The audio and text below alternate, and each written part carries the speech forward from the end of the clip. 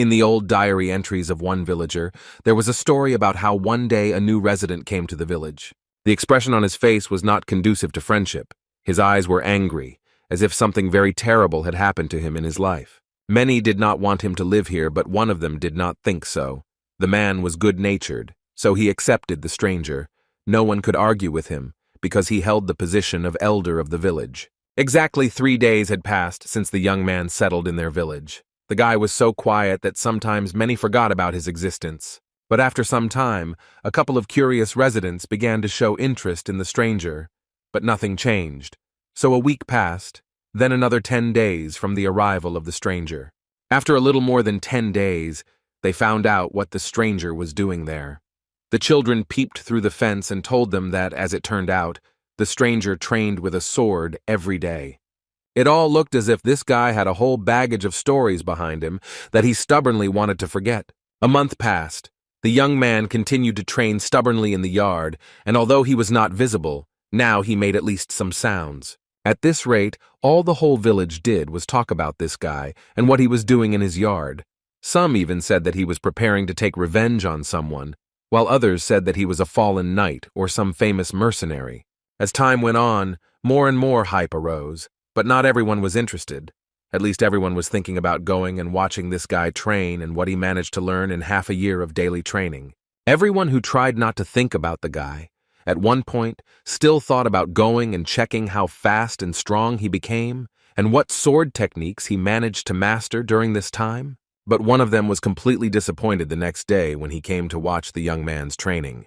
To the villagers who knew nothing about swordsmanship, the young man might seem incredible, but one of them had seen a couple of knights in his life, so he immediately realized that this guy was far from what he was trying to make himself out to be. Although the man understood that this guy must have some reasons not to stop, they are so compelling that they torment the soul and inflame the heart. Based on what he saw, one could say with confidence that the youth had not figured out how to resolve them. In any case, whatever it was, the man thought that he was just a stupid guy, whom he would quickly forget about. After some time, a new family appeared in the village, a retired mercenary, his son and daughter. The daughter's name was Rema. She was incredibly beautiful, because her smile turned her into a real angel, so the man decided to start a conversation with her. In his diary, the man tried to write down everything important, so he wrote about this girl. But suddenly his consciousness itself decided to write a few words about the stranger who had been training for 3 years. As a result, he courted Rema for 2 whole years, and in the end she agreed to become his wife. On such days he needed nothing more to be happy. However, as strange as it may sound, that guy, with whom he has nothing in common, still continues to appear in his thoughts. 5 years of training is quite a long time. While others live, rejoice, get angry, are sad, and look for their happiness, he still indifferently waves his sword day after day, so the man decided that from tomorrow, he will watch him every day. He continued to do this, and along the way he and Rima had a child, a beautiful daughter named Lola, and all the villagers came to congratulate them. But the young man at that moment continued to train anyway. Almost 8 years have passed since then. About 15 years passed, and one day the man simply got tired of walking around and checking if the guy was training, because his training had become such a natural process for them. And in the end, the man's whole life passed in such a slow stream. Now he had a grandson who woke him up every morning, and the daughter who regularly asked her little son not to touch his grandfather. One day, Lola asked her son not just to calm down, but to go and start getting ready, because they would soon be leaving, which made the man a little nervous. Lola told him that there was no need to worry, because they were going to the market in a neighboring village and invited him to go with them, but the man decided to refuse. He wanted to stay at home for a while. He watched his daughter and grandson leave, and suddenly the thought came to him that it would actually be nice for him to take a walk around the village, because he hadn't done that for a long time. The weather was simply wonderful. The man walked with great pleasure and thought about his own things. By that time, he had already become the new elder of the village, so all the residents were incredibly happy to see him. There was only one thing in his thoughts, that many years had passed and everything around had changed. The village had become different. The inhabitants had changed, but one place still remained unchanged. About 30 years had passed since the stranger came to them, but the man still decided to look over the fence again and see what was going on there. But as soon as he looked over the fence, he immediately had to open the doors and run into the territory. He jumped up so quickly because the stranger was sitting with his eyes wide open, and at the same time he was holding the sword in his hands, which shocked the man, and for some time he could not tear his eyes away from this picture. But then he finally took action. He laid the man on the ground and closed his eyes. Looking at him, the elder understood that most likely the stranger would not open his eyes again in this world, so he decided to wish him to find himself in a good place. After these words, the boy woke up in horror. This is the dream he had. The Pereira estate is located in the southern part of the Heir kingdom and is a famous trading place that connects several nearby kingdoms. According to a local knight, Baron Pereira's students are the most popular people here. Princess Curlia was especially popular here. She was only 11 years old, but she had already received the official status of a witch. He told all this to the young knight so that he would understand how rare and valuable witches are. According to the knight, the sorcerers are not even comparable to the bunch of magicians who are in the magic tower, but the other knight thought that it was not so interesting, considering the fact that they have an eldest son, the prince. The older knight began to tell his colleague that he should watch his language when he said such things, because he believed that the new knight was not from here and should learn a lot about their lands. Although from the reaction of this knight it was clear that he did not care at all, and he continued to laugh. Princess Curlia is indeed a celebrity, but the Pereira's eldest son, Iron, is much more famous. He was nicknamed a lazy aristocrat after he lost his mother at an early age and did nothing until he was 15. He simply slept for days on end, huddled under a blanket, for which he received his nickname. Iron's mother died right before his eyes, so it was understandable. Suddenly the knight's sweet conversation was interrupted by a rather familiar voice, which slightly frightened the knights. The king's second wife and his daughter Curlia approached them and wanted to know what they were doing there. But the one who got the most angry was Curlia, who wanted to find out from them who gave them permission to make noise at their post. They immediately realized their mistake and immediately bowed before them, although the girl never understood why they would do something for which they would later have to apologize. So this time, she decided to teach them a lesson, and according to her, apologies would not help. She wanted them to tell her themselves how they were going to answer for their mistakes. Her mother asked the girl to calm down a little, because the woman was sure that these knights did not do this on purpose. She assured her daughter that this would be enough because she was sure that they had already realized their mistake and would not do it again. The knights immediately agreed, after which the woman added that she, of course, did not know what they were talking about, but she would like to recommend that they focus on the service and not on chatter. At this point they finished and left, and the knights could finally breathe a sigh of relief, because the second wife and Curlia were very insidious women, who immediately made you shudder, which could not be said about the prince, who at that moment was very angry because he could not fall asleep. Usually Iron is already asleep at this time, or rather he is always asleep, but today incredibly strange thoughts are creeping into his head. But everything changed when the guy had that strange dream. It seemed as if it was reality. The salty taste in my mouth from fatigue and the screaming pain in my muscles feel all too real. What bothered Iron the most was that his body was itching so much that it was even difficult for him to stand. All these thoughts and his condition made him call the butler, who immediately arrived and wanted to ask the guy what he wanted. Iron thought for a bit, but finally made up his mind and said that from that day on he wanted to train with a sword. Judging by the butler's reaction, it was incredibly unexpected for him, so he decided to ask the guy again if he had heard him correctly. As a result, on the same day, the lazy Prince Iron went out to the training ground, where there were many people even without him. His appearance raised many questions and discussions, because usually it is difficult to even catch his face, but here he appeared in person. At that moment, the butler was telling Iron that each sword has its own characteristics, depending on its size, shape, and length. But he does not understand the art of wielding a sword, so if the guy waits a little, they will bring him a good expert in fencing. Iron thought for a moment and told his butler that it was a waste of time, and besides, he had already made his decision and chosen a sword that would suit him perfectly. When Iron reached for the sword he saw in his dream, the other knights could barely contain their laughter. One of them even asked him to pinch him to make sure that it was definitely not a dream. While the knights were chatting and arguing among themselves, the butler tried to convince the boy that this sword was too big for him, and it would be nice if he chose some smaller blade. Iron decided not to respond to these words. He simply did something that made them all shut up and just look at him. The boy picked up a sword that was as big as he was, and it was incredibly surprising that a boy like Iron could lift such a huge blade without the help of others. He didn't stop there and continued his training, trying to land at least some good punch. But absolutely everyone who watched the guy understood that things couldn't get any worse, and if he wanted to become a swordsman, he would have to train a lot. On the other hand, they thought that it was not at all surprising that a lazy person who just sleeps all day would not succeed, but even in that case, his stance for the first time was not bad.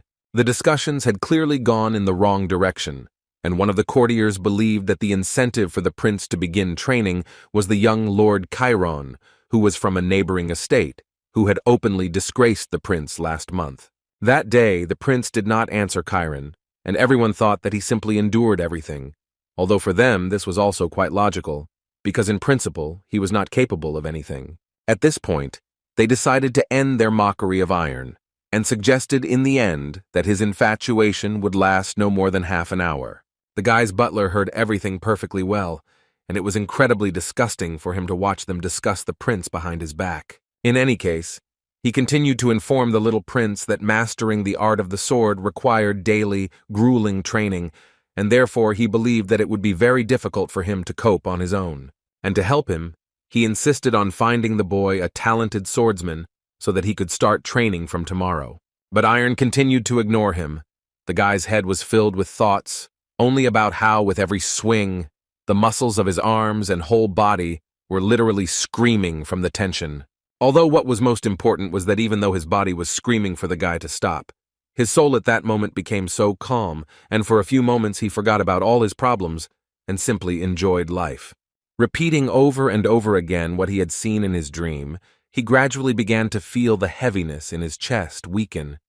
With each swing, his hateful memories and the burden that lay on his shoulders seemed to evaporate, and at one point he realized that he simply could not stop, and he wanted to work with the sword constantly. But at one point his thoughts were interrupted by the butler, who still managed to stop the guy, even if it was for a second, but he finally came to his senses. The man tried to convey to the boy that it was already evening and it was time for them to go back. Iron looked at him with a surprised look, because he didn't even understand how it happened that he studied until the evening without stopping. But before he could answer the man, he simply fainted. He only managed to say that he had practically no more strength left. He looked into the distance and saw how the sun was really setting, so he simply did not understand why the butler was standing next to him and waiting. But the man assured him that he simply had no right to leave him and go somewhere. Besides, Iron did not react to his words at all. After these words, he decided to tell the guy that training was of course good, but it seemed to him that in the future he should try not to overexert himself. Iron agreed with him, although he told the man that he would hardly do it again. The next day, Iron screamed in pain. His muscles and even some of the large bones hurt so much that he was once again convinced that he would never take a sword into his hands again. It seemed to him that he would not be able to fall asleep again and would suffer all night. But 5 minutes later, he saw his 10th dream. A couple of days later, the boy developed a great appetite.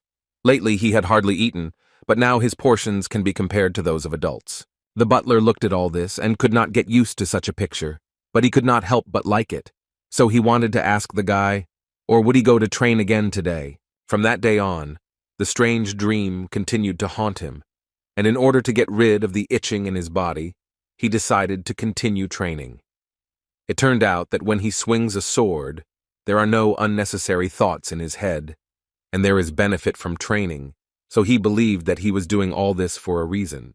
Several knights, standing guard at the castle, discussed the fights that would take place today in the training arena. They argued a little about who would win, because they had a newcomer who was on everyone's lips. Suddenly, their conversation was interrupted by an old man who approached rather unnoticed and wanted to ask the knights how he could get to the training ground. But before answering the old man, the knights decided to ask him who he was, since he was heading there, to which the man answered them that he was a knight, and as a swordsman, he wanted to visit this estate, and at the same time, take a look at the site. He realized that they were asking this for a reason, so immediately after his words, he said that he had permission.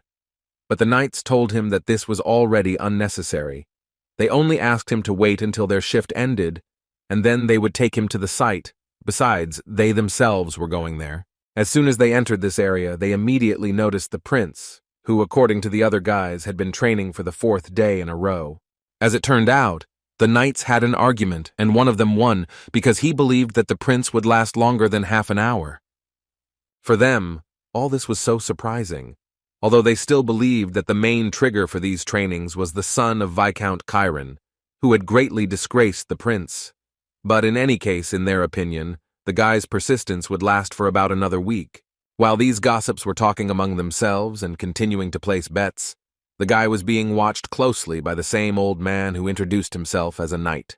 He looked at Iron and thought that, in fact, the boy was doing quite well, and in his opinion, the boy was definitely not wasting his time. However, even in this case, his skill level was no good. According to his observations, the guy was so weak that he could barely hold a sword in his hands, and as for his endurance, the situation was even worse. The old man had heard that it was all because of a grudge against a young lord from a neighboring estate, and even if that was the case, the old man was convinced that one could not approach swordsmanship so frivolously with such indecent intentions. Suddenly their thoughts were interrupted when a huge griffin appeared in the sky, raising a very strong wind. It featured Mrs. Pereira, who had flown to the training ground specifically to see her brother. The griffin is a creature from legends that does not exist in reality. The body of a lion, the wings of an eagle, the skin as strong as steel. And just one look from him made his opponents tremble with fear. To create an animal with your own hands and then infuse it with energy to bring it to life, such is the ability of the sorceress Pereira. And before continuing her business, she first wanted to talk to the knights, among whom was someone unfamiliar to her, and the old man had to introduce himself as a wandering knight. But she didn't care at all. She continued to talk about how they were the ones who were busy with other things at their post during their last meeting, and since it was now working hours, she didn't understand why they weren't at their post. To which the eldest of the knights replied that they had literally just finished their shift, and that the guards, who were on afternoon shift, were already on duty, so according to him, they had done nothing to cause problems. However, these words made Curlew even more angry, who thought that he was arguing with her, and she also thought that since their shift was over, they should immediately begin their training and not go around and wag their tongues. But suddenly her scream was interrupted by Iron, who wanted to ask his sister what had suddenly happened that she had flown here. It was immediately obvious that she was embarrassed, but she still made up her mind and told the guy to immediately stop doing useless nonsense. He didn't answer her. Iron just turned around and decided to continue doing what he was doing before. He took the sword in his hands and continued to swing it as he thought was right. Curlew's anger was off the charts, and she started yelling at him because she was angry that the guy had made up the idea that sword art was so easy, and he was the one who had just been sleeping in his room for several years. And now he suddenly decided to wave his sword a little and expects that everything in life can change.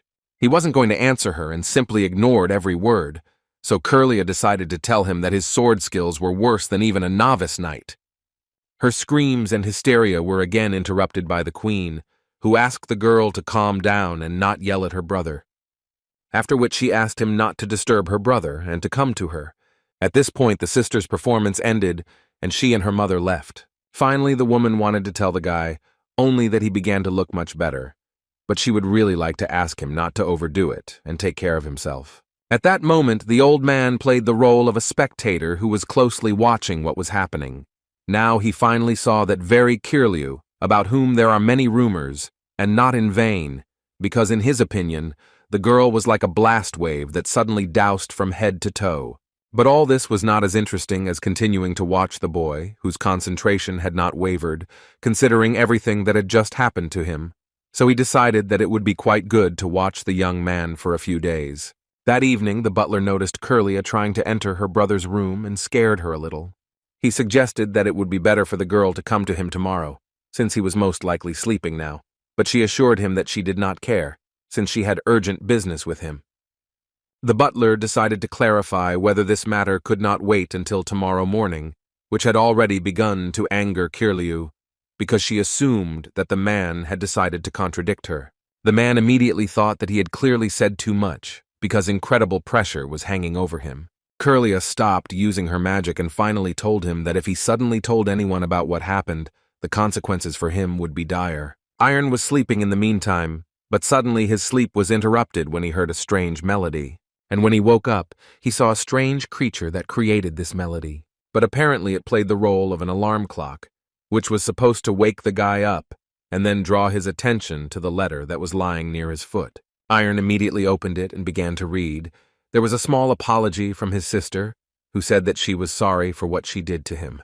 And in order to make it easier for him to forgive her, she decided to give him a musical doll, which in her opinion would help him relax.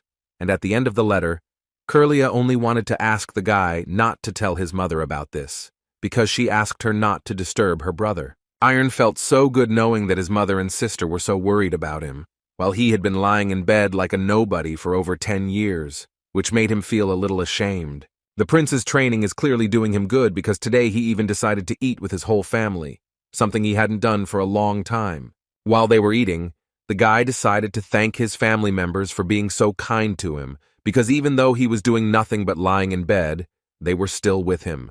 According to him, he used to be quite ashamed to say this, but now he wanted to remind them that he loved them very much, and he would like to ask for forgiveness for the troubles they caused, to which his father immediately told him that the guy should not say that, because they also loved him very much. And since they were already talking, the father wanted to talk to Iron about the fact that he had recently focused his attention on fencing.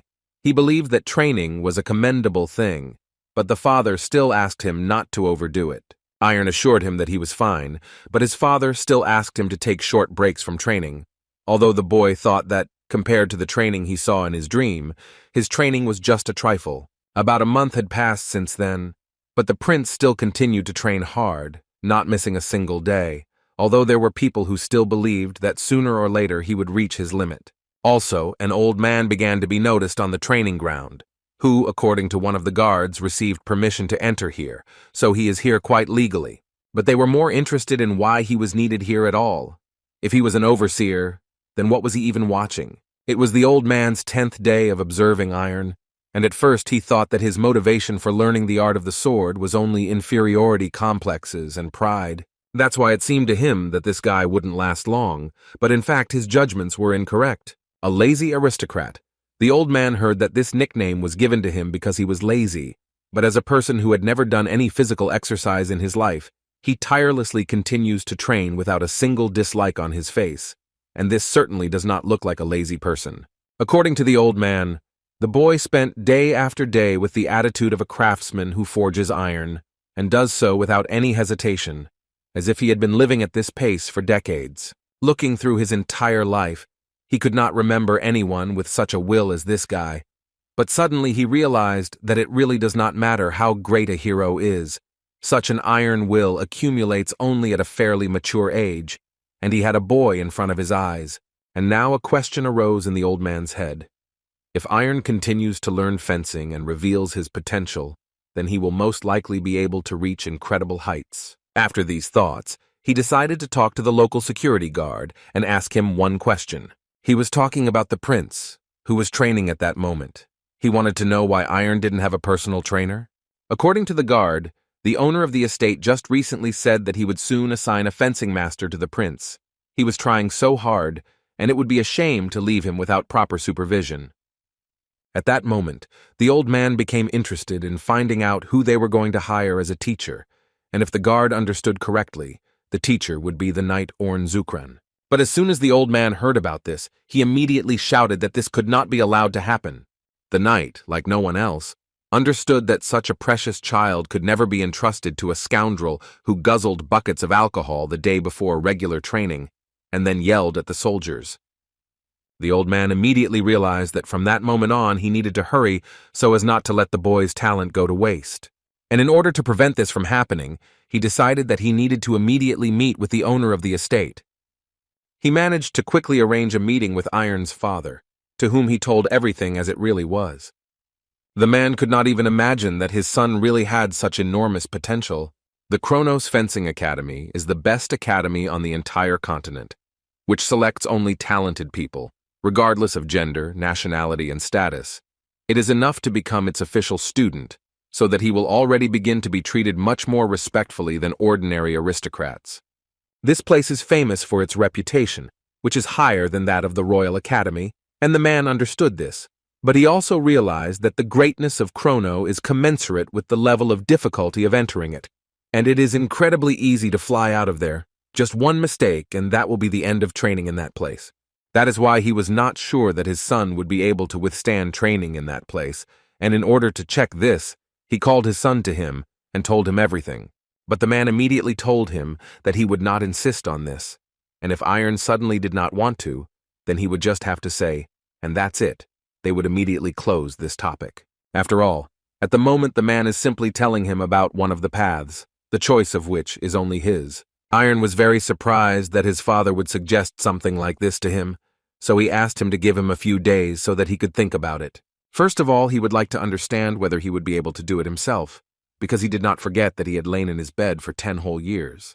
However, the thought appeared in his head that he was not going to stay in one place his entire life. And as soon as he thought about it, he immediately went to his father to tell the man that he would go to the academy after all. Several days passed from that moment, and the guy was already ready to leave.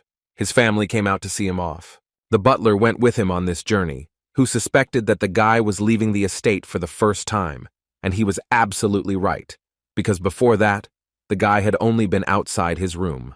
The butler decided to continue the dialogue in a slightly different direction, handing the guy the thing that Princess Curlia had asked him to give. It was a small sword that the boy really liked, so mentally, he was very grateful to his sister. The road was quite fast and easy.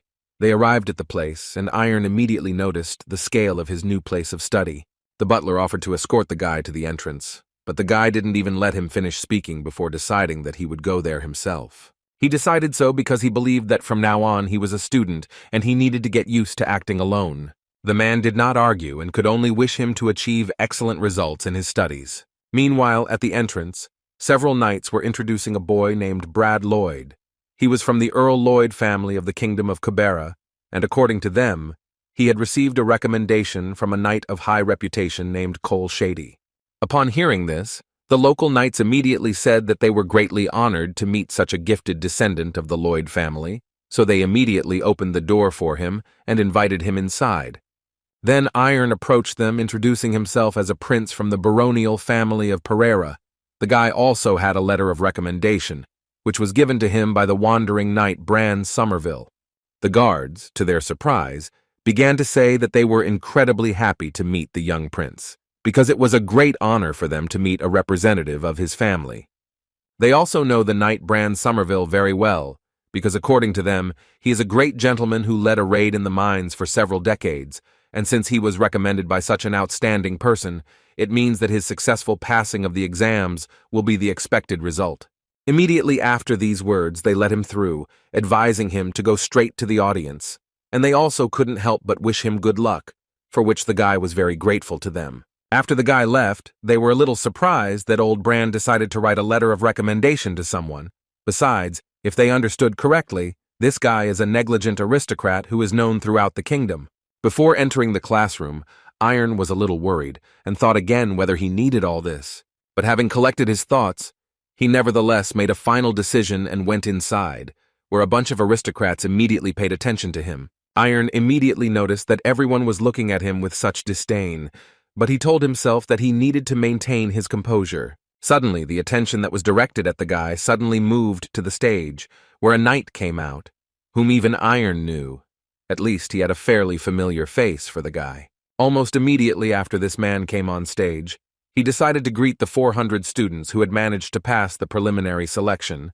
He introduced himself as Ahmed, and, according to him, from today on, he would be teaching and evaluating them. Then the man looked around, and among all the students, he saw some rather interesting individuals who clearly aroused his interest. Of course, the second genius of the Lingjie family of swordsmen, Ilya, stood out the most, because they said about her that she was much more talented than her older brother, and Amedou was already eager to test this. Brad at that moment also did not take his eyes off the girl, because he sincerely did not understand what Ilya was doing here. What was she missing in life, since she decided to come to this school? He believed that she was the only reason why he might not take the first position in the ranking. Ahmed reminded them once again that they were not students yet, but only preliminary selection students, and he thought that they themselves knew how hard the training was at their academy. But he assured them that if they could pass 2 tough tests and were still present in this place a year later, then they would definitely become real students. But after officially entering the Kronos Academy, even more hell would await them. And when he finally finished speaking, he decided to ask them to leave all their things here and gradually leave this hall. They all went out into the backyard of this academy together, and right after that, the man decided to tell them that there was a place that he would really like to show them. According to him, physical training will take place here, where they will develop the endurance of the heart, lungs, and muscles. The uneven path that surrounds this area is their usual running route. And as soon as he finished, he suddenly jumped up and started running, saying along the way that they would immediately begin an endurance test and they just needed to run after him. With every second, it seemed that they were starting to run faster and faster. Brad immediately realized that this race was going to be a long one, so he adopted the tactic of maintaining the rhythm, and to do this, he decided to run at the tail end and assess the situation along the way. And as soon as he slowed down a little, he immediately noticed the careless aristocrat. Iron couldn't keep up that pace for long, and Brad was now sure that the guy hadn't been given that nickname for nothing. The prince at that moment was only thinking about how his heart was about to jump out of his chest. It was too hard for him, so it seemed to him that he simply could not run anymore. Gradually, everyone began to move away, and he simply could not take a step. His whole body was shaking, and his legs seemed not to listen to him. However, he was not going to give up just like that, so he decided that he would immediately get up and run as if it was a small trifle for him. Iron only thought that compared to what the man in his dream had gone through, all this was nothing, too easy to overcome. The prince wanted more than anything to be like that man, to be equal in strength to him. And for the sake of this dream, he must do everything to escape from his lazy self. For another teacher who was watching this, it was quite surprising to see Iron continue to run, because it seemed to him that this guy would be the first to stop and would clearly not last long. But after taking a closer look, the man immediately came to the conclusion that something was clearly wrong with the guy. At some point, he became really ill, but the teacher, who was watching all this, managed to save him in time. He carefully laid the boy on the ground, and looking at him, thought that Iron had definitely not fallen from simple fatigue, but, as it seemed to him at that moment, from complete exhaustion. In other words, the boy had squeezed out of himself all the strength he could find. But because of this, he became even more interested in learning as much as possible about this young man.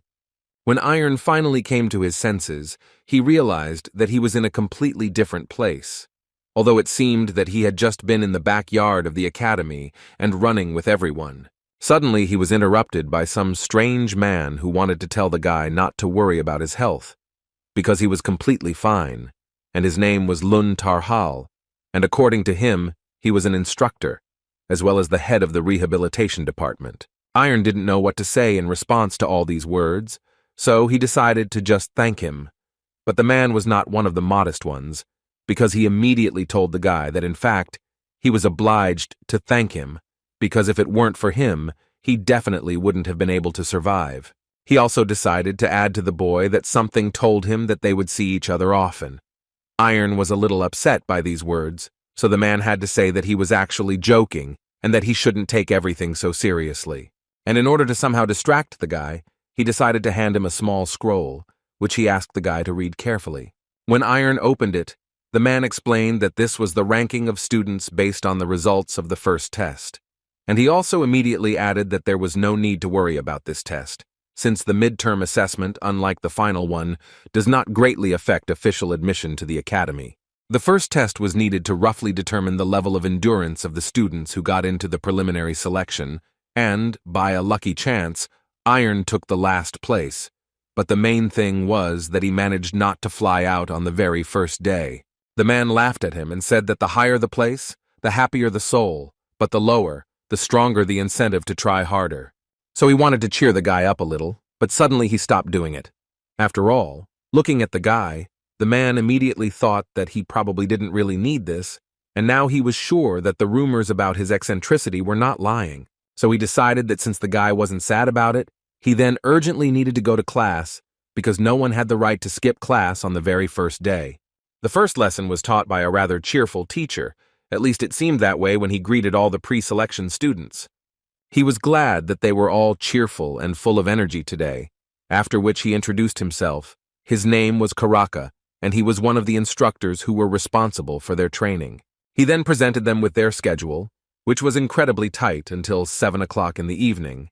After 7 o'clock in the evening, they would have free time, and from that day on all the outdoor areas, the indoor gym and other places for training would be available to them, so anyone who wanted to could use them.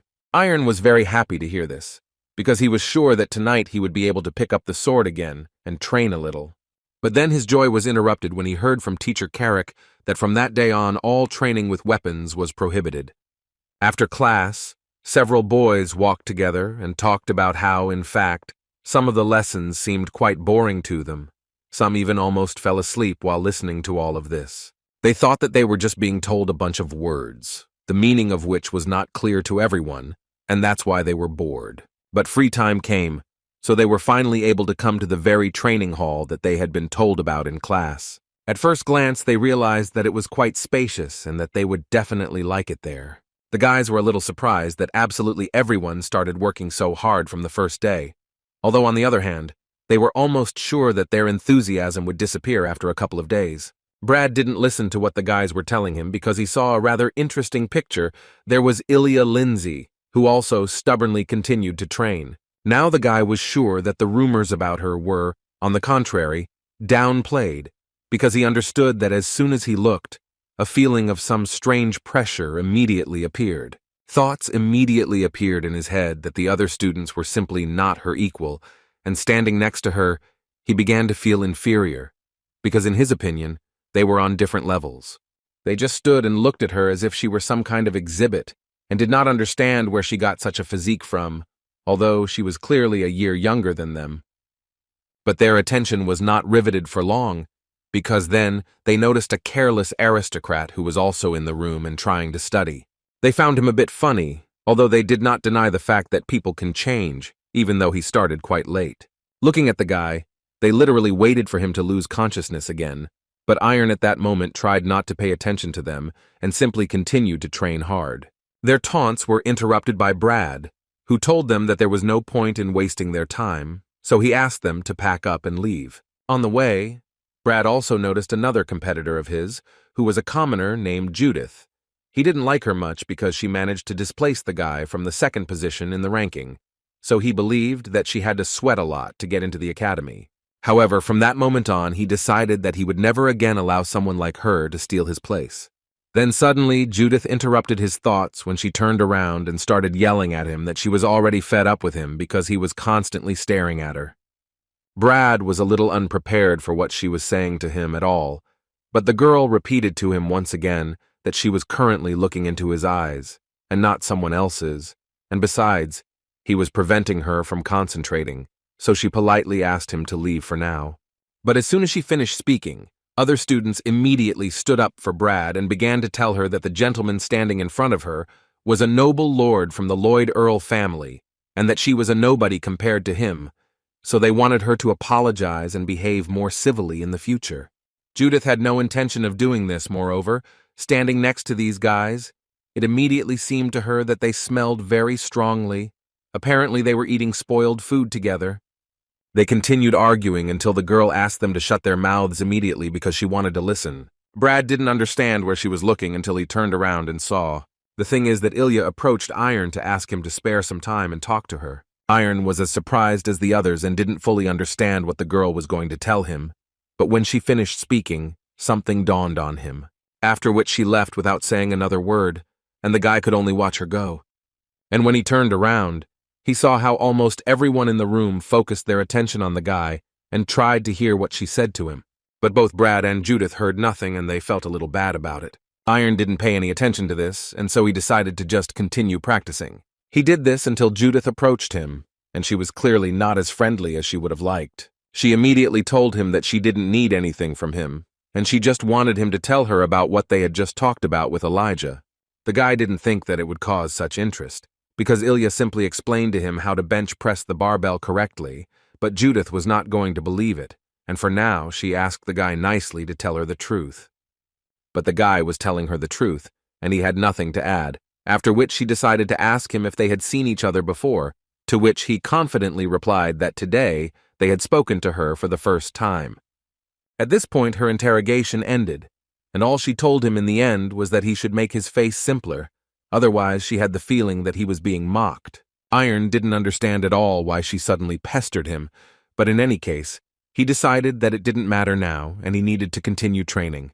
But before he could make even one approach, he was interrupted by Brad, who said that he became curious to know what they had talked about with Elijah and Judith. Exactly a month has passed since that day, and some of the guys are already pretty tired because the same thing happens to them every day in their lives. During this time, Iron and Ilya were even able to become friends a little. The girl helped the guy with training, which is why he made noticeable progress. Brad just watched them the whole time and thought that he should concentrate on himself and not pay any attention to those two. After all, he understood that in fact he would never be able to get Ilya, and he was sure that this time too she would be able to take first place in the ranking. As for Iron, the opinion about him was exactly the opposite. Brad believed that he was not capable of anything, and that Iron would soon be kicked out of the academy. Besides, he was almost certain that this guy had been pushed here by someone, and as for rivalry, Brad didn't even consider him a competitor in his opinion. The guy didn't give up only because his name supported him, and ridicule serves as his motivation, so his goal is second place. But there was another person on Brad's tail who was getting on his nerves. Judith was famous at this school for her cruelty to training. She came here every day before everyone else, but the guys did not worry about her because they thought that since she was a commoner, she had to work twice as hard. Although Brad didn't think so, he was torn apart from the inside by the situation that was happening around him. So he ordered his friends to run after him immediately, but it was immediately obvious that they were definitely not ready. Then Brad repeated the same thing to them and added that if they were tired and not capable of more, they could go home. But if they wanted to achieve something, they should squeeze out every last drop of strength and try to catch up with him. The teachers of the academy, after 3 months of training, saw the same picture that could be observed every year. Many of the guys were already exhausted, but this year, there were still some worthy students that they paid attention to. And they spoke first of all about the outstanding trio, Elijah, Brad, and Judy, who still adhere to self-discipline. But this time, they had a fourth candidate, whom everyone had long since stopped calling negligent, because Iron's tenacity could only be envied. A few days later, all the students of the academy were told that the time for the midterm assessment was approaching. According to the instructor, they would have their own route, and all that was required of them was to run it in a limited time. Many guys, looking at this route, thought that it was simply unrealistic to overcome it, and even more so to do it in a limited time. But the teacher thought that since they had been learning running and swimming for 4 months, it would be a piece of cake for them, and besides, the evaluation system was quite simple. It didn't matter what place they took. The main thing was to finish within the allotted time. And also, the first 5 who cross the finish line will be personally presented with awards by the head of the academy. They believed that this should be a good motivation for them. And since they all heard him, he reminded them that the exam would take place in 10 days at 9 in the morning. Until that moment, classes would be canceled, and they could use all the time at their own discretion. Brad immediately thought that Elijah would most likely come first, followed by him or Judith, so he was almost certain that even in the worst-case scenario, nothing would prevent him from entering the top 5. After the announcement, Judith immediately went to the gym, where she managed to set a new personal record, which raised her spirits, and so she decided that she could return home. But suddenly she noticed Iron, who was also in the hall at that moment. The girl didn't just look at him. She thought that Iron had once again pushed himself to the limit. She immediately noticed that his physical indicators had increased significantly compared to those they had when he entered. Sometimes she just didn't understand how he could squeeze so much out of himself, doing it every day. This angered the girl at some point because she began to think that her will was weaker than that of the negligent aristocrat, which forced her to immediately prove the opposite. The instructors stood to the side and said that this year approximately 30 people would complete this route. Suddenly, their dialogue was interrupted by the head of the academy, who heard the number they were talking about and decided to point out that they were quite generous. Chrono Ian, that was the name of the head of the academy, and he went down because he decided not to repeat last year's mistakes and wanted to see everything with his own eyes, rather than listen to other people's stories. After which he decided to meet the new instructor personally, whose name was Aiden. And as soon as they introduced themselves to each other, Chrono decided to ask his signature question, in which he wanted to know from Aiden how old he thought he was. Aiden said about 55 years, and this answer made the old man laugh because he was actually almost a century old. Kronos decided to notice that the atmosphere in the hall was not the same as it was last year, and it seemed to him that this was all the result of good teaching. Aiden decided to draw Kronos' attention to the second nugget of the Linja family of swordsmen. According to him, she is incredibly smart and talented, as befits members of her family, and up to this point she took first place in all subjects. But Kronos thought that she was just a poor child who would do well to choose her own path, because he didn't understand why she should cling to what others had chosen for her. After which he noticed Judith, who in his opinion was clearly overloading herself, and he offered to stop her. But according to Aiden, they had already tried to do this, but she refused and did not even want to listen to them. But Kronos believed that they should stop her anyway, because in his opinion, it would be a great pity for them if such a talent were to ruin itself, although he had no doubt that she certainly had a reason to try so hard. To begin with, he decided to talk to her a little, and for this he came closer to her. The teachers thought that he would definitely be able to stop her, but their conversation was incredibly short, and the girl continued studying again. After which Chrono approached the instructors and said that this girl was an incredibly stubborn child who told him that she would stop only when she heard a good reason. The old man didn't stop there and wanted to know where Iron Pereira was. The old man approached the guy and they talked for about 30 minutes for sure, after which Kronos told his teachers to leave the boy and not touch him, because according to him, now his mind dominates his body, and it would be better if he himself decides to stop. After some time, Iron finally gave in and went to his room to rest. He lay there and thought about how many unusual things had happened in the last few days. It was especially interesting for him to watch how the guys who ignored and mocked him began to pay attention to him. But most of all, he would like to know why Ilya was helping him at all, because it seemed to him that she was clearly not the type who would do something out of sympathy. In any case, he decided that he needed to stop thinking and get some sleep in order to regain his strength as soon as possible and start training again. As soon as he fell asleep, he began to have a dream that he had not seen for quite a long time. The guy thought that of course this was not his mother's hug, but he still felt very warm and pleasant. But suddenly this dream was interrupted when he saw that dream with the sword again. Iron immediately wanted to come closer, but suddenly the woman who was hugging him grabbed his hand and seemed to ask the guy not to go there. The boy, in response to this, thanked the woman and told her that now he should continue on his way on his own. As soon as Iron woke up, he immediately left his room to come to the start of the route. Many of the guys immediately noticed him and said that he irritated them quite a lot, and they were so sorry that they wouldn't be evaluated individually. Otherwise, Iron would have definitely screwed up. Brad was only thinking about the fact that Judith had been working hard for the last few days and was in a bad state right now. Given this, he was almost certain that if he kept his guard up, second place was in his pocket. It was 5 minutes to 9. Very little time remained before the start of the exam, and the teacher decided to remind them once again about the rules of midterm assessment. The route consists of 4 stages, each with an instructor. Only after completing a stage, they can move on to the next one. He also decided to repeat that for the assessment it was only important to fit into the allotted time. So he asked not to let others confuse him. Now they only needed to show what progress they had been able to achieve in the past time. The first floor was a bench press, which Ilya handled quite quickly. There were no surprises for Brad here. He understood from the very beginning that at this stage, he had no chance. In any case, his goal is second place, so he just needed to complete this stage as soon as possible, and it seemed to him that no one else could handle it yet. But he changed his mind abruptly when he turned his attention to Iron, who was performing the exercises at this stage at the same speed as Ilya, and perhaps even faster.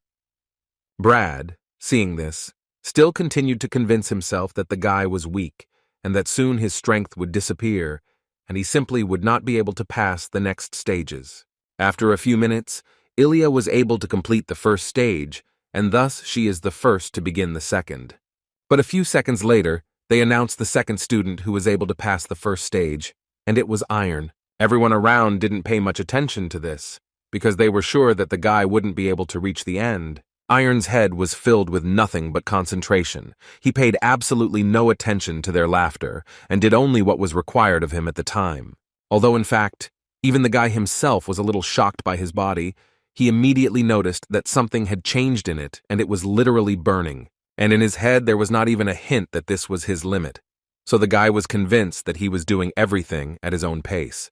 He understood that he needed to move faster, because his current speed was not enough. He had to be more agile.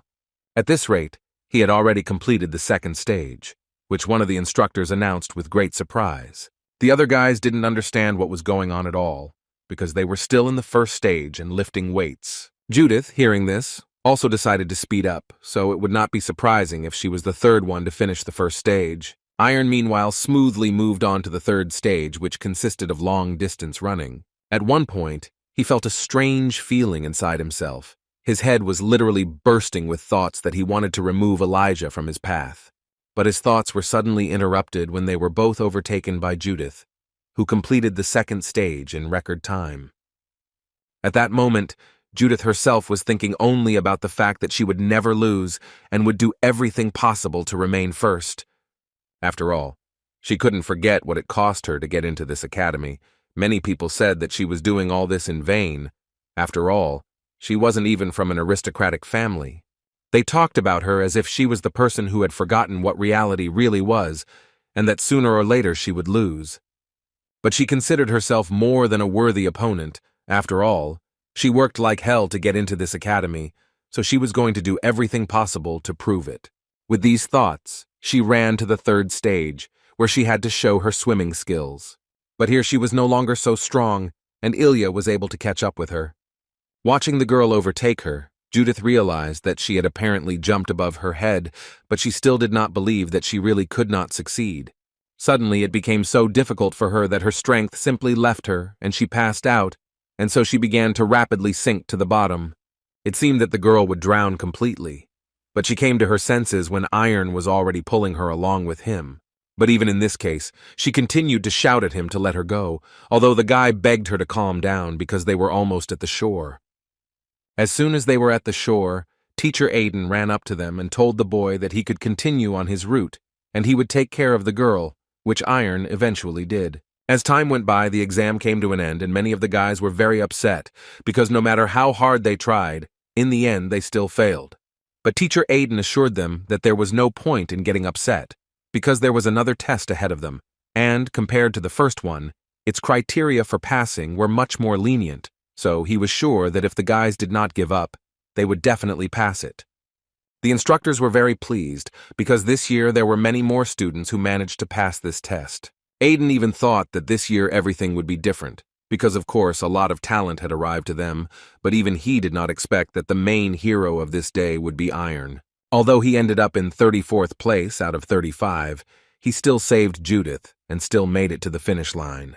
Although most of the students still considered him a loser who decided to stand out during the exam and show how kind he was. But on the other hand, one of them was glad that Iron did exactly that, because thanks to this, he was able to finish 5th, and thus will be one of those guys who will receive an award from the leader. It was one of Brad's friends who personally decided to congratulate him. This guy immediately noted that in fact, if it weren't for Mr. Lloyd, then he definitely wouldn't have succeeded. Although Brad believed that he hadn't done anything like that, and the guy had achieved everything himself. Brad himself, although he took 2nd place, had only one thought in his head. With his current abilities, at the level that Iron showed today, he clearly should think about the fact that this guy will soon become better than him. He was also well aware of the fact that if Judith had distributed her forces correctly, he would have come in 4th at best. The next day, Iron had already started running training, because it was at this stage that he lost to Judith. These were not easy training sessions, and the guy immediately understood this, but he was definitely not going to give up. Suddenly his classes were interrupted by Ilya, who wanted to ask the guy why he did exactly that. She simply didn't understand why it was necessary to do it this way, because he would definitely have come in at least 2nd at the finish line.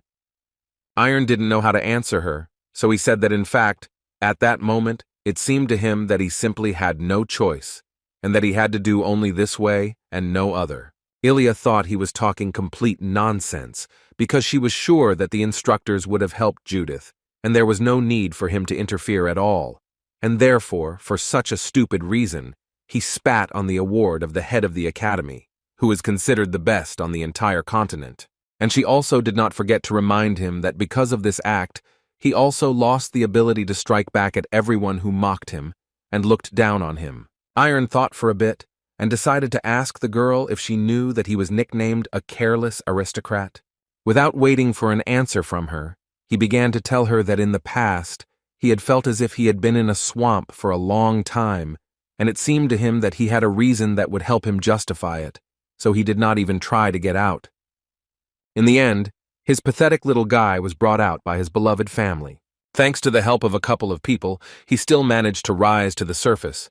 So in the case of Judith, he simply could not pass by, seeing how she gradually drowned. According to him, this was the whole reason why he did it. The guy thought the girl would understand him, but instead she turned around and reminded him that he only picked up a sword last year. And when he confirmed this, she began to talk about how sword art and physical training are two different things. Talent and diligence are necessary in both cases, but in mastering the art of the sword, talent plays an extremely important role. And perhaps because of his prank, he missed the chance to receive instructions personally from the leader himself. Moreover, the girl also wanted to tell him that from this moment on, she would no longer help him. And if suddenly after this, he were to slide down because of the ridicule of those around him, then she could only wish him that in the future he would not regret his choice. After listening to everything she told him, he suddenly decided to ask her a question in which he wanted to know why she had agreed to help him at all. Ilian told him that she just didn't like it when someone chatted about something they themselves were an amateur at. The next day, the results of the midterm assessment were announced. As a result, 35 people passed the first exam, 78 passed the second, and a total of 113 passed. It was also publicly announced that the 5 students who showed the most outstanding results in the first exam would be awarded prizes after a personal conversation with the head of the academy. The leader reminded the teacher that he had forgotten to say something, after which, one of the instructors asked student number 313, Iron Pereira, to come up to the podium. When the guy did this, the manager started talking about how rivalry is certainly a fun thing. When you go out of your way to catch up with an opponent who has gotten ahead, and not be caught by the one running behind, you can demonstrate amazing abilities. But he also believed that in doing so, one could become too fixated on the result, and then there was a chance of missing something important. However, he was happy to report that Iron Pereira was not like that, because in a situation where a random mistake could have sent him straight to hell, he sacrificed his time and saved his drowning comrade. The leader also did not deny that there could be many opinions regarding what happened, but he and all the instructors agreed that his action had its value, which is why they asked him to go up on stage. Sometime later, Brad was sitting in the manager's office and talking about how he had previously thought too narrowly, but now that he had talked to the manager, it seemed to him that his thinking had changed too much. Kronos believed that the guy shouldn't put himself down so much, because a narrow-minded person wouldn't be able to admit his weaknesses, although Brad still believed that he was arrogant and stubborn, sticking only to his own methods. But now, on the advice of the leader, in the future, if he meets a person from whom he can learn, he will not miss the chance. This is where their conversation ended, and Chrono, having talked with Brad, believed that the young man was quite talented and clearly understood his position, showing a willingness to overcome his own shortcomings, and he also had excellent leadership skills. He also could not help but notice the stubbornness and self-confidence that is inherent in the highest aristocrats. Krona believed that Brad would have had a great chance to win first place otherwise, but he knew very well that he was hampered by the fact that too many talented students arrived this year, like Ilya. As soon as she entered his office, she immediately decided to tell him that as a reward, she would really like to spar with him. According to the leader, it was a pretty smart choice, but he really wanted to give her some advice. The gist of which was that she shouldn't let herself be controlled. In his opinion, she should live her own life. He asked her to go home and learn the family sword techniques. It would be much more useful. But the girl continued to insist that she wanted to spar with him, and Krona understood that it would be rather stupid to expect a different reaction from her. That's why he suggested that she conduct the training right there in the office, because it seemed to him that it was quite spacious, and there would easily be enough space for them. After talking with the girl, there was one last student whose answer interested Krona the most. It was Iron, who was also given the opportunity to receive a reward from the leader for his deed. But the guy decided that he only needed one piece of advice. He would like to make peace with one person and would like to hear from the old man how he could best do this. He understood that this might sound absurd, but he had no one else to ask for advice.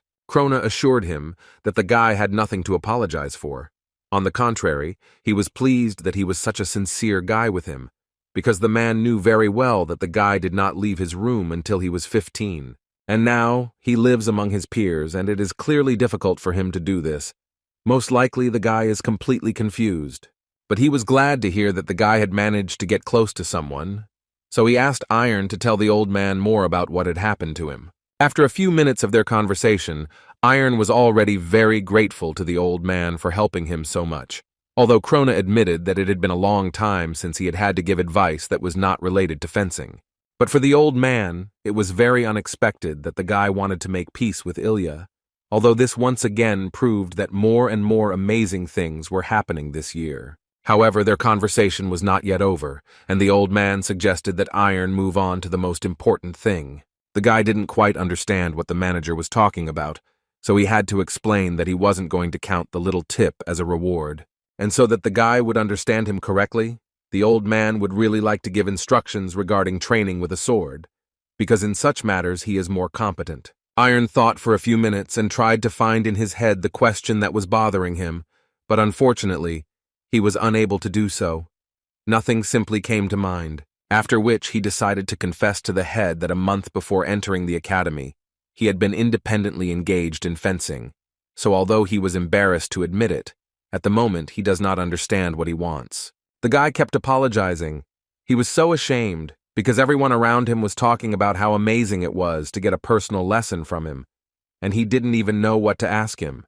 At one point his words were interrupted by Krona, who walked up to the guy and clapped his hands right in front of him, after which the man told the boy that there was no need to constantly apologize, because, according to him, a good swordsman should be confident in himself. And since the guy doesn't know what to ask Kron, the man decided to offer him to use this right to a reward another time. The man asked to watch himself carefully, and if he feels that something is missing, then he can safely come to him. At this point, they finished their dialogue, and Iron left the manager's office in a great mood, and Krona, watching the guy, thought that this young man was truly unusual. However, something was clearly not adding up in the old man's head, because it seemed to him that the guy did not have a drop of anxiety and worry about his ignorance regarding the art of the sword. On the contrary, he felt as if he already had a clear goal. It's as if there is a person who guides the guy and tells him how to act correctly. And in fact, the man had already met such a person in his life. Talent, confidence, unpredictable character. This was what united them, but on the other hand, he understood perfectly well that they were still completely different people. Iron returned to the gym and continued training hard, pushing himself even harder, until at one point he was interrupted by Judith, who wanted to immediately tell the guy that she of course assumed that he would study again, but for some reason she was still surprised.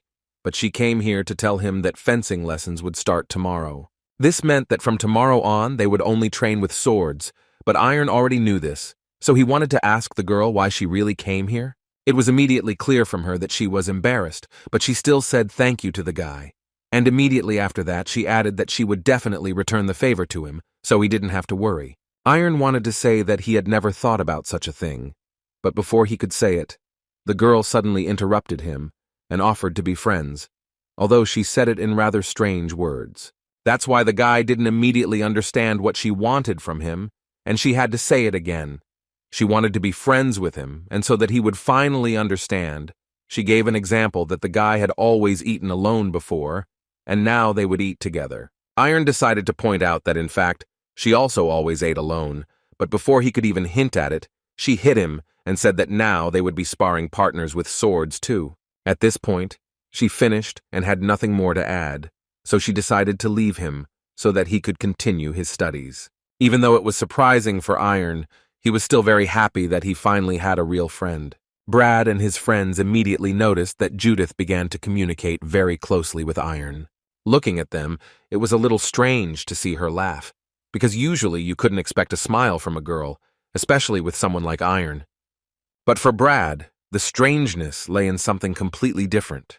He noticed that Iron and Ilya had noticeably distanced themselves from each other. Now they were not communicating as closely as they had before. So he became interested in finding out what had happened between them. But his thoughts and all the attention of the students were interrupted by the instructor and Krona, who came out on stage to inform them that fencing classes would begin tomorrow. And according to them, the children would feel the results of the past 4 months of training. They asked them to take into account that absolutely everyone would have the opportunity to freely handle the sword for 2 hours. Under the supervision of instructors, they had to choose the wooden sword they liked. Judith quickly noticed that these swords were somehow special, because even if she swung harder, the balance in her body did not disappear, as it had before. But only the instructors knew that, in fact, the swords had nothing to do with it. It was all about the guys, who had become much stronger and more resilient over these 4 months.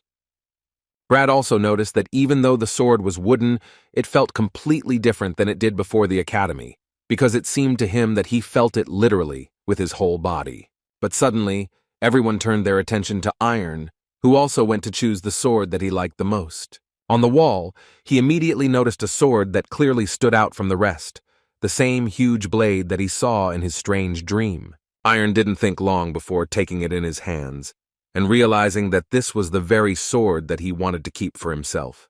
And he wanted to test it incredibly strongly, so he demonstratively used this blade in front of everyone. Many guys couldn't believe that Iron had such a level of swordsmanship. Ilya also noticed that although it was not a very accurate blow, the guy's stance was almost perfect. But their surprise quickly turned into more ridicule, because someone again started a rumor that the guy had never done fencing before, and so they decided that he took this sword only to show off. Suddenly, all the mockery and discussions were interrupted when Brad decided to approach Iron and challenge him to a fight. This surprised everyone except the manager, who continued to smile and seemed to understand that this was what was supposed to happen. Iron didn't think long and quickly agreed to this proposal, although he himself didn't expect that Brad could do such a thing. But one of the instructors quickly decided to interrupt them, wanting to know what they had come up with there, because he believed that training should be done in lessons, under close supervision, and not whenever they felt like it. At that moment, Aiden was trying to find at least one reason why Brad decided to challenge Iron to a duel. The instructor tried to convey to them that there should be order in everything, but at one point he was interrupted by the leader, who noted that sometimes an exception could be made and the guys could be allowed to conduct this duel. But he had one condition, which was that if any of the guys were in danger, he would immediately intervene. This was more than suitable for the guys, and they immediately agreed to it, so the fight began a few minutes later. And oddly enough, it was Brad who went on the attack first. Iron didn't even expect that his opponent would be so strong. So with every second of this fight, he lost more and more confidence in himself. But Brad was definitely not going to stop there and continued to attack the guy. No matter how difficult it was for Iron, he still continued to try and actively fought with Brad, which surprised some of the students, because they thought that Brad would be able to destroy him with just one blow. Judith watched their battle closely, and at one point realized that it was not a battle at all.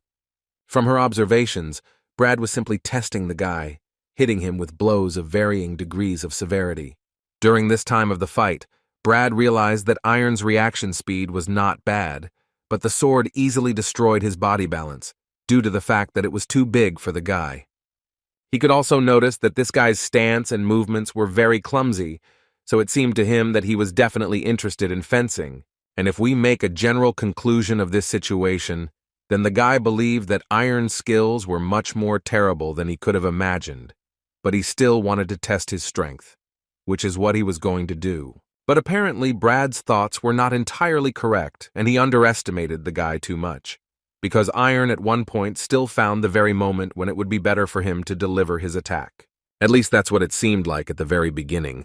But at the last moment, Brad was able to dodge and thus ended up behind Iron. This gave him the opportunity to deliver the winning attack to his opponent. At this point, the fight was officially over, as everyone present expected.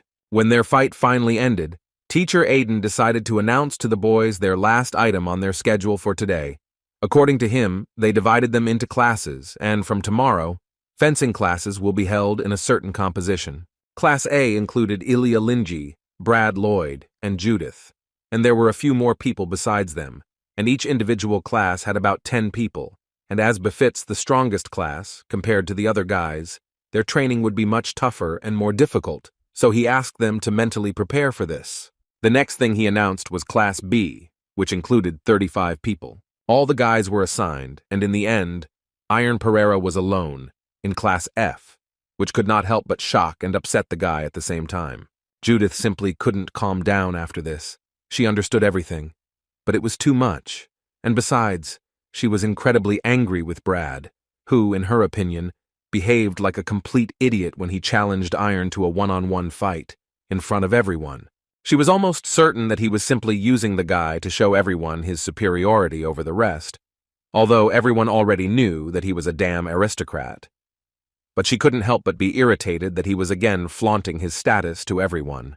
But in any case, she asked him not to be upset because, according to her, they just needed to grind the blockhead into dust before the final evaluation. Iron suddenly interrupted her monologue to ask her not to be so angry, because he was really very grateful to her for her worries, but in fact he felt a little uneasy when she was angry because of him. Judith looked at him with that look because she didn't understand at all where he got all this from. Brad, meanwhile, was lying in his room and thinking about every moment of the fight that he and Iron had today. In fact, he was about to meet Iron's frontal attack, and without realizing it, he somehow managed to dodge at the last moment.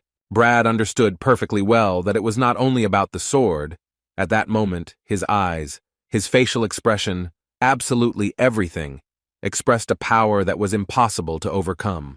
He was only interested in what expression he had on his face at that moment. What was he expressing?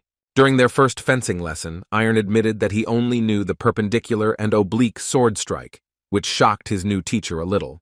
But what shocked him was that the guy started apologizing for it.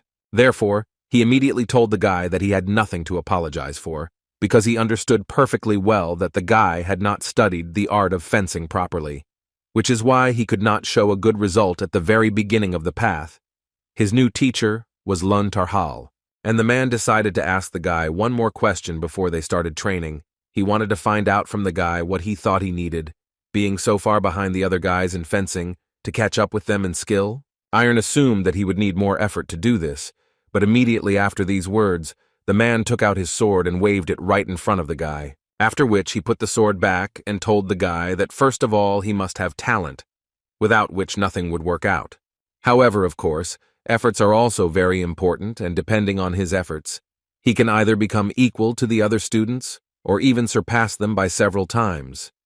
But this is not about Iron, and Luke thought so for the reason that they began training in fencing several years ago.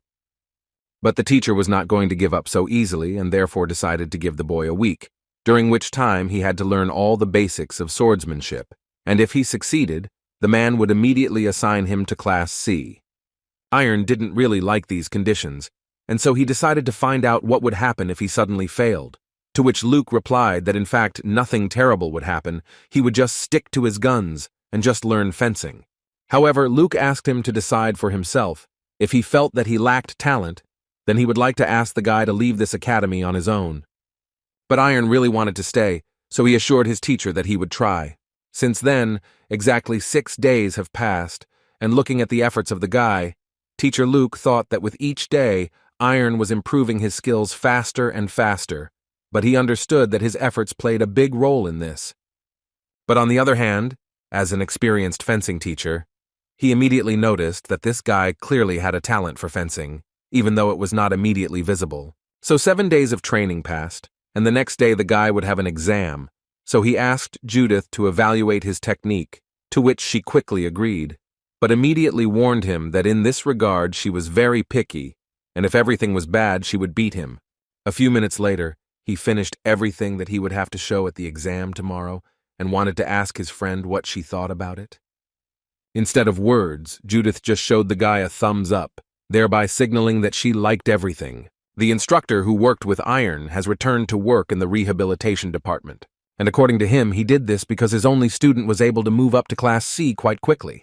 After the exam, Judith and Iron went to the cafeteria to have a bite to eat. Although given how much the girl ate, It was clear that they definitely didn't come here just to have a bite to eat. Suddenly, their lunch was interrupted by one of those people who were able to pass the first test in the top 5. He passed by their table and simply could not help but notice that they apparently had an elephant in their academy that eats too much. Judith decided to answer him, but she did it quite calmly and sensibly. She noted that since the guy was pestering her like that, then apparently he liked her, which put the guy in an incredibly awkward position. But before he could say anything back to her, she immediately assured him that nothing would work out between them, so he shouldn't even try anymore. And from the look on the guy's face, one could say with certainty that he didn't know what to do in such a case. Brad decided to help him and ask the guy not to linger and to quickly come with him to the table, and in general, he would like to ask them to stop judging others, because in his opinion, it will not bring them any benefit at all. Judith heard this and began to smile, after which she noticed that this impudent Brad had calmed down lately. However, Iron didn't care about that guy because his attention was focused on Ilian. Judith quickly noticed this, so she decided to point out that apparently the two of them were not communicating well these days. She assumed that they had had a fight, but Iron immediately assured her that this had not happened and everything was as before. But he still decided to ask Judith how Ilya was doing, because he knew that they both went to the same class. So it seemed to the guy that his friend should know the answer to this question. Judith decided to point out that he had just told her that they had not quarreled with Milady Ilya, and if this was true, then she suggested that he come up to her himself and ask. But then she immediately smiled and said that it was a joke. She just couldn't help but say it, and in general she would be happy to tell him everything.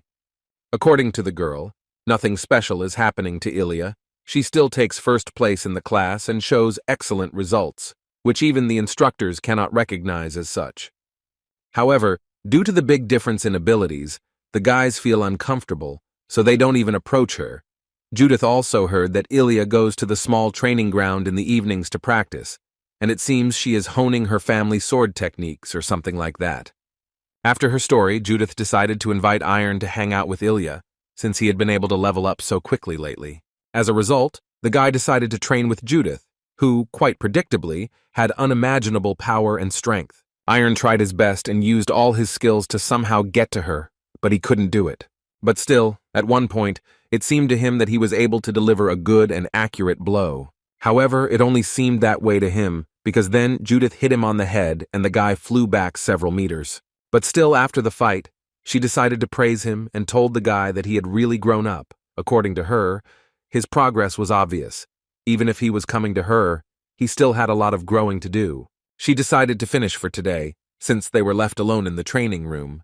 But since Iron wants to continue training so much, he can easily go to the small training ground, where he will have a fairly good chance of finding Ilya there. The girl actually came here at night to get a little distracted and practice family techniques, as the leader of Krona advised her. But today, she apparently won't be able to do this, because at one point she noticed that someone was watching her very closely. And it was Iron who told Judith that he would never come here, although he eventually changed his mind. Ilya wasn't exactly eager to talk to the guy, so she asked him to quickly post what he wanted so that she could continue her training. The guy handed her a small bag and a scroll, and then added that he asked her to send him a gift from home, and he wrote the letter himself. But the girl asked him with a surprised look, why did she need this at all? Iron told her that he had a younger sister at home, and according to him, she was not good at communicating with people. Due to misunderstandings, they often quarreled, but the next morning, he almost always found a gift and a letter by his bed. In other words, the guy just didn't have the courage to say it in words, although he doesn't even know where to start the conversation, because he's actually not very good at communicating. So he thought it would be better to express his thoughts on paper, as his little sister likes to do. Ilya assumed that the guy was doing this only so that after reading this letter, she would start helping him again. He decided not to answer this, so he turned around and started to leave, although he still decided to tell her that in fact he was doing well as is, and he had someone who would help him if he needed it. Ilya realized that she had said too much, so she read the letter, which she clearly liked, because it made her smile. After reading the letter, she opened the bag and found a small bracelet there, but she knew perfectly well that it was not just a bracelet, it was Adonis. After she saw him, she immediately thought that perhaps she had blamed the guy for everything in vain. The next day, Judith and Iron were again at the training ground, and before another training session, the girl assured the guy that today she would be especially cruel to him. But before they could start training, Brad suddenly approached them, who, according to Judith's assumption, came to them to say something bad again. However, this time he spoke quite politely, and as it turned out, he had a little conversation with Judith, so he asked her to listen. After which, he finally told them that he had a great desire to train with them, which shocked not only Judith, but also everyone who heard it. But the guy continued to talk about how during the midterm assessment and the previous duel, Iron, according to him, showed great concentration, which he lacked, and therefore he wanted him to teach him it. In return, he offered him sword lessons so that they could help each other overcome their shortcomings and move forward together. Judith wanted to hear a catch from him, because last time he challenged Iron to a duel and won publicly, and now with these trainings, she assumed that he wanted to use Iron only to rise up himself.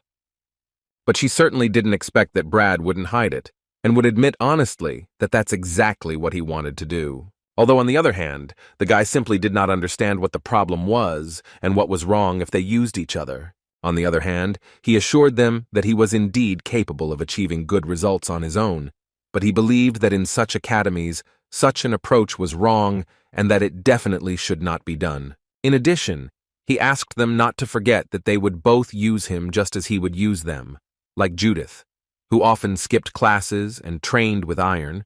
Thus he gave a great example of how their knowledge does not end with the academy program, and he suggested thinking broader. Brad was sure that this was a great chance for them, so he was ready to learn something new under the tough pressure of competition, not only from instructors, and all this in order to achieve a qualitative growth of his abilities. The other students simply could not understand why a student from Class A would study with a student from Class C. What could he teach him? Iron listened carefully to everything Brad told him, and at one point he finally decided to agree. But before that, he wanted to ask the guy if he was sure of his decision. After all, he had to remind him that he was lagging behind him in all respects, and therefore he simply did not understand what Brad could learn from him.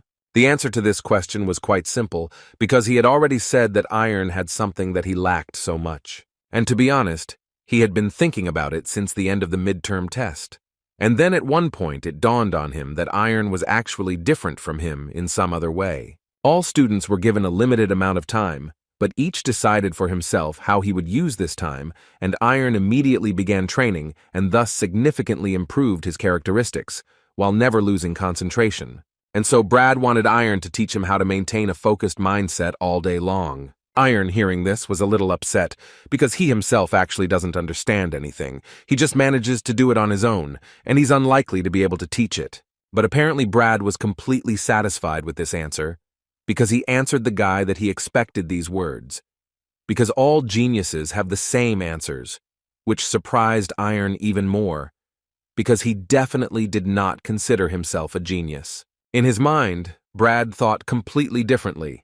He believed that just one glance would be enough for him to see the talent in him. Besides, constantly maintaining the necessary concentration is incredibly difficult, and having such a skill is very useful. In any case, he decided to end this conversation today, because he has a personal training session today, and finally he decided to add that Judith would also be with them tomorrow, although she had not yet definitely given her consent to this.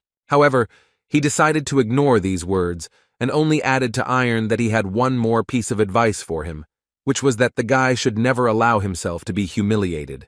And at such moments, he asked the guy not to forget that he was a descendant of the noble Pereira family, and he must do everything to be a worthy representative of this family. Judith felt like Brad was sick with something, and she, in turn, felt incredibly sick from his words. The next day, they began to fulfill each other's promises and began training, which at first Iron could not do, but succeeded. Brad kept telling the guy that his movements would be accurate only when he achieved a balance between his body and his gait. But he didn't limit himself to words alone and constantly showed Iron how his strike should look. The training continued, but Judith never joined them, although Brad constantly invited her to join them. The guys thought that since the girl no longer called them names from head to toe, then most likely she would soon join them. So, smoothly, the days passed at the academy, until one day, in the dining room, Ilya approached Iron, who wanted to tell him that she had read all his letters. Judith, hearing this, immediately thought that the guy was most likely just picking on her in love, but Iron continued to prove that this was definitely not the case. Every night, before going to bed, the guy now thought about Brad's words, who told him that the guy had good concentration and that he needed to think seriously about it. But it seemed to him that he still needed to increase his concentration, and so he began to think about what he needed to do to achieve this, what he needed to do to move even a little closer to the concentration that the man in his dream had. With such thoughts, he fell asleep and plunged into another dream, which seemed so natural to him, although at one point he realized that he felt his hand too clearly, and that in general the location was so natural. Over time, he realized that he felt not only his hands, but in general, he could use his entire body, and also the whole sensation of that man was clear to him as day. With these feelings, he woke up in horror and immediately thought that he urgently needed to take the sword in his hands and try to repeat this before his memories disappeared. The next morning, Iron didn't look exactly presentable, but he didn't admit to Judith and Brad what he had been doing all night. Brad interrupted their conversation when he asked Judith not to be distracted from their fight. But literally a few minutes later, he himself was distracted somewhere, which angered Judith even more, because he had just been angry at her, and he himself did the same thing. However, he apparently had a good reason, because he turned his attention to Iron, who put down his sword and lay down carefully on the bench, after which he fell asleep. They had to wake him up to continue training, but the guy unfortunately didn't last long, because as soon as Brad and Judith turned away, he lay down again and fell asleep just as quickly. Brad decided to approach him and find out what happened to the guy and what he was doing at the moment. Iron explained to him that at the moment, he is working hard on trying to improve his concentration, although he is not very good at it yet. But from the very beginning, he did not expect that he would be able to do it quickly. Brad suggested that the guy was practicing meditation because he himself had heard about it. In this way, you can calm your soul and look back into the past. Iron didn't have time to explain anything before Brad decided to try it too, and to do so, he lay down on the first bench he saw. And as soon as he started doing this, the guy immediately mentally noted to himself that it was not as bad and difficult as it seemed to him from the very beginning. At one point, he fell asleep and was woken up by one of his friends, who thought that the guy had simply fallen asleep. But Brad immediately jumped up and said that in fact he had not slept, but had simply been meditating. But then he admitted that he had fallen asleep a little and immediately decided to fix this problem by changing his position, because he had heard that usually during meditation, people sit in the lotus position. Judith had been trying to get him to understand all this time that Iron was simply given this, and that he, in turn, was simply wasting his time. But the guy was sure that he needed to try first, and then he would be able to say whether he was wasting his time or not.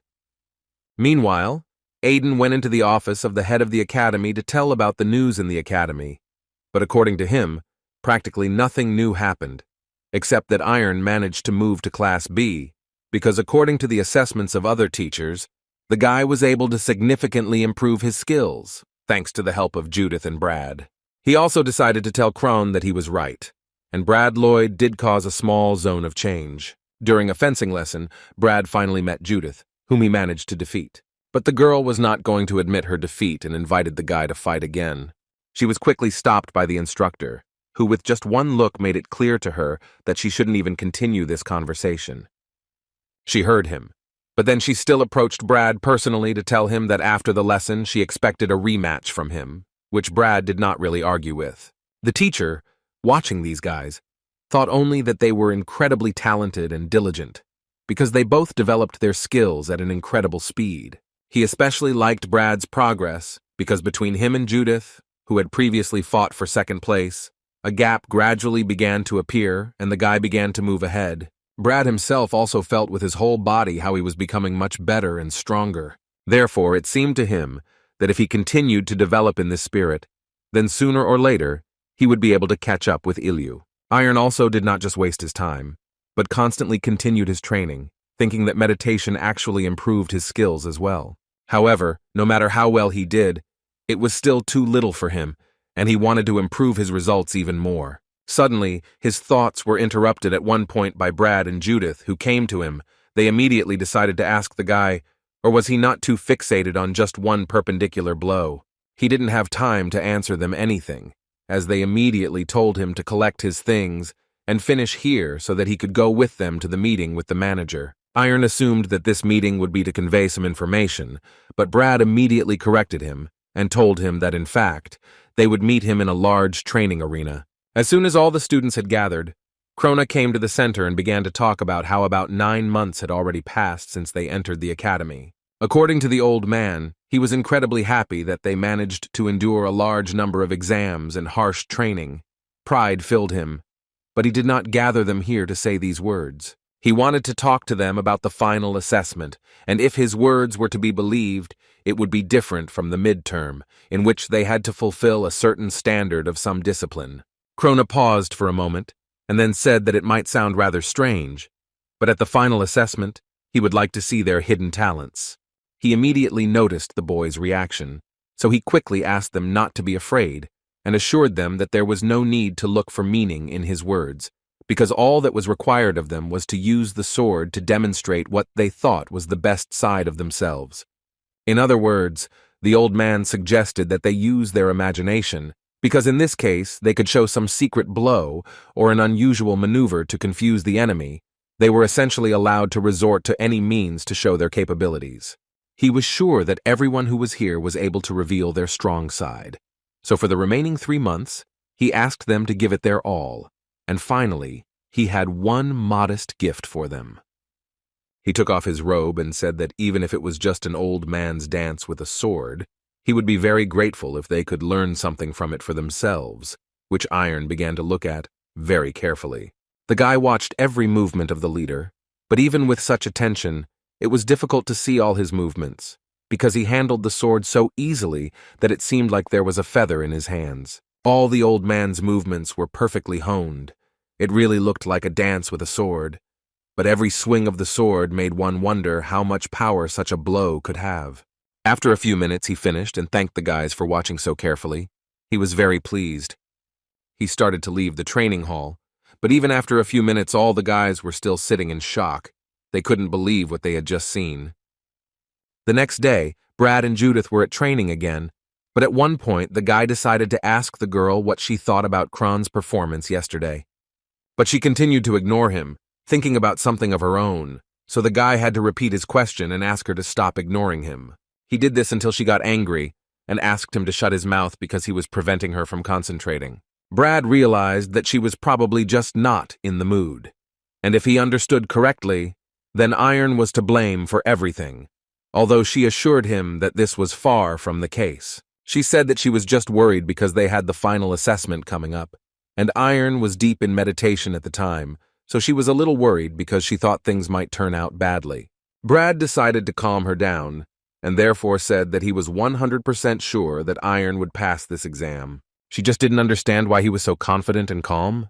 Brad reminded her with a smile that the point of this exam was to show hidden talents. In other words, they would have to demonstrate not their current abilities, but their future ones.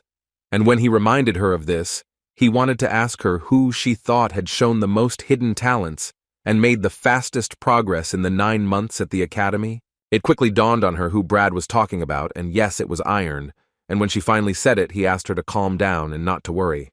Her expression immediately changed, and she assured Brad that she was not worried at all because, according to her, she was only thinking about herself, for example, that she was going to demonstrate her skills to the fullest, and then first place would be in her pocket. Brad immediately destroyed her hopes because he was almost sure that this time Ilya Lindsay would take first place.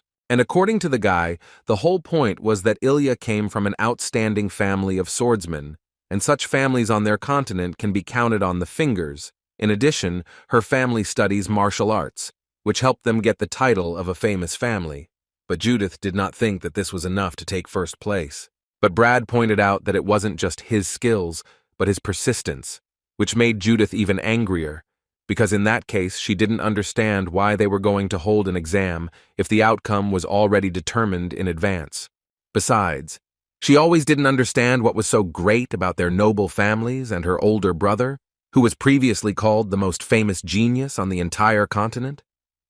But without waiting for Brad to answer her, she decided to say that what she wanted most of all was to see the expression on their faces when they all lost to the orphan commoner.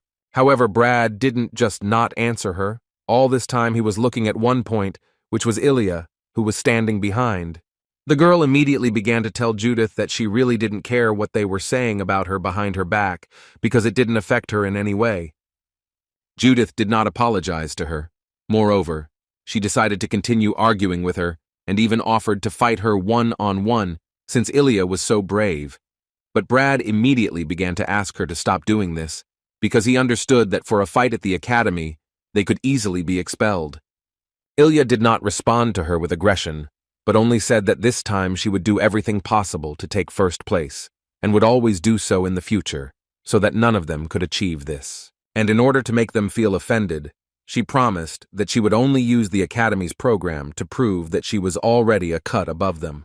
But she was quickly stopped by Brad, who wanted to remind the girl that her family's sword technique, the Lingje Sword of Heaven, received its name after they captured the king of the demonic dragons 400 years ago. Ilya didn't understand at all why he stopped her at all and was now retelling the story of her family. Brad told her that it was quite simple, because he just wanted to see how good the technique was. She immediately turned around and assured him that he could not even dream about it. Brad expected such an answer, so he decided to tell her that if she did not want to show him this technique, then in the upcoming exam, she would definitely not take first place. Iron, meanwhile, continued to train hard, but over time it dawned on him that the sensations from these trainings were not the same at all, although he seemed to feel that he was getting closer and closer to the solution. However, recently he has the impression that he has begun to move further and further away, so at one point he decided that he needed to immediately concentrate and start all over again. Suddenly, an idea came to his mind. He wanted to check what would happen if he suddenly started meditating with a sword in his hands.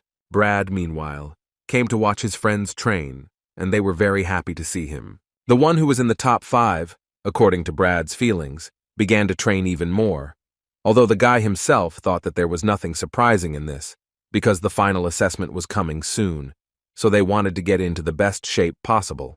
They actually wanted to approach him themselves to say thank you for the huge influence he had on them. They said what Brad said to Elijah Lindsay that day served as a great motivator for them. Although Brad couldn't remember saying anything in particular that would have given the guys such a boost of motivation, suddenly their conversation was interrupted by Judith, who unexpectedly appeared in front of them and said that Brad really annoyed her, after which she literally ordered him to take the sword in his hands. A few seconds later they entered into a fight, and it was immediately noticeable that Judith fought as if it was not training, but a real fight. However, even such efforts were not enough to finally finish off Brad, and besides, she noticed that he had become much faster. During the fight, she immediately noticed that the guy had a calmness that she had not felt before. Therefore, thoughts began to appear in her head that perhaps, at this rate, Brad would really be able to overtake Ilya Lindsay and take first place in the ranking. Although reluctantly, she still admitted that she definitely couldn't defeat him now. However, she understood that the words "you think more broadly" helped her a lot. She decided that from now on, she would not rush, and would first officially become a student at the academy, and then she would win over him. At one point, Brad suggested to the girl to finish for today, because he believed that there was no point in overexerting herself, because they had a final assessment soon, which they should approach in good shape, and most importantly, with full strength. Judith agreed with him, which surprised the guy a little, because he usually didn't hear a word of agreement from her. Usually she called him names and got angry. In response to these words, she assured him that she simply had urgent matters to attend to, so she also wanted to suggest that he finish early. Iron was almost crying at that moment, because he simply did not understand why he couldn't do anything. He even changed his stance, but everything still remained in place. When suddenly, he was interrupted by Judith, who wanted to ask the guy if he wasn't tired of hanging around on the training ground all the time. She wanted to suggest that he go out for a while, get some fresh air and rest a little. They walked outside the training area and lay down on the ground to look at the sky for a while and relax. After lying in silence for a while, Judith finally made up her mind and asked the guy how he was doing with his preparations. Iron was a little embarrassed, but still answered that at the moment he was training hard and everything seemed to be fine. But the girl immediately noticed that he was answering too sluggishly and uncertainly. But he didn't pay attention to her words and decided to find out in response how she was doing with her preparations. Judith was extremely confident in herself. She didn't even think that she might not succeed. According to her, she would definitely pass. Their silence continued until Judith, at one point, decided to say what she had called iron here for. She wanted to ask him for forgiveness for not paying attention to him, although she had told him that she would train with him in combat and correct his incorrect stances. Iron immediately assured her that it was all nonsense, and that she really didn't need to apologize. But before he could finish speaking, the girl reminded the guy that she was an orphan, and when she was a small child, she had to survive by any means necessary. According to her, the only thing she knew how to do was steal. However, suddenly looking around, it became clear to her that other people were dragging out their existence in exactly the same way. Living like this up until now, she felt no gratitude towards anyone and therefore never said thank you. That's why, when Iron pulled her out of the lake, she should have thanked him for saving her. But she got angry, and to tell the truth, even now she feels somehow uncomfortable saying thank you openly, because she was going to repay him with her own methods. But in the end, everything became somehow murky. So she literally started begging the guy to go through this test. She asked him to do his best to shed his pre-training status. She wanted him to become an official student of the academy so that he could allow her to help him properly, so that there would be no more awkwardness.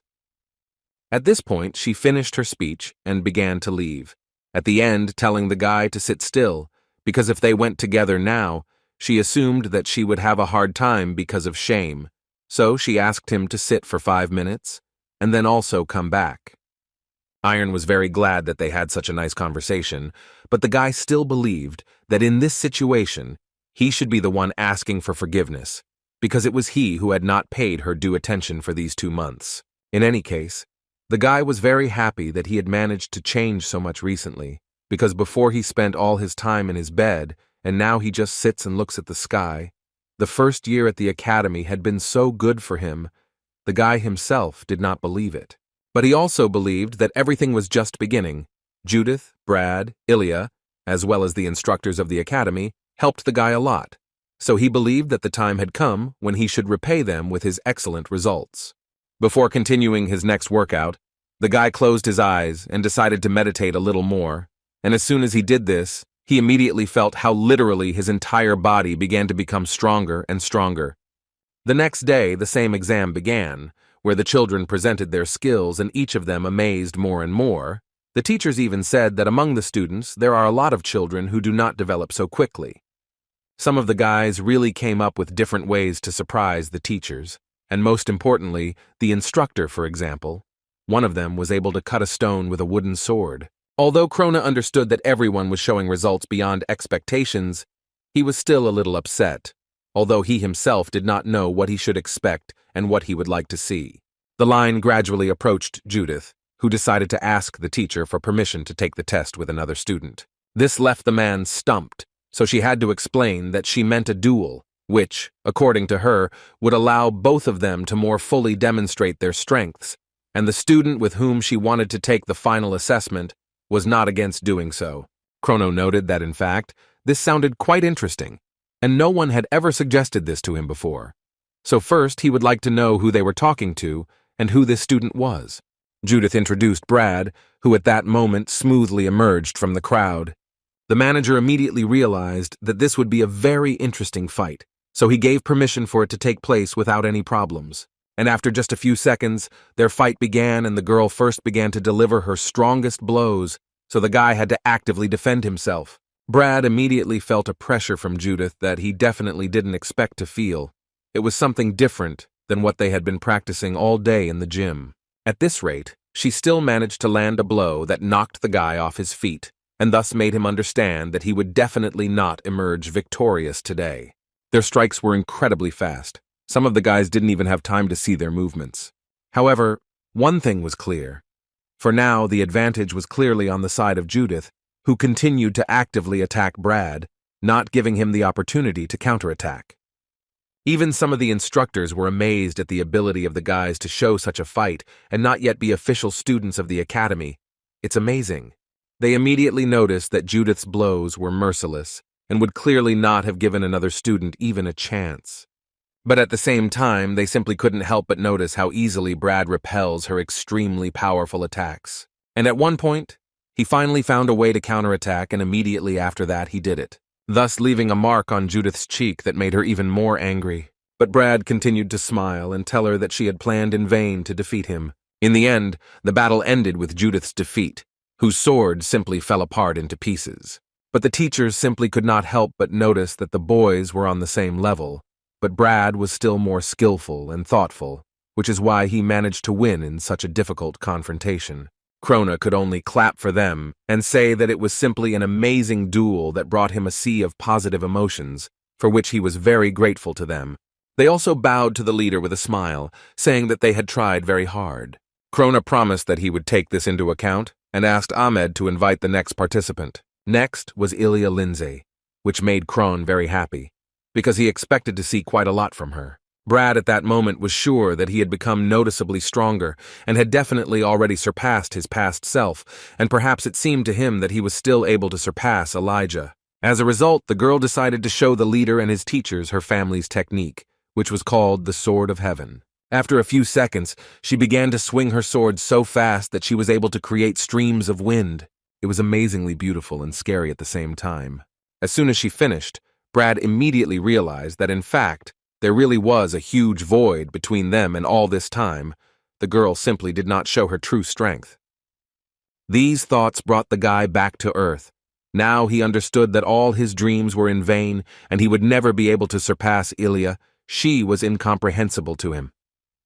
But it was Iron's turn, and for now he put these thoughts aside for later, because he was incredibly interested in finding out what their friend had prepared. At that moment, Brad was mentally asking Iron not to do what he had planned. Sometime before, they talked with Iron, and he told him that the atmosphere around Brad is always warm and bright, and he himself feels good in his soul when he is near him, so it seemed to him that for this reason, everyone wants to be his friend. But Brad immediately stood up and asked Iron not to say that, because in fact he did not consider himself as good as Iron described. And now, when he sees Iron again, who is going to show his skills, there were only one thought in his head, which was that he most of all did not want Iron to show something outstanding, because then he would hate himself even more.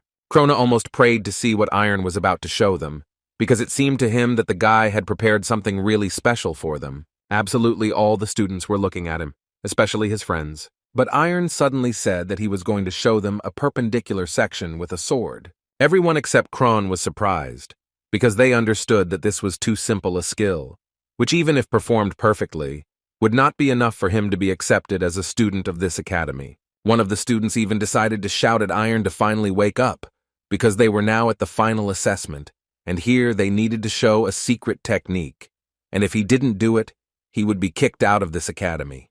But this guy was immediately silenced and told that if he interfered with the exam again, he would be immediately expelled from the academy. Although the instructor who shut his mouth was angry with him, to some extent he agreed with the guy. It was also very strange for him to see that Iron wanted to demonstrate a perpendicular cut at such an important moment, which in fact could not even be called a fighting technique. But again, no one could stop him, so Iron exhaled, concentrated, and in one moment there was complete emptiness around him. The leader was literally bursting with impatience. He so badly wanted to see the technique of the one who never wanted to learn from him, the one who was not even surprised by his sword dance technique. Many of the guys simply did not understand why the guy was just standing there like a pillar and doing nothing, but Ilya seemed to begin to understand what was going on here and what Iron wanted to show them. At that moment, the guy entered a state of maximum concentration. He meditated and tried to get his inner strength from the very depths. And when he finally managed to achieve this state, all that was left was to straighten his back, tense all the muscles of his body, and finally penetrate into the very depths of his soul. Iron still didn't know who this man was and why he was striking all these blows, but now he didn't care. As long as he is in pain and with patience, as long as he is in pain and with patience, as long as he is able to move forward. After which he came out of this state, taking all his strength from there and finally struck. He was so strong that he literally divided the training ground into two parts. Now Iron has finally shown them all what he is capable of and who he really is. Judith simply couldn't believe her eyes. She expected to see anything but something like this. Brad's hands were shaking with fear at that moment. His body was shrinking, and it seemed that his brain would burst from the tension. After some time, The leader was ready to announce the final results of this test, and he immediately wanted to tell the guys that although this test is considered decisive, he assured them that if they pass it, it does not mean that they will be admitted. He started from the end and gradually reached the 4th place, which Judith had sealed. 3rd place, by all laws of logic, belonged to Brad Lloyd. The 2nd place this year was the most unpredictable, and it was taken by Iron Pereira, which surprised everyone. Even Iron himself did not expect such results. 1st place, as usual, was taken by Ilya Lindsay. But this year the gap between 1st and 2nd place was clearly not felt as strong as it had been before. A few hours after the test, Ilya came to a place where she was almost sure that she would find Iron. After all, she understood that no one else would go to the training hall immediately after the test.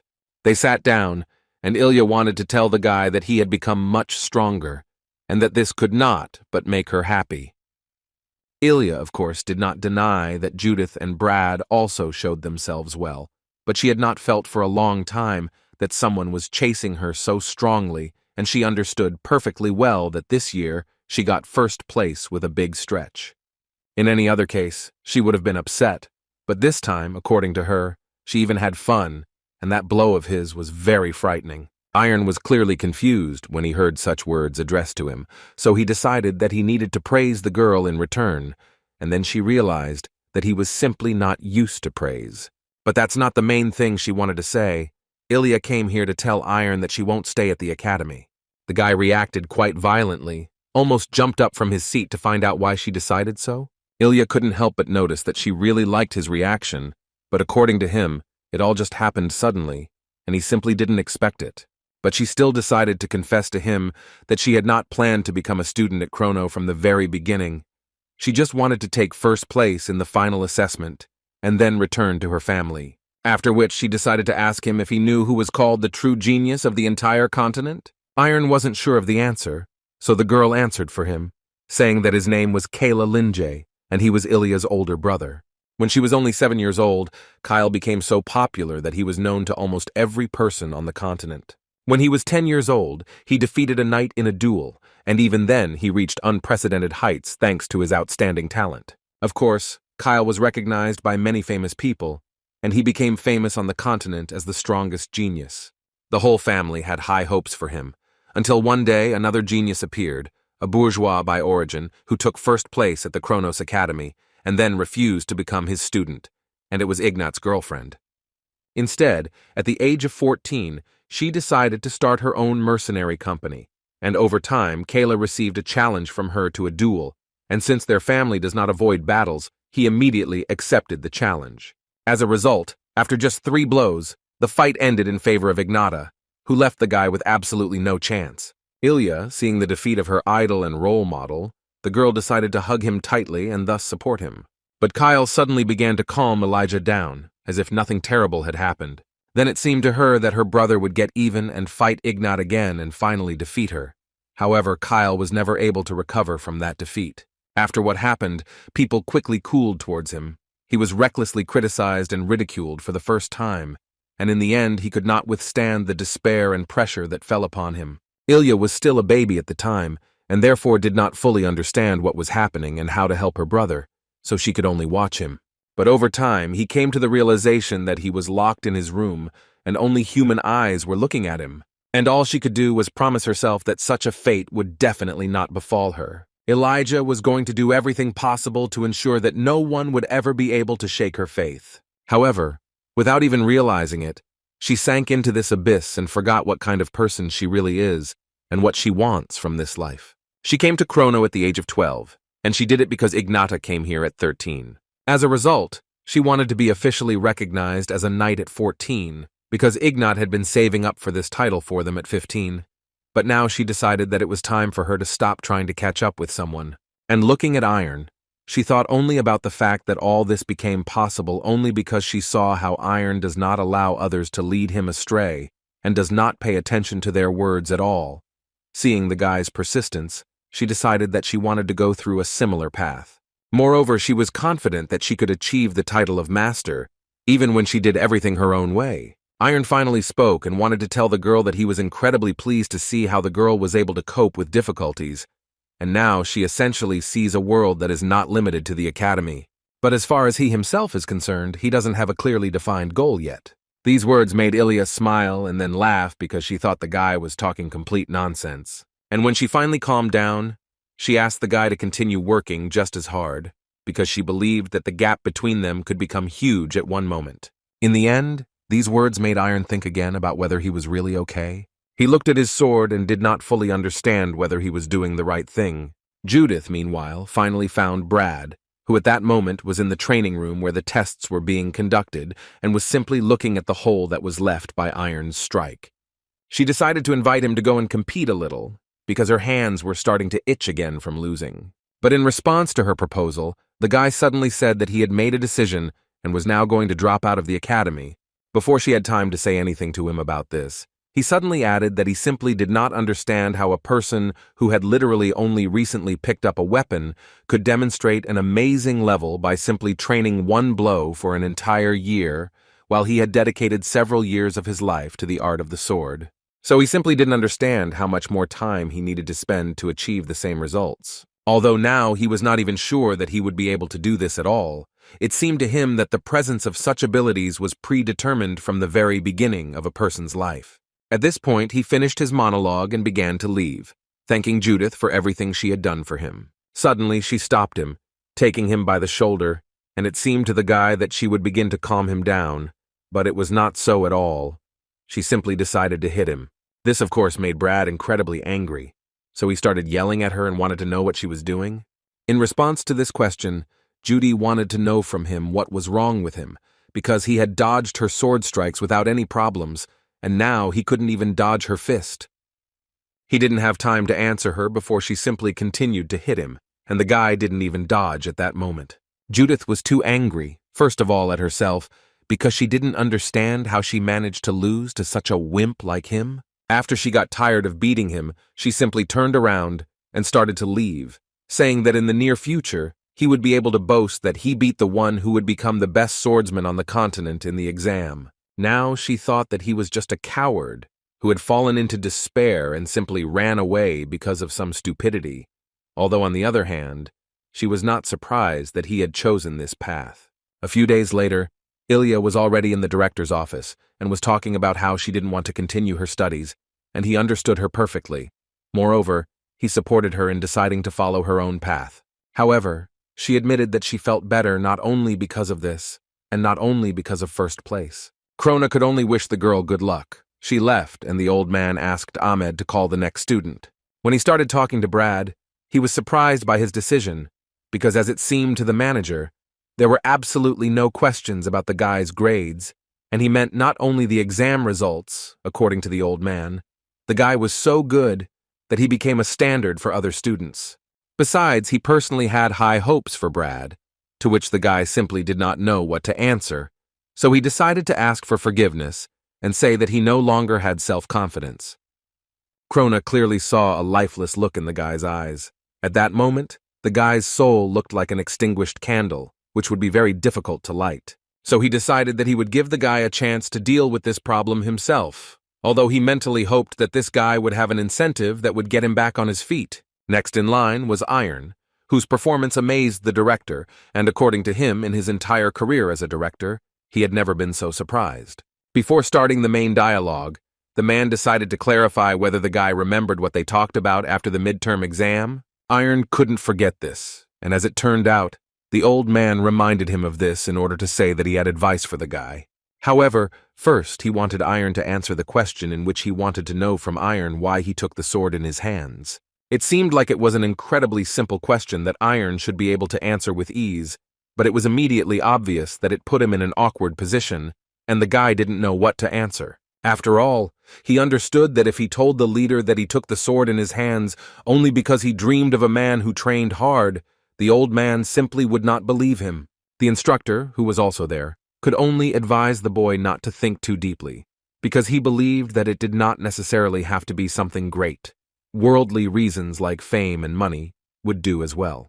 A guy can calmly name anything that doesn't contradict human morality and not worry about something being done to him. But Iron still didn't decide to name his reason, and Krona apparently understood why the guy was silent. After a long silence, he assumed that the guy had taken the sword into his hands, not of his own free will. Iron was glad that the old man said this because of him, and as soon as he did it, the boy immediately agreed with him. The teacher was the only one who didn't understand anything, so he asked the leader to explain to him what was going on here and what he and the guy were talking about.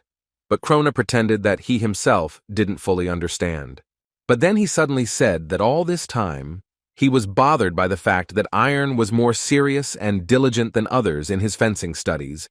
But as far as the old man knows, he did not have a drop of emotion that a person like him would experience.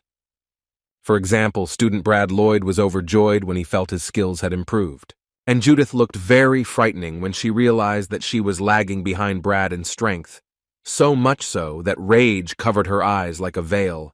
According to him, every student at the academy experienced joy or sadness regarding their fencing skills, but in Iron, he saw neither.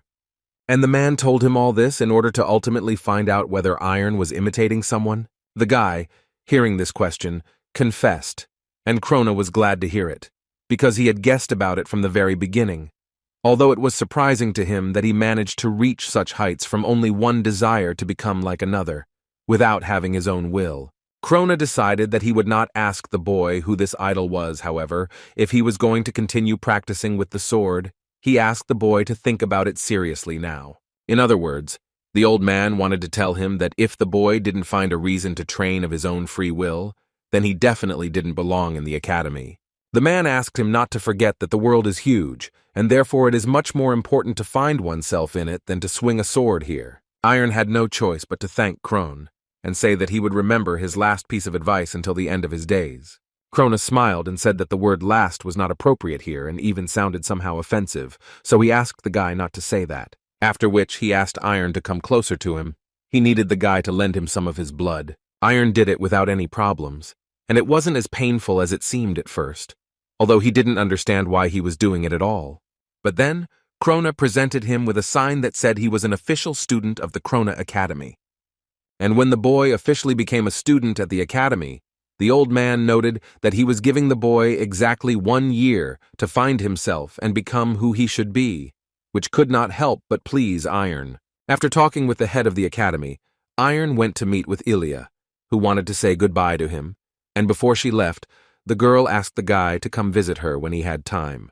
She also, in honor of the gift, gave him a tablet with the coat of arms of their family, and according to her, if you show it to the guard, they will accept him with all honors and maximum kindness.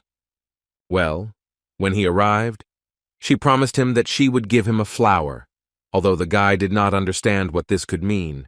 Ilya was surprised that he didn't understand that she was talking about Adonis, the same flower that was drawn on her bracelet. But Iron didn't even know that this flower grew in the girl's area. She said that when she was 7 years old, she pulled them all out, but now she was in the mood to plant them again. She also added that Adonis blooms around April, so she asked him to come around that time. Iron decided to promise her that he would do his best to visit her. Suddenly, their dialogue was interrupted by Judith, who saw the sign in Iron's hands and also decided to ask for the same one. Elijah did not expect to hear such a request from her, and therefore was surprised, but Judith thought that she simply did not want to give her the same sign. But that wasn't the point, so Elijah happily presented her with the same thing, which made Judith happy, although she still thought that the aristocrats had gone crazy. To Elijah's surprise, Judith decided to apologize for the time she insulted her family. According to her, she simply never had a family. That's why she said what she shouldn't have said, and in fact she doesn't think so, and even though it sounded like an excuse, Ilya was pleased that the girl asked her for forgiveness. This prompted her to ask for forgiveness from Iron, whom she had ignored for a long time. But apparently the surprises didn't end there, because suddenly their dialogue was interrupted when they noticed Brad approaching them, to whom Iron immediately decided to approach and talk. Judith remained standing in place and did not even move, which confused Ilya a little, because it seemed to her that she and Brad were friends. Iron already knew that Brad was going to leave the academy, so he wanted to ask the guy what happened that made him make such a decision. Although Brad didn't really want to talk about it, Iron decided not to bother him and said that it could remain between them, because he, like no one else, understood that everyone had their own circumstances. Plus, according to Iron, he was also taking a year off to finish his training and come back, so he understood him perfectly. Even at that moment, Brad cared that Iron would continue to develop his skills, for which he hated himself, because his spirit was broken because of such thoughts. Iron interrupted his thoughts when he decided to tell Brad that he was very grateful to him for the fact that thanks to him, he became confident in something. He talked about how, thanks to Brad, he was once again convinced that he felt alive when he swung his sword. Iron decided not to go into details. He simply said that a year ago a small change had occurred in him, and thanks to it he began to practice fencing. And after that, he decided to enroll in the academy. However, at this academy, he also managed to look back and recognize himself, and thus he realized that he was only able to move forward after meeting all of them here. Brad froze from the overflow of emotions and thoughts inside himself, so much so that he could not say a word. This moment was interrupted by a carriage that arrived to take Brad back home. In the end, he didn't say a word to Iron, just getting into the carriage. But Iron couldn't just let him go, so he decided to shout to Brad one last time that they should become stronger and meet again in the future to measure their strength. Brad locked himself in the carriage and began to cry from the realization that he had lost such friends. But he still didn't dare get out of the carriage and tell them about it. Judith understood that Iron was not in the best condition, so she decided to go up to him and cheer him up a little, saying that they were making some kind of melodrama here. But apparently Iron didn't appreciate this joke, because right after these words he said that he had a feeling that he and Brad would never meet again. After some time, Iron's butler came to take Iron home and saw several girls who, according to Iron, were his friends, with whom they studied together at the academy. Since Iron never had any friends, the butler clearly didn't expect to hear something like this, so he was a little shocked. But then he quickly came to his senses and immediately bowed to these beautiful ladies and said that he was incredibly grateful to them for being next to the master. Iron felt a little ashamed of the butler, so he asked him to quickly get into the carriage and leave. After Iron left, Ilya and Judith were left alone and found themselves in a slightly awkward situation where they had to stand and wait for Ilya to be picked up. Meanwhile, the instructor of the academy could not help but tell the head that the children, on whom so many hopes were placed, had left, and therefore it seemed to him that Kronos should be sad about this. And the old man did not deny it, he really was sad. But Aiden wanted most of all to know what Krona thought about Iron, because he understood that finding his way was an incredibly difficult task. Krona answered him rather unexpectedly, saying that there was no need to worry about this guy, because he was the fourth genius of the continent. The teacher didn't understand what Krona was even saying, but the old man simply continued to talk about how Iron was very different in nature from other geniuses. The director had never seen people like him, so he could only assume that Iron was a genius of diligence. Judith saw Eiley off and felt a little sad because she realized that she was thus alone again. But suddenly her thoughts were interrupted when Brad put his hand on her shoulder and asked why she was staring at the ground. Did she really see something interesting there? Judith screamed because she thought she was just hallucinating, and she immediately wanted to ask the guy why he came back at all. Brad began to tell that after weighing and thinking it over, he realized that giving up was absolutely not in keeping with the nature of Brad's heir from Lloyd County. And besides, since Iron had left, there was no one to deal with Judith's bad temper. But apparently Judith didn't understand his jokes at all, and therefore continued to swear at him. And Brad at that moment was talking about how Iron once told him that her swearing could be interpreted as a positive assessment if she stuttered while doing it. In the end, they remained at the academy alone, although Judith was not sure that Brad would be taken back. But the guy promised her that he would try to resolve this issue. While they were driving, Iron looked out the window the whole way and the butler suspected what was going on. Most likely the guy simply couldn't become an official student of the academy. That's why he was sad. But suddenly his thoughts were interrupted when he noticed something in Iron's hands. However, he definitely didn't expect to see the Lingjie family's platinum plaque, so he immediately wanted to know where the guy got it. Iron reminded the man of the girl with white hair that he had introduced to him. Well, her name was Ilya Lindsay, and it was she who gave it to him. The guy, looking at his butler, understood that judging by his surprise, one could assume that the Lingjie family was much more majestic than he could have imagined. At this rate, they quickly reached the guest house where they would spend the night. Iron immediately entered his room and began to meditate. The butler was so curious to know what the guy was doing there that he tried in every way to eavesdrop, but in the end he didn't hear a sound. The man walked from side to side and tried to figure out how he would act in this situation, because he assumed that the gentleman was in despair, and that was why he had so hastily locked himself in the room.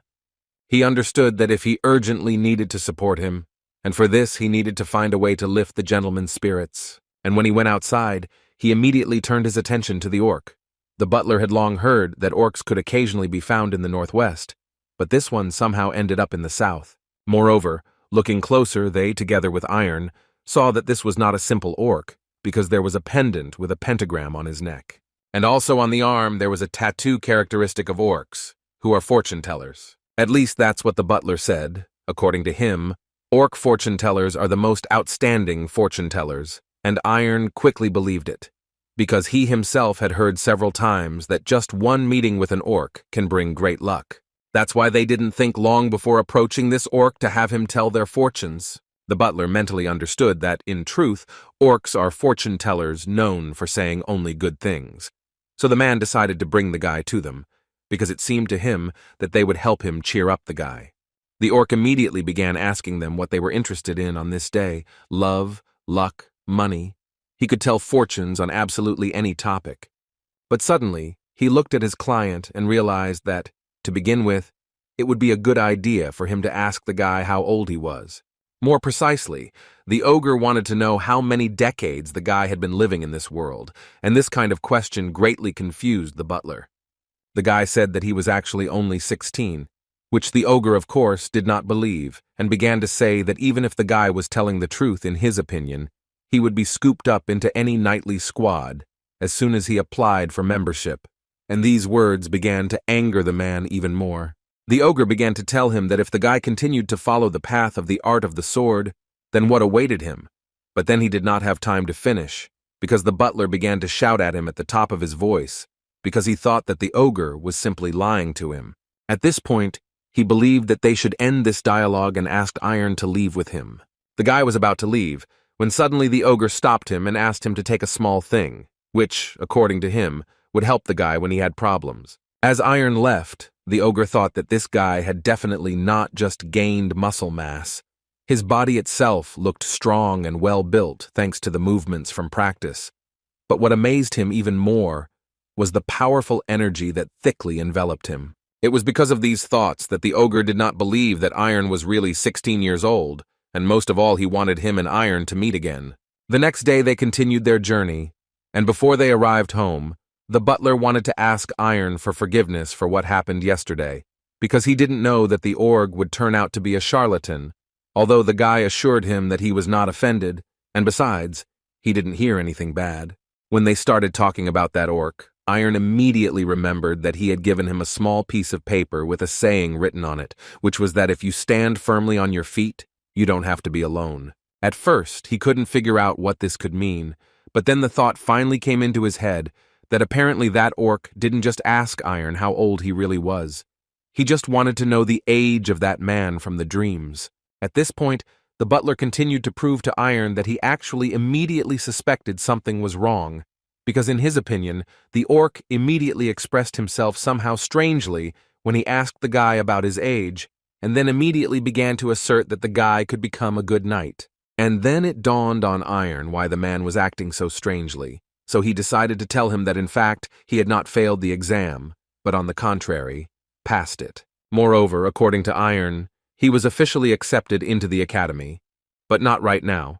And if one could say so, then his admission is conditional, because first he needs to complete one task that the head of the academy gave him. Only in this case, he will be able to return. Suddenly their dialogue was interrupted by the driver of the carriage, who told them that the carriage of the Kiran family was approaching further ahead. The butler immediately looked out and saw for himself that they had somehow managed to meet their main enemies, those who openly insulted Mr. Iron. After which he returned to the carriage and told Iron that the heir, Aaron Karen, and Sir Jack Stewart came out of that carriage, so he immediately wanted to tell Iron that if he was uncomfortable, then he would not mind settling this situation himself. Iron assured him that everything was fine and that he didn't mind going out.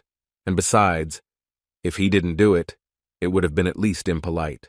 They got out of the carriage, and the butler first greeted the heir, Aaron Chiron, and Sir Jack Stewart. In response, they heard some not very polite words. At that moment, Aaron looked only at Iron and thought that the little boy had apparently grown up and finally left his room. But still, he already knew that Iron was at the Kron Academy and tried to get there, but apparently he didn't succeed, since they are returning back. After which the guy decided to remark that apparently the academy teaches students well, because when he saw him, he didn't recognize him right away. Iron ignored him and just looked at him silently until he asked the guy if he planned to continue fencing, to which Iron confidently replied that for now, it was part of his plans. Aaron understood that apparently he had no other choice but to do it at home, because Iron, as everyone knows, took up the sword too late. The butler understood perfectly well what this kid was leading to, so at one point all this began to irritate him greatly, but Iron answered confidently, and when he simply had nothing else to say, Iron wanted to know if Aaron had anything else he could add, or if they would end the conversation there. Apparently there wasn't, so Iron decided to turn around and continue his journey, which had already been going on for quite a long time, and so he wanted to get home and rest as soon as possible. The knight who was with Aaron immediately noticed that his prince had carried out a rather stupid provocation, but he was more surprised that the careless prince did not succumb to it so easily. But apparently Aaron wasn't going to end it there, and before they parted, he decided to offer Iron a handshake. He also added that there was an expression, the essence of which was that swordsmen only needed a handshake to understand each other's abilities. Iron immediately made him understand that he was actually hearing about it for the first time. To which Aaron immediately responded that Iron apparently simply lacked knowledge, because the famous swordsman Sir Louis Sogard said so. According to him, in fencing, there is nothing more important than muscle strength. Therefore, he asked Iron to do this so that they could finally check what he was taught there, in that academy.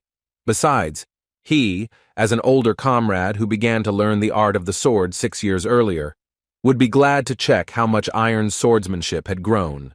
He still decided to agree, and as soon as they shook hands, Aaron immediately thought that he had finally managed to do it.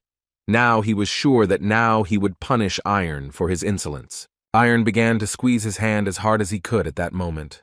His smile gradually spread across his entire face, and he was already looking forward to how Iron would make a twisted grimace. However, Iron at this moment continued to stand calmly and did not even move, which angered him even more. Suddenly his thoughts were interrupted when he felt a colossal pressure, although his opponent did not even try to squeeze his hand tighter. Suddenly it dawned on Iron that he needed to squeeze with great force. Therefore, he increased the force with which he began to squeeze his hand, and this was immediately noticeable to Aaron, who almost jumped on the spot from the pain.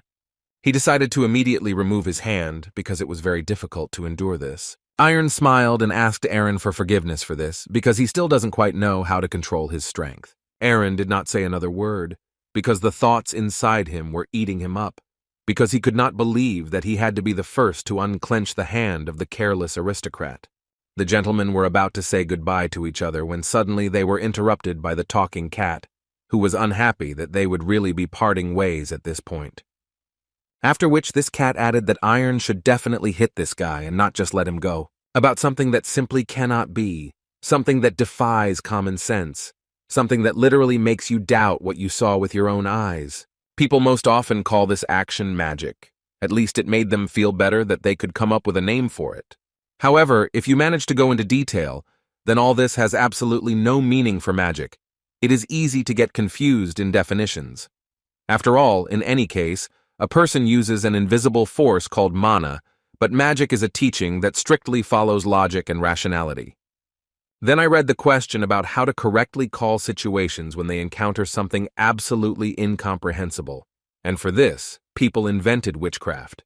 This is when the laws of nature are completely ignored, which means witchcraft occurs. The butler, seeing this cat, simply could not believe either his ears or his eyes, although this is not surprising because he had certainly never seen a talking cat. Sir Stewart clearly understood that if they got involved with the witch, it would definitely not end well. So he bowed to the witch and said that if there had been any tactlessness on their part, they asked her forgiveness, after which he suggested that they should take their leave now.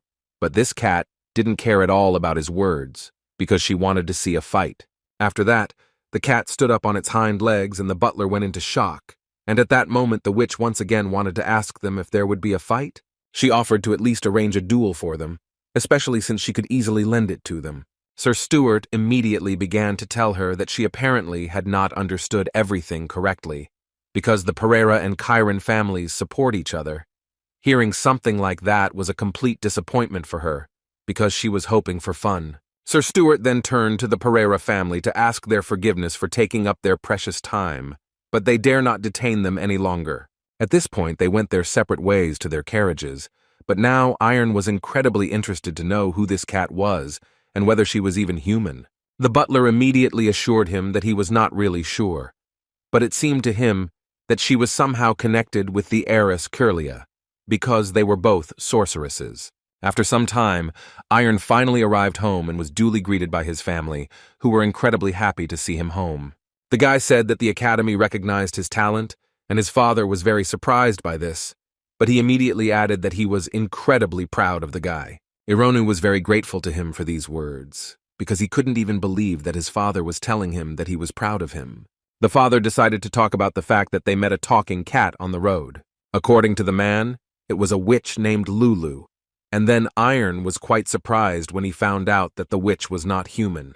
However, according to him, she had human intelligence. And Iron's sister added that this cat was very strong, because just one glance was enough to make everything clear. She was stronger than all the witches that the girl managed to meet in the royal capital. But the most interesting thing was that Lulu came to them about 10 days ago and glanced sideways at Curlia's teacher, but they didn't know who she was, so they sent a person to the Witchcraft Association to check her out. However, in that case, they still believed that the most important thing here was what Curlia herself thought about it. Suddenly, she jumped up from her seat and rather aggressively wanted to know from her brother what he thought about this, to which he replied that he did not really understand this and that what was most important to him was his sister's wishes. She understood this without him, but she noticed that of all of them, only he saw what she was truly capable of. The mother immediately asked her daughter not to put pressure on her brother. Although Kiroya believed that she had done nothing wrong, she had simply found out. Iron hadn't seen it for a long time. This was Curlia's sincere stubbornness, but this time he immediately realized that something had definitely happened, since she was so nervous. And in general, he didn't even understand why the girl got so angry. He came home for the first time in a long time, and this could clearly be postponed.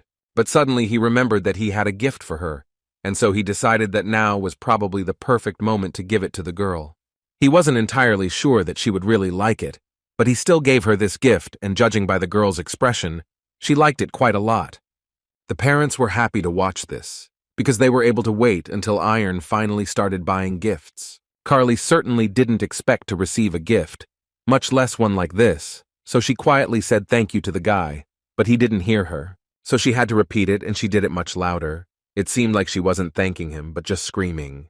Sometime before this, Marcus advised the guy to give everyone a gift upon arrival, for which the guy was very grateful to him. Iron wanted to give gifts to his parents as well, but he never got around to it because their conversation was interrupted at one point by that same Lula, who unexpectedly appeared on their table. Curly immediately grabbed the cat and started yelling at it to immediately tell her what it was doing here. In response to these words, Lulu said that now she only had to persuade her older brother. But apparently the girl was not expecting to hear this, which is why she began to get even more angry.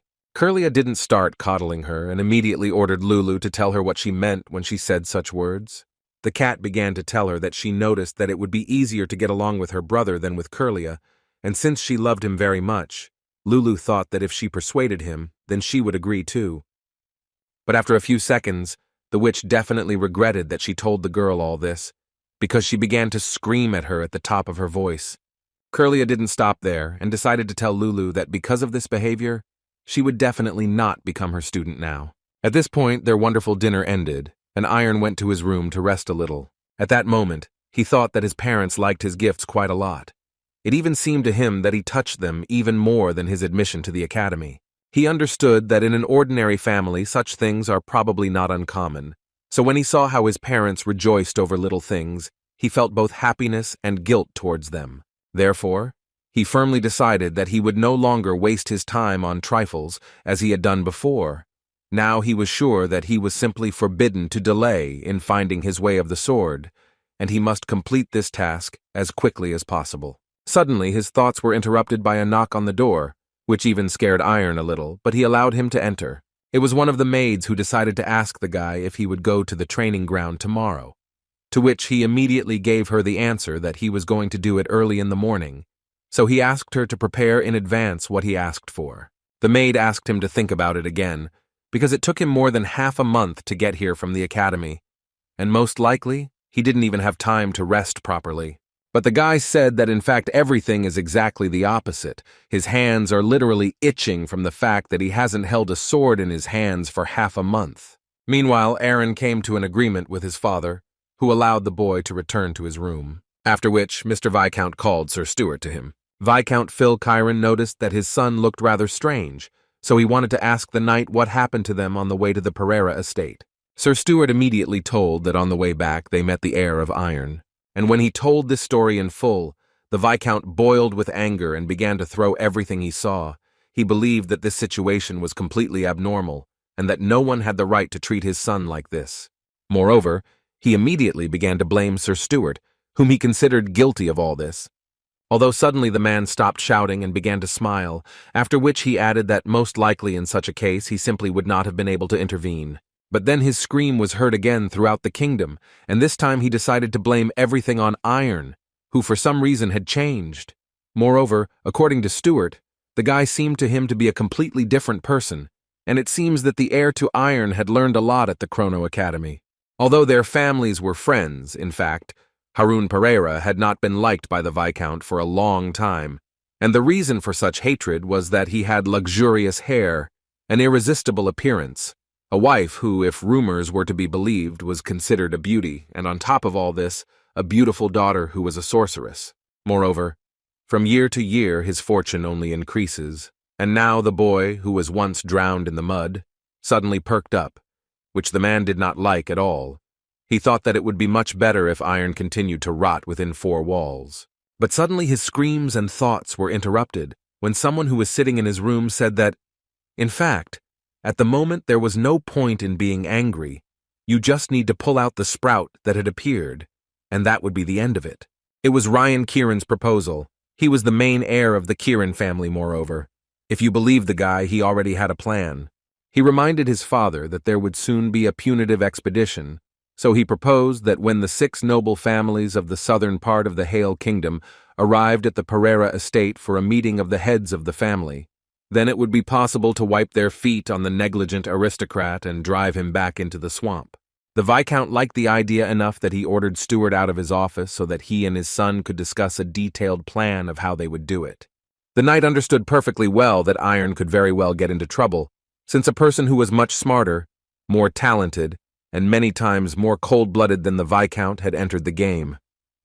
And all these qualities were instilled in the main heir from childhood, who drew attention to Iron. The next day, early in the morning, several knights went out to the training ground to carry out the training that Irona had assigned them. Although each of them was very unhappy that they had to do something like this at such an early hour, on the other hand, a punitive expedition would soon take place, and if they did not regularly deal with the monsters, then one day they would simply lose. Moreover, one of them had long known that raids on monsters were organized only so that noble families could demonstrate their status. But suddenly their trepidation was interrupted by Iron, who at that moment was already training hard.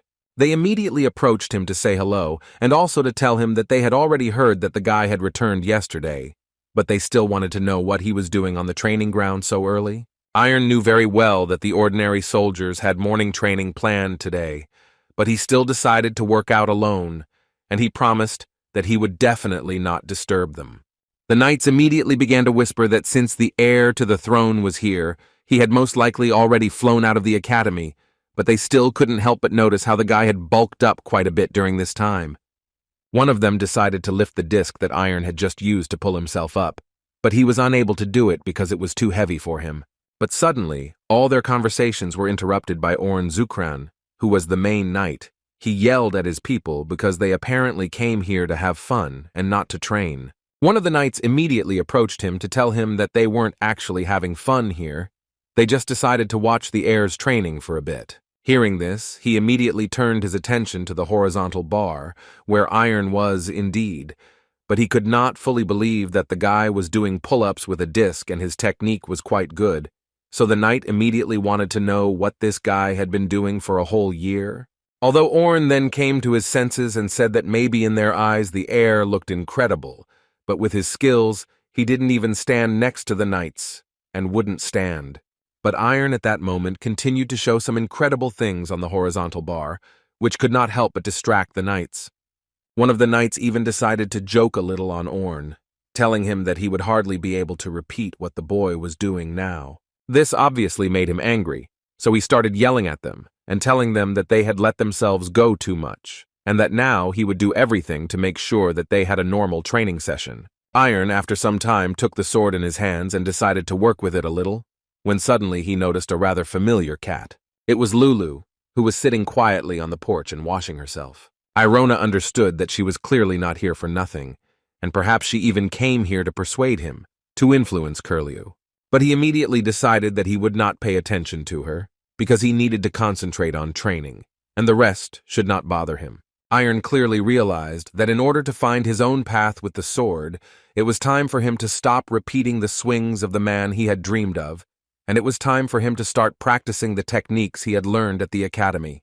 A week later, Iron continued to train, and all the knights simply could not comprehend how he could run faster than all of them, while maintaining even breathing and not sweating.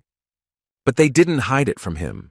Practically every training session they told him that he had become significantly more resilient. One of the knights noted that they had already finished training, and they offered him to leave with them, but the guy noted that he would not mind staying here a little longer. In the boy's head were thoughts about his friends, whom he considered amazing guys who endured the brutal training at the academy without any help. But he still couldn't concentrate completely, and the whole thing was that Lulu had been watching his training for a week. So every day the guy became more and more interested in finding out what was on her mind. Suddenly, his thoughts were interrupted by one of the knights, who wanted to warn Iron that, according to legend, that cat brings bad luck. Moreover, they even say that it is cursed. Hearing about this, it finally dawned on Iron why the soldiers avoided her. It was all because of the bad gossip about her. The butler decided to visit Iron and came to the training ground, but before he could speak to the boy, he saw an interesting picture. Iron stood next to Lulu and told her that she said last time that she wanted to convince him, so he wanted to ask her why she didn't even come to talk to him. Lulu smiled and answered the guy that she really liked Curlew. She was an interesting person, but Irona was an incredibly boring boulder for her. The guy definitely didn't expect to hear something like that from her. It sounded pretty rude to him, so he asked her to express herself a little more softly towards him, but she seemed not to hear these words, and at one point simply interrupted him in order to say that she had a small gift for him. Iron didn't really understand why she decided to give him something, but she assured him that it didn't matter at all at the moment, especially since she was going to just give this thing away. But since the guy approached her himself, she decided to give this thing to him, and in return she still asked him to talk to Curlew. At that moment, the butler intervened in their dialogue, who immediately understood that this was not just a ball, but a cat's eye, an incredibly rare artifact. According to Marcus, this is not just a rare thing, it is also very expensive, so much so that you can buy a quarter of the Pereira estate for it. Lulu was glad that the man appeared, because all these words played only in her favor. But before accepting this thing, Iron wanted to know from her why she was suddenly ready to part with such a valuable thing. Was it really all for the sake of Curlew becoming her student? Lulu immediately noted that for her, this is a rather piquant question, but the answer is quite simple. She is ready to part with this thing just like that. As she already said, she would have given it away just like that anyway. Iron interpreted these words as meaning that she simply had no reason to give him this stone, and that she was really doing it just like that. Lulu noted that she simply liked Curlew very much, and that was all. So she believed that in this case, no reason was necessarily needed. Marcus immediately noted that he actually understood Lulu, but he still thought that bribing her with such a treasure was a bit too much. Lulu immediately began to look at him with anger, because even though she was an ordinary cat, she still understood the value of money perfectly well, and this meant that she realized how much this ball cost. And during her life, she realized that people by their nature are greedy for gold and precious stones, but in her opinion, there are much more valuable things in this world.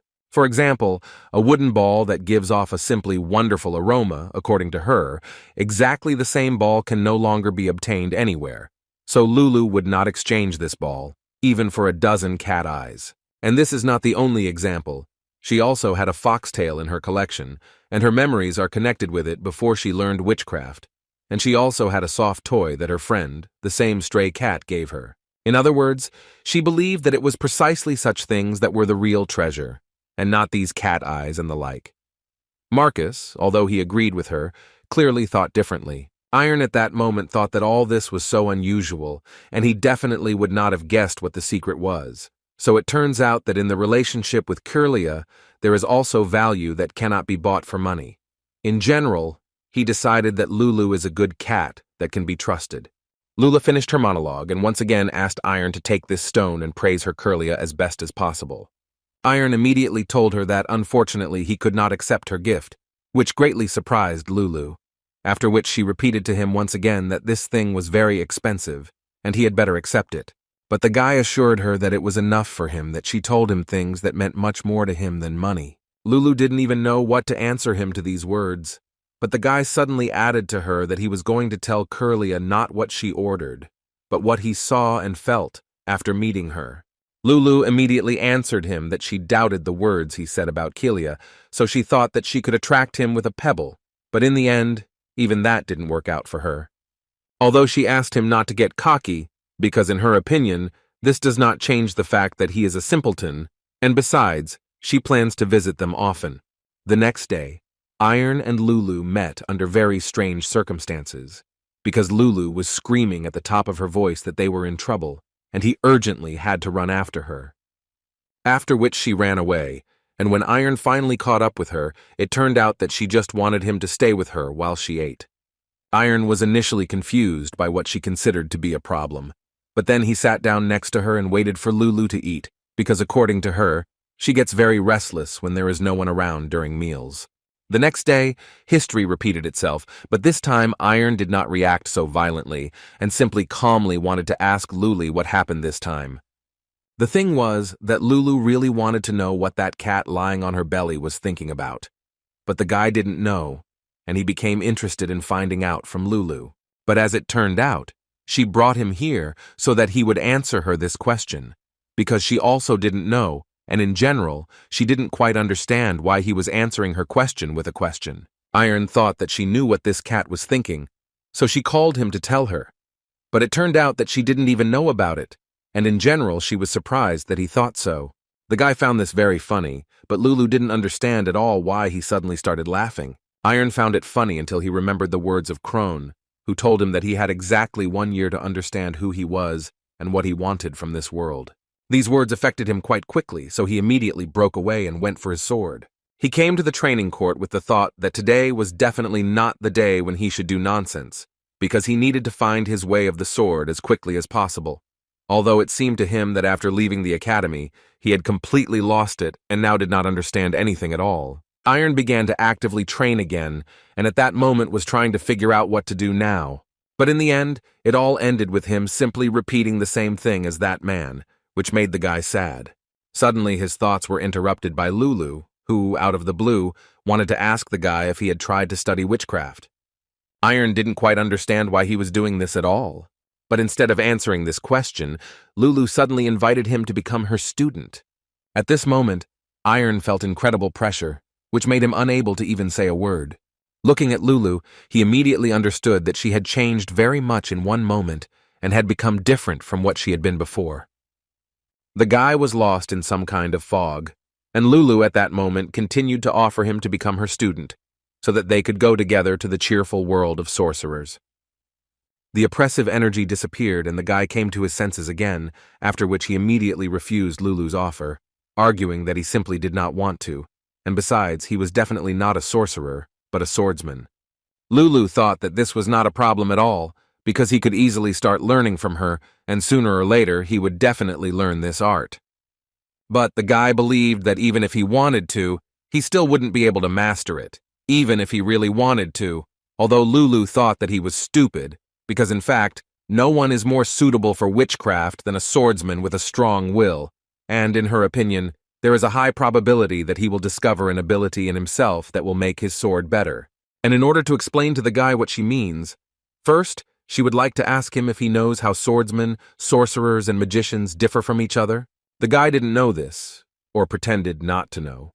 So Lulu began to tell him that all martial arts masters, including swordsmen, focus on their physical body, which is also the inner space. By tirelessly training and tempering the body, they acquire a mysterious power called aura.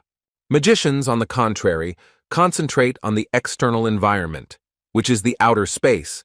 Their goal is to analyze the mystical power, mana, which permeates the universe, and also to understand the laws and principles of the world. But people most often call sorcerers creatures who are stubborn about the order of things. Although in reality, sorcerers are eager to make the impossible possible, because they are stunning creatures who ignore common sense and worldly logic, and can also make things materialize that they desire. That's who sorcerers are. Lulu told Iron that they were used to being called stubborn, and although she didn't agree with it, to some extent it was still true. In other words, she wanted the guy to remember that a powerful will that is capable of realizing even the most absurd desires, for example, changing the world alone, and an unsurpassed spirit that an ordinary person cannot even imagine. Unlike ordinary people, the indicators of soul strength are the basis of the power of sorcerers. And what about its perpendicular section? She can say this. She clearly felt in the blow an incredibly strong will, which spoke only of the desire at any cost to cut through anything. In other words, she wanted to say that his will was more than enough to awaken, even with minimal help, the magic that would also benefit the sword. But Iron still decided to say that he most likely won't be able to do this, and Lula was already tired of proving something to him, and therefore simply decided to find out what the problem was. The guy told her that he actually wanted to try to learn witchcraft, but the thing was that with this sword, he couldn't allow that. It was hard for him to explain this. All he could tell her was that this sword, roughly speaking, did not belong to him, thereby confusing Lulu even more. But suddenly, having finished these words, the guy had an epiphany. It seemed to him that Lulu might actually be able to reveal the secret of his dream. To begin with, he still tried to explain to Lulu in more detail what he felt. As it turned out, she had heard that this had happened to several people, when the soul, memory, and character of a completely different creature was imposed on them. But she immediately noticed that each of the situations was not identical.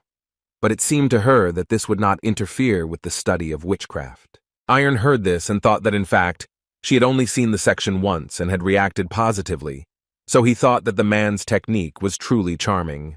But in the end, he still said that his answer was no. According to him, he just didn't want to awaken the witchcraft by the will of another person. And here Lula barely restrained herself from yelling at the guy, because she would like them to try to do this, at least once. According to the guy, first of all, he would like to find his own sword. After these words, the guy thought about the fact that, in fact, where he came from, there he returned, which could not help but upset him. Suddenly his thoughts were interrupted by Lulu, who saw how sad her student was, and therefore thought that it was time for her to give him advice, although the guy repeated to her once again that he refused to be a sorcerer. But she assured him that there was something he apparently didn't understand, for example, that up until now, his actions had not been an indicator of effort. If we believe what she says, then these were not efforts, but futile efforts, to put it more harshly and crudely. As a result, the guy returned to his room and thought about the fact that Lulu had actually confused him even more, and now he didn't understand at all which way he should move. Marcus suddenly visited his room to find out if there was a witch named Lulu in Iron's room, and when the guy said that she was not here, the butler decided to tell the guy that he had two pieces of news for the guy. The first was about the upcoming punitive expedition. He told the guy that in a few days a meeting would be held in their estate about this and the owner would make an announcement. The second news was about Mrs. Lulu. Marcus was very worried about Iron, so he decided to tell the guy that there were a lot of bad rumors about Lulu. For example, about how she joined the Oracle Witchcraft Guild, which is in the east of the continent. But immediately after she left, the community fell apart. And also because of an accident, The second son of the feudal estate Turkal, where Lulu stayed for a while, lost his life, and the large trading organization Barbani saw its business decline after they let a cat in. Immediately after the man's words, the guy wanted to know if these were confirmed rumors, and Marcus immediately assured him that everything that happened in the Oracle, the Turkal and Barbani estates, was the pure truth. The guy asked the question differently, and it turned out that it was only known that she had been in all these places, but no one had been able to prove that she was the one responsible for these troubles. Iron tried to say that maybe in that case it wasn't Lulu, but he was immediately interrupted by Marcus, who wanted to tell the guy that he understood him perfectly well.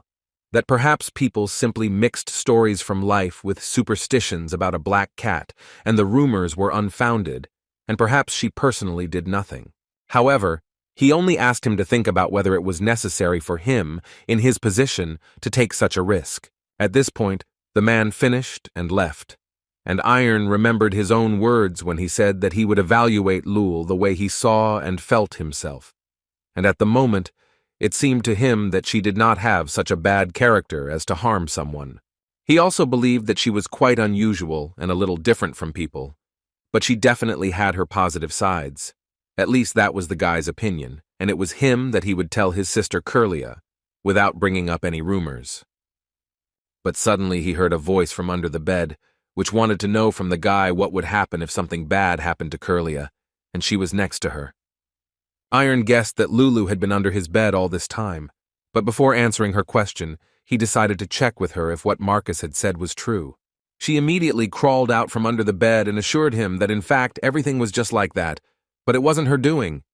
She was just having fun, and two bad old men in the Oracle got into a fight, which is why the tower blew up. In Barbani, the owner's children fought, and the same thing happened in the Turkal estate. Iron understood that either this was just a series of coincidences, or Lulu was lying, however, that one option or the other was very dangerous, and it would be stupid to lean towards either of them. So to begin with, he decided to assure her that as long as they were friends, nothing would happen to him.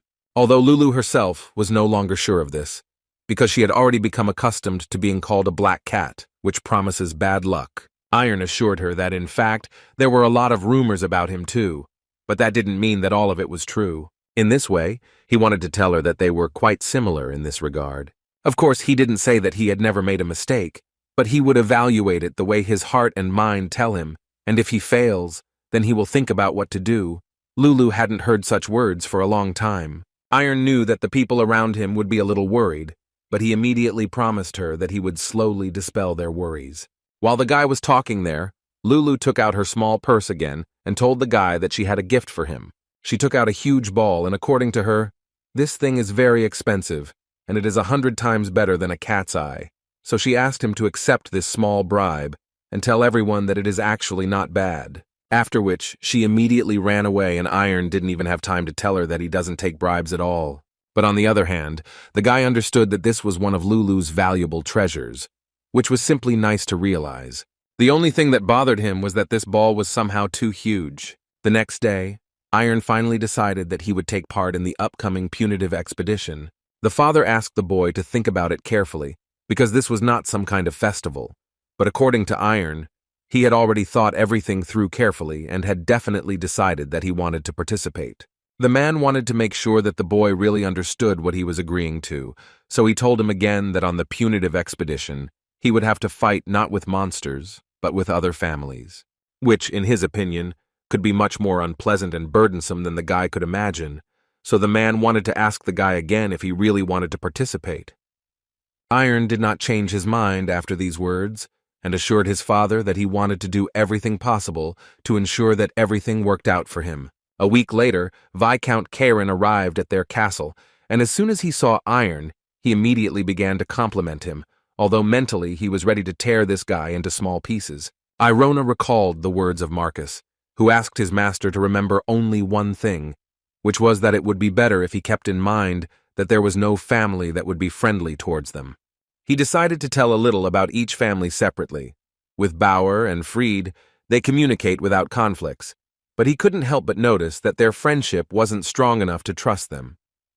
Families that openly dislike the Pereiras are Lester and Russell, and of course, this meeting could not have happened without the Chirons, who, although they did not openly hate the Pereira family, were still the most insidious and dangerous of them all. In particular, Macruz asked Iron to be wary of Phil Chiron, since the Pereira family has not gotten along with him for a long time. After some time, a small banquet began to celebrate the beginning of the festival, and Iron's father raised his glass and thanked all the guests for taking the time to ensure the safety of the southern trade route, and he also proposed to drink to the prosperity and peace of the 6 noble families of the South. Iron was no exception and decided to support his father, so he also started drinking.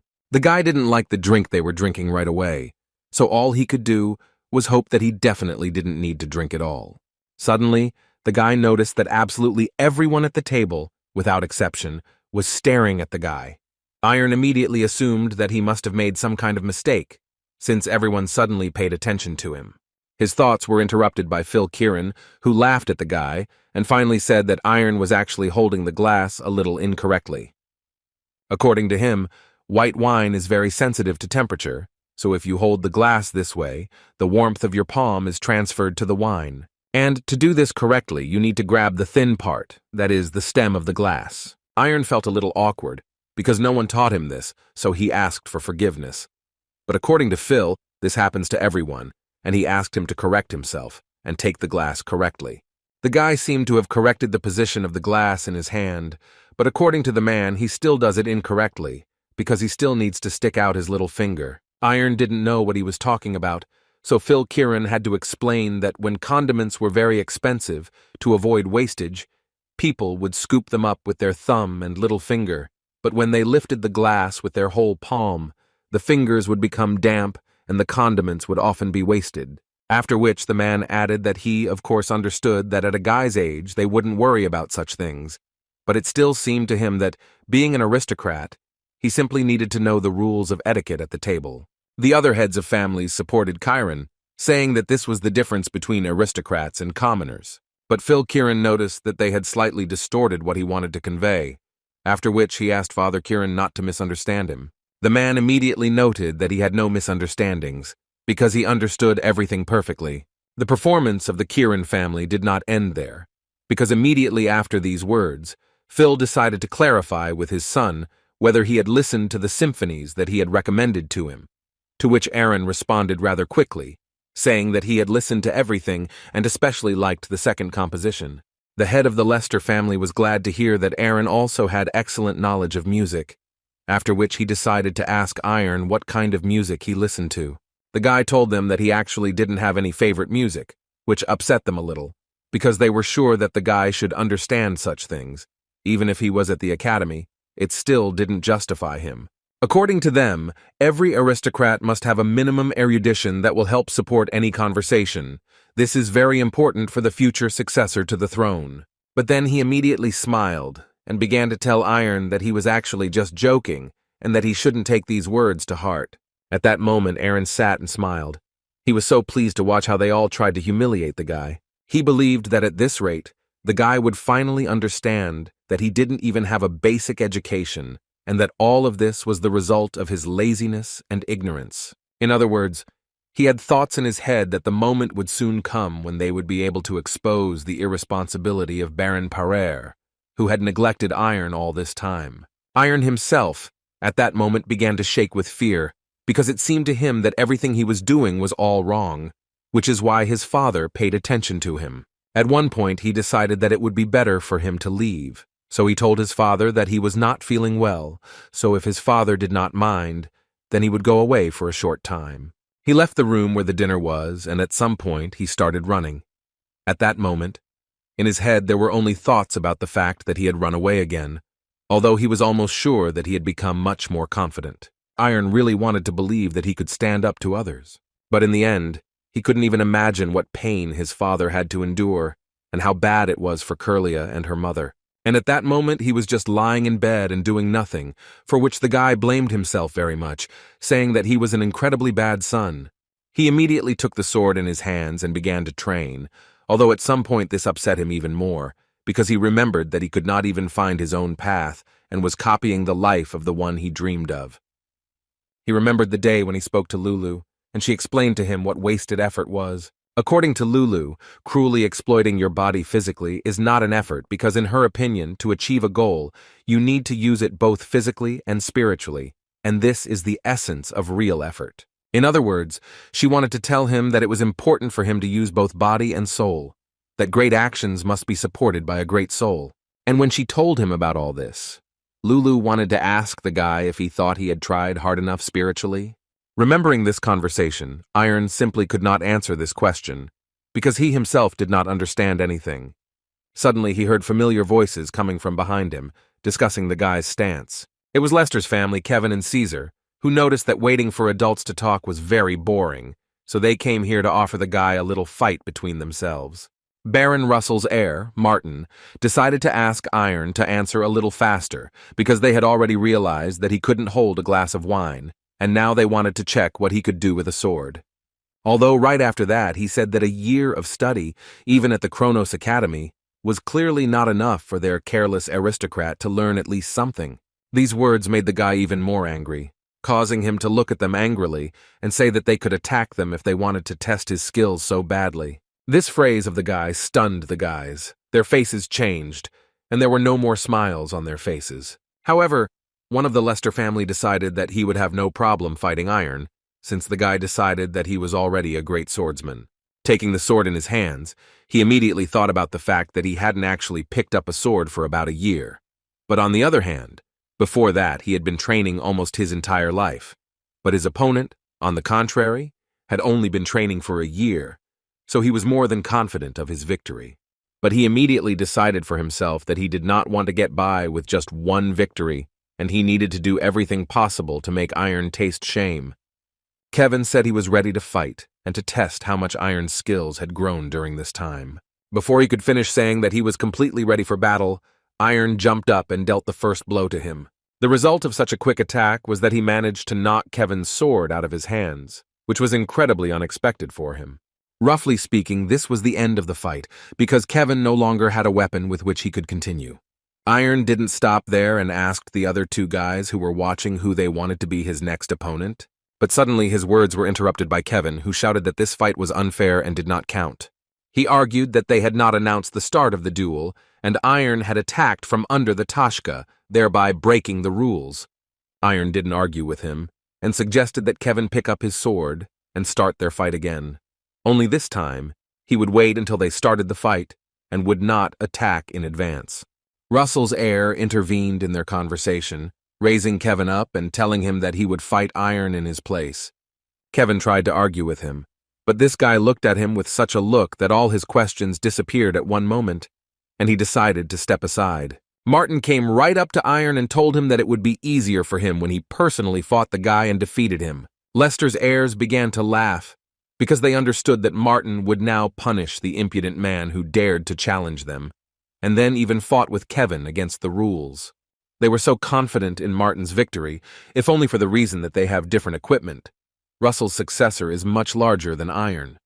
A few minutes later, the fight with this self-confident Martin began. He immediately went on the attack, and was already thinking in his mind that Iron would definitely not win, and no matter what block he put up, the guy would still break through him with his attack. The Leicester heirs were so pleased that Martin was attacking Iron so well, they couldn't wait for the moment when the guy would smear him and trample him to smithereens. However, no matter how hard Martin tried, his attacks were not effective. Iron easily repelled each of them, and it was clear that he was not even straining himself. At one point in the fight, Martin noticed that it was becoming too difficult for him to block Iron's attacks, and this was apparently due to the fact that he had been swinging too hard and attacking too often before. But that wasn't the worst thing that could happen, because Iron went on to start attacking him himself. Martin tried so hard to fight off Iron's attacks that his hands turned red from fatigue at one point and eventually began to shake. Iron immediately noticed that Martin had fear in his eyes, so he decided to ask him why he suddenly stopped attacking. Was something really wrong? Martin understood that his strength was already exhausted, and he could not overcome it anymore. He had clearly lost this fight. But Iron believed that he couldn't just let this guy go, so he decided to end this fight. At the last moment, Iron stopped because he heard the voice of Aaron Caron, who asked them to stop, because it was already clear who of them had won, after which His older brother noted that Iron was really cool and had become much stronger, and since he had grown so much, maybe he would want to fight him too. But he didn't want to do it with training swords. His offer was only valid if they fought with real swords. Iron was incredibly confident in himself at that moment, so he didn't think long before agreeing to this offer. Aaron's brother didn't quite understand where Iron got so much confidence to agree to a duel with real swords. He had only one guess that after studying at the academy for only 1 year, he had become seriously bolder. Well, if that's the case, then he wouldn't be at all against leaving a large scar on Iron's face, which would remind him that he needs to behave a little more quietly. Before the fight, he told Iron that he didn't mind letting him attack first, since he had started learning the art of the sword earlier, and in his opinion, it would be right and fair. Iron simply remained silent in response, and Kieran suggested that Iron wanted him to start first. But before he could finish speaking, Iron interrupted him and said that he agreed to start first. This made the guy's opponent happy, after which he added that he couldn't even imagine that the day would come when they would duel each other, which is why he had a rather strange feeling inside. And apparently he had these feelings because the Iron he knew was a worthless coward. Iron didn't listen to him at all at that moment. He just closed his eyes and began to concentrate. The other guys didn't understand what he was doing at all, and why he closed his eyes. Was he really trying to laugh at them in this way? But at one point he did open them, but the previous Iron had definitely disappeared somewhere, because an incredibly huge energy began to concentrate around him. Aaron's brother himself did not understand how he ended up near the wall, and his body at that moment was trembling with fear. Thoughts appeared in his head that he was probably afraid of the careless aristocrat, so he moved away, but for him this was in the realm of fantasy. But then he collected his thoughts and decided that this was just ridiculous. He was sure that he could deal with Iron in just 2 hits. But as soon as he took a step forward to attack, suddenly his sword crumbled into pieces. None of the spectators could simply believe that Aaron's brother could lose this battle. The guy himself looked at his cut sword for a long time and did not understand what had just happened. He had no idea how Iron had managed to do this, since they hadn't even crossed swords. His thoughts were suddenly interrupted by the voice of his father, who entered the training ground. He was not alone, but together with all the elders, who immediately realized that the guys had apparently decided to have a small duel here. But when he looked more closely, the smile immediately disappeared from his face. After all, in the center stood his eldest son, Ryan, whose sword was broken, and although the man guessed what the reason might be, he still asked the guy again. His worst thoughts came true. Ryan finally found the courage to admit that he simply lost the duel to Iron. Iron's father, hearing this, was more surprised than the others, although he knew that his son had been accepted into the Krona Academy. But looking at his son, he still couldn't believe that he could defeat Ryan, because he was not just an opponent who couldn't be defeated just like that. Ryan almost cried at that moment. He just didn't understand what to do next and how to act correctly to get out of this situation. But then the thought came into his head that he just needed to act as confident as possible. Then everyone would think that it was just an accident. He handed his broken sword to Sir Stuart and kept thinking that he should speak as if nothing serious had happened. So he started by saying that Iron's skills were surprisingly great, according to Ryan. From an attack from more than 5 meters, his sword simply broke in 2. His father immediately understood what his son was up to, so he decided to support him and started laughing at Ryan, because they always knew that Iron was capable, especially since he studied at the Kronos Academy for a year, so it was obvious that he was not suitable as an opponent. Chief Lester supported this dialogue and said that if this is true, then this is simply a colossal happiness for the Southern Union. According to him, this simply amazing progress of Iron will undoubtedly bring great benefit to the punitive expedition. That evening when Ryan and his father were alone, their true emotions finally showed on their faces. And right after that, the father decided to tell his son that he simply couldn't believe that he had managed to raise Pereira's fighting spirit, deliberately losing the duel. According to him, they could have distanced themselves from the Pereira family, but fortunately everything went well, although Ryan understood that his father didn't know all the details. Phil Kieran also decided to add to his son that he should be careful in the future, because it seems to him that in the future he will not be able to turn a blind eye to his unauthorized changes to their general plan. After this conversation, Ryan ordered Sir Stuart, upon returning home, to call 3 or even 5 of the pupil soldiers. Iron, meanwhile, also talked with his father, who continued to tell the boy that he actually might not take part, since the punitive expedition was not such an important event for him as, for example, officially becoming a student of the Kronos Academy. But the guy apparently had already decided for himself how he would act next. So he repeated to his father once again that he would definitely take part in this expedition, after which he added that, in fact, he understood his experiences, so he decided to fill in the gaps that caused them. He was going to do everything he could to eliminate any concerns in the remaining 3 weeks, and if after that he didn't believe in it, he would refuse to participate. The man listened to his son very attentively, and at one point realized that arguing with him was simply useless. Next to the father's office, there was Curlia and her mother, who heard perfectly well what Iron and the father were talking about. So Curlia was a little worried that everything would be okay, because it was really dangerous. But her mother immediately calmed her down and said that everything would definitely be fine, because her brother was a great guy, he was trying his best, so they just had to believe in him a little. Iron, immediately after talking with his father, returned to his usual training and did all this with the thought that from this moment on, he would never again shift responsibility to his family. Now everything would be completely different. He was going to do everything possible so that they would no longer have to face disrespect because of him. He was no longer going to watch them have to hold back their anger and be sad because of him. When suddenly he stopped and wanted to ask Lulu what she thought now, did his actions look like futile efforts? She happily told him that she now saw that he was really trying. But the guy definitely wasn't going to stop training with the sword. He wanted her to quickly teach him the basics of witchcraft, and for this, he would do everything she told him. In response to his words, she assured him that there was no need to rush. She would teach him, although it would definitely not be today. She thought that now it would be better for the guy to calm down and come to his senses. She didn't know what had happened to him, but it seemed to her that now it would be better to just rest, and from tomorrow she wouldn't mind starting. The guy agreed with her, and the next day they met again. Iron immediately told her that he relied on her very much. He also added that no one would definitely come to this site because he asked his father to limit entry. But the seriousness of this moment was interrupted by Lulu when she put on her glasses. She believed that the teacher's outfit was a very important thing, because such little things allow you to build a different way of thinking.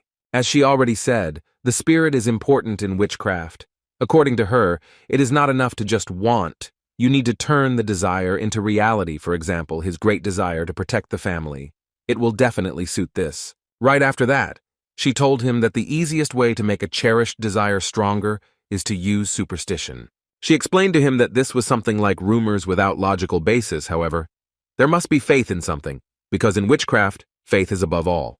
Lulu immediately told the guy that no matter how absurd the wish was, the more sincerely he believed in it, the more powerful the magical power became. Just as, for example, primitive people revered the sun and huge stones as gods, and said that through the offering, they wanted to fulfill their cherished desires. They used the most unshakable method of faith, that is religion, taking a sacrifice as payment. It is quite an effective method. However, it is better to bypass it, because in this case, the devil will hear it, rather than attract the power of mystical witchcraft.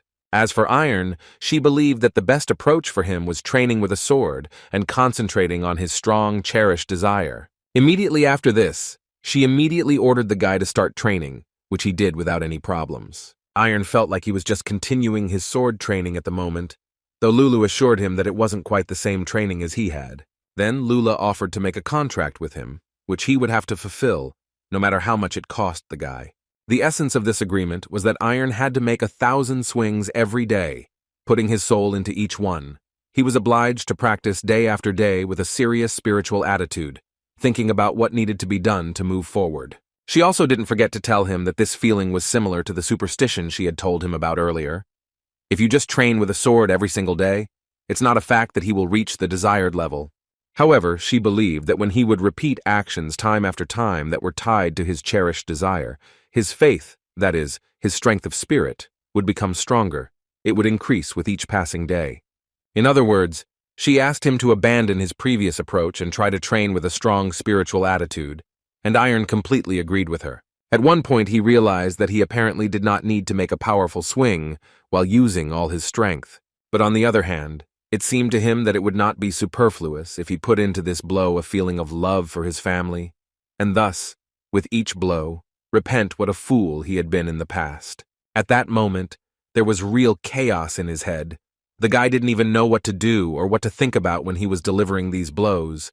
There was even an idea to ask to endow him with such outstanding mastery of the art of the sword that he and his family would never again receive contempt addressed to them. Lulu, looking at all this, thought that at this stage it was enough for the guy to simply start thinking. After all, she understood that if Iron continued to try hard, then she was more than confident that he would awaken the power within himself. Lulu didn't deny the fact that awakening witchcraft through effort might sound a bit ridiculous, but she still thought that it would suit the current Iron perfectly. Thus, day after day passed, and Iron continued to train hard until the very night. About 10 days passed, and one day the guy started thinking about whether he was doing everything right, because he didn't see any progress yet.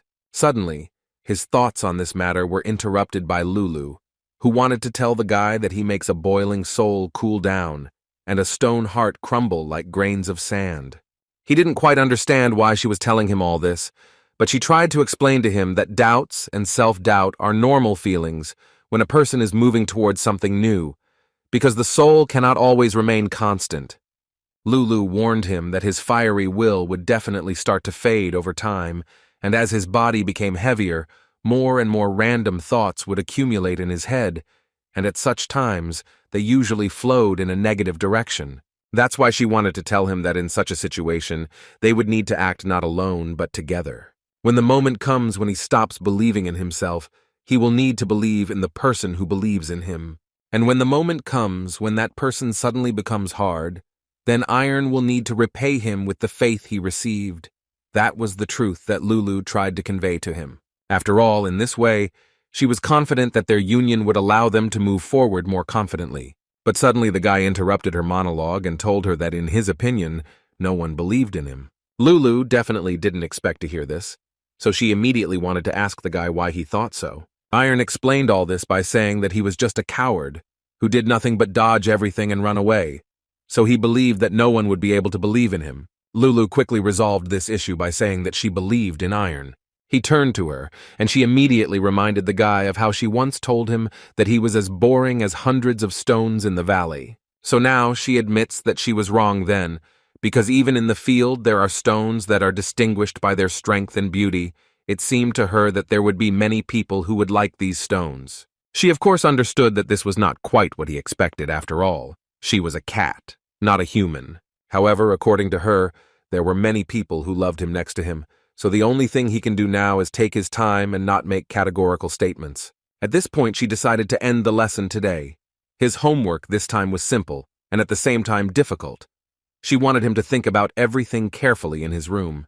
At this point, they finished this training, and Erona went to his room, where he really thought for quite a long time about what kind of person he has who truly believes in him. In his head, he listed his mother, father, Kirliu, who had been waiting for more than 10 years for the moment when he would finally come to his senses. If it weren't for his family's faith, he wouldn't have had the will to even pick up a sword and would have remained in his bed for the rest of his life. He also did not forget about his friends. The head of the academy, instructors, Lulu, they all believed in him. The guy began to think about whether he could become someone who could give faith to other people, because he would really like to achieve such a result. Curlia, sitting in the reading room, suddenly felt an incredibly strong magical energy. She immediately ran into her brother's room, where she saw Lulu, who certainly didn't expect Curlia to enter at such an awkward moment. The girl saw that something strange was happening to the guy, and she immediately wanted to ask Lulu what she had done to him, but the cat asked her to calm down, because in fact, Iron had simply awakened a magical power. She ran closer in surprise and began to examine him, because she had never heard that one could awaken the force. Curlia was very angry, so she ordered Lulu to lay out everything she had just done to him. The cat began to tell with danger that Iron had penetrated deep into his own soul in order to fulfill his cherished desire. According to her, this is the most suitable place for the fulfillment of desires, where no one will penetrate or interfere. She also added that Iron will continue training until he achieves a satisfactory result, and he will most likely return immediately after receiving the results. But when exactly this would happen, She unfortunately did not know. It could be tomorrow, or it could be in a month, or even in a year. Curlia immediately thought that Lulu had simply brought her curse upon him, so she begged him to return to them, but he did not hear her. Iron, meanwhile, found himself in a completely different world, which was so strange to him, because the guy didn't even have a rough idea of where he was. But then he saw a familiar silhouette of a man, and immediately thought that he was in that very dream where the man was swinging a sword. Iron immediately noticed that the man continued to do as he did in the guy's dream. Nothing had changed since then. Suddenly, the guy's thoughts were interrupted when he noticed how the man suddenly turned around and looked at him. Everything inside Iron clenched. He was scared and interested at the same time. The man had eyes the same color as Iron's, and it was with them that he looked at the guy. At one point, an incredibly huge mass of energy began to emanate around this man. The guy did not take his eyes off her and wanted to know what would happen next. But he still had to interrupt his thoughts when this energy, like chains, grabbed his hands and began to drag the guy along with it. This was the last thing he saw before waking up from this nightmare. The guy still didn't understand what was happening. He began to get up carefully, and the first thing he noticed was that his bed had become somehow too hard. But when he fully opened his eyes, he finally noticed that he was actually on the ground, and that he was wearing completely different clothes. It seemed to him that he was still in a dream, but everything around him looked so real that the guy did not fully believe that it could be a dream. The man who stood in front of him disappeared, and the guy began to think only about what had happened, because something like this had never happened to him. He turned around and saw the same huge sword that he had seen all this time in his dreams. There was a void in Iron's head that simply couldn't be explained in words. He had only one guess. All this is the same witchcraft that the guy heard so much about from Lulu. Iron felt like he had finally managed to awaken that magic, so he quickly headed towards the sword to check it out. He understood that if this place was created based on his cherished desire, then he was now essentially on a training field, and he couldn't help but like it, because this was a place where no one could interfere with him in any way.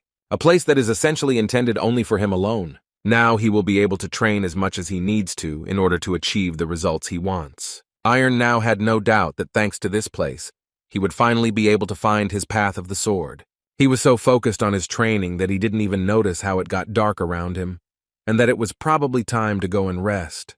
But just when he decided it was time to leave, the sun interrupted his plans and shone again.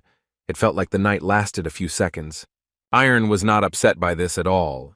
He was once again convinced that he had arrived in a place where witchcraft is wonderful, after which it dawned on him that in this place he was the boss, and could do whatever he wanted. For example, with just one thought, he made everything around him blossom. Spring came and a light breeze, which Iron also wanted, blew across the entire space.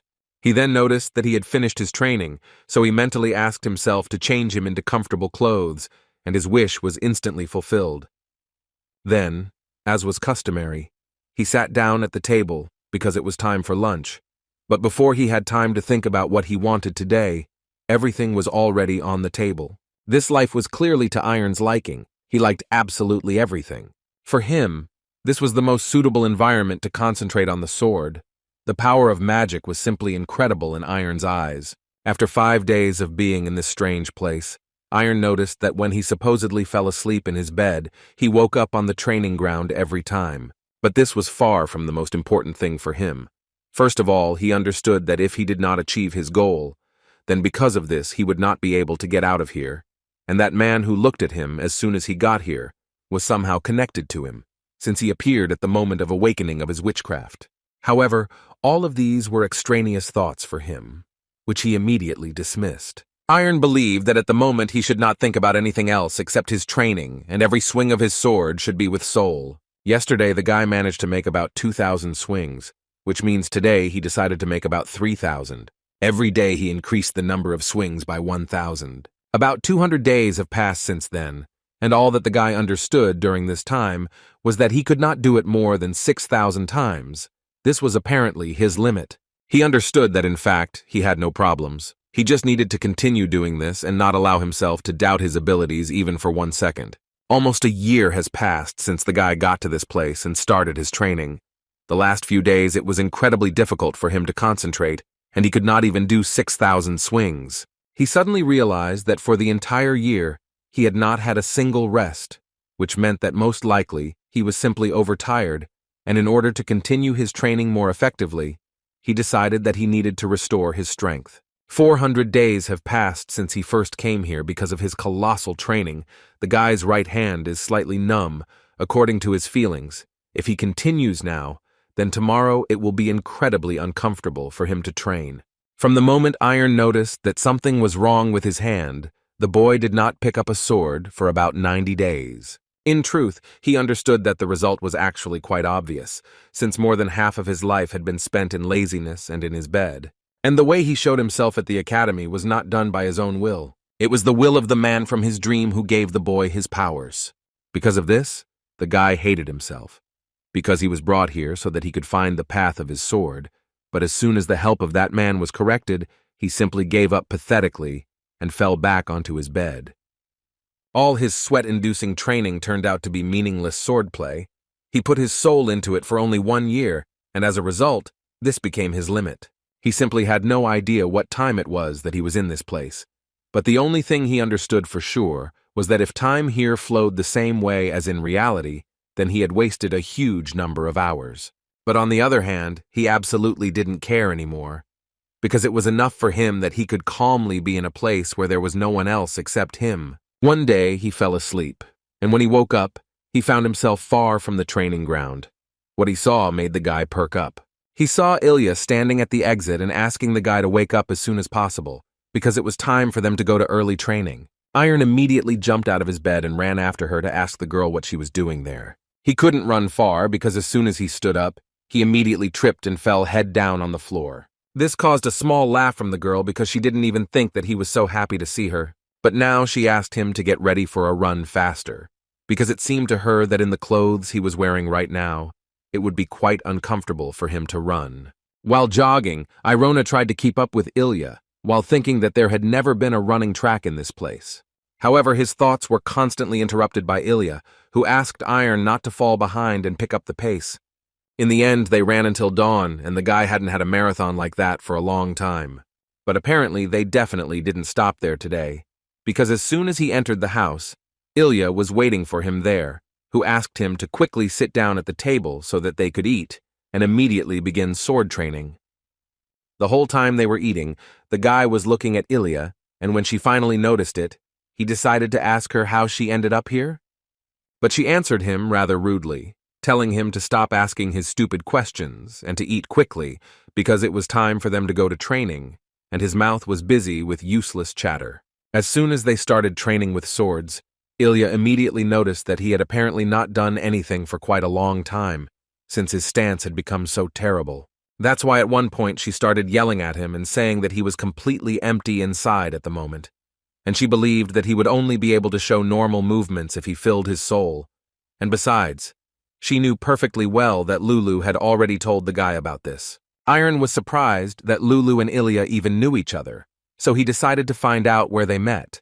But the answer was just as rude as at the dinner table, and the girl had to repeat to the guy so that he would not ask her unnecessary questions, but simply continue training. The training continued until night again, and at one point Ilya allowed him to finish. Their training finally came to an end. She praised him and said that he had done a great job today, but that was the end of it, and it was time for him to go to bed. After these words, she disappeared, and Iron was not at all surprised, because he had suspected from the very beginning that she was not real. In any case, he was glad that he could finally lie down and get some sleep, because he was so tired today, and he was sure that today he would not have to force himself to fall asleep. While he was trying to fall asleep, he thought about how Ilya managed to appear in the witchcraft world. He could only assume that it was he himself who called her in an unconscious state.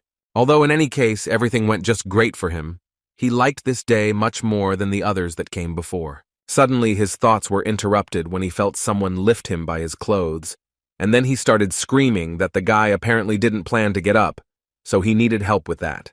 This person was Judith, who told him that the sun had risen 100 years ago and he was still fast asleep. She took him by the hand and led him to the training ground, where they were already waiting. Brad and Ilya were already waiting for Iron to start training as soon as possible, and the first thing they wanted to know from him was what had been going on with him lately. Why had he slept through training again? Before he could answer this question, Judith ordered him to immediately pick up his sword and immediately proceed to the duel, although Brad tried to tell her to slow down a little, because the guy had not even warmed up yet. After which they successfully started arguing with each other again, because Judith thought that he was picking on her at every opportunity, and Ilya, meanwhile, took Iron with her and suggested that he ignore them and instead go and train a little. As soon as Iron stood in his usual stance, he immediately noticed that it was sloppy again. He assumed that perhaps it was because he had been resting too much, which is why it happened. His thoughts evaporated when Ilya turned to him again to tell the guy that everything was fine with them. She believed that although his stance was not perfect, it had still become much better, and that was the most important thing. She also decided to reassure him once again that he would succeed, and that she, as his friend, sincerely believed in it. And with her were Brad and Judith, who were also ready to support the guy. Although at that moment he was only thinking about how they should not look at him like that, and not put him in such a position where he was literally obliged to do everything possible not to let them down. The boy's training continued, but he could not get rid of the thought that haunted him every time he saw his friends again. He simply did not understand how someone like him, such a weak-willed, weak and lazy guy, could do it. Can there be such wonderful friends who, no matter what, continue to believe in him and do everything to help him overcome difficulties? Iron sincerely did not understand what it was about him that made them all ready to believe in him under any circumstances. Over time, each subsequent workout became incredibly difficult for the guy.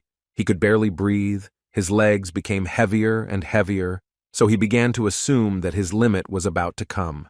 However, each time, such thoughts were interrupted by others, which consisted in the fact that the guy began to think that he was able to run even further, and he could do it with such ease. Apparently, his motivation again came from his friends, who were with him all the time and continued to train with the guy. His training became more and more difficult every day, and he had to fight with the best and strongest swordsmen he knew. Duels with Brad were now commonplace.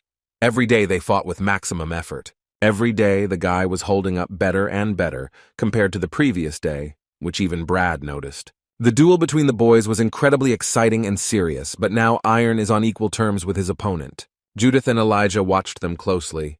Some of them were just rooting for Iron, and some of them were seeing Brad increasing the distance with Iron so continuously for the first time. Over time, Brad was happy to tell the guy that he had reached an incredible level, and that fighting him had become much more difficult than it had been before. A smile finally appeared on Iron's face. The guy was incredibly happy that he had such friends, thanks to whom he was able to reach such a level. Now in his head he understood that Lulu had been right all along. The boy didn't need to torment himself alone. After all, if you act together with people who believe and love him, then you can easily conquer mountains. And in order to rise to the very top, it is not necessary to be alone and not accept help from anyone. So, Iron was able to reach his new record, 10,000 swings, and all this thanks to his friends who were always by his side. When the guy answered this question, Judith noted that apparently their role was over, although Brad thought that he would definitely call them again. Finally, Judith ordered him not to cry, but to work hard so as not to let doubts get the better of him. And if this happens, then she will come to him and beat him. Iron was incredibly pleased to see them, especially Ilya, who unfortunately also began to disappear and finally wished him good luck. The guy was left alone again, only with his sword. But now he wasn't even going to be sad. His plans were only to continue training and work hard on himself to achieve even greater results. At this rate, it's almost the 1,300th day that the guy trains hard and gives his all. His training was aimed at maximizing his skill with his sword. As a result, almost 2,000 days passed since the guy was in this other world, and that is exactly how much time it took him to finally achieve the result that he had dreamed of for so long. At that moment, he remembered the times in the academy when he felt a similar feeling, so he became interested in finding out how much his progress had increased since that time. He decided that the best solution in this situation would be to call his friends to show off a little in front of them.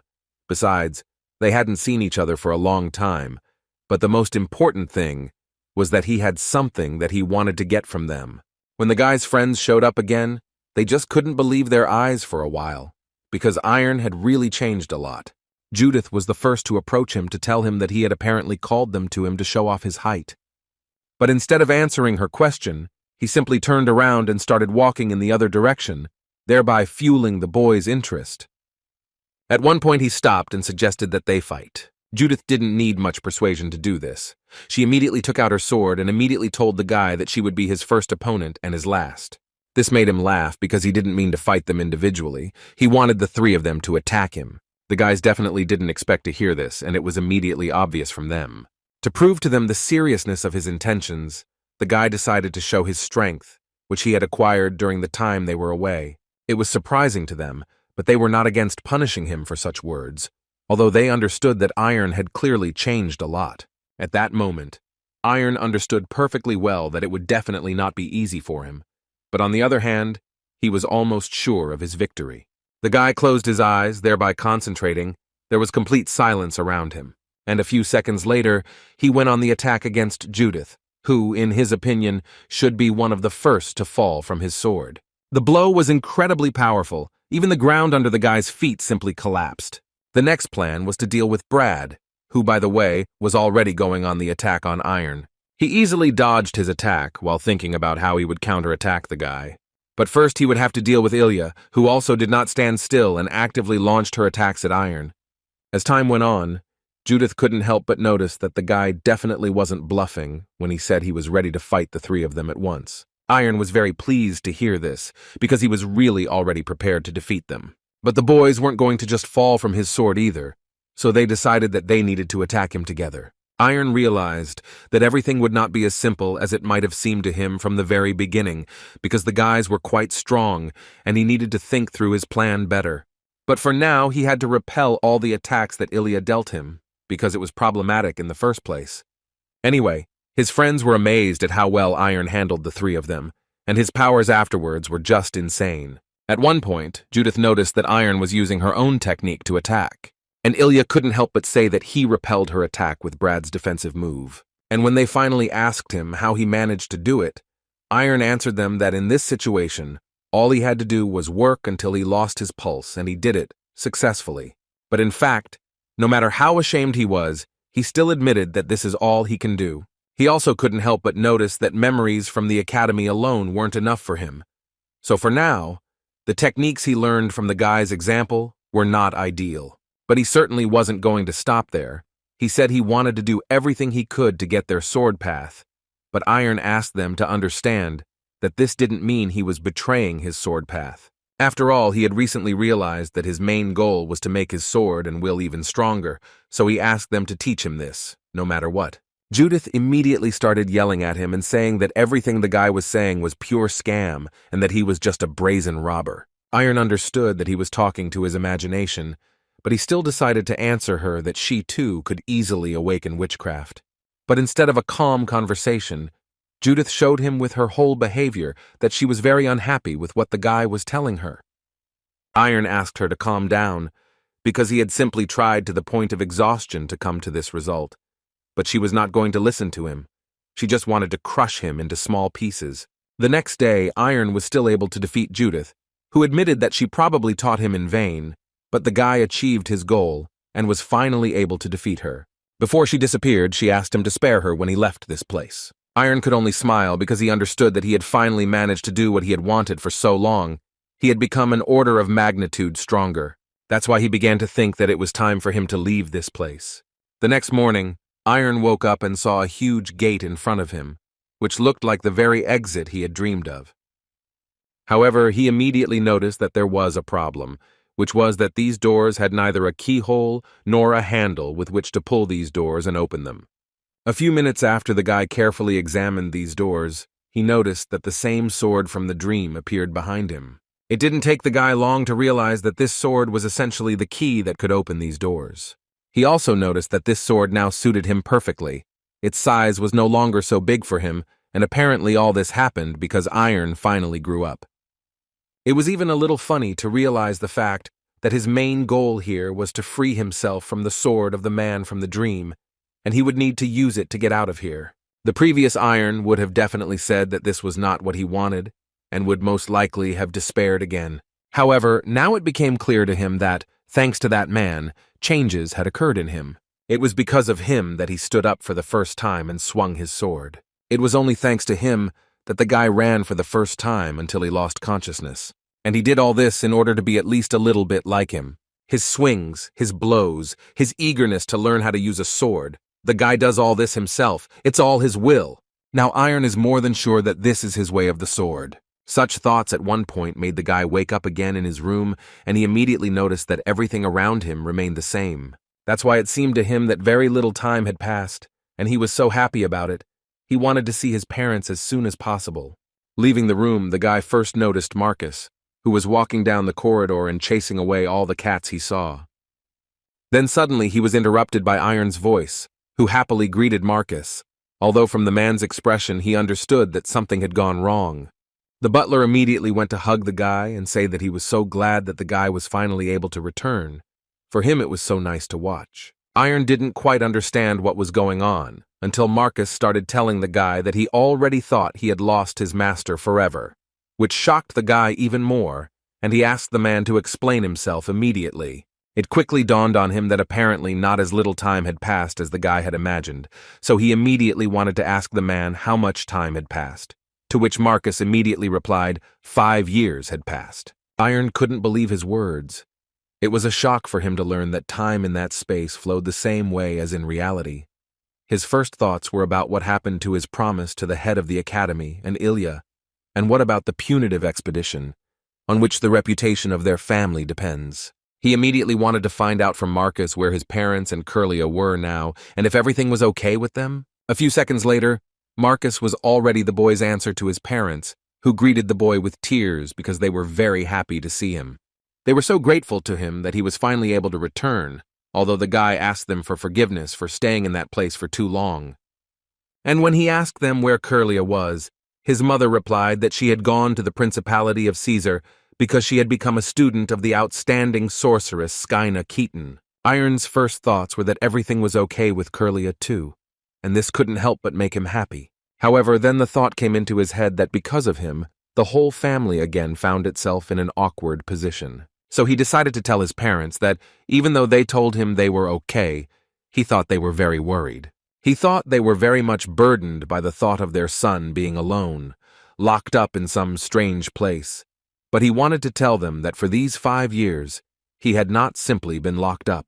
And he trained hard and thus achieved good results. The boy's father didn't quite understand what Iron was talking about. What did he mean by he trained? Was he really talking about training with a sword? Iron confirmed this and said that from this day on, they would no longer have to worry, because he, as the eldest child of the Pereira family, was no longer going to embarrass them or be ashamed of him. And since it was now April outside, the guy firmly decided that he would take part in the punitive expedition that would take place next month. Suddenly, their dialogue was interrupted when he heard a familiar voice asking the guy who gave him permission to act on his own. And when he finally turned around, he saw Curlew there, who entered her parents' room. He noticed with a smile that she had grown so much, although she immediately asked him to stop doing it, because she thought that now was definitely not the time for smiling, although the guy thought that they had not seen each other for quite a long time, so he thought that it would be nice. Her mother immediately wanted to know from the girl what she was doing here at all and why she was not in the principality. Curlia was very angry and came here to announce to them that she was going to participate in the punitive expedition instead of her brother.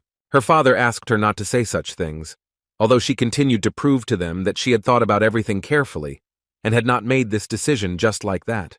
According to her, it was not necessary for Iron to take part in the expedition, and since he had spent 5 whole years in a terrible place, she believed that he should have been dissuaded from this idea altogether. Iron immediately intervened in this conversation to tell his sister that if she was so worried about him, then she shouldn't do this, because everything was fine with him, because inside that space, he gained strength through training. But she didn't even want to listen to him and continued to prove to everyone that the punitive expedition was an event that would enhance the honor of the family, and judging by her abilities and the situation, she could confidently say that only she could take part in it. But if the guy doesn't agree with her, and still thinks that he's better suited for this role, then she wouldn't mind going out to a duel with him so that he could show what he learned in those training sessions. The smile on the guy's face immediately disappeared, and he decided to tell his sister that if she wanted it so much, then she better follow him so that he could show her the power that he was able to obtain in that place. Entering the training arena, most of the knights turned their attention to Iron, because they thought that they would never see the master again. It seemed to them that the story with witchcraft was just a cover, and that the master had already died a long time ago. However, now they were more interested in finding out why they and Carlia had arranged this rather absurd duel. Iron clasped his hands as if he was holding a sword, although there was nothing in his hands, but he still assured his sister that he was ready. She asked him not to make her repeat it and asked him to take up his sword. But her screams were interrupted when, literally out of nowhere, a sword began to appear in the guy's hands, after which Iron added that now he was truly ready. Not a single Carlia could believe her eyes. The other knights also looked at all this with open eyes and tried to understand what just happened. And where did Mr. Iron get the sword in his hands? The parents, who were also watching this, could assume that the boy had mastered witchcraft, which made them even more scared. Iron had a smile on his face, because it seemed like he hadn't done anything except take out his sword, and everyone around him was reacting so strangely. However, Carlia could no longer be stopped, and she decided that she would punish the guy for such tricks, and for this, she would use real witchcraft.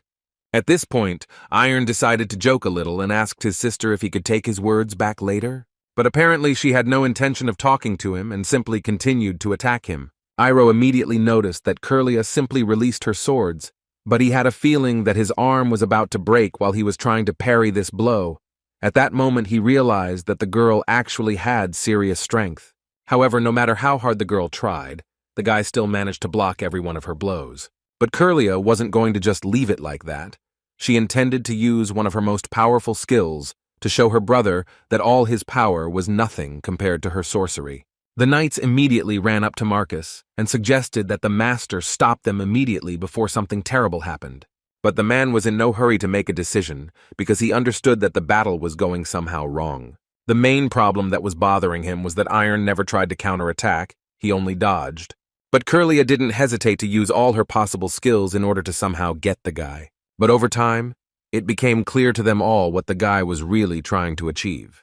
The parents also realized that he didn't counterattack on purpose and was simply waiting for Carlia to take out all her anger on him. And at one point it finally happened.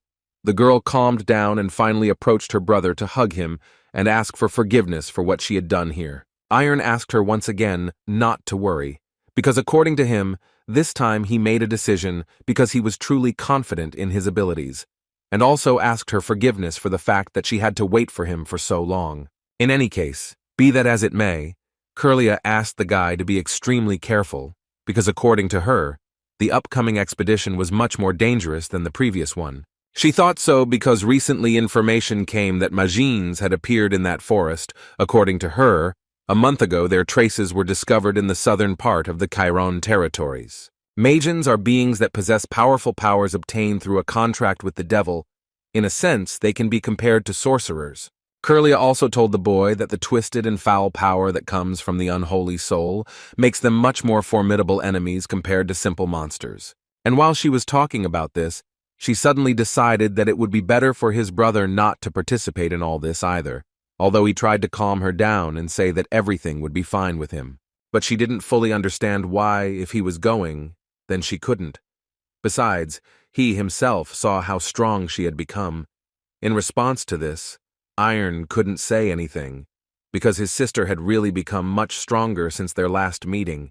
Suddenly, their conversation was interrupted by a female voice, which addressed Carlia and told her that the girl had an important event in 2 weeks, and she simply did not understand why the girl was here, and this in turn caused anger in the girl, because according to her, her only older brother returned after 5 years. Then Caesar's witch Skyna entered the room and introduced herself as Caesar's most charming witch. Iron was a little surprised to see this woman in person, because he heard that she would be over 50 this year, but she still looked just fine, considering her age. Although he thought she had rejuvenated herself with magic, his thoughts were suddenly interrupted when she turned to him and said that he was absolutely right. She had indeed rejuvenated herself with witchcraft. Iron didn't think that it was possible to read thoughts with the help of witchcraft, but Skyla assured him that she could imagine very well what he thought about her even without witchcraft. At that moment, Carlia intervened in the dialogue, asking her brother not to listen to all this nonsense, because she believed that this woman was a complete disaster. Skyla immediately ran up to her student and began to hug her, because for some reason it seemed to her that Curlia called her the best in her field, although the girl did not hide the fact that she did not say that. But that wasn't all. Suddenly Skyla decided to tell Iron that all this time Skyla had been doing was talking about him, and that was too much for Curlia. Skyla asked the girl to calm down immediately, because she believed that she had not said anything like that, and if she wanted to shut her up, then she needed to be a good girl and wait for her in the room. Iron couldn't believe his eyes. For the first time he saw a person who communicated so masterfully with Curlia, and she even listened to her. When Iron's sister left, Skyla approached the guy and asked him for forgiveness for the fact that their first meeting did not go very well, because to be Curlia's teacher, you need to have a much stronger spirit than hers. After which she added that, in her opinion, Iron is very different from her sister in many ways. In any case, she decided to get straight to the point for which she came here. Skyla extended her hand, in which was a small pendant, and added that she came here to give it to him. An artifact that helps to fix a certain amount of demonic energy and risk factor. It is said that it can even neutralize quite strong poisons. Iron immediately began to say that he simply could not accept such a valuable item, although Skyla assured him that he really had no other option, because she did not make it alone, but together with Curlia, and they both would really like him to accept this gift. And so that the guy would understand how important this pendant was for Curlia, she told him that his sister had been praying for about 5 years for his safe return, and at the same time invested her power into this artifact every day. It was the first time Skyla had seen her so cheerful since she had accepted her as her apprentice, so she was so eager for Iron to accept this gift. Iron was incredibly grateful to her, and promised that he would definitely use it. At this point their conversation came to an end, and Skyla decided to take her leave, saying at the end that Curlia had a simply amazing older brother, much better than she expected. Iron felt so good hearing these words, especially when he thought that his parents were okay and that his sister had found her place too. However, he still didn't have an answer to one more question. He wanted to know where Lulu was. A few days later, Iron, along with his father and other families, went on an expedition. The guy sitting on a temporary pass thought about talking with Curlia, who told him that Lulu, after the guy fell asleep, stayed in the estate for a couple more months, and then disappeared in an instant. Since then, neither Curlia nor anyone else has seen her. Iron understood perfectly well that Curlia was very angry with Lulu, but he wanted to assure her that it was not the cat's fault, because he himself made the decision. He himself wanted to stay there, but Curlia did not quite understand what he wanted from her at the moment. Iron just wanted to ask her not to blame Lulu so much when they met her again. While Iron was thinking, the heirs of Lester and Russell looked at the guy and could not believe that they were seeing him again, because it seemed to them that he would not return again, because they said that he was imprisoned in a magical barrier, although they thought that it was all a lie, and that he actually lied to everyone so that he could lie peacefully in bed and do nothing. They also both did not understand what he had forgotten in the punitive expedition, because they had heard that he did not even have experience in campaigns, but the heir Russell reminded his interlocutor about what happened before, and that the guy had excellent skills, so he most likely would not be a burden. Phil Chiron's son, although he listened to this entire conversation, was still immersed in his thoughts about the fact that although he did not know where Iron had been all this time, he was glad that they met here. After all these 5 years, he thought about how he could take revenge on the guy for that shame, and now that Iron has finally returned, he is really ready to do it. The heirs of the great families, meanwhile, continued to say that they were not at all cowards, since they decided to participate in such an expedition, although, on the other hand, they knew very well that thanks to the Magians, a detachment of sunset knights, magicians, and priests were sent from the royal capital on an expedition. Moreover, according to Kevin, the deputy commander of the Sunset Knights, Sir Hill Burnett, will be responsible for this expedition, so he believed that in such a thing, it seems, you won't lose anything. On the contrary, your reputation will only rise. Suddenly his friend began asking him to close his mouth and not say another word, which was quite strange for him to hear. But when he turned around and saw that same commander, it became clear to him why they told him to shut his mouth. Hill Burnett, This was the very same deputy commander of the squad of Sunset Knights, and the first thing he wanted to do was tell all the aristocrats who were here that it would be better if they did not participate in this punitive expedition. After which he stated that he was going to carry out this raid only with his own armed forces. Phil Kieran immediately approached him to find out from Burnett what all this meant and how he could decide such an important issue on his own. Sir Hill Burnett decided to remind them once again that today they would encounter not just monsters, but magians, which, as even children know, are much stronger than any monster. However, in his opinion, the aristocrats of the South did not quite understand what was being discussed, and they, in turn, were currently feeling incredibly strong pressure. But Sir Hill Burnett still continued to talk about how he and his soldiers, armed with strong faith, were ready to defend their state to their last breath, which, as it seemed to him, the aristocrats were not quite ready to do. That is why he wanted to convey to them that he absolutely did not want to participate in the raid with the aristocrats, because instead of the well-being of the continent and the peace of the country, they were pursuing only an interest in personal glory. At this point he finished explaining to Kieran and the others why he made this particular decision, and after all this, he wanted to know if there was anything else they wanted to add. One of the Chirons finally decided that he couldn't just leave this situation like that, so he sat down right in front of Sir Hill Burnett. The guy immediately felt an unimaginable pressure that made his whole body tremble. Anyway, through all this pressure, he was able to say that he was the eldest son of Kieran's family, Ryan, and he is here to say that they are not going to make excuses. They are really sorry that they relaxed too much before the fight with the Manjans, but he is ready to promise that this will not happen again. They would look up to Sir Burnett and his troop of Sunset Knights, so they would do everything possible to ensure that they had no recklessness left. In other words, he asked him to give them just one chance to prove themselves. Suddenly, Burnett started laughing and saying that he had apparently gone a bit overboard with the humor because he was actually not capable of forbidding them from participating in the raid. Moreover, he believed that only by seeing the heads of secular families fight the Magians personally, only then would the people be able to find peace of mind and enjoy life. However, he still noticed that the words about how one should never be careless in front of the Mainami were the pure truth. He could only hope that he would be able to keep himself in the best shape until tomorrow's departure. That evening, Sir Hill Burnett, sitting in his tent, was thinking about the fact that among the raid participants, only Ryan Chiron was talented, and that was the main problem. That apart from this guy, no one else stood out. Suddenly, a guest entered his tent, who was a wandering knight of the kingdom of Gober, Tom Miller, whom Hill was very glad to see because they were old friends. Their conversations touched on many topics, such as Knight Miller's new apprentice. The wandering knight was a little sad when they talked about this, because his student ended up flying out without officially entering the academy, although even now it seemed to him that the current graduates of this academy could defeat him in a fair fight. But he still believed that he was far from being a genius like Ilya Lingjae. Hill Burnett immediately realized that he was talking about the genius of the Aden Kingdom, about the same Ilya Lingjae who took first place in the final assessment, but refused to officially join the academy.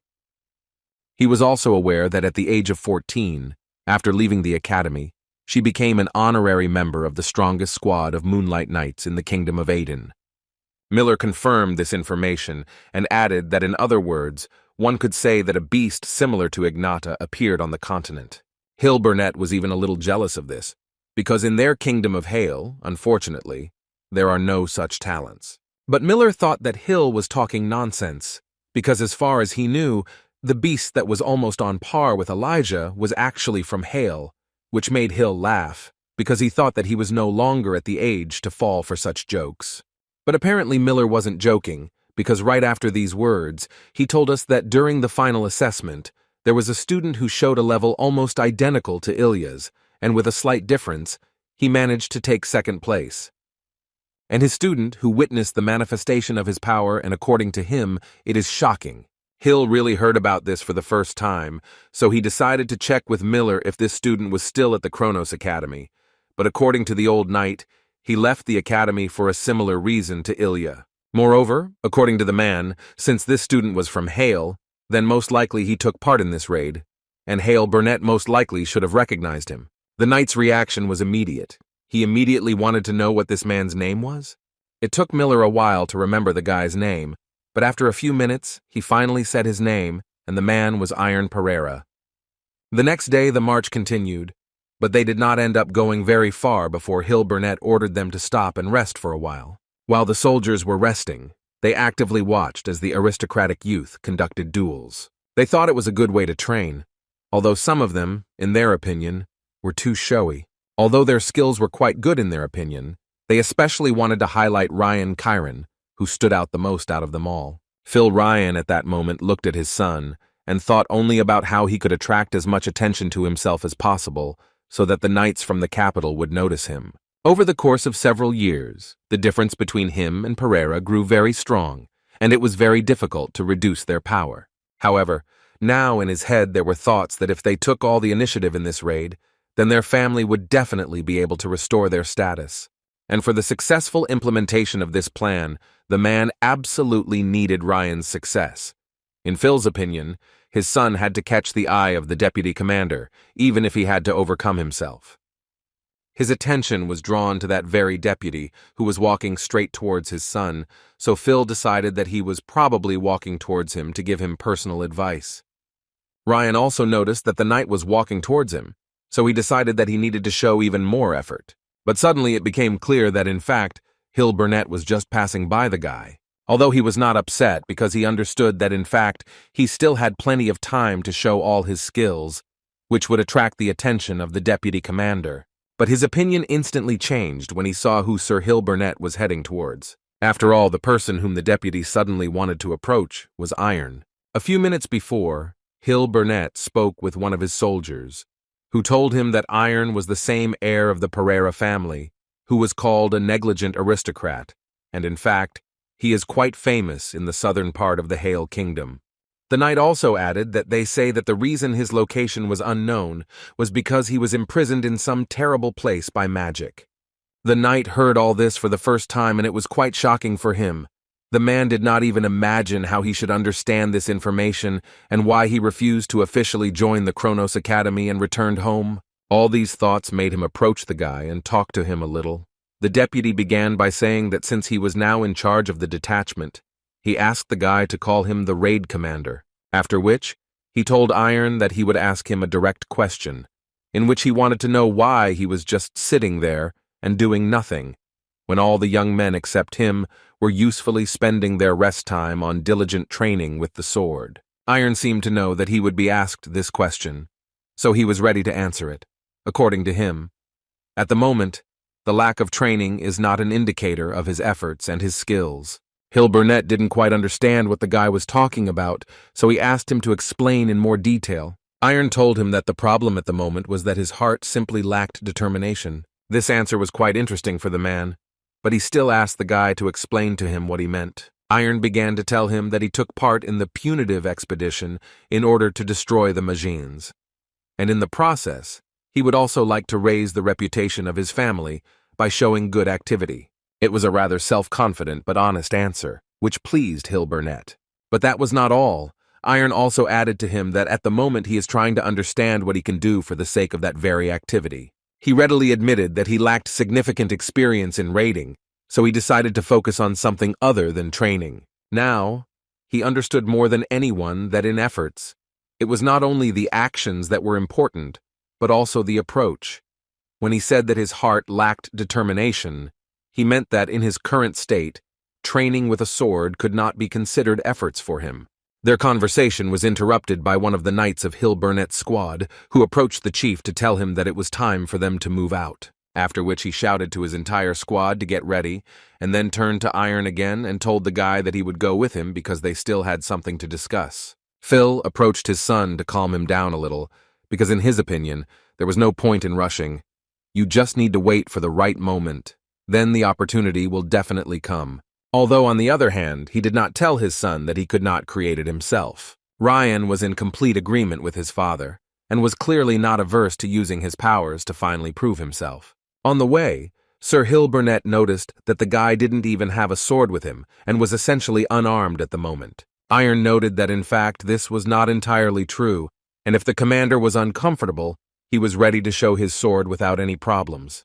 Hill decided that he would dispense with unnecessary formalities, for which Iron was grateful. In his mind, the man couldn't believe that the guy was able to awaken the magic. The more he listened to the guy, the more surprised he was. In any case, he decided to continue their recent conversation, in which the guy talked about how he had to focus on what was more important than training with a sword.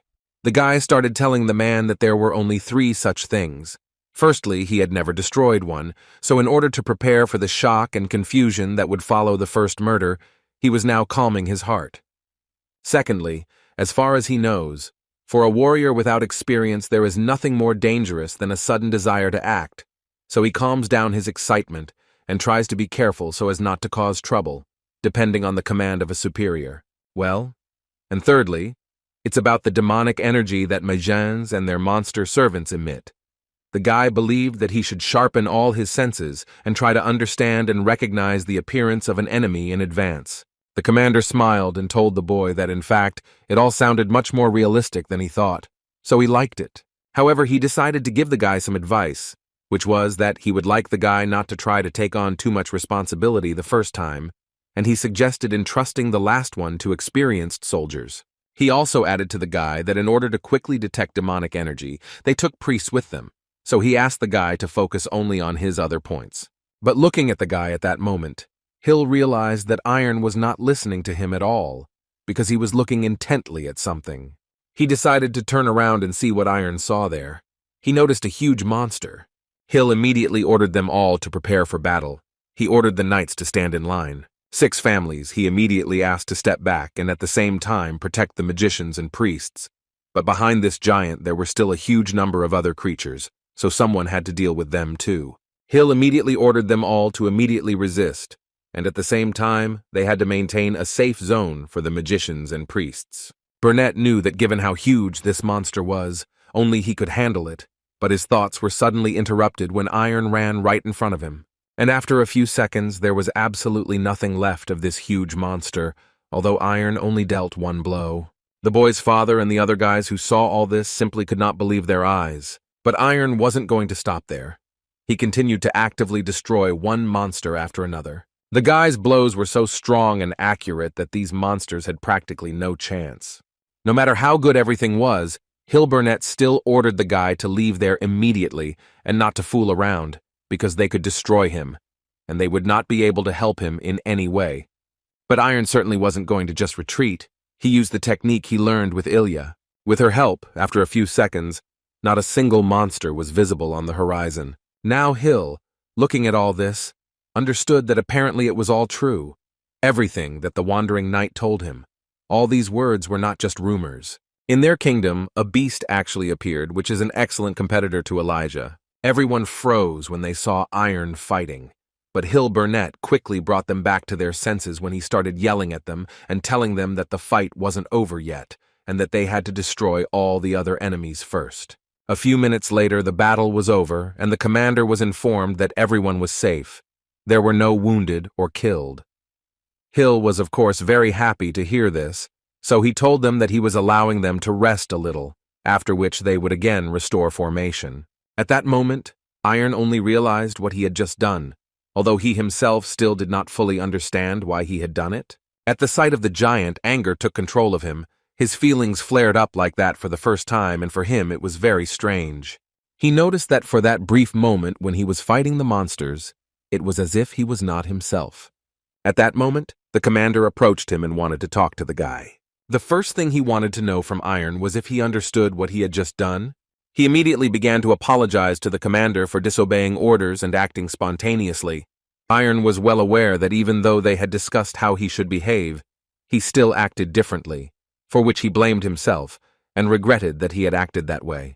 Hill Burnett started laughing at him again, after which he added that the guy apparently just didn't understand jokes. After which he reminded the guy that at the moment they were on a punitive expedition, and their goal was to destroy as many monsters as possible that threatened the state, and he did it better than anyone else today, for which the commander wanted to praise him. Besides, he was glad that the guy was with them, because thanks to the fact that he had deftly dealt with the giant, the squad had not suffered serious damage.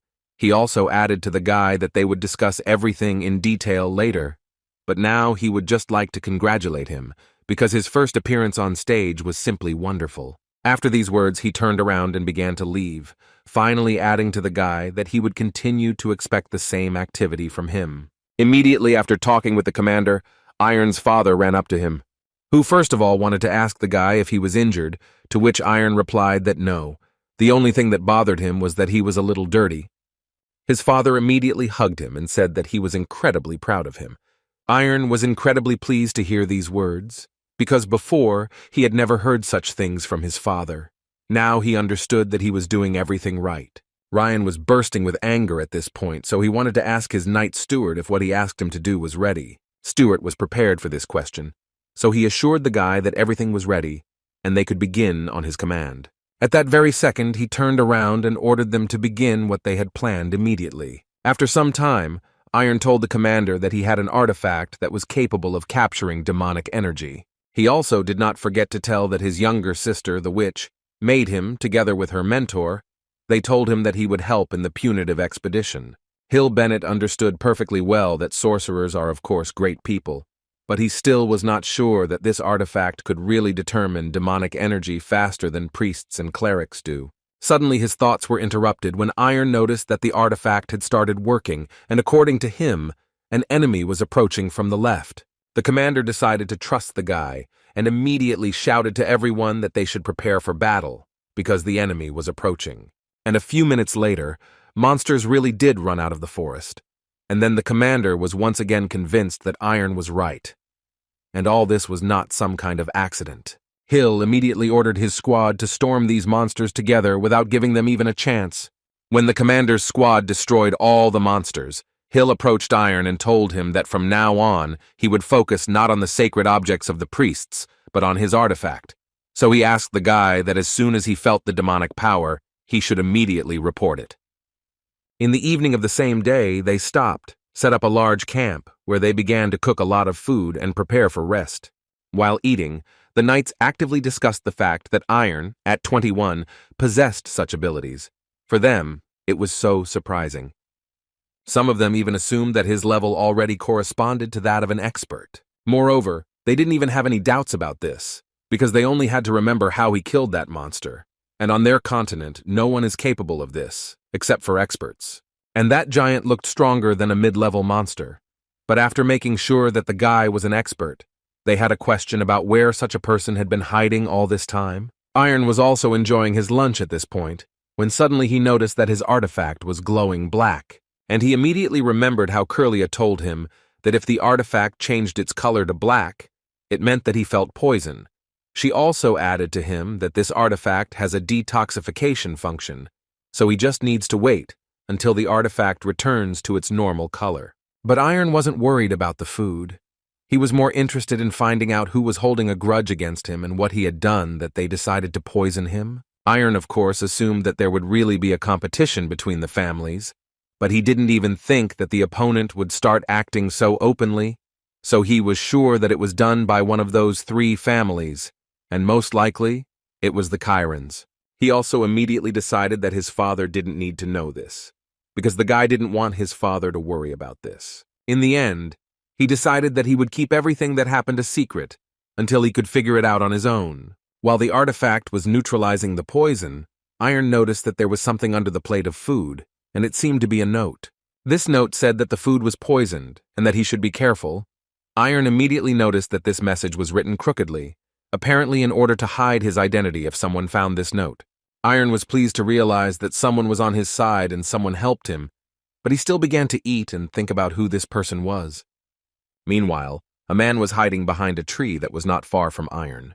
It was Sir Stuart, who at that moment was watching Iron closely and wondering if he had done the right thing. When the boy finally finished eating, Hilberet approached him again.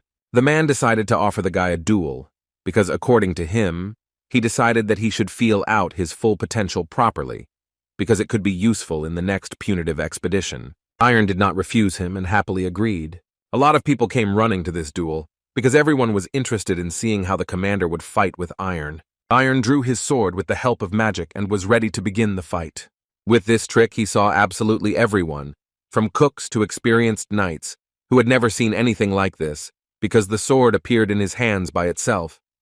Before this duel began, the commander told Iron that this duel was meant to test his skill, and for this he put all his power and strength into his sword. So he warned the guy that this duel could end in exactly one blow. Iron was not afraid and said that he was more than ready to finally start this duel. The commander really liked the confidence of the guy, who never doubted himself for a second. He assumed that the guy's calmness was due to the fact that he was used to dueling with strong opponents.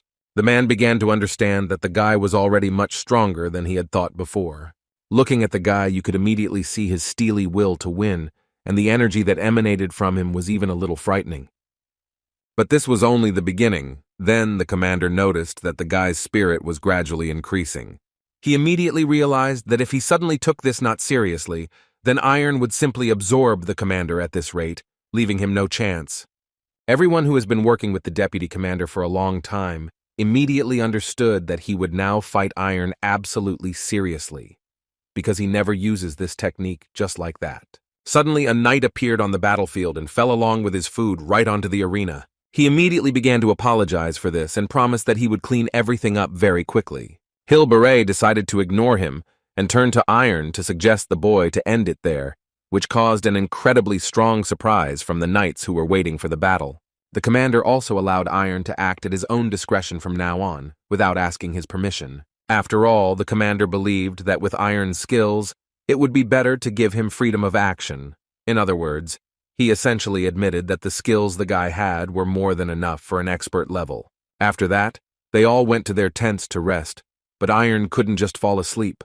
Thoughts were spinning in his head about how during the battle with the giant and the duel with the commander, he had similar, but at the same time, slightly different feelings. He had the feeling that the burning sensations were enslaving him entirely and taking away the right to own his body. He had already had this happen on the day when he first had that dream with the man.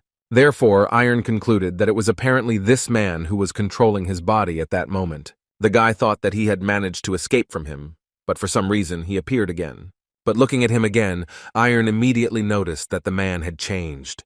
Now he was incredibly angry. Iron couldn't believe that the dream had changed, because the man never showed his emotions. So Iron wanted to find out why the man suddenly became angry and what changed.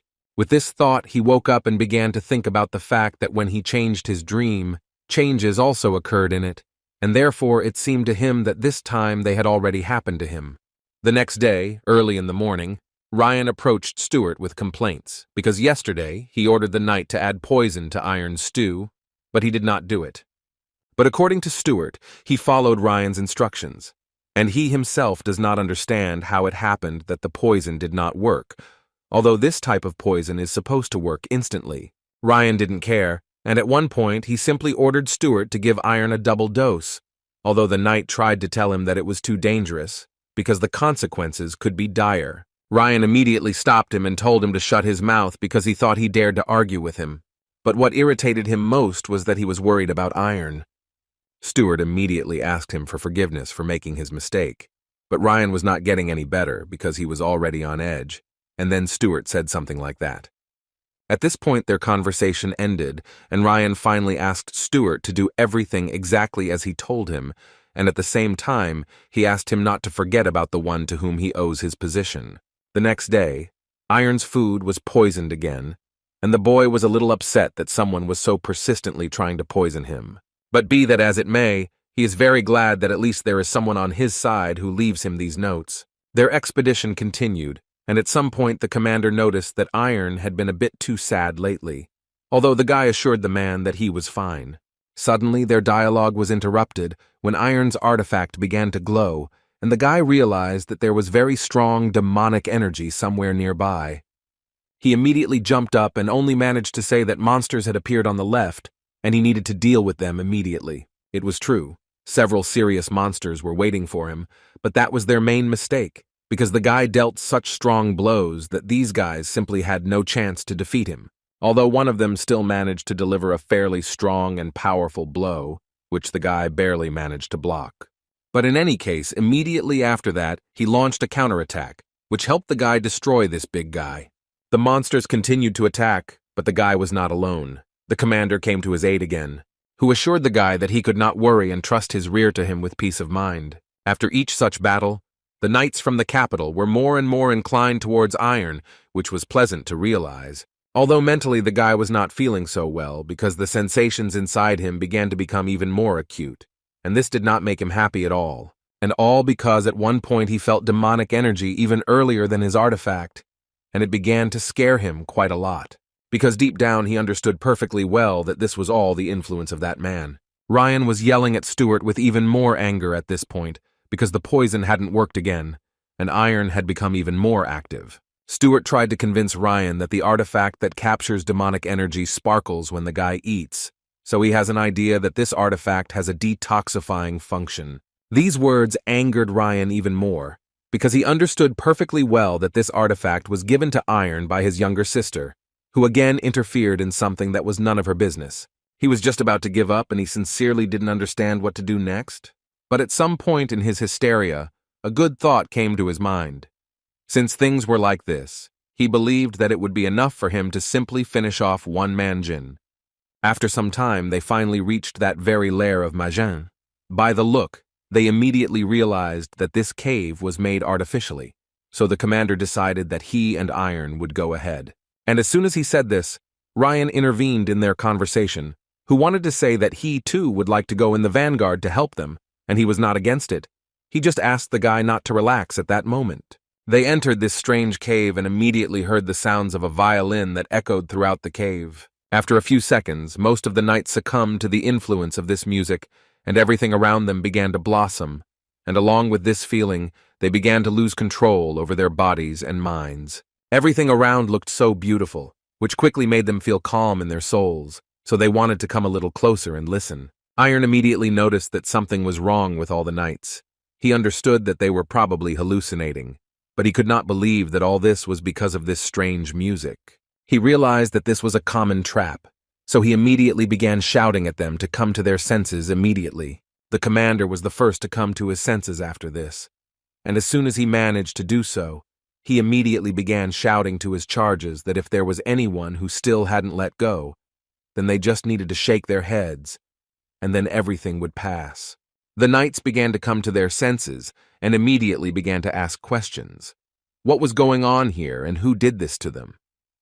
They didn't have to guess for long, because a few seconds later, they saw a woman in front of them who was playing the piano and saying that she was very happy that guests had finally come to visit her. The commander immediately realized that the Majin in front of them was much stronger than he could have imagined. And as soon as he thought about it, this monster immediately turned his head towards them and asked if they would like to listen to another composition. It was clear that fear had instantly seized him. Ryan stood and did not take his eyes off this terrible woman. But the commander at that moment was trying to understand whether he really saw Manjin in front of him, because except for her eyes, she was completely indistinguishable from a human, so he did not believe that even having borrowed demonic power, she was able to maintain herself. It was his first time encountering such a Majin, so it was quite surprising for him. Ryan, at that moment, was trying to overcome his fear and finally go on the attack to prove to everyone here that he was the strongest and most talented swordsman. The woman continued to tell them with a smile that she would really like to perform one composition for them so that they would appreciate it. Viscount Chiron immediately intervened and began shouting at her to shut her mouth immediately, although the commander asked him not to break ranks. She politely asked them not to express themselves like that because, in fact, in her opinion, she was simply playing beautifully and they simply had to appreciate it. Besides, according to her, the melody that was playing just now was just an appetizer, and now she incredibly strongly wants to show her real self. She convinced them that the melody would be thick and sweet, that it would embrace their exhausted bodies like a bed, thanks to which they would be able to rest and relax a little, perhaps even that this melody would be as pleasant for them as a dream. The Viscount immediately began to scream in panic for them all to immediately wake up and come to their senses. The commander also turned on at this moment and began shouting to each of his knights that none of them should look Majin in the eyes, otherwise they would instantly fall under hypnosis. Suddenly, Ryan ran out of the crowd, whom they tried to stop, but they failed. The guy ran to attack with the thoughts that he literally had to be the best for Iron, and for all the knights here, it was he who took on the role of destroying all the monsters in this cave. It seemed to him that it would be an easy walk, and he would be able to destroy this woman incredibly easily, almost with one blow. However, everything will not be as simple as the guy imagined, because as soon as he got close enough to her, she used her hair and began to strangle the guy with it. Ryan wasn't going to give up so easily, so he immediately struck and cut that hair. But at that very moment, he realized that he had a problem, which was that these hairs simply did not intersect, no matter how hard he swung his sword. This girl tried to stop the guy and tell him that he was too weak to cut her hair and get to her. It would be better if he stayed where he was and just listened to her composition. It seemed that now she would strike him with one blow, and that would be the end of Ryan's story. But at the last moment, Stuart came to his aid and was able to block her blow. After which he immediately turned to Ryan and asked him to step back, because fighting such a monster alone was a very bad idea. These were Stuart's last words before she grabbed him and took him to her. She brought him closer to her and noted that she was very glad to meet him. She asked him not to worry so much, because she really had no intention of destroying him. Heir immediately started shouting at her to find out what she was doing and to immediately release their soldier. But all this was very funny to her, and the only thing she was ready to do was to make a deal with them that would be beneficial to both of them. The gist of the deal was that she was offering the life of this handsome knight in exchange for the life of a beautiful and talented girl like her. In her opinion, it was a pretty good deal, because if they gave her a way out and let her get out of here, then she would easily let Stuart go and consider it just a mistake. The commander immediately asked Viscount Kieran not to interfere in this conversation and to behave more restrainedly. But apparently the man was deaf and dumb, or he just didn't care, because right after these words he started shouting that their Kieran family does not negotiate with the dirty Majans. It sounded quite sad for the girl, even though she was smiling at that moment. She said she felt so sorry for the poor knight Stuart, who essentially sacrificed himself for the sake of a family that didn't even want to try to save him. In this case, his life will go away instead of the death of the foolish heir who so thoughtlessly attacked her. And as soon as she finished speaking, she immediately decided for herself that they would change the conditions a little. And for this, her magic had to influence Ryan a little, because of which the guy simply could not move. The father tried to shout at him to get the boy to come back, but he apparently did not understand that Ryan was not capable of this at that moment. The commander immediately gave the command for everyone to immediately prepare for battle. Ryan was shackled in the same way as Knight Stuart. Now she had two people as hostages, and it seemed to her that her offer would become more tempting for them. But as soon as she grabbed their second man, the commander immediately ordered them to begin the assault. Kieran ran out in front of them and started asking them to stop, because he believed that this was definitely not the way out. Commander Hill immediately ordered him to get out of the way, because he was leading this expedition. But from his facial expression and behavior, it was immediately clear that he was not going to do this. Therefore, in his opinion, they must protect the main heir, so he ordered his warriors to stop the knightly squad of the Sunset. Heir immediately made it clear to him that no one would just write this off for the man, so he better think again about what he was doing. The Viscount apparently wasn't going to change anything, so he started yelling at the commander in response. He believed that at the moment their main task was to save Ryan, so he wasn't even going to retreat. The woman Magina smiled, because she understood that apparently the negotiations were still in force. Commander Hill at this point turned to Russell and Lester, telling them that they knew perfectly well what would happen next if they fought for the Viscount. So he asked them to think about which side they were taking. But he did not wait for them for long and decided to order his squad to destroy everyone who stood in their way, regardless of their status. The monster who was watching everything thought that it was simply a wonderful sight and nothing better could happen. While they were there fighting each other, she decided to talk to Stuart and tell him that if she were in his place, she would be very worried. All she had to do was wait for the moment when these people would show themselves to be ridiculous, and then she would destroy them, just like she had done with the previous squad. But suddenly she noticed something incredibly unusual for people, some incredibly strong energy ahead, which attracted her gaze. She looked closer and saw a young guy with a sword, who was just standing with his eyes closed and doing nothing. She continued to look at his eyes and waited for him to open them, because she was incredibly interested to know what would happen next, and at some point Iron opened his eyes. And immediately after that, at the speed of light, he dealt an incredibly powerful blow to this monster. This blow was incredibly strong for a monster. Although she did not die, but she felt that her opponent was not an ordinary knight. Besides, her regeneration was too slow this time. She decided that while her wound was healing, she would use her hostages as a human shield to buy at least a little time. But before she had time to come up with this brilliant plan, she suddenly felt that Iron had dealt her another, equally powerful blow. It dawned on her that this guy wasn't paying any attention to the hostages. He was only aiming at her and doing it quite successfully. Moreover, his gaze could not help but frighten her.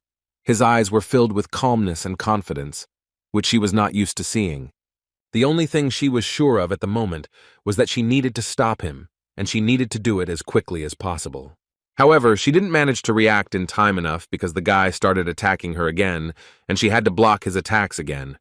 So she decided that she needed to put herself in a capsule made of her hair to recover, and then she was confident that she would be able to finish this fight with her victory.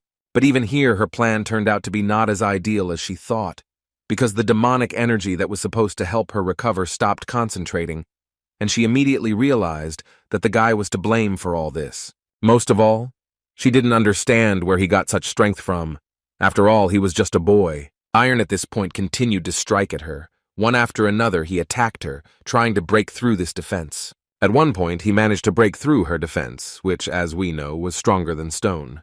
Finally, it dawned on her that she would not be able to defeat him, because if she made even the smallest mistake, it would be the end for her. The commander watched Iron closely and what he was doing, as well as the woman, and at some point, he noticed that she tried to run away, so he immediately used his skills and tried to catch up with her. But when he struck, he realized that he had only managed to get half of it. But the other half of the monster continued to run away and think that it needed to get out of here as quickly as possible because it could not defeat such a strong opponent. But at some point she felt incredible pain, which she had never felt before, after which she wondered where this guy got so much power from, and that's where her life ended. Iron, with just one blow, was able to destroy this monster once and for all. Until her last second, she simply could not believe that in the end she lost to some person. But be that as it may, in the end it happened, and the entire knightly corps began to chant the name of Iron, who in fact managed to defeat this monster. The boy's father was incredibly proud of his son, who essentially did the impossible. The commander was simply speechless at that moment. Of course he knew that Iron was strong, but even he could not have imagined that his strength was so great. As a result, the expedition was coming to an end, and most of the knights still could not believe that the expedition ended without a single casualty. Moreover, their enemy was a very strong Magen who was able to control consciousness. But what was more surprising for them was that the heir of Iron dealt with her alone, and this surprised them very much, because the guy is essentially very different from what rumors are going around about him. They will not be able to forget that scene of Magen's dissection for a long time. By the way, one of the knights believed that as soon as the deputy commander finished with that matter, they could return to the capital. When they left the cave, the Viscount immediately began to justify himself and say that he understood perfectly well that he was guilty before them, but he believed that he could be forgiven for his actions, because at that moment his mind was clouded and he did not know what he was doing. Commander Hill didn't even want to listen to this, and believed that the man was simply talking nonsense, and that after what happened, such an excuse would definitely not work. The Viscount continued to prove to him that the commander himself saw everything, that he was simply subjected to the mind control of that monster. Besides, in his opinion, his actions were logical because he loves his son very much, but even in this case, he is not so stupid as to give up peace on their continent because of attachments. He begged Commander Hill to believe him that if it weren't for the mind control of that wicked Magen, he definitely wouldn't have done something like that. Hill Burnett looked at the man and thought only that he was an incredibly disgusting person. Besides, everyone present here knew perfectly well that he was in absolutely sane mind, and everything was fine with him. But he still continues to prove his case. But unfortunately, no matter how much the commander wanted to, he still did not have any crushing evidence that would help him accuse the man, and the Viscount knew this very well, which is why he so vehemently proved that he was not guilty. Iron, meanwhile, was resting in his room and thinking that the sword he used to fight the Magen did not appear for the sake of a noble family and not for the sake of a family. It was a sword that was needed only to destroy Magen once and for all. Every time the guy thought about this, a question arose in his head about who this man was, if he was capable of such things. These thoughts did not leave him for a long time, but at some point he had to forget about them, because a guest came to see him. And it was Sir Jack Stewart, whom Iron certainly didn't expect to see. According to him, he came to him in order to tell Iron some information about the punitive expedition, but first he would like to thank him for saving him. Iron was a little unprepared to hear such words from the knight, but still asked him to continue. Stewart began to talk about how when Machen took him hostage, no one cared, not his second-in-command, Hill Burnett, not his subordinates, not even his master, Viscount Phil Chiron. Iron mentally understood that in reality there was no particular business, because at that moment he did not pay attention to the hostages, he only acted for the sake of destroying Machen. But he still continued to listen to Stewart tell the guy that if it weren't for Iron, he would have certainly died. But that didn't happen, so he wanted the guy to accept his sincere gratitude. The guy listened to the knight and already wanted to tell him that it was not quite as Stewart thought. But before he could finish speaking, Jack interrupted him and told the guy that, in fact, there was something else he wanted to tell Iron. After which he confessed to Iron that it was he who put poison in his food, but he asked the guy not to jump to conclusions, but to sit down and discuss everything first. The knight began to apologize to him and say that he should not have done this, even though this was his master's order. He also understood perfectly well that this was an unreasonable act for both a knight and a man. He was not going to deny that words were not enough, but he asked Iron to believe that he was truly very sorry and was ready to gladly accept any punishment. Iron thought for a bit and answered him that, in fact, he had assumed something like this, and it eventually happened. Immediately after these words, he stood up and told the knight that, in fact, he was not in the mood to have this dialogue at the moment, so he asked the man to step aside. Before the man left, she told him that he would not close his eyes to this incident, but for now everything was mixed up in his head and he needed to think about it a little, so he asked Stewart to leave for now.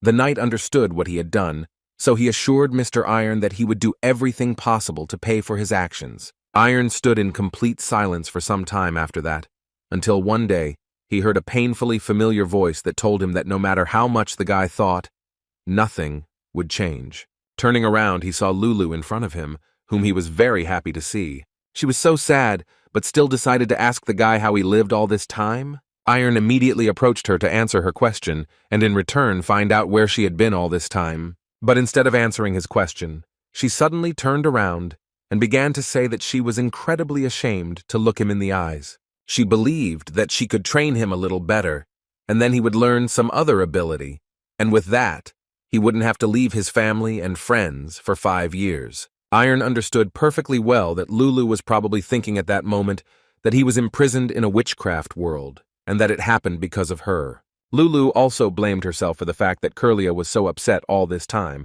and it was all because of her. Iron tried to touch Lulu and tell her that he wasn't really upset because he was fine.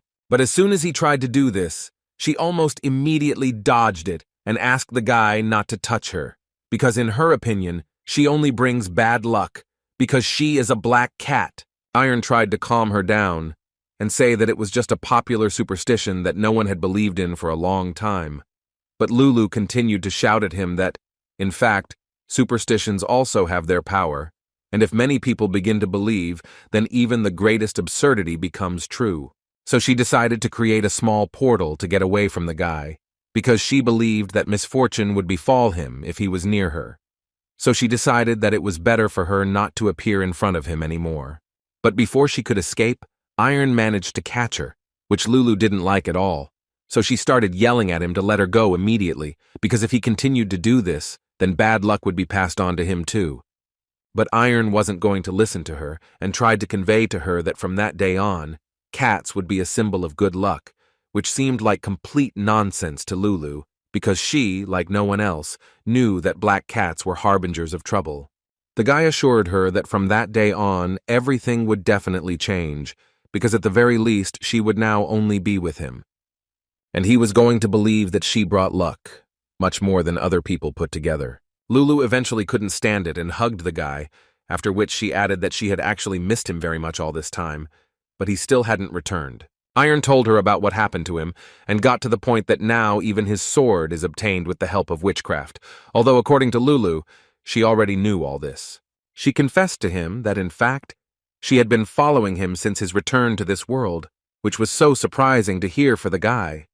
And to prove this, she told him that she was in the form of a white cat, and the notes that he received during the expedition were also written by her. And now that she had confessed everything to him, she would really like to ask him something.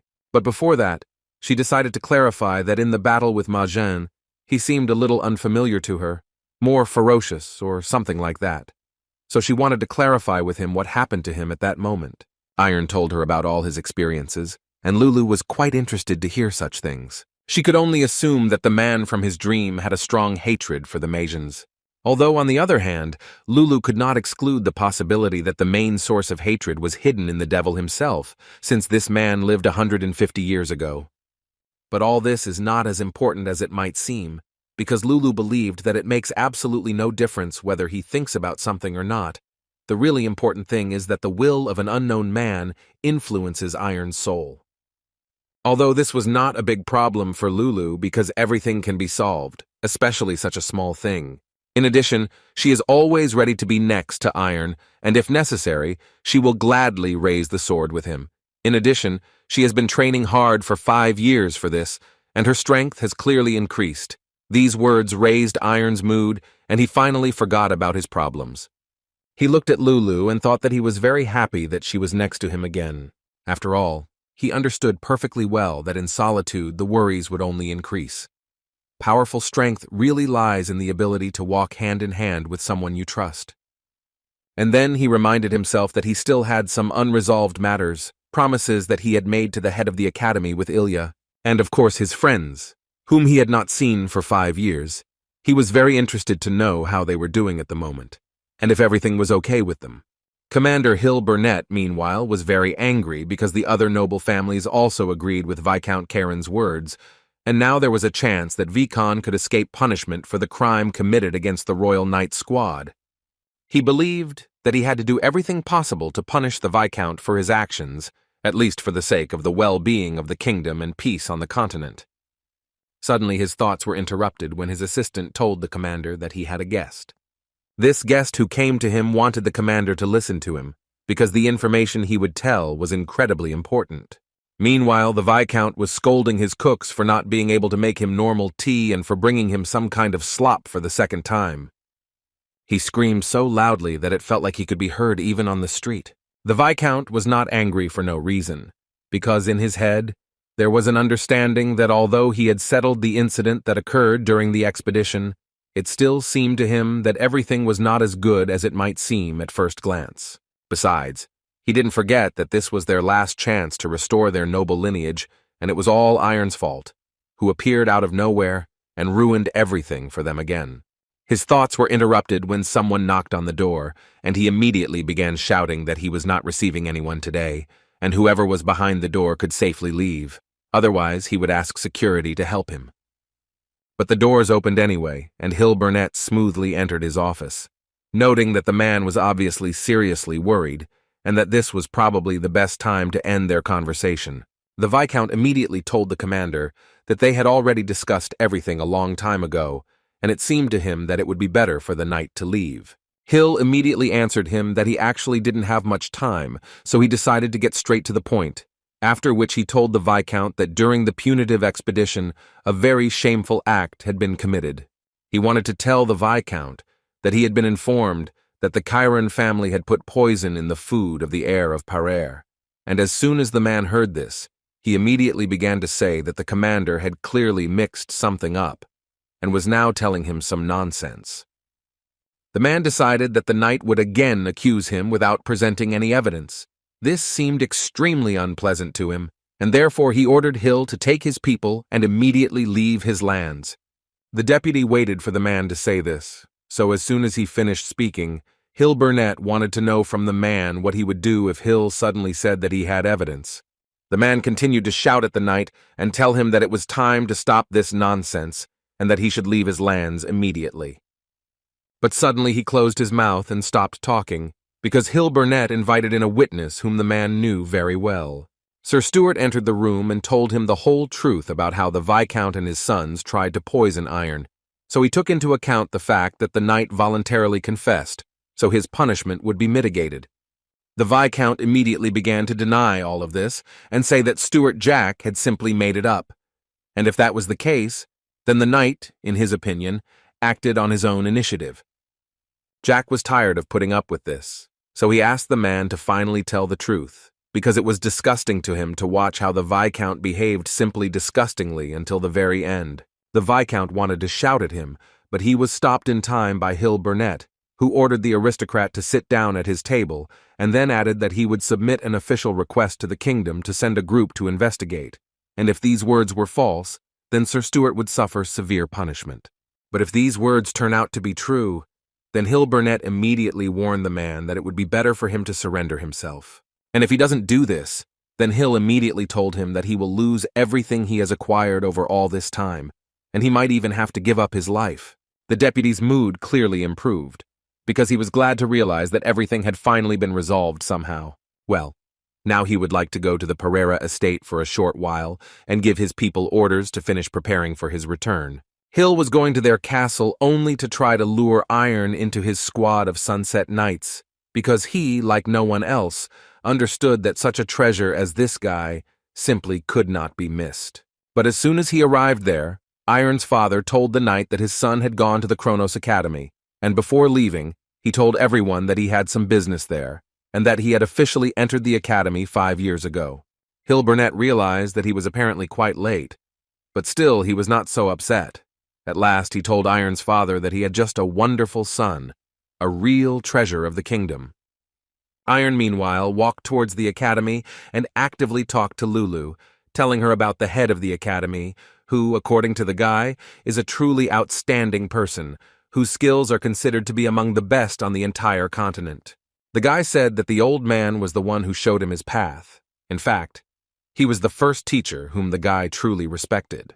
So Iron thought that perhaps Krona could give him advice about his unstable condition, but of course he understood that even the leader himself would most likely not do anything about his dreams. Lulu believed that there was no need to plan ahead, because everything was possible in reality. Besides, he just said himself that this old man is the best on the entire continent. A person who is considered the best on the continent in any field is no different from a sorcerer, because he has an absurd will and abilities that cannot be explained from the point of view of common sense. Given this information, Iron understood that in this case, he still had a chance that Krona would really help him. Lulu noted that it turns out that she is also his teacher, and Iron confirmed this information, saying that she then turns out to be his second mentor. Hearing this, she immediately jumped off his back and said that since he thought so, they needed to prepare for a real journey. After these words, she used her magic and created a thick pink mist, and when this fog finally cleared, Iron saw Lulu in a completely new outfit, and according to her, since this is a trip, she should look appropriate. Iron immediately complimented her, saying that she looked pretty good, although she immediately noted that she usually didn't dress like that, but if she showed a little strength, then it was easy as pie for her. Iron was sure of only one thing, that they definitely wouldn't be bored along the way. Over time, they finally came to a great city called Alcantara, which, according to Iron, is where Kronos Fencing Academy is located. Lulu really liked this place, because around she saw a huge number of magical objects, for example, lanterns, with which she could play all night. In addition to the magical objects, she of course noticed that there were people around who were casting spells. She didn't know at that moment that this was absolutely normal for this place. But Iron knew that it was thanks to the Chrono Academy that Alcantara became a great city, and the academy itself, as far as he heard, had changed for the better. First, he suggested that she find a place where they could spend the night, and Lulu suggested that he find the best hotel that was in that place. After some time, they found a hotel called the Cradle of Swords, and Lulu thought it was a cool name, so she suggested that he rent a room there, and while he was doing this, she told him that she wanted to take a little walk. As soon as Iron entered inside, he immediately noticed that it was incredibly spacious inside, although at first glance you couldn't tell from this place that it would be so nice inside. But after being there for a few minutes, he immediately realized that the atmosphere in this place left much to be desired. He was confused, for example, by the fact that absolutely everyone here had a sword at the table, which clearly indicated that these guys were far from friendly. And after being there for literally another minute, he caught himself thinking that everyone around him was staring at him, and he began to remember what he had done wrong that these guys suddenly stared at him. At one point, a big guy with a sword approached him and wanted to ask the guy if he was by any chance another guest from the Kronos Academy. Iron confirmed this information and then decided to ask him how they knew about this. And as soon as the guy said this, the other guests of this establishment immediately began to laugh at him and say that now it's clear that this academy is recruiting just anyone, since even a guy like him was able to get in there. This big guy leaned over to him and told the guy that in this place, anyone could offer a duel. So he asked the guy to soberly assess his strength, and if he didn't want to get it, then he'd better leave. With these words, he left, and Iron was called by another man who was standing behind the bar. Iron approached him and suggested to the bartender to stop these guys before they broke anything here, but the man assured him that there was no point in this, because in 10 years of work, there had never been a fight in this place, after which the man decided to ask the guy if he was a guest of the academy. Iron confirmed this information and immediately wanted to know from the man how he came to this conclusion. The man started telling him that in fact, ordinary people don't come into their establishment, only people like the guy, and then he decided to ask Iron, or had he already passed guest verification? Iron didn't really understand what they were talking about, but the man couldn't believe that the guy came here and was completely unprepared. For any fencer, the Kronos Academy is a dream. That's why everyone tried to get in there. But because there were too many people willing, they were all sent back at first. But most refused to leave just like that, and some even called the academy workers cowards. This is how the guest confirmation came about, which happens every 2 weeks, when the academy picks a date and holds an event where you can fight with swords. But in order to get a pass to this event, the guy would need a badge. Iron, of course, understood that he most likely didn't even need this badge, but for some reason, he wasn't against getting it. So he followed the man straight to the steps that he said went down to the mercenary agency. On the way, he told Iron that they actually couldn't do the test from above because it was too noisy. Eventually, they finally came down where another man was waiting for them, who was slightly unhappy that he had guests at such a late hour. He immediately calmed him down and said that he had brought them a guest for another test. Iron immediately turned his attention to a strange device, which they called a measuring instrument, which, if you hit it, you could determine the force of the blow. Iron suggested that he would have to hit the device with his fist, which caused the second man to laugh, telling him that he should actually hit it with his sword because it was a simple and convenient method for understanding his true strength and rank. The guy immediately decided to ask the man what would happen if he suddenly broke this device, which made the man laugh even more, because according to him, it was a magic item that was not so easy to break, and considering that he was still so young, he was unlikely to be able to do it. Iron was glad to hear this, because he actually wanted to put all his efforts into striking. The bartender told his friend that this guy was a guest of the Kronos Academy, which was quite strange for him, because the guy looked quite young. For the same reason, he decided to bet 7 pieces of silver that the guy wouldn't knock out more than 300, but the bartender believed that the guy, although young, would definitely knock out about 500. The man also noticed that the boy didn't have a sword with him, so he offered to take one from his collection, but Iron assured them that he didn't need it, which the men didn't quite understand. But then it quickly dawned on them what the guy meant, because he was able to get his sword with the help of witchcraft.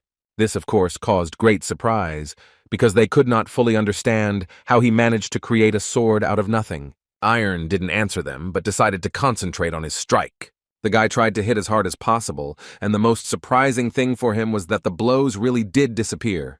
A new acquaintance of Iron's immediately approached him and decided to ask the guy again where he got this sword from. Iron told them that he did it with the help of witchcraft, which is a bit like regular magic, and from their faces it was immediately clear that they were incredibly surprised by this, especially when the guy hit his sword again.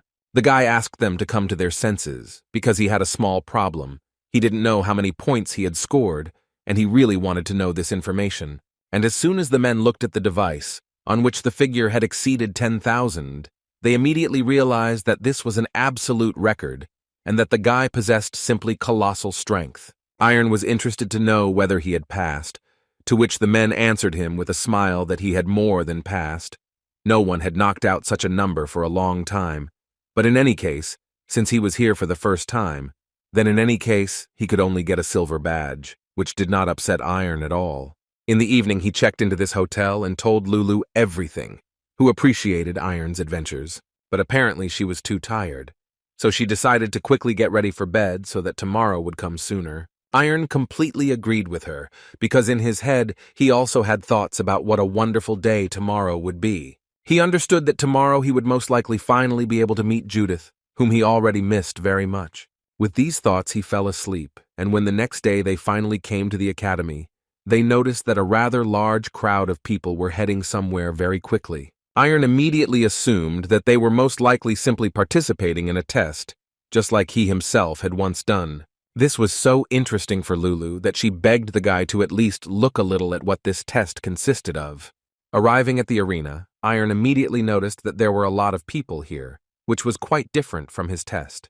Suddenly he heard some spectators dissatisfied with the fact that some kid who was still very green and hardly capable of resisting other warriors had entered the arena. Iron turned his head and immediately saw a familiar face. It was Rance Peterson, a guy Iron had once gone to school with, although he was obviously much smaller and much more arrogant back then. Lulu immediately noticed that this guy looked pretty good. From his appearance, she could immediately tell that he was strong enough to be in this tournament. Suddenly, Rance Peterson greeted everyone and then began to talk about how today he would be the one fighting with the new students of the academy. Everyone immediately started laughing at him, saying that he should immediately bring a normal opponent, because they thought that he was too simple an opponent for them. Although some were silent, because they understood that the 27th call of the academy was golden, and the fact that the guy was there only meant that he was incredibly strong. Renz noted that he knew perfectly well that they all deserved to be at the level of a graduate of this academy, but he also simply couldn't say that this year would be different, because the academy wanted its students to gain experience in real combat. He assumed that they might be stronger for him, so he suggested that they introduce a small condition, which was that if someone did not like the fight with him, then they would have the right to call the senior student. Hearing this, a big guy with a sword immediately entered the arena to tell the guy that if he wanted, he could defeat him easily and move on to the next opponent. Renz didn't mind. He immediately noticed that the man had a big sword, so the knight thought that the guy was afraid. But Renz noticed that this was not so. Just looking at this sword, he remembered someone who owned the same sword, and now, he even decided to offer the guy to give him the first attack. This made the knight very angry, which is why he immediately ran at him, saying that he would never forgive him for this and would punish him for such words. But before he could launch an attack, the guy literally disappeared, leaving no trace of him. And a few seconds later he appeared in another place, but this time with his own blow, which could not help but surprise the knight. The next moment the guy knocked the sword out of his hands, and that was essentially the end of their fight. Iron and Lulu were happy to see Renz punish the knight, although they themselves didn't really expect the guy to be that strong. The man sitting on the floor simply did not understand how this was possible. He was sure that he could defeat the guy, but in the end, he turned out to be much stronger. Renz, meanwhile, suggested that the next fighter should enter the arena if they still wanted to fight and show themselves. All subsequent opponents successfully lost their fight, and Renz was able to destroy them all. The knights simply could not understand how such a simple student could have so much power, although they already understood that he was their special 27th summon. Two of the same knights were talking about the same thing, when suddenly one of them asked the second to immediately correct the situation, because of all those present, only he might have enough strength. Apparently Renz heard these conversations, so he decided to come closer and talk to them. At least that's what it seemed to them at first glance. The friend of that strong knight believed that the strong see the strong from afar, although the knight himself prayed that Renz would not come near. But to his luck, Renz came closer to greet Iron, whom he hadn't seen for a long time. Iron smiled and was glad that Renz remembered him. Renz didn't even think that he would ever meet the guy again. He told Renz that he had a long way to the academy, and immediately after these words, Renz upset Iron by saying that if he had come a little earlier, he would have been able to catch Brad and Judith. Iron was surprised that Brad was at the academy at all. Renz was surprised to tell Iron that Brad returned to the academy because he wanted to do everything right. But a few days ago, he and Judith went on a hike together. On the one hand, he was very happy about the fact that Brad stayed at the academy, and he and Judith got along so well, although on the other hand, he was still a little sad that they were never able to see each other. Renz interrupted his thoughts and asked Iron to come down quickly. As it turned out, he wanted to offer the guy a fight, because he was sure that Iron definitely did not waste his time, to which Iron happily agreed. The knights were clearly unhappy that some guy had come out to duel. Lulu stayed in her place and only shouted in support of Iron, so that he would show everything he was capable of and crush Renz. The guy was surprised that this cat could talk, but Iron noticed that this was not just a cat. This was his mentor. Renz didn't quite understand what Iron was talking about until he used magic to draw his sword. From the look on Renz's face, it was immediately clear that this trick had surprised him greatly, but he was even more amazed that the guy had just used magic. Although later he corrected himself, and noted that Iron apparently uses not magic, but witchcraft, and that talkative cat teaches him this. In other words, he wanted to tell Iron that he never ceases to amaze him, and now he sees that this is the result of 5 years of hard training. But he took his sword firmly in his hands and told Iron that he had not just been sitting in one place all this time, so he was sure that their fight would be simply gorgeous and very interesting, because Renz definitely did not intend to lose to Iron. The fight began, and Renz immediately began attacking Iron with his best attacks. They both dealt so many blows in 1 second that it was hard to even follow the progress of their battle. Most of the knights who were watching this simply could not believe their eyes, because Renz was delivering incredibly strong and powerful blows, but Iron, for his part, blocked absolutely every one of them. At some point during the fight, Renz felt a very strange feeling inside him. He assumed that this could be the case, but first he would like to check if this was true, but for this he needed to get closer to Iron. But he couldn't do it, so he decided to ask Iron directly, or is he really using Brad's style? Renz was sure that he wasn't imagining things and that this was definitely Brad's style. But on the other hand, he just couldn't understand how this was even possible. But apparently these were not all the surprises that Iron wanted to show today, because right after that he stood in a stance that was quite familiar to Renz. So he immediately made the decision to immediately attack Iron, in order to do everything possible to prepare for this terrible attack from the guy. But he still couldn't do it, moreover. He didn't even roughly understand how Iron managed to repeat Brad's technique at all if he saw him last time, 5 years ago. However, he definitely didn't have time to think, because it was Iron's turn to attack, and Renzu would be better off focusing on defense. Although Renz's blows were incredibly strong, he didn't even imagine that Iron's blows would be so much stronger and more powerful. In his head, at that moment, thoughts were simply spinning about how this was impossible and that this was all some kind of dream. After all, at a certain point, he realized that in addition to the fact that Iron used Brad's fighting style, he also at one point began to use Judith's fighting style, which was a nightmare for Renz. She repeatedly made him fall from her sword during training. Renz was so sure that he couldn't lose to anyone in this world except those two, but apparently he was very much mistaken. He didn't want to believe that he wouldn't even be able to defeat Iron, but looking at him and feeling his skills, Renz realized that in fact he was quite a strong opponent. But he definitely wasn't going to give up, so he decided to try his techniques again. Maybe this time something would change. Iron didn't expect Renz to attack again at that moment, which is why he was distracted enough to not notice the attack. But Renz continued to actively attack, while doing everything possible to prove first of all to himself that he was a worthy opponent and capable of dealing even with Iron. Although deep down, Renz knew perfectly well that he didn't really have much of a chance of winning this battle. After all, he knows very well that Iron was one of those guys who, 5 years ago, did everything just to improve their skills, and now it was obvious that those training sessions definitely didn't go by. But he, too, continued to train hard all this time, improving his skills to at least get a little closer to them. That's why today he was going to do everything possible to finally defeat at least one of these three. But his attempt to do so ended, unfortunately, before he could begin it, because Iron made a good attack and thus managed to knock the sword out of Renz's hands. For him, this defeat was not so offensive because Renz learned a lot from himself and even became a little stronger. Lulu was so happy that Iron was able to win, it was not for nothing that she was rooting for him. After the fight, Iron approached Renz and told him that the guy was actually a great opponent, but Renz wanted to know from Iron what he had been doing all these 5 years to achieve such a level. Their conversation was interrupted by Lulu, who approached Iron to tell him that the one they came to see was in the arena. At first, Iron didn't understand what Lulu was talking about, but when he turned around, he saw the head of the academy, who first of all noted that he definitely didn't expect to see Iron here. The first thing Chrono wanted to know was if the guy had been okay with the time they hadn't seen each other, and Iron assured him that everything had been fine, and that he had a lot to tell him. The leader also noticed a talking cat next to Iron, but for him, this was not the most important thing right now, after which he decided to find out who won the duel, to which Renz sadly replied that, unfortunately, he lost. Chrono noted that he wasn't really surprised that Renz lost, considering who his opponents were. After these words, Iron immediately began to apologize to the manager for being late, although according to him, he definitely did not do it on purpose. The leader immediately took off his coat and offered to talk to the guy about this matter, since he was already here, although from Iron's expression, it was immediately clear that he definitely did not expect such a reaction.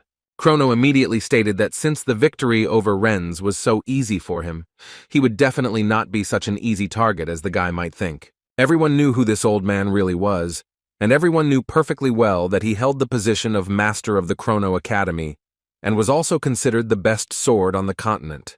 Therefore, all the knights were delighted that they would finally be able to see this strongest knight in battle. This was a great success for them.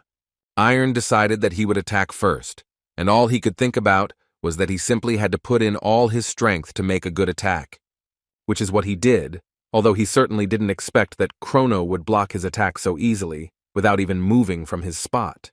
During this fight, Chrono even managed to joke about the guy and tell him that all these attacks were too easy for him, and the guy should push harder to show what he was really capable of.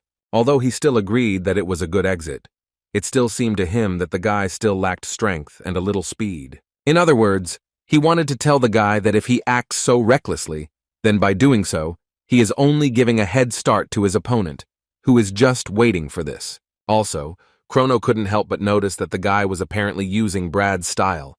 Moreover, it seemed that Iron had also succeeded quite well in it. However, the main thing that the old man wanted to convey to the boy was that he was still not as free as he could be. Well, then came an attack that Iron was barely able to block, because it was incredibly unexpected. But even his instant reaction did not help him, and he still missed some of the damage. After such a successful attack, Chrono noted that the guy needs to work more on combining techniques, because in a real battle, you can't just attack and defend. It's a much more difficult process than the guy might think. But Iron apparently wasn't even going to listen to the old man, so as soon as he recovered a little from the blow, he immediately stood up and began to actively attack again. And for this, he decided to use one of his secret techniques, which he learned from Ilya. Renz couldn't believe his eyes that the guy had just used the heavenly sword. It seemed to him that it was simply impossible. Chrono was impressed and did not hide that the guy was a great guy for being able to master this technique. But the old man still believed that Iron would not be able to surpass him. In response, the guy remained silent, so the old man began to get angry at him because he wanted the guy to finally show him something worth it, which he had been missing for about 5 whole years. Iron had a rough idea of what Chrono wanted to see from him, so he closed his eyes and began to concentrate.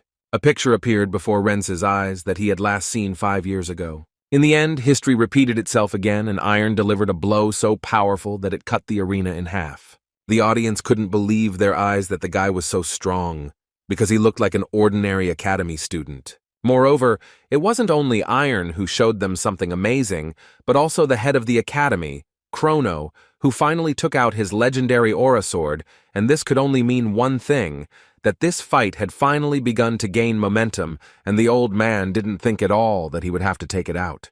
Unfortunately for the spectators and all the fans of this fight, it came to its logical end, because according to the old man, the guy showed him what kind of sword he had, and what path he ultimately chose. Iron was glad to hear this, although there was no smile on his face, but suddenly, his thoughtfulness was interrupted by Chrono, who had not yet said everything.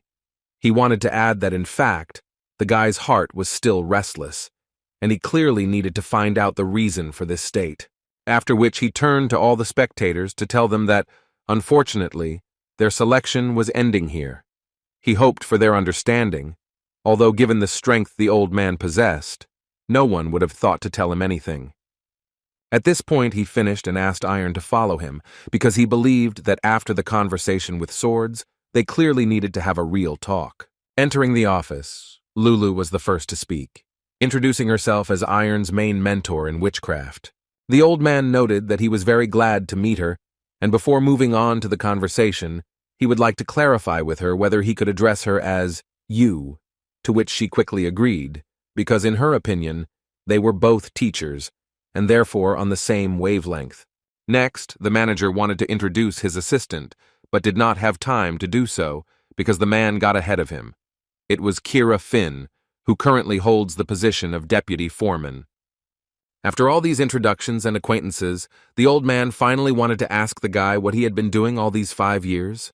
Iron told him everything in detail, after which the old man told him that he of course did not know why the guy was having this particular dream, but according to him, he could help the guy. And his help consisted of the fact that he advised the guy to leave here immediately. The guy didn't have time to answer him, as the old man immediately added that he would of course be very happy if Iron stayed to train with them, so he would not kick him out under any circumstances and would allow him to train here until the guy could fully fight monsters.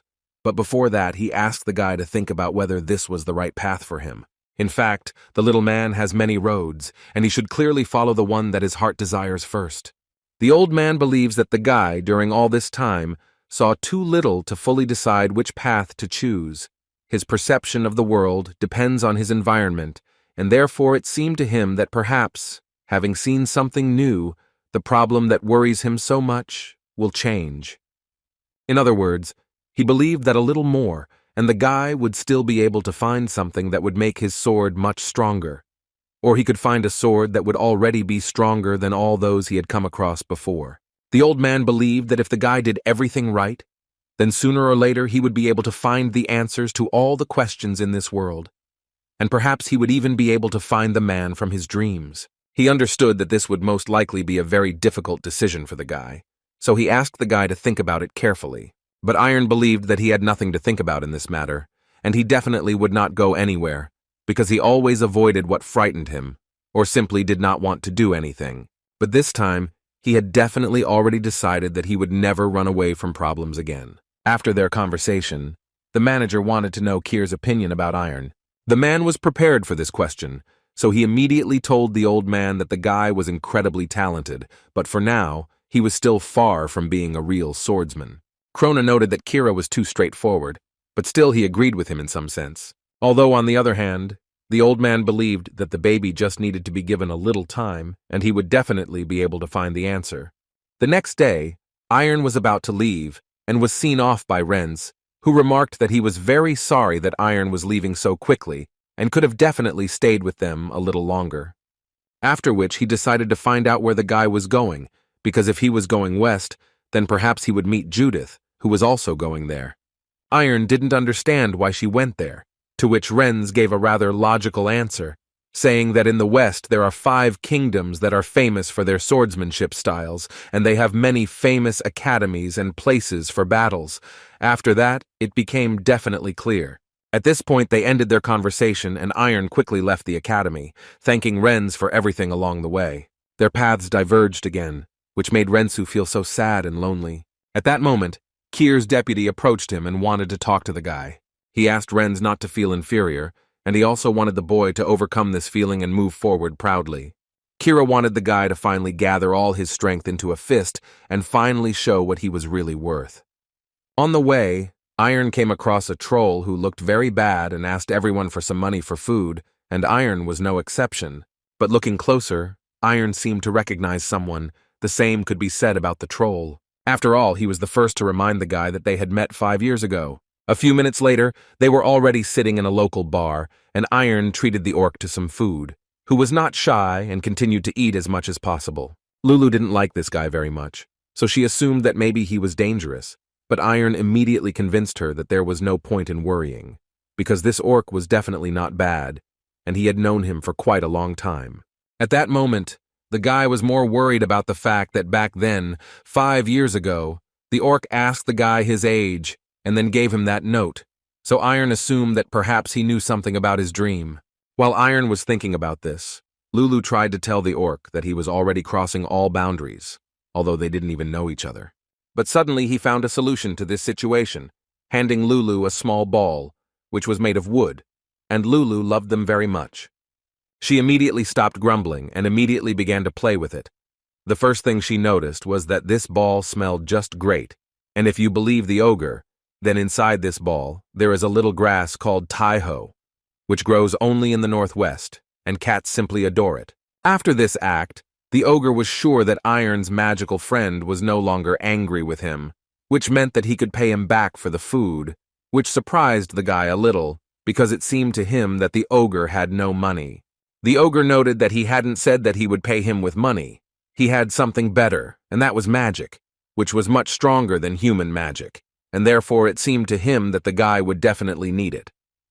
Iron didn't quite understand what was being discussed, but he still agreed to what the ogre offered him, and immediately after these words, he wanted to know if there was a persimmon tree growing near Iron's house. The guy immediately denied this information. The ogre was a little upset, because he was sure that there had definitely been a tree there before, maybe in childhood, but Iron convinced him that there had never been a persimmon tree near their house, and then Lulu intervened in the conversation again, asking the ogre to tell her fortune. He didn't mind and started by saying that she liked raw fish, although Lulu couldn't help but say that it wasn't a secret at all, because it seemed that there were no cats that didn't like fish, but he assured her that only cats knew this, but orcs didn't, so he found out with the help of magic. Hearing this, Lulu immediately turned to Iron and told the guy that he was 100% a liar and that you definitely shouldn't trust him, and for the same reason, he had no money for food at all. The orc, of course, heard their conversation, so he began to laugh and say that it was time to show them what he was really capable of, so that they would no longer think anything bad about him. Immediately after these words, he turned to Iron and said that the stone on his heart had become even heavier. These words definitely got to Iron, and it was evident from his facial expression, so the orc continued to confidently say that the guy had been skillfully hiding it for a long time, but now he could no longer keep it to himself, because the truth was starting to come out little by little. He also couldn't help but mention the fact that it felt like a red-hot blade was piercing his heart, which was causing him great pain and discomfort. But as for this, he could assure the guy that there is someone who is deliberately putting pressure on the guy's heart with this. The orc said that he uses not just extrasensory abilities, but elementalism, although he is not as good as those more experienced in this matter. But even he can see the power of metal. Iron didn't quite understand what he was talking about, and what did metal have to do with it. But the orc did not stop and continued to talk about how elementalists believe that everything in life is made from 5 elements: earth, metal, water, wood, fire. These are the elements and their harmony that support everything that exists in the world. Iron suggested that his element was metal, and that he most likely stood out somehow, which the orc confirmed, and said that the guy was incredibly smart to have come to this conclusion so quickly. After which he told about how this metal tip disrupts the balance in his body, and, as he had already said, it is impossible to get rid of the element. It is necessary to force it to coexist harmoniously with the others. After all, if one energy is too strong, then it needs to be divided into others that are less strong. For example, do a similar trick with the element of fire, which will certainly be suitable for this. After all, as far as was known, if a person can control an element, then in this way he opens up new possibilities for himself. Even though the metal is sharp and makes him feel pain, if you expose it to the right amount of fire, you can easily get a worthy sword. After hearing all this, Iron immediately wanted to know how he could learn to control his fire. The ogre assured the guy that in fact it was much easier to do than he thought. You just need to light it in your heart. The fire that had not been inside Iron 5 years ago now appeared inside the boy, and the ogre believed that he simply needed to make it move, as if he were adding more wood to the fire. Only if he does this, only then will he be able to succeed. And Iron finally understood what the ogre was trying to convey to him. In order to light the fire, he just needs to move as much as possible. After some time, they left the bar, and Iron was very grateful to his new friend for his advice. And now it was time for him to hit the road. They had already said goodbye, and Iron and Lulu were about to leave when suddenly they heard the ogre calling them again. Who decided to ask the guy for permission to go on a trip with him. It seemed to him that this was Iron's first time on such a long journey, so his help would definitely not be superfluous, because he had been on this continent for 10 years already, and would definitely be useful. Lulu was a little less than thrilled with the idea at first, but then she thought that it would actually be nice for them to have a guide with them. But the decision was still up to Iron. In the end, the guy decided to take the ogre with him, who was very glad that the guy made this decision. But he immediately wanted to tell them that he asked to go with them, not because of the money, because it seemed that he would no longer have the opportunity to see how the kid turns into a real man. And besides, he really hoped that he could help Iron in this matter. On the way, the orc told the guy about different places on this continent. For example, about a city called Dirink, which has a lot of skilled blacksmiths, including orcs. The orc thought that it would be better for the guy to visit this city before traveling to the 5 western kingdoms. However, Lulu noted that Iron didn't need a new sword, which meant there was no particular point in going to that city. But he assured them that in reality, this was not just a trip for equipment, because it was the blacksmiths who were best at handling metal and fire. The ogre assured the boy that if he saw how metal and fire created something new, uniting into a sword, it would definitely help Iron light a fire in his heart. Hearing this, Lulu finally agreed with him, because she remembered that magicians actually do this too.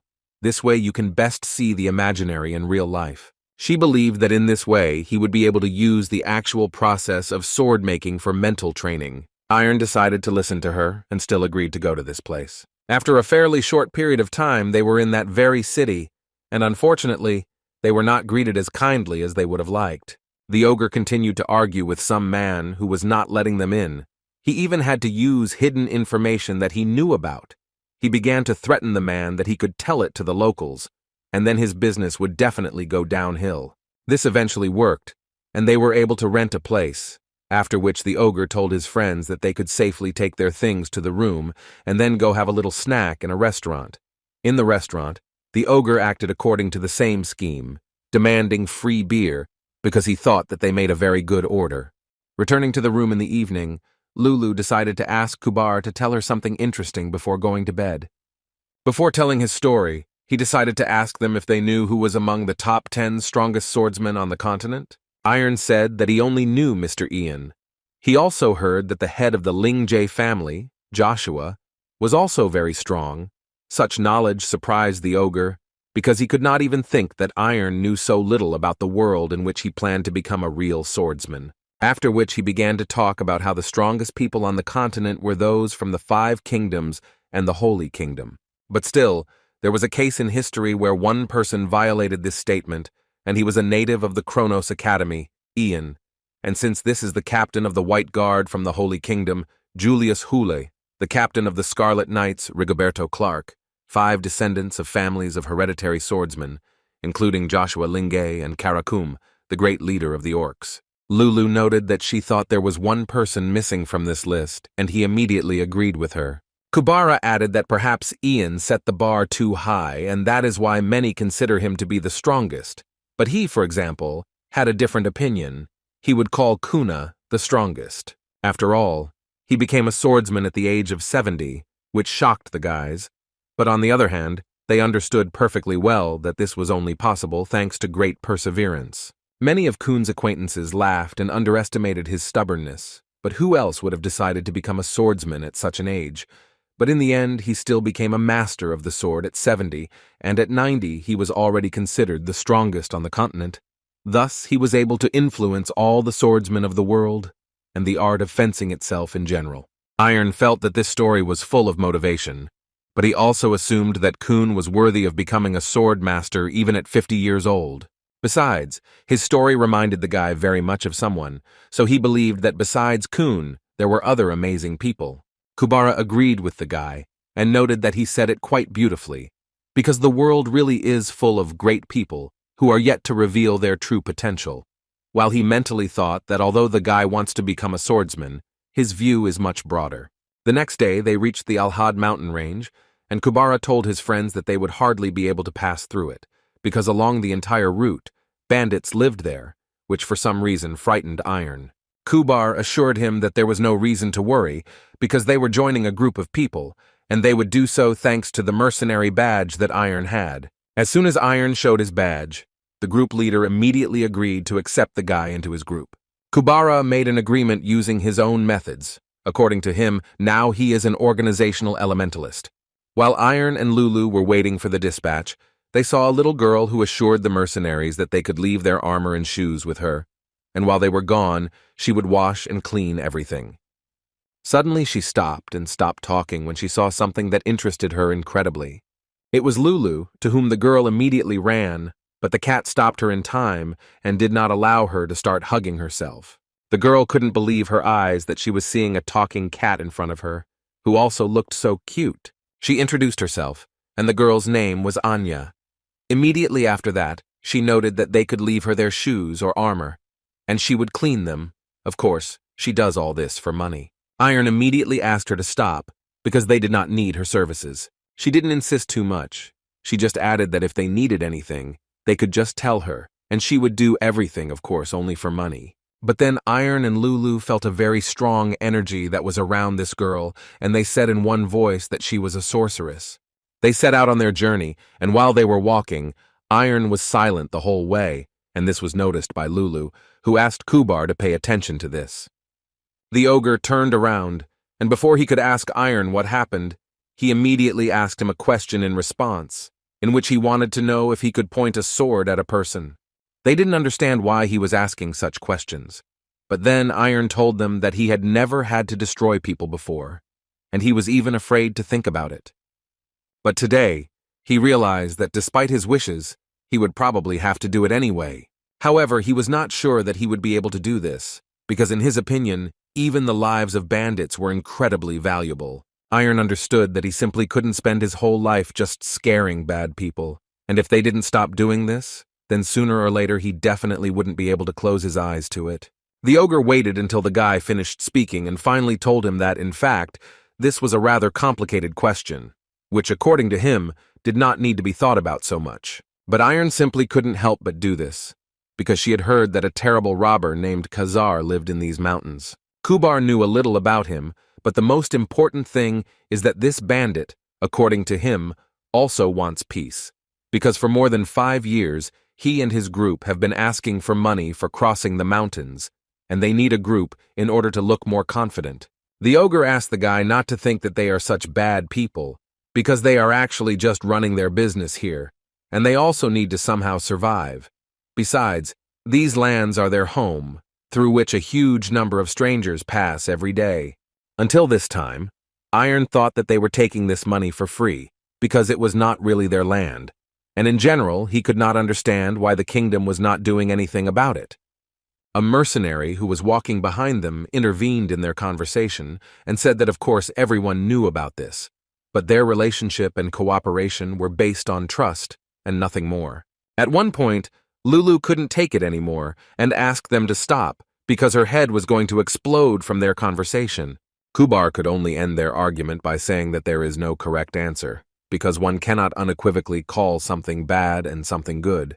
And as soon as they finished this dialogue, those very bandits that the guys had been talking about for so long appeared on the horizon. One of the mercenaries immediately presented them with a fee for passage, and for the sake of decency, decided to clarify whether they could pass at night.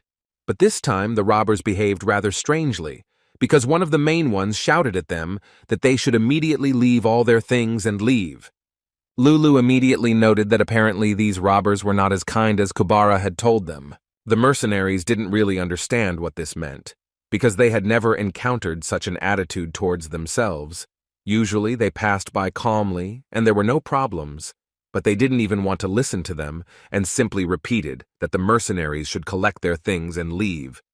The man laughed and noted that Khazar's joke had dragged on, and it seemed to him it was time to stop. But apparently the robbers weren't joking, because he continued to tell them that this was not a joke, and that from today on everything had changed, and if they had problems, they would talk to them differently. Iron looked at them carefully, and at one point he began to get very angry, and the main reason was that he could quite clearly hear how dark magic was emanating from them. Lulu asked the guy again if she heard him correctly, if he could really feel the change in this guy's energy. Iron confirmed this, and also added that their magic was not that strong, and they would definitely be able to break through. Kubar asked the guy to explain what he was talking about. Iron told them that if you come into contact with such magic, then over time more and more excess anger will appear inside the body. Suddenly a knight emerged from the crowd, took out his sword and said that he had never trusted robbers and was not going to do so today either. Iron immediately noticed that he had a steel blade, and this could only mean one thing, that apparently this guy was one of the veterans. The mercenaries knew this knight. His name was Ulfgan, but even they were not sure that he could cope, although he believed that nothing terrible would happen to him. Wolfgang came closer to the bandits to tell them that there would definitely be more losses on their side, so he advised them to stop resisting and let them through at last. The robber noticed that the knight had a beautiful sword, so he decided to offer him in exchange this sword for their pass, although the knight was not even going to believe them, because they were criminals, and nothing good would come of it. The knight tried to say something else, but did not have time, because the robber dealt him an unexpected blow, which he was unable to block, and therefore took an incredibly large amount of damage. It was clear that Wolfgang had already definitely lost, so the mercenary tried to force another knight to go into battle and sort this out. But the guy didn't think it was a good idea, because if Wolfgang couldn't handle it, then he most likely wouldn't be able to either. The other mercenaries immediately started talking about how it would be better for them to leave everything and just go away, because in their case, the main thing was to survive. But on the other hand, they simply could not abandon their things, because without them, they definitely would not be able to survive.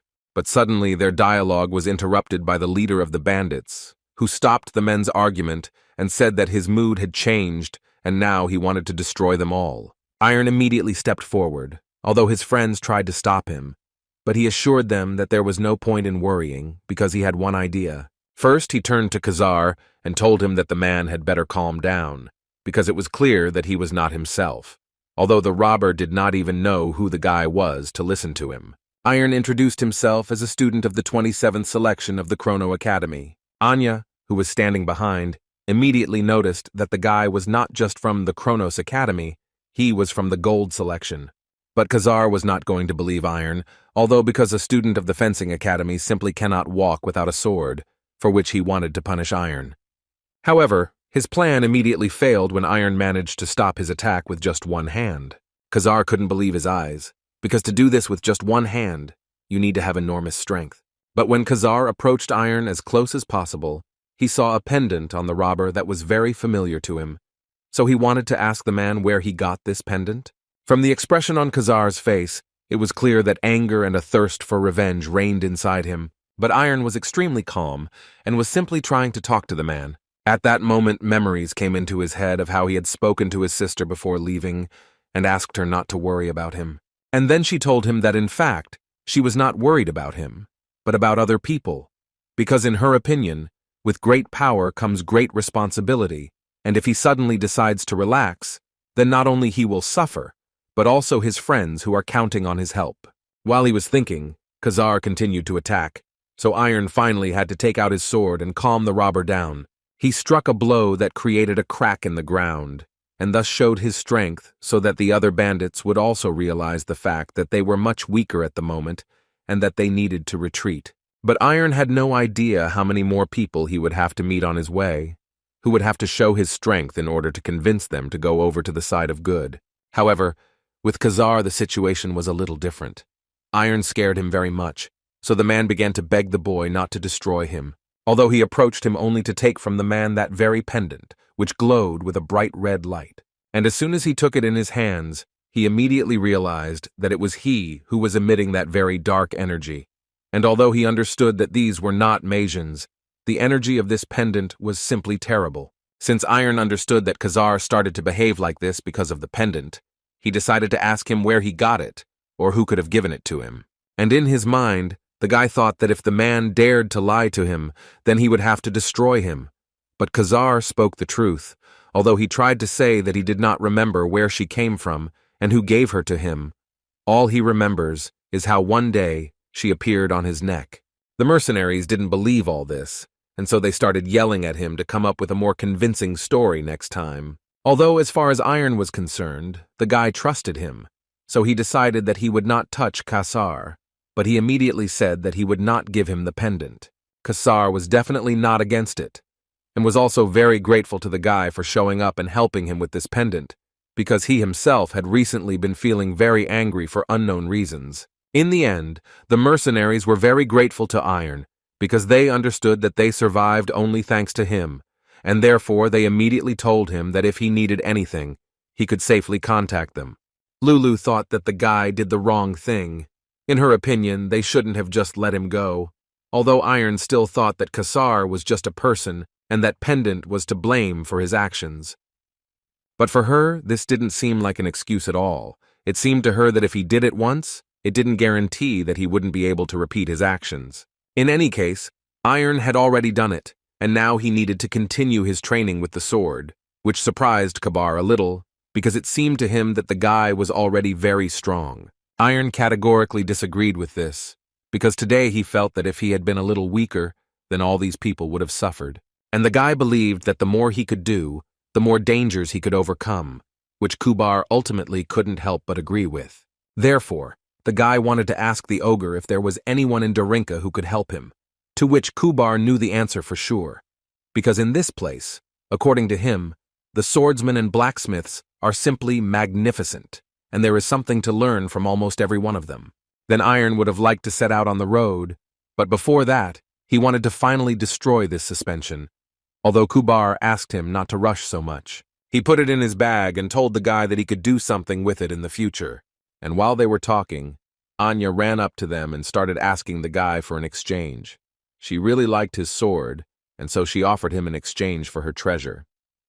Iron immediately told her that he couldn't do it because this thing was very important to him, and besides, he didn't think that she knew how to use it properly. She asked him not to rush to conclusions because she had not yet shown him her treasure. A few seconds later, she pulled out a huge piggy bank. Moreover, it was not a simple piggy bank. It was golden. The guy immediately noticed that incredibly strong magic was emanating from the girl, and he was not so interested in this piggy bank. But still he decided to ask Anya what he should do with it. The girl told him that she had been saving money for a whole year and was ready to exchange it for Iron's sword, but the guy was still forced to refuse this offer. She realized that the guy couldn't be bought that easily, so she decided to raise the stakes and got something that Iron definitely couldn't refuse. Anya took out a small coin, which she put inside the pig and said that every time he puts a coin there, it gets bigger. Kubar and Lulu were not at all against Iron changing, because this thing, in their opinion, was simply wonderful, and it would definitely be useful to them in the future. Iron had already started to get angry, and asked his friends to come to their senses. Besides, he had already said that he was not going to change anything, no matter how golden this pig was. The girl realized that this time she had no chance, so she took the pig and started to run away, but immediately warned the guy that she would definitely come back when this pig became cooler, and then he would definitely change with her. The guys really liked her, but Iron had a slightly different opinion, and in general he had completely different thoughts in his head. That evening they checked into a local hotel, where a guest came to visit them, who, according to Kubar, brought news about Darinka.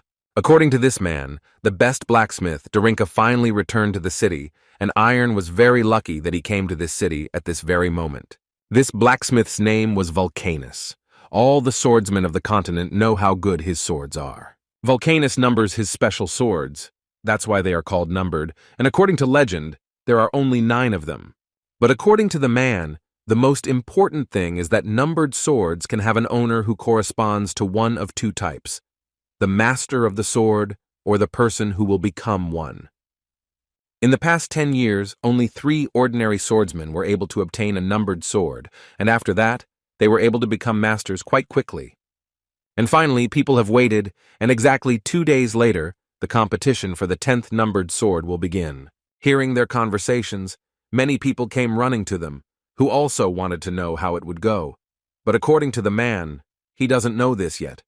The only thing he can say is that they will most likely announce it at the competition itself. Iron understood from this that all the strong swordsmen would gather in Darinka, which is why he assumed that this would be a great opportunity to gain experience, so he was not at all against participating in this event. At this point, he decided to end their conversation because, according to him, he urgently needed to go to his room because he was tired and wanted to rest a little. Kubar understood that the guy was simply not ready yet. For the swordsman, this conversation was a real treasure, but the guy seemed not at all interested in listening to it. He understood that perhaps this could of course be part of Iron's character, but it still seemed to him that he was not like all the swordsmen he had met before. However, it was a little unclear to him, but for some reason Iron at this stage was still very far from the real title of a swordsman. Iron, having come to his room, immediately sat down to train. There were thoughts in his head that did not allow him to breathe freely, so he decided to try training his imagination. He wanted to try to clearly imagine himself in the magical world. The next day, they finally reached that same legendary city of Dorinka. The first thing that caught my eye was that this city was full of knights, and most likely there were a lot of masters among them. Taking a closer look, they noticed a familiar girl arguing with some knight. But then Lulu turned her attention to the person with whom Anya was talking. This man was a master, at least that's what Lulu said. Kubar didn't know this man, so he assumed that perhaps there was another sword master on the continent that he simply hadn't heard of. They came closer, and the knight already knew these guys because Anya told them everything, so all he had to do was introduce himself, and his name was Georg. Georg noted that if Anya had told him everything correctly, then they were just as special as Anya, immediately noting that it was a compliment, so that they wouldn't even think of being offended. As for Iron, according to Georg, he knew the boy, and most importantly, he knew what sword he had, so he decided to be a little cheeky and asked Iron to show him his sword. Georg knew that it might sound quite strange, but still, according to him, the girl told him that this sword was incredibly amazing, so he also wanted to look at it. It was not difficult for Iron, so he again used the trick with the appearance of the sword and showed it to Georg. A new picture immediately appeared in the knight's eyes, and in his mind he understood perfectly well that the issue here was not in the sword itself. Iron also noticed that Georg's expression had changed, and he was now looking at the guy, clearly not with simple interest. Georg immediately decided to ask Iron for forgiveness for staring at him so intently, because according to him, Iron really did have an amazing sword, just as Anya had told him. The girl was glad that Georg liked it, so she said again that the captain would definitely like it, to which he replied that it was possible, but first of all she should not forget that you can't take other people's things. This was the end of their dialogue, although Iron clearly had a feeling that something was unfinished. Iron, after their conversation, noted that this guy really looked pretty strong, but they wanted to know more who this captain was that they were always talking about and how strong he was that he had such subordinates. While the guys were talking about this, people who wanted to see the famous knights began to actively gather behind them. They were the twin swordsmen, Charlotte and Victor, famous throughout the continent. The guys didn't know who these knights were, but Kubar was well aware of who these guys were. Moreover, he knew that they would participate in this tournament together. That's why he wanted to tell Iron right away that the upcoming competition would be incredibly difficult, and he definitely needed to gather his strength. But Iron was not afraid of anyone at all. On the contrary, he believed that since Georg would be participating in this tournament, he should simply extract as much benefit from him as possible. So Kubar decided to give the guy a little advice, which Iron may not listen to if he doesn't want to, but the essence of the advice is that it is important for a swordsman to meet good opponents, because this is just a great chance to test his skills. But he asked the guy to fight, but at the same time in no case to learn from them. And as an argument, he cited the example of the situation when Kun fought against Ian. The former did not do it in order to learn something. He did it only in order to ultimately come to victory.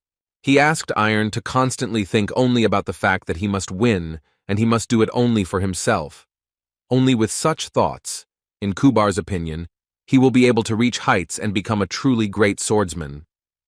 After such a serious conversation, Kubar decided to go back and immediately ask the guy for forgiveness for the fact that he apparently went a little too far. Although Iron was very grateful to him at that moment, because in fact, these were exactly the words he was missing at that moment. After which Iron turned around and went to the hotel, where he planned to think over Kubar's words as best he could. After all, before Iron didn't even think about winning, because at the academy he only wanted to become like others, but his friends always demonstrated the will to win over the enemy, no matter how difficult it was for them at that moment. In his opinion, this was the simplest, but at the same time the most difficult desire that a swordsman could have. Iron understood perfectly well why Kubar spoke about this, but now, Iron clearly couldn't decide whether he had ever felt this feeling. Meanwhile, Kubar was talking to Lulu about how he felt like he had gone a bit overboard with his words, since Iron had a difficult path ahead of him, and he had so abruptly started demanding everything from him. But in fact, the ogre only wanted to do the best he could and make things easier for the guy later, although Lulu believed that there was absolutely nothing to worry about. At this point, their conversation ended because Iron finally came out of his room, and the guys immediately greeted him. Lulu immediately noticed that the guy had changed somehow, and although she didn't know what exactly, in her opinion, he clearly began to look much better. Kubar understood what had changed in the guy, because he saw how an incredibly strong fire ignited inside the guy at that moment. Lulu couldn't resist and told Kubar that he was wrong, but she immediately said that everything would definitely be fine with the guy. After this conversation, they collected their things and immediately went to the Derinka arena, where quite a lot of people had already gathered, who wanted to see the fight between the strongest knights. Among all the knights who came to this tournament, there were many who were definitely different from everyone else. For example, Dwemer Gruz, next to whom one could see Rendell One Strike. All of them were famous swordsmen in their own lands and beyond. Kubar immediately noted that from all these guys, it would be possible to gather a lot of worthy knights, who would be incredibly difficult to defeat.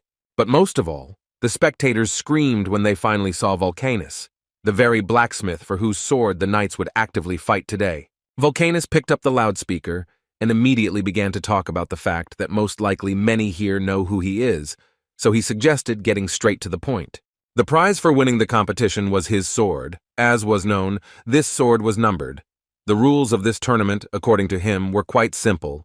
2 people enter the ring and begin to fight.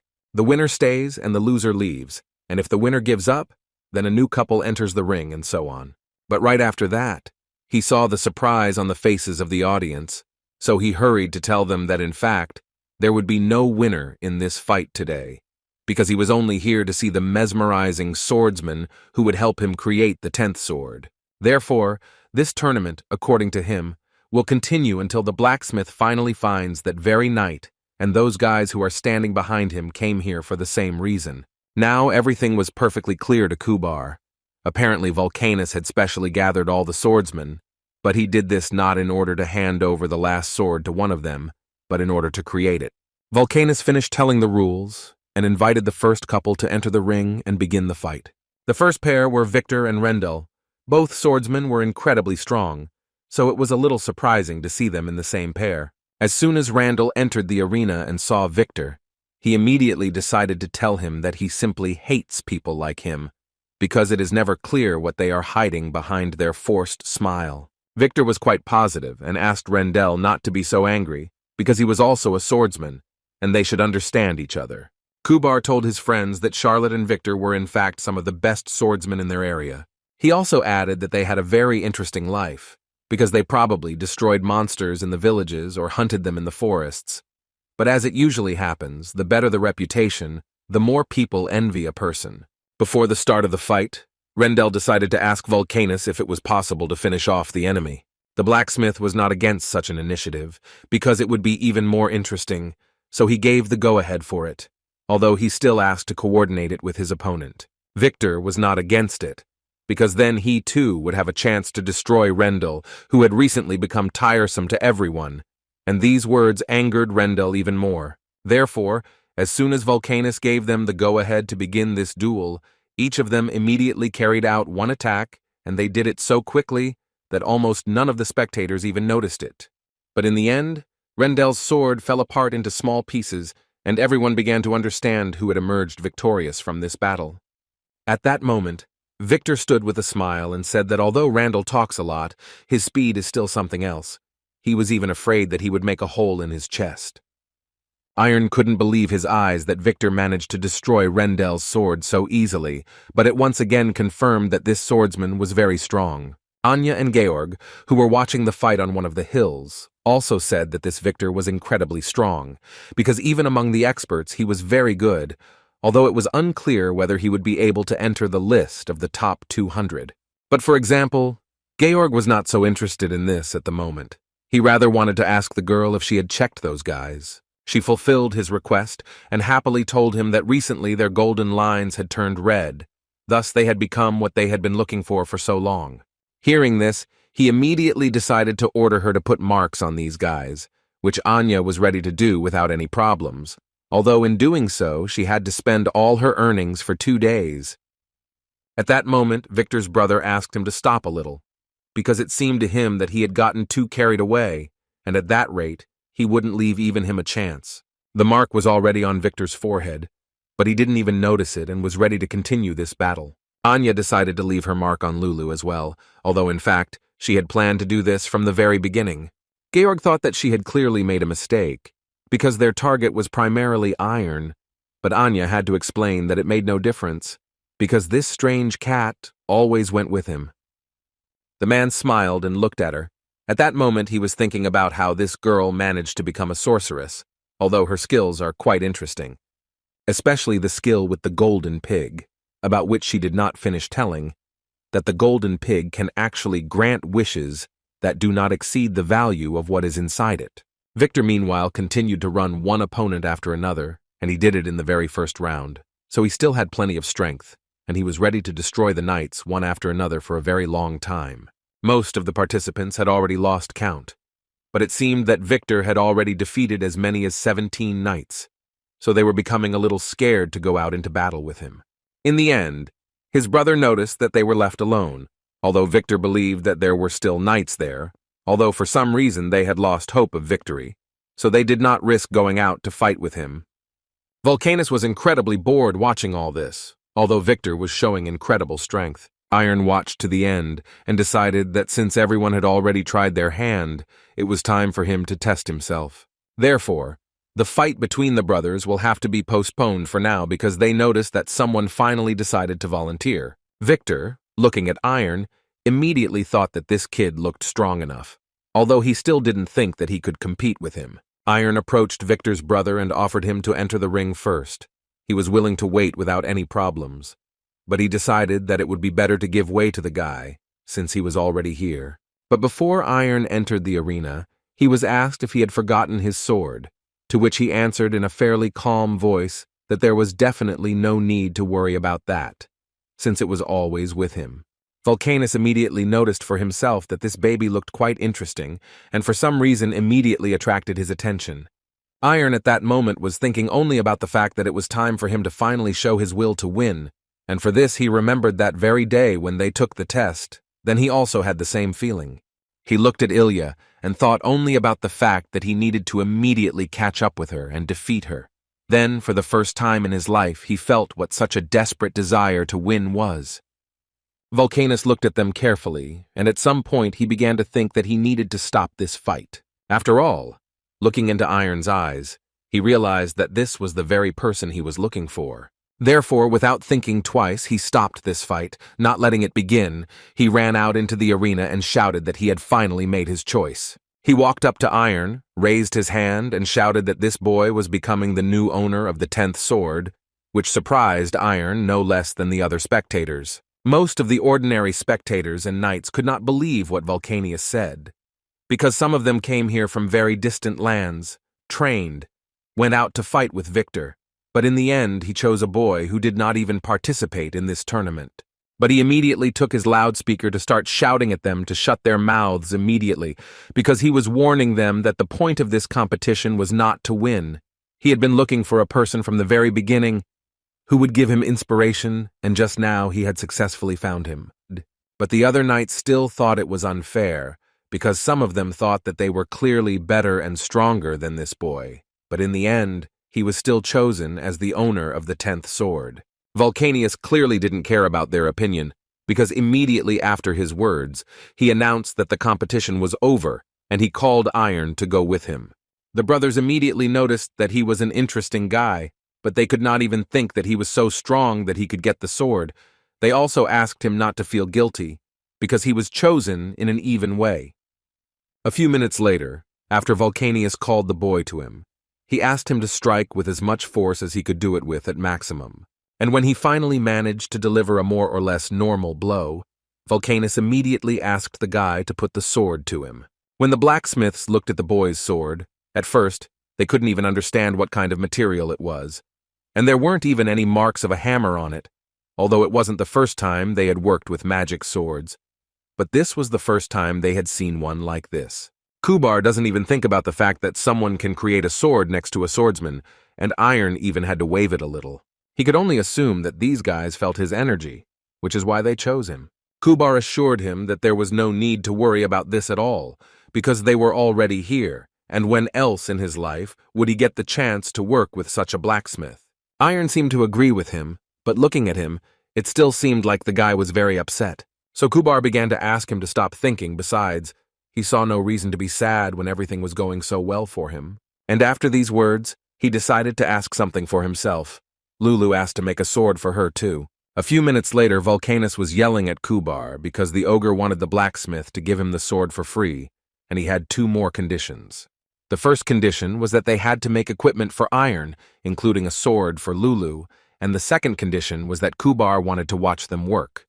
Although Vulcanus listened to everything that Kubar had just told him, he still didn't understand why he had to listen to all these stupid conditions. Then Kubar had to speak directly about the fact that he knows that Vulcanus is using iron and his power in order to improve his skills. As for his assistants, he knew perfectly well that you had a long break because they couldn't find inspiration and return to work. But then Iron came along, a young man who could reignite the fire in your hearts and give you hope, and they decided to take full advantage of it. Although this offended Vulcanus and his friends, he still continued to shout at the ogre and ask him who he was to dictate his terms to them. Kubar answered this question with a smile, saying that he was the best guide in the world. In the end, Vulcanus went along with Kubar's terms and did everything he asked for, even armor for Lulu, who looked simply magnificent in it. But the blacksmith did not stop there and continued his work with the sword for Iron, who carefully watched this process. Iron at this moment felt that he could finally light a fire in his heart, which he could place directly on the sword. A whole month had passed since then, and the guy's condition was getting better and better every day, but he believed that this could not stop, and that he still had a lot of work ahead of him. But Iron was already pleased with the fact that he felt progress, so it seemed to him that he would definitely be able to achieve success. They continued on their way, and on the way they noticed that there were so few swordsmen in the city. Kubar did not think it was surprising, because most of them came to participate in the tournament, in which there was a chance to get a numbered sword, and now there was no particular point in staying in this place. Iron was a little far from hearing this, because for him, it was a great chance to fight with other swordsmen, although Kubar believed that the guy had received enough of everything that his new numbered sword was worth, which made the guy even stronger, even for those brothers.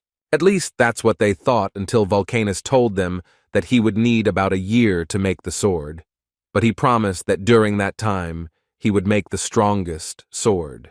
Although Kubar didn't believe him and tried to tell Iron that he definitely couldn't be trusted, the guy didn't put pressure on the blacksmith. Besides, he didn't even hope for it from the very beginning, so he didn't mind waiting. At this point, their dialogue ended and the guy decided to continue his journey, and he told Vulcanus that he would return when the sword was ready. Now Iron was interested to know from Kubar what their next goal was. Where were they heading now? The ogre suggested that he visit the city of Lathion, because in his opinion, it was the best place for a swordsman in the kingdom of Myos. While he was telling Iron that he would definitely have a chance to compete there, Lulu looked closely and saw something ahead. So at one point she screamed and asked them to stop immediately. The thing was that ahead, she clearly smelled blood, and a few seconds later, brothers Victor and Charlotte emerged from behind the trees, their faces smeared with blood. Coming a little closer, they saw that Charlotte was holding someone's head in his hands. Kubar immediately wanted to know from them what was in their hands. Was it really a human head? Charlotte smiled and said that they had just had to deal with someone who had been a bit of a nuisance, and that was all that was left of him. They immediately noticed that it was the head of Randall, who had participated in the swordsman's tournament for a numbered sword. Kubar immediately started yelling at them because he sincerely did not understand what they were doing at all. How could they destroy a person for nothing? Although they believed that they had done nothing wrong, they had simply eliminated the one who was stealing. Well, now they stand before those who must repay them for their great efforts, for the fact that they caught and neutralized the thief. Iron, looking straight into their eyes, roughly understood what they wanted, and his suspicions were confirmed when they said with a crazy smile that they were eager to receive the personalized sword, which, as they thought, the guy received by accident. Lulu immediately started screaming and saying that he wasn't even ready yet, and that they themselves didn't have him yet. Apparently, Victor will not be able to prove something like this, because at first glance it seemed that he had simply gone crazy, and at the moment, he was only interested in the sword, which, in his opinion, Iron was hiding and simply did not want to give up.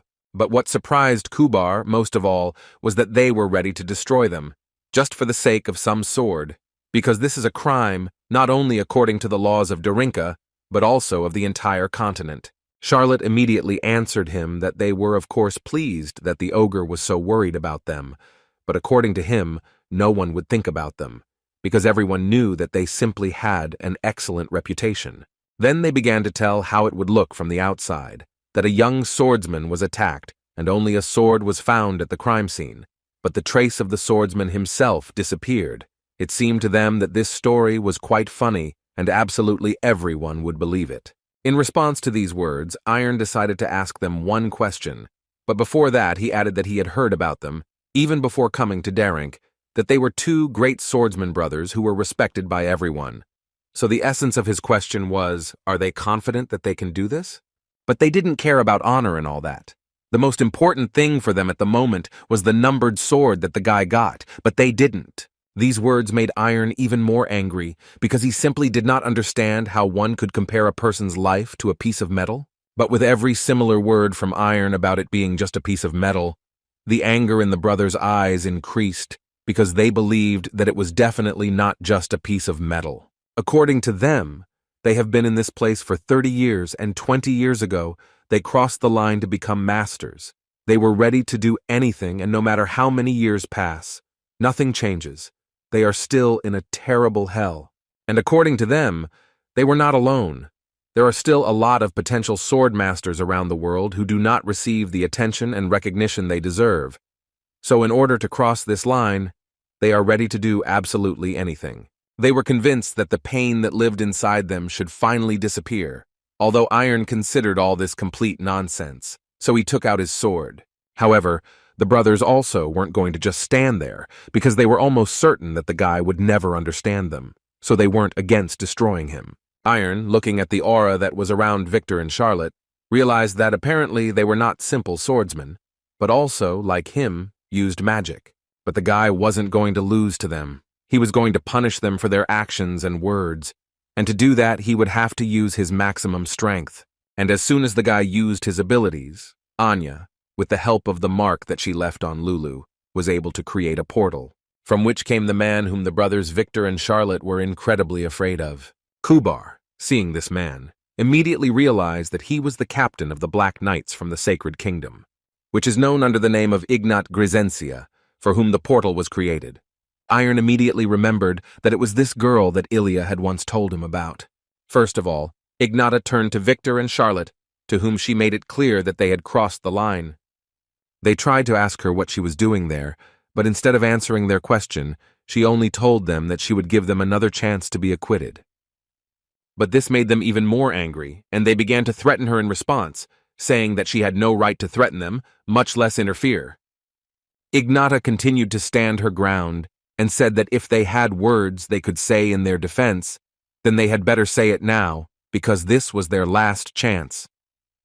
But given the way they continued to act, she realized that it was better not to give them a chance, so she immediately launched an attack like lightning. Her blows were very accurate and hit the target, and the brothers couldn't even notice her, so it was simply impossible to block her blows.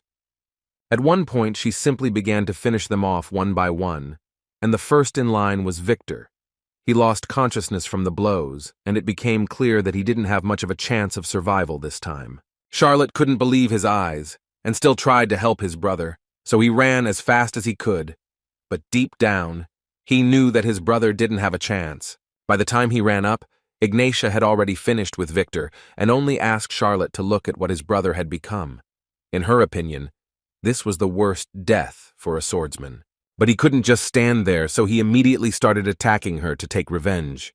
However, at one moment, he felt how his body was left without arms, and the heaviness that he felt from his sword, in one moment disappeared. A few seconds later, he realized that Ignatia had literally been able to deprive him of both arms in 1 second, thereby ending the battle with him. And now she had to finish him off, before which she told him that he no longer looked like a human being, and therefore had no right to exist in this world. It was incredibly difficult for Iron to watch this action. Kubar couldn't believe his eyes, because just now, the swordmaster was able to defeat 2 experts single-handedly. He couldn't even imagine how strong she was. At that moment, Anya ran up to Ignatia to give her her sword and ask her permission to clean her boots. Ignatia was not at all against it and even thanked the girl for her help, and right after that, Jogger approached her, who also had something to say. But before that, she decided to ask him how he liked her new manner of speech. Did she now look like an aristocrat? Suddenly, their dialogue was interrupted by Iron, who simply could not wait and wanted to find out from her how she managed to do something like that. He held the sword in his hands and wanted to ask her how she could so easily take and destroy these people. Right after that, he clarified that he was not judging her.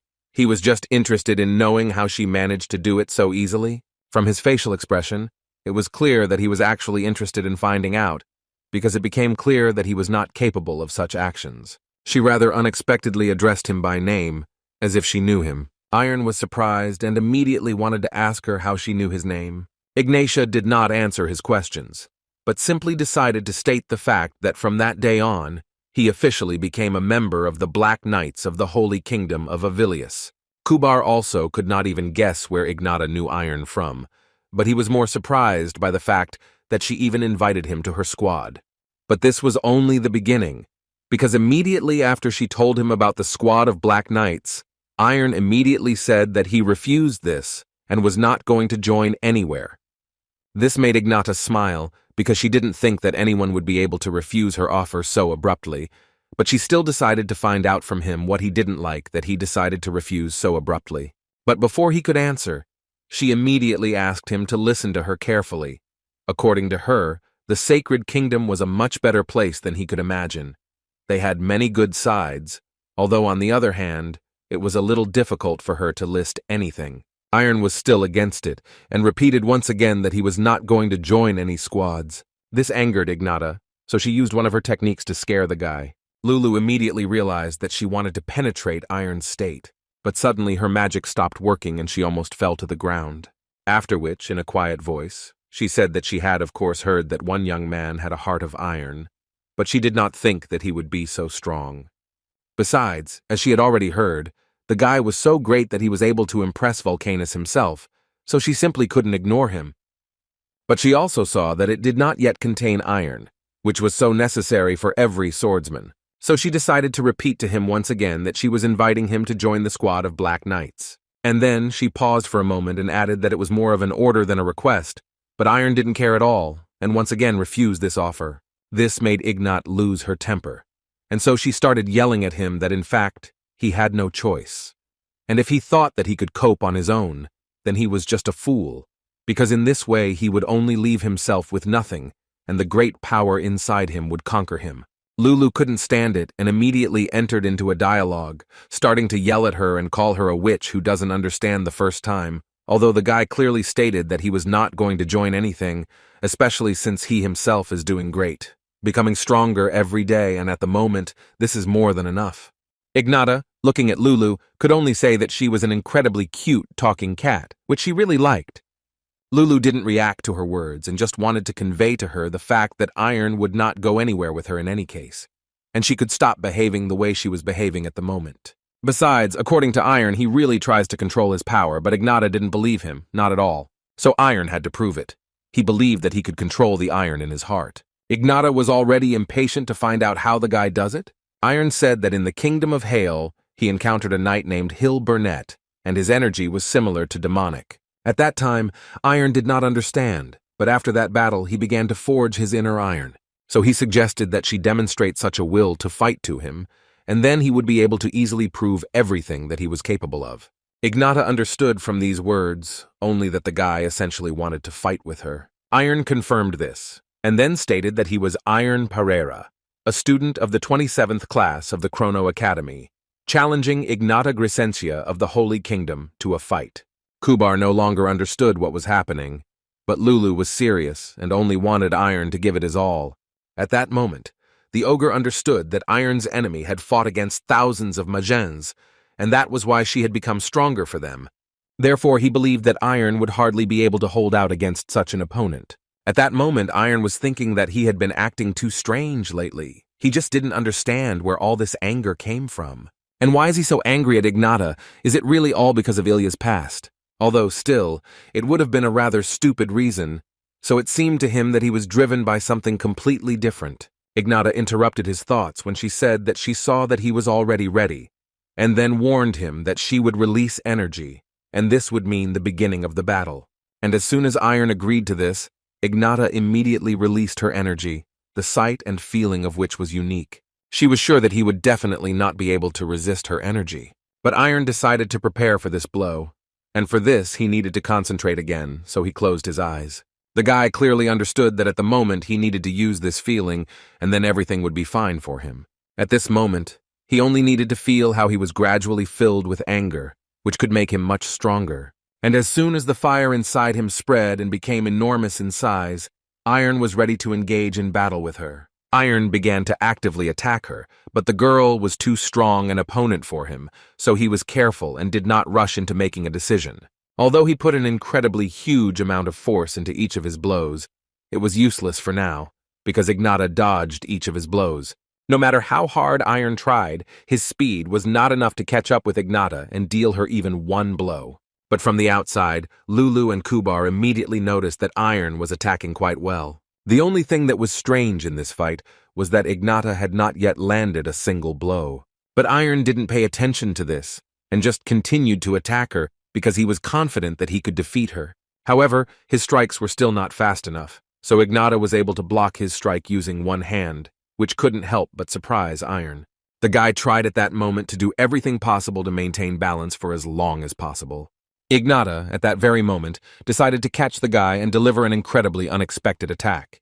It seemed that she finally managed to do it because the sword fell from Iron's hands. In her mind, she was already confident that she could defeat him, and it was much easier than she could have imagined.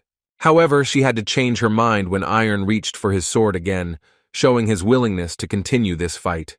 He began to strike the girl again, but this time he was faster, and it was much more difficult for her to dodge them. But unfortunately, it still didn't help him, because after several such blows, he received a fairly strong counterattack from Ignata. At this point, she decided that it was worth ending the fight, although Georg offered her to take the boy with her, but she now understood that he made his choice consciously, and it was really better not to touch him. Moreover, she thought he was an incredibly interesting guy who was worth keeping an eye on. After all, in her opinion, this kid really hoped with all his heart that he could defeat her. Sometime after the battle, Iron finally came to his senses, which made Kabur and Lulu happy, as they had been waiting for him for a long time. He immediately wanted to know where he was and what happened to him, but then he got a little scared when he saw Ignata in front of his eyes, who was looking straight at the guy quite calmly and didn't quite understand why he was reacting like that. She even had to stand up and tell him that he shouldn't move so abruptly because he hadn't recovered from the injury yet. She sat down next to him and lifted his t-shirt, where there was a huge hematoma, and Lulu thought that she was just a perverted witch who decided to make fun of Iron.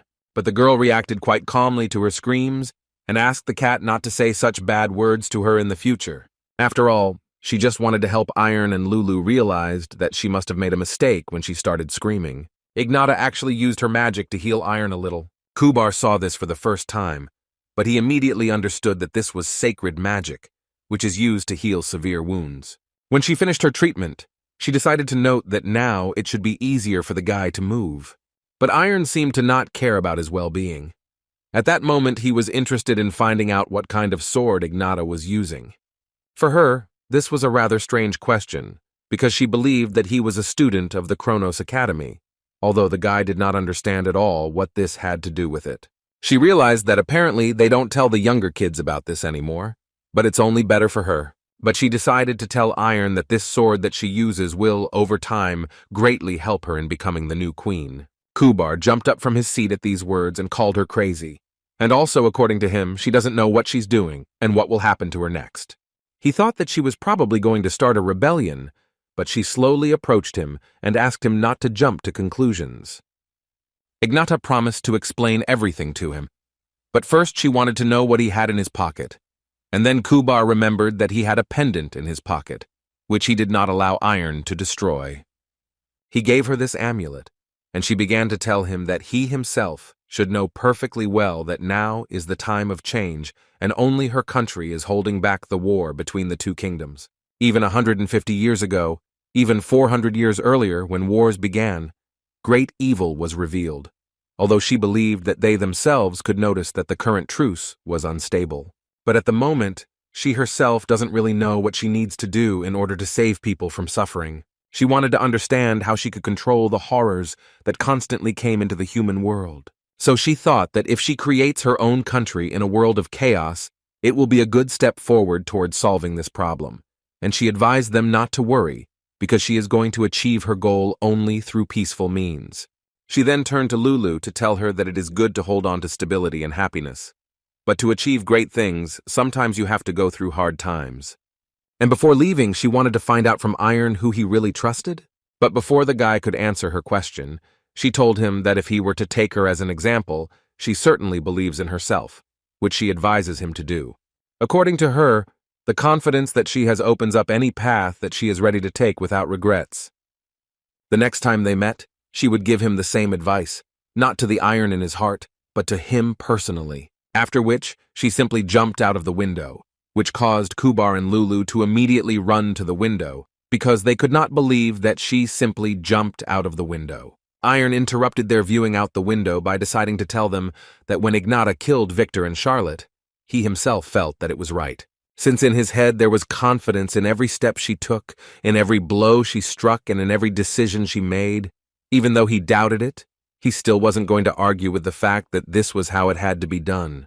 And he, in turn, got angry only because Ignata was capable of this, but he was not, and therefore he even envies her a little. The next morning, the guys set out on the road again. For a long time, Iron meditated and did not even speak to them. At that moment, it was as if he was in another world, in which he continued to forge his sword. But with every blow, he thought that this was definitely not enough, and that he needed to put in more effort to make this sword even stronger. However, with each such blow, he also noticed that the fire inside him was becoming weaker and weaker than it was before. But he was not going to stop anyway, so he continued to forge his sword. This time the road lasted until the evening. They even forgot to eat, so Kubar decided to stop and prepare a small dinner for his friends. As soon as Iron got out of the carriage, the ogre immediately decided to ask him how his training was going and what his results were. Iron told him that he hadn't been able to do anything special yet, but he wasn't going to despair and believed that he needed to work a little more, and then he would definitely succeed. But Lulu didn't even respond to their words. Iron noted that she was apparently very tired, which is why she fell into such a deep sleep. Kubar noted that he hadn't even thought about the fact that all magicians trained so hard, although Iron corrected him, saying that in fact there are few like Lulu. She is quite diligent in this regard. Although the ogre believed that the matter was in Ignat, the meeting with this girl somehow had a very strong influence on Lulu. They decided not to disturb her and let her rest a little, and they themselves began to have dinner, and this time, Iron was surprised at how deliciously Kubar prepared the food for them. Right after dinner, Iron continued his training, and Kubar, who was watching this closely, thought that the guy was a great guy who continued to train without rest. Although even he was surprised, although he knew that Iron was quite a diligent guy, he didn't even think that he could be so diligent. The next morning, they finally reached the first hotel they came across, where they would spend the night, and the next day they would finally reach Lathione. While Iron's friends went to the toilet, he decided to sit down at the table and order some food when he suddenly heard quite familiar voices. And when he turned around, he simply couldn't believe his eyes that he was seeing them. At the next table sat Judith and Brad, who at one point stopped arguing because they also noticed Iron. The guy was so happy to see them, he was overwhelmed with emotions, so he immediately tried to approach them. They also stood up from their table because they simply could not believe their eyes that they were actually seeing him. But as soon as they decided to approach each other, Kubar and Lulu stood in front of him and stopped them. They immediately wanted to know how they knew Iron and what they wanted from him, and Judith was surprised for the second time in a few minutes because she had never seen a talking cat before. Iron immediately intervened in this conversation, asking them to calm down because his friends were in front of them. The guys introduced themselves, and Iron added that these were his mentors who helped him a lot at the academy. After which the guy introduced Kubar, who called himself an alchemist. Lulu didn't need any introduction, because she handled this task on her own, saying that she was Iron's magic teacher, which immediately surprised the guys. After this misunderstanding, Kubar approached Brad and asked him for forgiveness for yelling at them, because a lot of bad things had happened to them recently, so he had to be constantly on guard. When everything became clear, Judith immediately attacked Iron, saying that he had grown up, and also that she was very angry with him. She simply did not understand where he suddenly disappeared to for such a long time. She even thought that she might never see him again. At one point, Lulu even began to worry that Judith was definitely his friend. Brad was much calmer for his friend Judith. He just decided to find out from Iron what had happened to them all this time. He replied that it was a long story, and as soon as he said this, Judith immediately noted that he would tell them later. But for now, she would not mind testing him, to which Iron agreed without any problems. Coming out into the small arena, Judith immediately wanted to ask the guy where his sword was or if he had simply changed weapons. Iron was looking forward to this question because he really wanted to show off his new trick of having a sword appear and say that his sword is always by his side. Of course, this shocked the guys, so Brad immediately wanted to know how he did it. They told them that this was one of the benefits of magic, and Judith couldn't help but say that apparently Iron hadn't lost 5 years. But in any case, they need to start the fight quickly so that she understands how serious an opponent he is, so they started the battle. Kubar was not prepared to see that someone other than Iron could have such power. Judith clearly amazed him. Although it was clearly not easy for Judith herself at that moment, because Iron's strength had clearly become greater. Perhaps he had even become stronger than her. It was so hard to hold back his attacks that even the ground under our feet began to crack. Brad, who was closely following their fight, immediately noticed that Iron was using his and Judith's fighting techniques. So he simply couldn't stand it and also ran into battle, shouting at Judith to immediately step aside. But none of them were going to retreat, so they decided to fight together. Now Brack also actively attacked Iron, but he continued to dodge every blow. No matter how hard Brad tried, all his blows missed, and if he did hit, Iron blocked them quite easily with his sword, which made Brad very curious to know how the guy managed to learn these techniques so quickly. Iron noted that at the moment he did not have time to talk about it, but he would definitely tell him a little later. In the meantime, he has to fight off their attacks, because Judith has not disappeared anywhere and actively continues to attack Iron. But at one point, Iron was still able to outplay her and dealt a strong enough blow that helped him knock her down. Brad immediately rushed to help, but he was in too much of a hurry, so he didn't notice how Iron struck him, although at the last moment he still managed to dodge it. After that, Brad smiled and asked Iron not to forget about him, because he felt like Iron was underestimating them a little. Kubar, watching this fight, could not believe his eyes. But what surprised him more was that Iron's friends did not feel any fear at all. They fought as if they were much stronger for him, although this was definitely not the case. Moreover, looking at their facial expressions and the way they carried out their attacks, one could easily tell that these three were actually just enjoying the process. At one point in the fight, Judith finally decided to notice that Iron was pretty good and had apparently been training hard all this time, since he was able to achieve such results. In response to these words, the guy couldn't help but notice that they weren't sitting still either, and considering how well they mastered their techniques, it could be said that they had clearly become much better. Brad suggested that they end on this wonderful note, because they really could fight like this until their last breath, although Judith thought that they could have fought a little more, because they had so much fun together. But he reminded her that the sun would soon rise, and it was time for them to return, and she simply could not disagree with him, so she asked Iron to show them one last time. At first, Iron didn't quite understand what was going on, so Judith had to remind him of the punch he had once shown during the exam. Now she would really like him to repeat that punch. Iron didn't mind, so he stood not far from the guys, closed his eyes and began to concentrate. And literally, a few seconds later, he finally delivered this blow. But the guys were first of all surprised by the fact that the guy was able to do it so quickly, because earlier, he would have needed much more time to prepare for this blow. Moreover, after the strike, it was immediately noticeable that in addition to the fact that he was able to do it quickly, the strike itself became even more accurate than before. They immediately realized that he must have been training hard, which is why he was able to improve this strike. Iron responded modestly that he had actually only recently learned to do this. At this point, their training and simultaneous demonstration of new strikes ended, after which they headed back to the hotel. On the way, Brad told Iron that he had been reinstated at the academy almost immediately after the guy left. Iron already knew about this, so he wasn't so surprised because Renz told him, and besides, he was already at the academy. While the boys were talking, Lulu decided to approach Judith and give her a small compliment, saying that she turned out to be incredibly strong, which was a little unexpected for the girl, but she still thanked this strange cat for the compliment. Lulu didn't stop there and decided to give Judith a small gift, holding out a small diamond in her paw. Judith didn't know how to react to this, so she decided to politely refuse, but Lulu assured the girl that there was no need to be embarrassed, especially since she had a lot of such stones and she didn't feel sorry at all. Brad and Iron also didn't really understand why Judith refused, but she thought it was simple. She reminded them that she was a black cat, and if she took something from her, she could easily put a curse on her.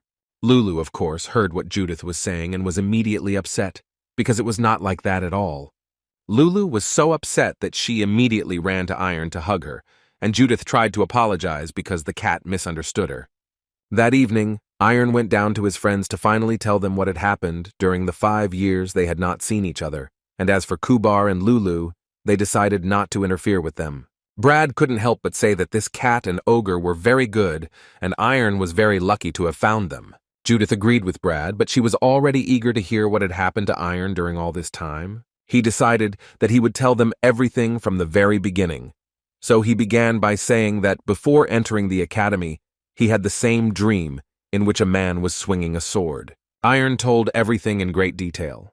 Without missing a single detail, his story smoothly approached the point where the master gave him advice to find his true path. At that moment, in his head, he understood that maybe it sounded a little stupid, but they were still his friends, and so it seemed to him that they should understand him. Judith at one point, when Iron fell silent, said that apparently the guy had a very hard time and she even felt a little sad, because before she was the strongest in the academy, but today, when she saw his skills, she realized something.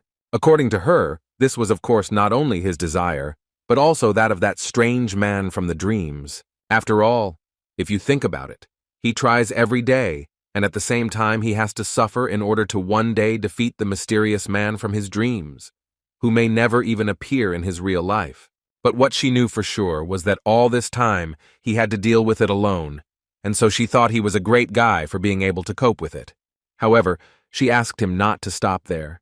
Judith asked him to continue trying and do everything in the same spirit, because sooner or later he will have to defeat him, and they will help him with this without any problems, which was very nice to hear for the guy. Brad interrupted their conversation at one point when he said that, in fact, he raised Iron. They didn't understand what he was even saying, or what he was saying, so the guy had to explain what he meant, that he had essentially raised Iron and made him a man. So he was waiting for the guy to thank him for helping him get through this whole journey. Judith immediately jumped on him and screamed because she thought he needed to control what he said, and he started arguing back because he thought she shouldn't talk to him like that. Iron watched them quarrel and thought that, in fact, Brad had also changed a lot. In the guy's opinion, he had clearly become much stronger and even more self-confident. His thoughts were interrupted by the guys when at one point in their argument they decided to invite him to join them, since he was traveling alone anyway. Iron seemed not to be expecting such an offer, but he didn't have to think for long and almost immediately agreed to this offer. But in his mind he wasn't sure that it was a good idea, and he wasn't at all sure that they would be able to get along. After a while, Kubar and Lulu joined them, and with them it became much more fun, if only because Kubar and Brad agreed that they could drink a lot, which could not be said about their fellow travelers. Judith told him not to talk about her like that, but Brad asked her not to yell, because she would soon go to bed anyway. Sometime later, when Judith had had a few drinks, she decided to ask Lulu for forgiveness, who was definitely not happy about the drunk Judith trying to hug her. The girl continued to hug her and tell Lulu that she was a cat of happiness, and Lulu at that moment was already begging Iron to help her, because Judith could strangle her. Looking at all this, he realized that from the very beginning he had worried in vain, and these guys would definitely be able to get along with each other. The next day, they decided where they would go now, and Iron suggested that they go to Leithion. But Judith and Brad were against it, because according to them they had already been there and they really didn't like it. They thought that this place was just awful, and it was definitely not worth going there, of course, only if Iron didn't want to waste his time. When Iron wanted to ask them what was so terrible about this place, Judith told him that everyone there refused to fight, even though there were quite a lot of swordsmen, but they consider themselves so cool that they refuse to fight with just anyone. Kubar was a little upset to hear this, because he really wanted to get into this city. So he decided to ask Judith if they showed their badges of the 27th selection to Chrono. She answered him that they had done this many times, but these pompous knights still refused them. And then Kubar decided to point out that perhaps because of these badges everyone refused, because the 27th selection is called the Golden One, and therefore it seemed to him that everyone there was simply afraid of losing. Lulu was already tired of listening to them argue and decided to ask Iron where they would end up going. Brad suggested an alternative option to try to look into Partizan. According to him, this city is known for its freedom-loving swordsmen, and the guys immediately agreed with him because it seemed to them that this was a pretty good idea. A week later, they were still on the road, and one fine day, after lunch, Judith suggested that Iron shake up his food a little and get some exercise. As a result, their fight dragged on, and Iron was already a little tired. Although the same could not be said about Judith, she was still ready to continue attacking.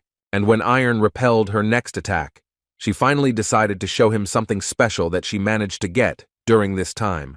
The aura of her sword suddenly became so strong and literally glowed red that it was simply impossible not to notice. Kubar and Lulu assumed that this was the same legendary aura of the sword, but Brad corrected them at the right moment and said that this was actually not entirely true, and Judith was using only part of the aura. According to him, she only recently started learning this technique, so she does not yet master it as well as she would like. But he was more than sure that when she became a master, then her sword would definitely become much more dangerous. As for Iron, Brad mentally understood perfectly well that Iron already knew such techniques for using aura as flash and concentration.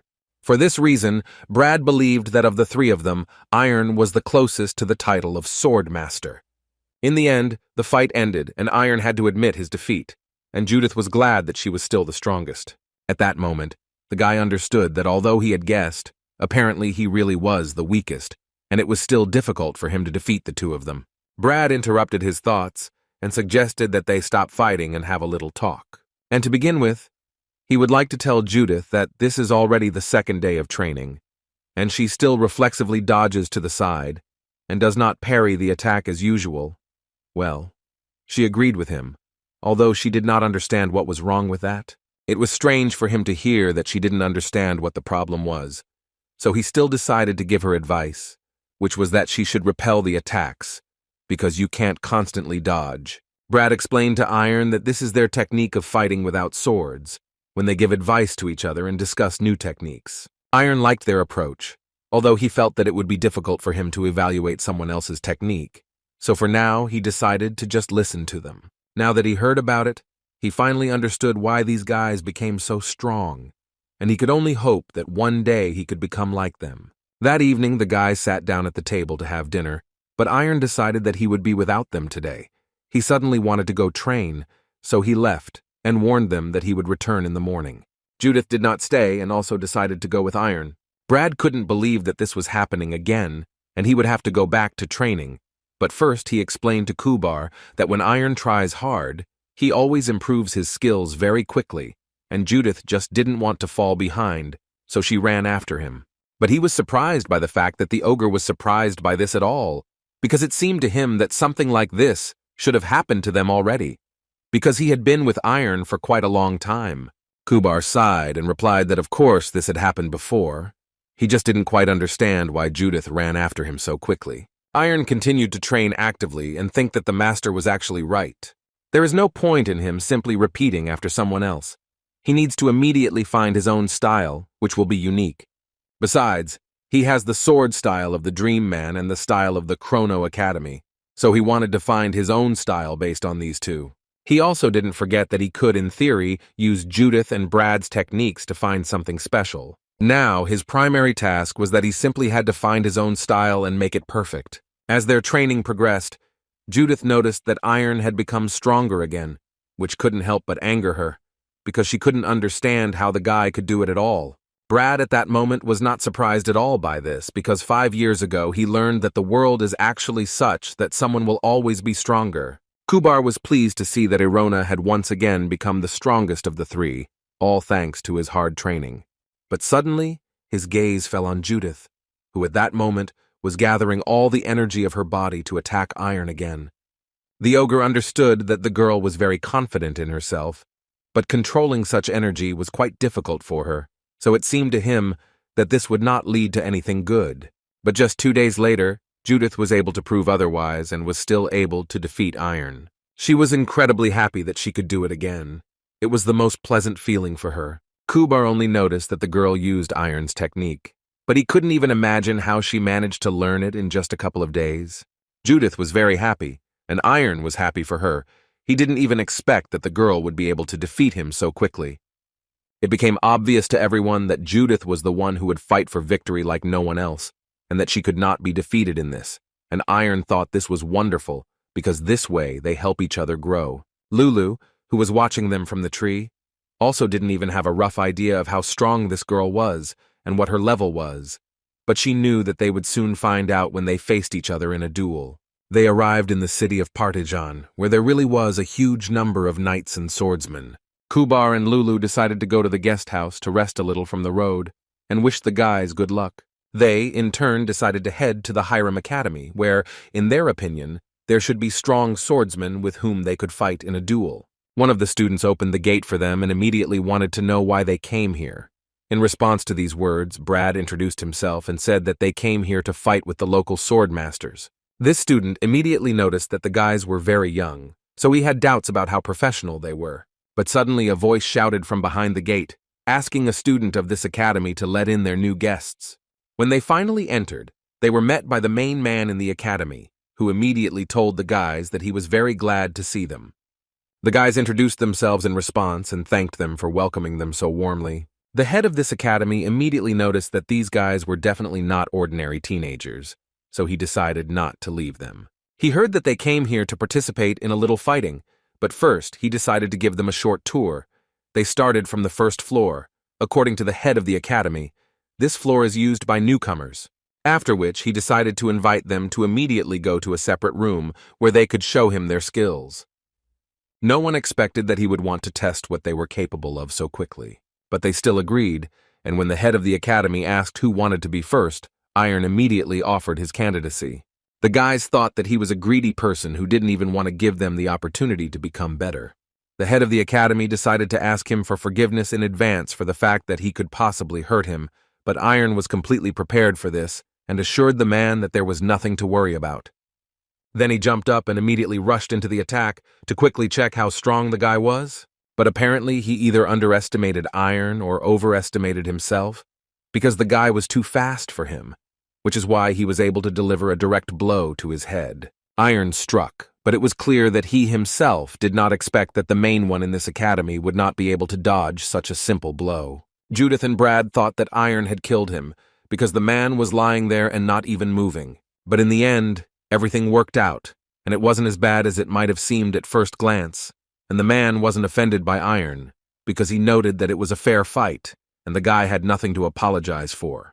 Besides, he thought that they had more interesting topics for conversation. For example, he wanted to ask the guys what academy they were from. The guys were a little hesitant about telling them about it, but Brad decided to say that they were Chrono, and as soon as he said this, the man immediately noted that they were most likely from the golden 27th issue.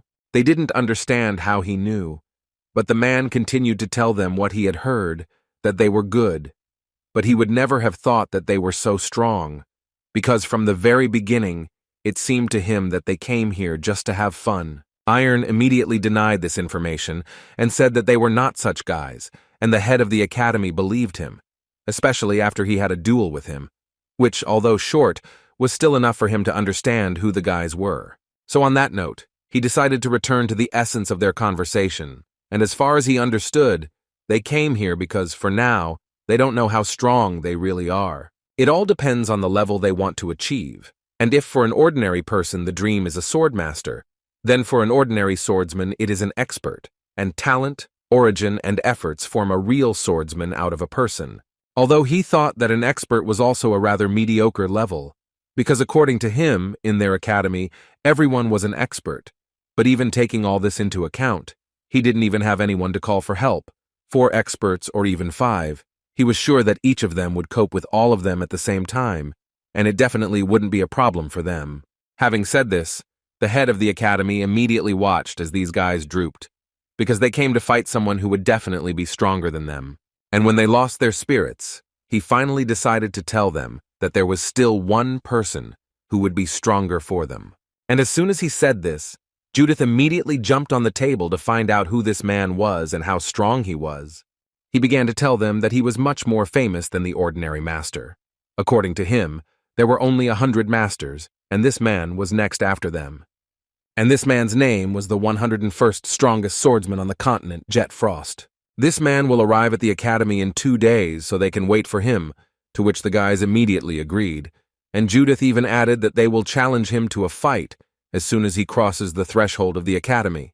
As a result, by the time Jet Frost arrived, an incredible number of people had gathered, all of them wanting to meet him and fight. Even the head of the academy didn't expect that so many people would come to meet him, and he also knew very well that Jet was too lazy to fight with each of them. Judith didn't understand at all what he was doing there, to which the man replied that Jet was better than him.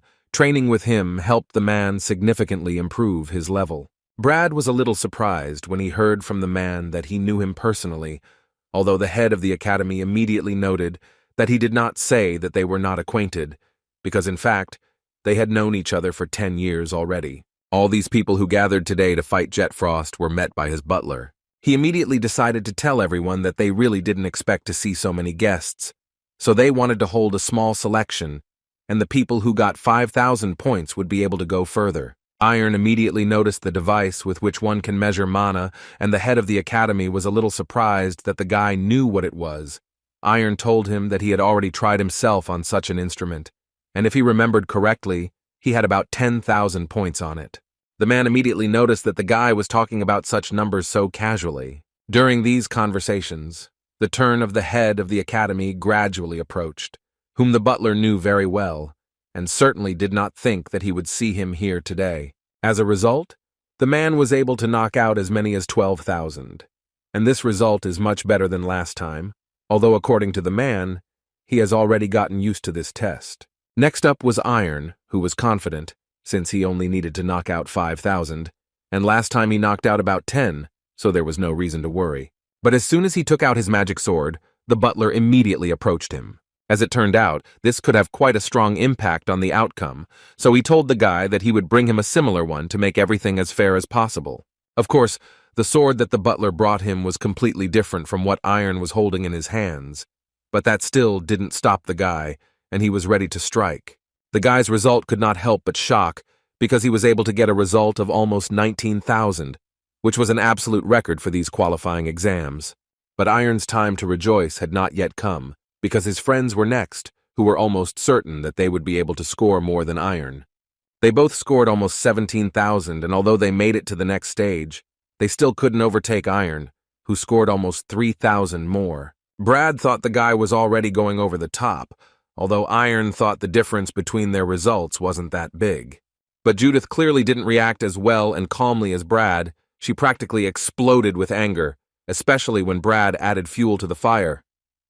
When everyone had finished this selection, the butler congratulated all the participants who were able to pass, and he would also like to ask them to split into threes. The academy leader approached the butler to tell him that he wouldn't mind fighting Jet Frost separately. Brad immediately noticed that the leader of the academy had apparently managed to come to an agreement, so he immediately approached him and said something in his ear, after which the man began to walk inside, and before that he answered Brad that he could not worry about this and that he would do everything in the best possible way. After some time, his fight with Jet Frost ended, and this time, the man showed himself a little better. Although his opponent thought that he didn't have a chance anyway, he said it with a smile, so it was all perceived positively. But before leaving, the man decided to tell about another team that wanted to fight Jet, but before that, they wanted to argue with him, and this surprised him a little. After which the leader of the academy told that these were young guys, who were ready to bet that if a man beat them, he could use them as servants for a whole month, and if they beat him, he would become their trainer for 1 month. And the man really liked this formulation of the bet, so he started laughing. But in any case, he decided to agree, because according to him, no one had cleaned his house properly for a long time, which the leader of the academy really liked. However, when the boys entered, Jet Frost was a little angry that he was not warned that they were all experts and looked incredibly strong. The butler noted that Mr. Hiram told him that he would warn them himself, but apparently he did not do so. Their conversation was interrupted by Brad, who thanked the man for accepting their argument, after which he introduced himself as a graduate of the 27th selection of the Kronos Academy, Brad Lloyd. Judith supported him and also introduced herself as a graduate of the 27th selection of the Chrono Academy. And finally, there was Iron, who also decided to introduce himself as a graduate of the 27th selection of the Chrono Academy. Frost knew very well about the 27th selection and why it was called the Golden One, so before this fight began, he already assumed what the result would be. But he didn't have time to think about his next tactics, because the guys started attacking him and he had to start defending himself. Otherwise, he would definitely lose. After blocking Iron's strike, he immediately felt that he had incredible strength, which would clearly not be as easy to handle as he could have imagined. But this was only the beginning, because Iron's friends entered the battle, who also dealt no less weak blows. He decided to retreat for a while, because he immediately noticed that the three of these guys were acting very harmoniously, so he decided that he needed to try to fight each of them separately. But before he had time to think about his next move, Judith attacked him, and he was able to dodge her blow at the last second. Then came Iron's strike, and the master had to do everything he could to simply dodge the attack. They attacked him with such speed that he did not even have time to think and find some way that would help him defeat them. At some point, they even surrounded him, and this made the leader of the academy very happy, because he had been waiting for a long time for Jet to look confused. Jet was clearly starting to get angry, because he understood that if he lost this fight, he would have to train them for a whole month, and this was the biggest test for him. So he decided to even out his chances a little, and to do this he activated his special technique. Before engaging them in battle again, he noted that they were strong opponents, and he had not fought with such guys for a long time. So from that moment on, he decided that he would not give in anymore. Brad immediately felt an incredibly strong and powerful aura emanating from this man. Moreover, he could barely stand on his feet and could barely hold on. But Judith believed that she was stronger in any case, so she immediately jumped up and began to attack. Jet acted rather unconventionally and simply threw the sword at the girl, which stopped her for a while, after which he disappeared completely, which obviously couldn't help but frighten the guys, because it already seemed to them that victory was in their pocket. But everything changed a few seconds later when the man appeared above Brad and was already ready to hit the guy. The guys also noticed that Jet had another sword, which he had been hiding all this time and not showing it to them. Either way, Brad needs to do everything he can to block this blow, otherwise his fight will end there. However, he was unable to do this, because the man's speed was too great, so the guy will have to stop participating in this battle. After which, Iron tried to even the odds, but as soon as he got too close to the man, he received a rather strong blow in return. This distracted his attention a little, and so Judith thought that she would be able to put the finishing touches, but unfortunately she was wrong, and as soon as she tried to do this, the man disappeared again, and a few seconds later, he appeared behind her, and now it became clear that the girl was the second one to leave this fight. Only Iron remained, but Jet, before engaging him in battle, decided to give Brad a little advice. He told the boy that he had good fencing skills, much higher than those usually possessed at his age, but in the opinion of the master, he lacked attentiveness, and the boy simply did not know how to calculate the enemy's attacks. Moreover, according to him, it was an absolutely normal blow. The boy was simply too distracted. He then moved on to Judith, whom he told that her punches were too boring. He sincerely did not understand why she, with such skills, used only one cut, because in her case it would be good to combine lunges and cuts when her attacks would be balanced. Well, and finally Iron, the man decided with him that they would play a little more, and he even decided to allow the guy to make the first attack. After all, if you believe Jet's words, Iron's blows are quite heavy, so he asked the guy to show him the best he has. Iron warned him that if he did this, something could obviously break. But the man assured him that there was no need to worry, because what was broken could always be restored. The guy didn't argue with him and decided to show everything he was capable of, and for this he used the concentration technique. Jet looked at the guy and didn't even roughly understand where the guy got such a strong aura from. But what is most surprising in this case is that the guy controls her very well. Iron at that moment was only thinking about the fact that he needed to do everything possible to win for the three of them. He understood that he had a strong opponent in front of him, but Iron was going to do everything possible. because this was a great chance for him to study with such a master for a whole month. He had been working towards this for too long, so he was determined not to ruin this chance, but to definitely get it. But before he could deliver his strongest blow, Jet suddenly raised his hand and said that he surrendered and also accepted his defeat. They were grateful to Jet for teaching them, although from the expression on the master's face, he was clearly unhappy about it. They started training the very next day, finding themselves in some strange place. Jet told them that their training would take place here for the next month, after which he used magic, and now it became clear to them that this place definitely works thanks to magic, because they literally could not move. And Jet only continued to say that if they have enough aura, then they will be able to hold on, and they will only be able to increase their aura through training.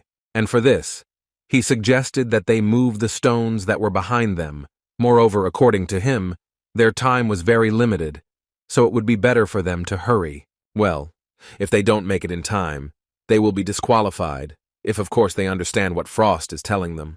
3 hours passed since then, and when Jet came to take a look, he noticed that the guys had managed to move almost nothing. He didn't expect them to be so weak, but his opinion was changed by the butler, who noted that this was actually the third approach, and the boys were already carrying the third pile. According to the man, they finished the first approach at 11 o'clock, so out of boredom they decided to repeat the task. This of course angered him, because he thought that when they failed to cope with this task, he would immediately kick them out. But he was definitely not going to give up. Now excitement woke up inside him, and he wanted to see how long they could endure at this pace. Thus, more than 5 days had passed since the start of training, and they were becoming more and more difficult every day.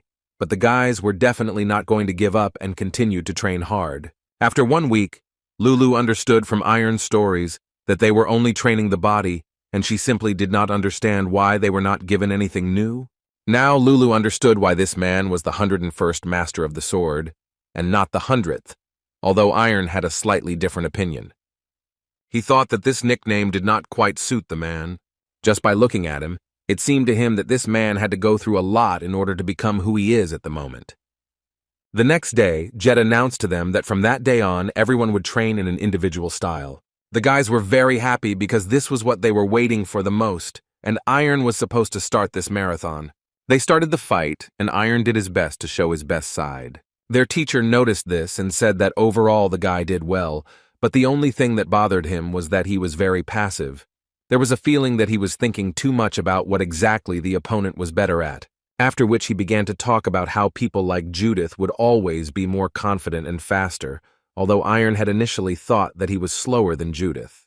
Jet didn't argue with that, because that was true, but he just wanted to get the point across that if he was already slower or worse, then that didn't mean he needed to be more passive. In this situation, he believed that the guy needed to create his own territory, reducing the enemy's territory, while he needed to constantly occupy a position that was advantageous for himself. In this way, the guy will oppress the enemy, not giving him even a chance to think and make the right decision. And if he sticks to this tactic, then the guy will sooner or later definitely drive his opponent into a trap. A few days later, they were dueling, and at some point, Iron suggested that they call it a day because he thought they were at their limit. But apparently she definitely wasn't going to finish. For her, it was just beginning. Although she knew in her mind that she was indeed tired, she didn't care about it. She was going to do everything she could to defeat Iron anyway. Suddenly, her thoughts were interrupted by Jet, who suddenly interrupted their training and said that he wanted to give Judith some personal advice, so he asked her to follow him. She was a little surprised, so she asked again if this really needed to be done now, to which she received exactly the same answer. And he told the guys that it was almost lunchtime, and until then they could be free, because he and Judith would be gone for a long time. At the dinner table, they heard Judith screaming and immediately knew it was not good. She left Jet's office very angry and, to put it mildly, upset. Of course, she didn't tell the guys anything and just left. Because of this, they had to go into his office and find out what they were talking about with Judith. He casually began pouring alcohol into his glass and telling them that when he sees them, he begins to remember his youth. Back then, he was happy just with the feeling of the sword in his hand, which is why he managed to become an expert quite early, and he was only trying to reach the level of a sword master. But over time, He came to understand that reality was much harsher than it might seem at first glance, because on the continent there were masters much better than me, and he compared himself with them, which caused a constant feeling of competition. As a result, he was unable to fully concentrate on his improvement. Comparison, competition, desire to win, it would be good to direct these feelings in the right direction, but unfortunately, such a concept does not exist in competition. Therefore, the man is currently worried that the same thing could happen to the guys, and their desire to be better than others will be the main goal, so he told Judith that she should be more careful and compete only with herself.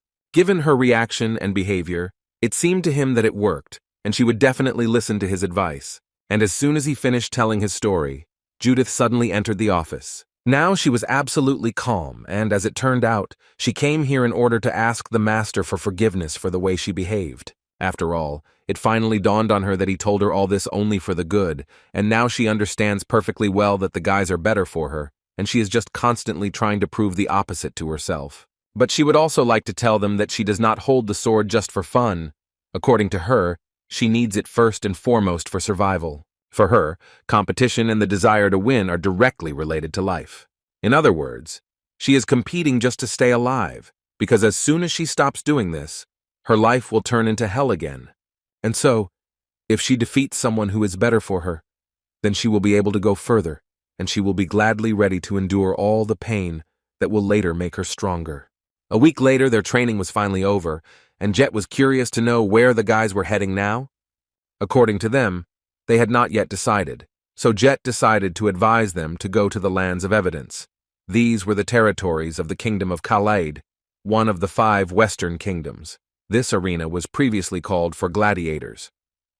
But with the recent arrival of swordsmen, the level of this place has increased significantly, and it was a little surprising for him to realize the fact that they, as graduates of Chrono, did not know about this. But Iron immediately remembered Ilya, who was the champion of the Land of Evidence, which means that if they go to these lands, they have a great chance of meeting her there. On the way to these lands, the guys started talking about the fact that probably when they see Ilya, they won't recognize her at all, because she most likely became very strong.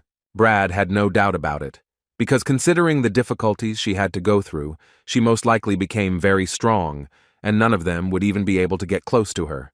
Judith was a little confused about the difficulties Brad was talking about, and he was surprised that she didn't know about it.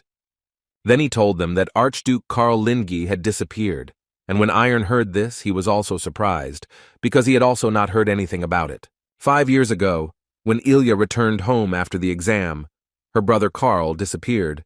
They said that even their family's personal magician could not find him. He disappeared without a trace. 3 months of investigations led to nothing, and many began to say that the boy had simply died. There were even those who dared to openly mock her family, while others predicted a terrible future for them, and Iron didn't even know about it, which made him feel a little ashamed.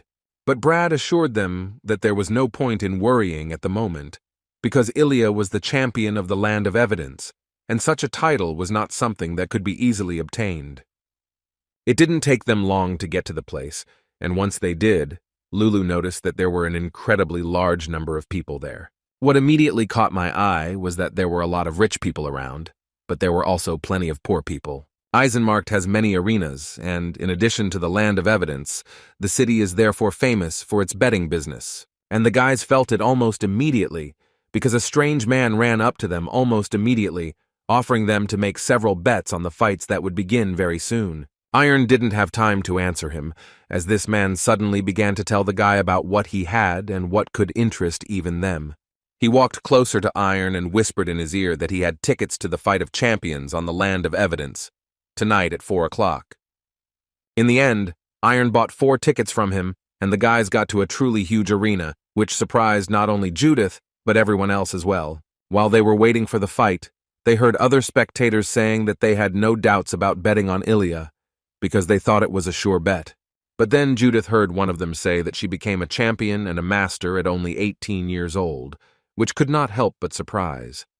Judith's surprise was interrupted when the host began to attract the attention of the viewers by saying that today's battles were being opened by the swordsman who occupied the 2nd place in the ranking, Cedric Cooper. And his opponent today will be the invincible swordsman and master of the sword, Ilya Lingje. Before the host could finish the phrase about the fight possibly beginning, Ilya immediately began to attack her opponent, who certainly did not expect such a sudden start. It seemed that Ilya was the favorite, and not the knight, who was in second place in the ranking, because he managed to miss a blow from the girl quite quickly. He immediately realized that he needed to change something in his tactics, because if he continued to fight like this, he would definitely lose, and besides, it seemed to him that his sword would split if she hit him even one more time. That's why he decided to go into battle, because without it, he certainly wasn't going to give up. But from the outside, his blows seemed like a laughing stock, because Ilya dodged them incredibly easily. No matter how hard this knight tried, he still couldn't make a normal attack, and Ilya at that moment fought with him as if he were some kind of newbie in fencing. Over time, this guy simply ran out of steam and gave up, so the victory went to Ilya. Kubar, watching this fight, was incredibly shocked, because he had never seen anyone at such a high level as this girl. But apparently, he was not the only one who was surprised. The guys also looked at Ilya and could not believe that she could grow so much. They and Lulu immediately turned their attention to Iron, who looked incredibly bad. And when they asked him how he was doing, he decided not to answer their question, but only said that he urgently needed to take a walk. During the walk, the guy remembered every moment of the fight, and tried to convince him that he had not imagined it. But given how he watched this fight, he could almost certainly say that Ilya was emitting the same bad energy as the Magians, so he wanted to meet her as soon as possible and check if this was true. For this he came to Ison's bar, because Kubar once told him that it is in such places that you can find a lot of information if you talk to the right people. The first thing he did was go up to the bartender and say directly that he needed information for which he could pay well. But in response, he immediately received the fact that this was not an information bureau, but an ordinary bar, after which the barman clearly told him that the guy had to leave before he got it. Although Iron continued to insist on his own and say that it was very important to him, so until he got the information, he definitely wouldn't leave here. The bartender realized that this guy wouldn't just leave him alone, so he decided to answer him one question, and Iron immediately decided to ask him where he could meet the champion of the Land of Evidence, Ilya Lindya. Before the bartender could say a word, the man sitting next to Iron offered his help and assured the guy that he could easily help with this. Iron had some doubts about whether this man could be trusted, especially after this strange man told him that the guy would first have to win a bet with him. The bet itself was very strange, and it consisted of the fact that they had to hit each other in the face, and whoever falls or loses consciousness loses, and if the guy can withstand it, then he will tell him everything that interests him. Iron understood that this was probably a local law, and he would have to go through it to get the information he needed. The man, as usual, decided that he would start and hit the guy first, but Iron didn't mind. Then the man clenched his fist and hit Iron with all his might, thinking that one blow would be enough for this little guy to pass out. But immediately after the blow, it became clear that Iron was able to stand and did not fall. This surprised not only the man, but also those who closely watched this dispute. However, the man was not upset at all, because according to him, he would not have minded hitting him again, and it would have been annoying if the guy had fallen right away. Now it was Iron's turn, so he didn't wait long and immediately struck the man in the face. This blow was the last in their fight, because the man didn't just fall, he literally flew back several meters. Thus, Iron was able to win this argument, and now he will be able to find out everything that interests him. It took a long time to bring this man to his senses, because the blow was too strong for him. No one could believe that Dumak would fall from one blow. This had never happened before, and from what a boy. The other men decided to stand up for themselves and punish Iron for daring to strike with such force. But reporter Hintz intervened in this quarrel in time and asked the guys not to behave like that. However, this did not stop one rowdy guy who continued to shout, and then even decided to attack the reporter because he was bothering him. But the reporter quickly calmed him down, using only his gaze. This lunatic instantly calmed down, and then the reporter added that if they even tried to touch him with a finger, then tomorrow they would all appear in the newspapers, and then they would definitely not have a sweet life. After that, he approached Iron and told the guy that he needed to go with him. He would give him the information he needed. They left this bar, and the man decided to introduce himself first. They called him a reporter because he worked for the local newspaper, which was called the Daily Arena, and his name was Hintz. Iron introduced himself, and as soon as the reporter heard his last name, He immediately assumed that he was a swordsman from the far west. The guy didn't deny it, but he was still very interested to know why he was helping him. Hintz was thinking in his mind that he couldn't tell the guy that he just wanted a scoop for his newspaper, so he decided to tell the guy that he was lucky and just happened to be in the right place at the right time.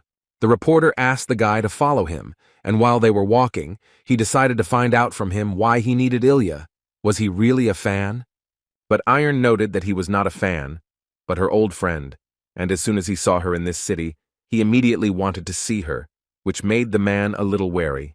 However, he still told the guy that Ilya had been here for about 2 months, and as soon as she arrived here, she immediately became a champion, although to be honest, they had not had such a strong fighter for a long time. Moreover, local residents believe that at this rate, Ilya will be able to break Ignata's records and become the strongest. Iron was clearly surprised to hear that Ignata was the champion of the Land of Proof, although Hintsu thought that was exactly what she was known for. Besides, if we believe his words, now everyone is arguing about which of them will hold the title longer. Ignata was once the champion for 5 months, and now it's already December, and if Ilya holds out until April, she will be able to break her record. During these conversations, they came to the estate where the champions live. The reporter pretended to leave, but hid behind a tree to gather as much information as possible about what Iron wanted from Ilya. Besides, he knew very well that usually no one was allowed to enter inside, so he was also interested to know if this guy would succeed. As soon as Iron approached the gate, the guard immediately asked him what the guy needed here, and Iron first introduced himself and said that he came here to meet with Ilya Lingja, and also showed the Lingja family amulet. As soon as the guard of this estate saw this amulet, he began to shake with fear, and he, in the same voice, asked the guy for permission to convince him that this amulet was really real.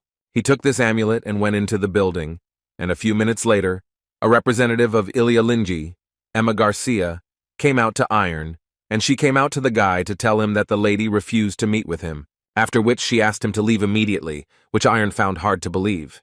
Emma also added to the boy that since the lady came here as a swordsman and not as a representative of her family, she said that she would like to focus on her training. Iron wanted to know if Emma had said his name when she spoke to her, but the woman told him that she hadn't done so because she wanted to do it a little later. The guy was forced to ask Emma to go to Ilya again to tell her that Iron Pereira, her old friend, had come to see her. Emma did it again, and when she returned to Iron the second time, she let him inside, and apparently it happened that Ilya agreed to the meeting. The reporter couldn't believe his eyes that they let the guy in, because he didn't think until the end that they were really friends. He thought it was a joke. Iron entered the office, where he finally saw his girlfriend, whom he had missed for so long. Ilya was also glad to see the guy, because all these 5 years she thought that they should meet, and finally this moment came. The first thing Ilya wanted to know from the guy was what had delayed him so much that he came to visit her only after 5 years. Iron happily told her everything, right up until he met Judith and Brad and they came here, after which Iron admitted that he had already seen her fight when he arrived in the city. And if you believe his words, then he is very happy that Ilya has become so strong. But then he decided to raise another question, which he wanted to ask Ilya. Or did she not come here to become better than Ignata? As soon as Ilya heard this name, she immediately began to get angry, and evil energy began to visibly emanate around her. At that moment, Iron was once again convinced that dark energy was emanating from her, after which he turned to Ilya again and told her that he had not forgotten the first year at the Kronos Academy, and what she had told him then. All the memories of that time are deeply rooted inside Iron, and he understands how important that time and those people are to him. Among all of them, it was Ilya who extended a helping hand to him, so Iron can confidently tell her that she is very important to him. And now, as they sit opposite each other after so many years, he asks her to remember the promise she made to him after the exam. She had told him then that she would leave it, so now he was asking her very strongly to leave it all and end the pursuit of revenge, because he believed that at this time there was simply no point in trying to follow Ignata's path. At one point, Ilya couldn't take it anymore and simply stood up from her seat, and then told the guy that he had actually made something up for himself, because she wasn't doing anything terrible. But according to her, she blamed the bastard who did this to her brother, and now she is just incredibly trying to do everything possible to prevent her family from losing face. And finally, she was able to do a lot, and the results of her work are visible to the naked eye. When she looks at her aura sword, she realizes that it is literally telling her that the path she has taken is the right one, and that she should definitely continue. Moreover, now she was sure that the words she said in the past were a mistake, and everything Iron told her was complete nonsense. Iron decided to ask her again, or will she continue to fight for the place of champion until the end, and he will not be able to convince her otherwise.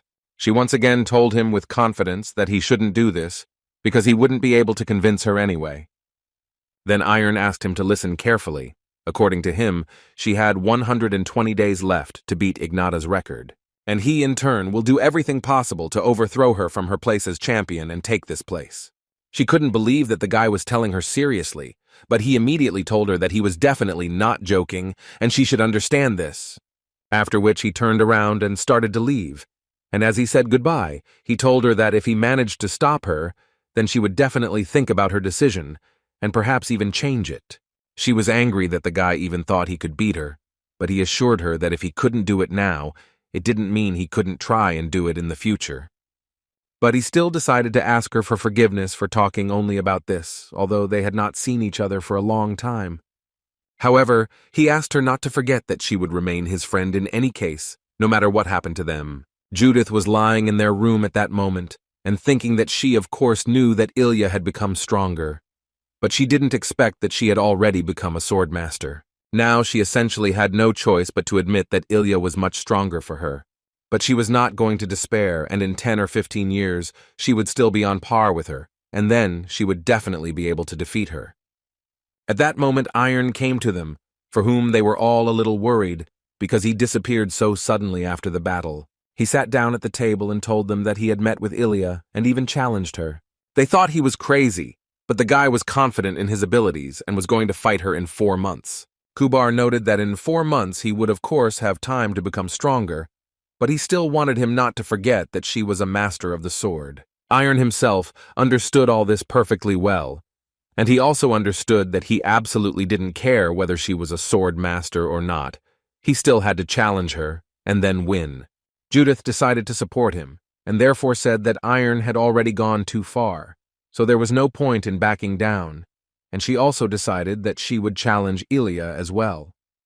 After which she left the room and said that she would go to training immediately in order to have time to prepare. She knew in her mind that she simply couldn't sit still while Iron was talking about how he was going to fight Ilya. Brad noted that Judith seemed to be motivated by him, after which Brad wanted to know if Iron had some kind of plan that he would act on. But his answer upset him a little, because according to Iron, he hadn't come up with anything yet, but he would definitely work on it and the plan would be ready. Brad realized that the guy was acting too impulsively and that he was rather crazy, but Iron apparently hoped that Brad would help him with this. Brad, although he knew that there were cases when experts ran away from the masters, still believed that it would be extremely difficult and almost impossible.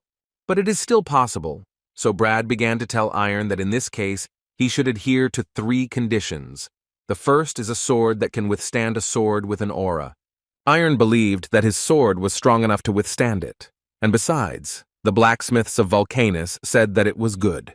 Brad was happy to hear that, so he moved on to the second condition, which was that Iron would need to use a unique style. In other words, he needed a style that the opponent couldn't predict.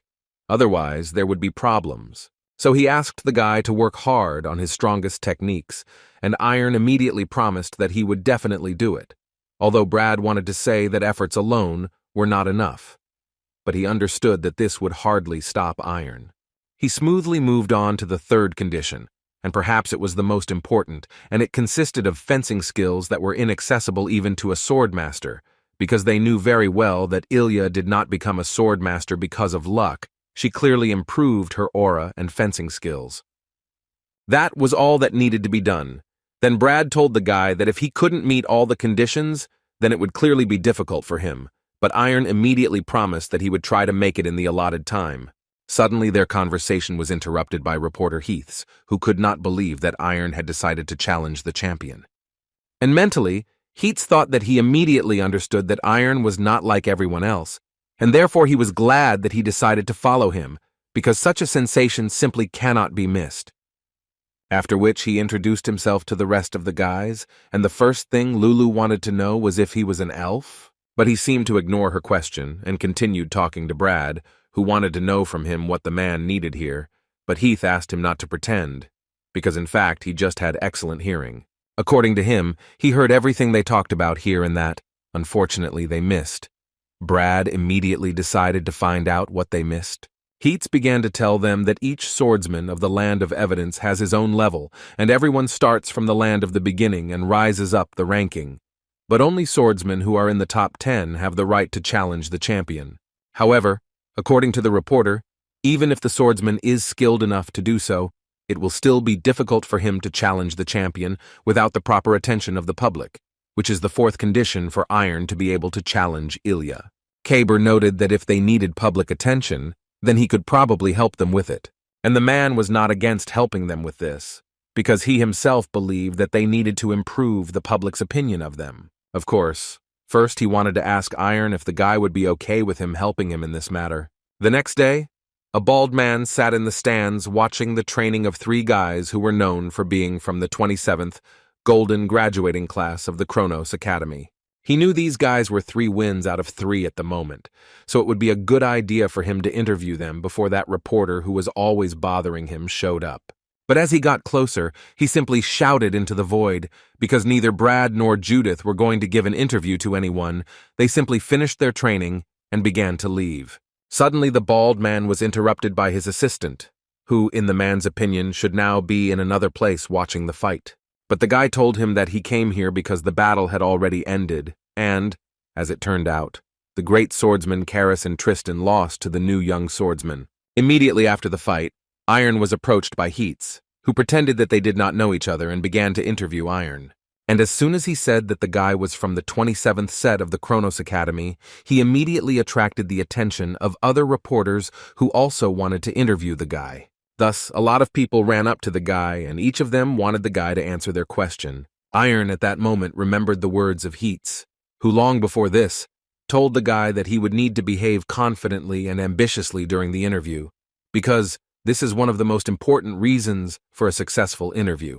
But he made the decision to act as his friends did, and he also stated that if his friends, Brad and Judith, refused to comment, then he would not do so either. Although later he stated that he could only tell them about his goals and promise them something. After which he added that as a knight of the Chrono Academy, he promises to reach at least the level of a queen, and his main goal is to prove that he is the champion here.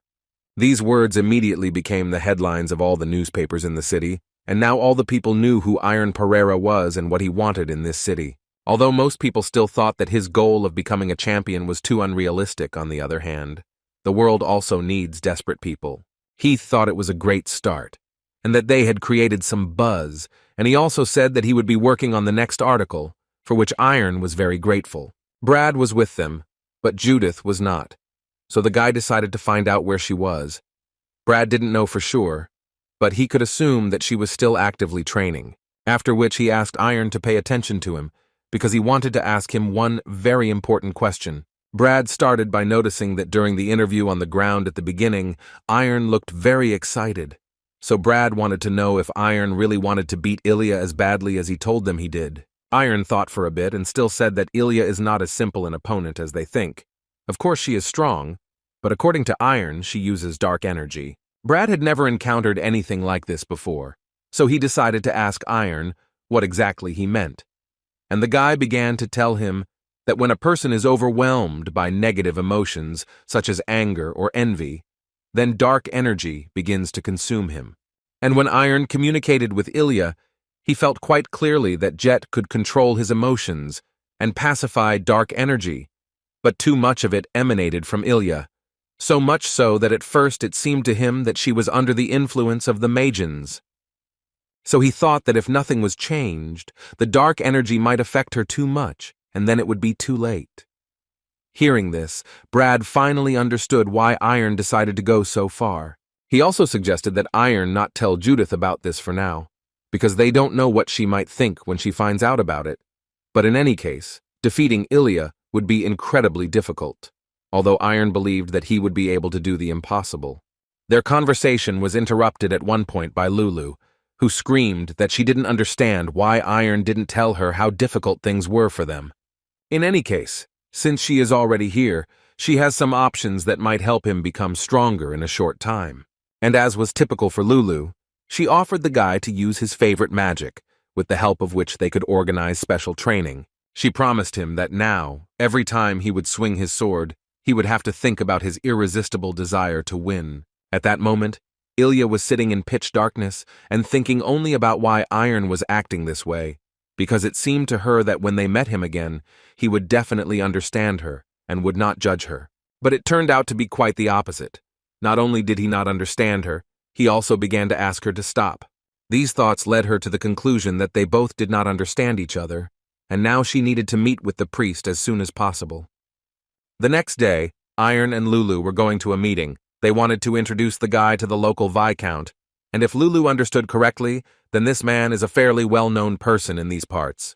Iron was not against the meeting because there was still a whole week before the next battle, so he decided that he would go to this meeting. As they approached the very castle where he was supposed to have a meeting, they saw a huge crowd, every person in which was shouting that they wanted to study with John Drew. Iron approached the local butler and said that he had come here from the local reporter Heath's. Hearing this, the butler immediately let him in, because sometime before that, he had been warned that the guy would come. Entering inside, they did not even expect to see such luxury. It was simply a huge castle, which was located on tens of hectares. They even had to go by carriage, because it was a very long way to the main hall. On the way, Iron told about how he would like to learn fencing from a master. But the butler immediately upset him when he said that at the moment there might be some problems with this. According to him, at the moment the gentleman is more than happy with his life, so it seemed to the butler that he would hardly do something like that. But still he suggested to Iron that there was one trick that could work, and that was money. A smile immediately appeared on the guy's face, because he understood that, in fact, this was not a problem for him at all. After some time, they finally reached the main hall and the butler stepped aside to call the master. Iron was a little worried, but Lulu calmed him down, because she believed that since he loved money, then they would definitely succeed. Their conversation was interrupted by that same Viscount John Drew, who came out in all his glory and immediately noticed that the guy was much younger than he could have imagined. Iron noted that he was very glad to meet the man, after which he introduced himself and said again that he came here from Heath's. And once he did that, Drew suggested that he cut to the chase. In other words, he wanted to ask the guy if he had the payment ready. But as soon as the conversation turned to money, Lulu intervened and said that she would cover all expenses, which could not help but surprise him, because he had never seen a talking cat before. Lulu didn't answer this and simply took out a small amount of gold, which, in her opinion, should be enough to close the matter. Drew no longer thought about the fact that this was a talking cat. He saw only gold, but even in this case he hinted that it would not be enough. Then Lulu added a little more gold so that he would finally calm down and accept Iron as a student, and judging by the man's reaction, he was more than ready to agree to this. And so it was, after a few seconds, the man bowed and said that he was completely at their service, which Lulu could not help but be proud of, in her opinion. She had just shown how to use money correctly. That same day, they decided to start training, but first, the man wanted to see what the boy could already do. According to him, the guy's habits, ability to balance, stances, lunges, all the techniques that he considers effective, he should show the man, and Lulu and Iron liked this approach, because it was quite professional on his part. He closed his eyes and began to remember how Lulu told him that he simply had to concentrate, because there should be no mistakes. She believed that he had to do everything to save that girl, and to do this, he had to show the strength of his true desire. Meanwhile, Ilya was visiting the priest and telling him that she really doesn't know if there is any point in what she is doing at all, because she is so afraid that this path is wrong. In other words, she simply wasn't sure if she could become the best. But the priest assured her that she had nothing to fear, because she was very talented, and if she continued to do what she was doing, then he was more than sure that she would be able to reach all the heights that she could not even dream of. He believed that anger, envy, hatred, dependence, all this should lead her only forward, and most importantly that she simply had no right to deviate from the path. Iron showed all his most powerful techniques. Inside he was evil, so they had a special character. It was the first time Lulu had seen Iron push himself so hard and hit so hard, it seemed to her that it was simply impossible. After all, the guy, with the help of magic, managed to create his own personal space, which he had previously been unable to create. What drove him was that he thought only about Elijah and how he would save her. As Lulu watched Iron, she realized that he had created this space only because he wanted it so badly. Now she was more than sure that he was ready to do anything to achieve his goal, especially if it concerned his friends, so she asked Drew not to touch the guy until he finished his training. Exactly a week had passed since then, and the guy had finally finished one of his training sessions, so Lulu immediately approached him. She wanted to ask the guy if he was tired, because he had hardly rested for a whole week and had only been studying, which shocked the guy because he hadn't even noticed how much time had passed. She wasn't particularly surprised that he didn't notice because it really was so like him. In any case, the guy was glad that he spent so much time on this training because now he feels some clarity and his senses seem to have become even more acute. Suddenly, their dialogue was interrupted by Drew, who suggested that Iron move straight to the important stuff. He wanted to tell the guy that he would have an important duel today. This duel was not easy, because it gathered almost a full arena of people, because everyone wanted to take a look at Iron Pereira, who was already quite famous in the city. Many viewers were talking about how this guy was going to reach the queen level, and they were very interested to know if he would eventually reach that level. But there was no time for these conversations, because the fight had already begun, and Iron's opponent today went for him. At some point, Iron noticed that everything had changed, because now he could clearly track every movement of his opponent who was attacking him. Therefore, he knew exactly how to properly repel the man's attack and how to break his sword. Thus, the fight was over before the man even had time to launch his attack. Nobody expected the fight to end so quickly. Moreover, the guy managed to finish the fight in just one round. All the reporters immediately ran to him and began to congratulate him, because they understood that he had not made his promise just like that, and now he was clearly ready to do everything possible to fulfill it. But when they asked the guy what he felt, the guy told them that in fact nothing special because he just kept his word. He could have declared that he would continue to win until he reached the level of a queen. With these words, Iron literally got the crowd going, and they started to act. In other words, they spread the news throughout the city and were only doing the guy a favor. Drew also praised Iron for having a simply wonderful duel. But what's most wonderful is that he now understands perfectly what the guy needs to fix in order to become even stronger. According to him, Iron's fencing style is too ordinary, and in the man's opinion, he needs something abnormal. He was about to teach him some skills, but while the man was talking, Iron suddenly became distracted and looked back. And when he turned back, the man spat on his hand and suggested that they secure their relationship with such an agreement. But before Iron could understand, he suddenly noticed that Drew's blade was already pointed at him, although he didn't even understand how it happened. After which the man added that the guy really needs to not only watch himself, but also anticipate the enemy's movements, because only with the help of psychology and smart calculations can he win, and he was also ready to teach Iron real tricks. 10 days later, Iron was already making some progress in this matter, and Drew could not help but praise him. The man didn't even think that the guy would be able to learn his secret techniques in just 10 days. Moreover, the guy not only learned them, he also managed to improve them, which was very hard to wrap his head around. That same day, Iron went to rest and fell asleep rather quickly due to his exhausting training, and almost immediately began to dream his dream. The man looked much older, so the guy realized that old age had not passed even him by. The only thing the guy didn't fully understand was why he was dreaming about the man right now. What did he want to tell the guy? Iron understood that if he wanted to help him, then the guy was ready to gladly accept this help. But he also clearly understood that if the man began to interfere with him, then he would repel his attack. From that moment on, Iron made the decision that he would never again follow the lead of other people. Now only he himself chooses his own path. Meanwhile, Lulu was watching Iron because he was literally burning. She realized that he was training even in his sleep, which could not make her feel joy and pride for Iron.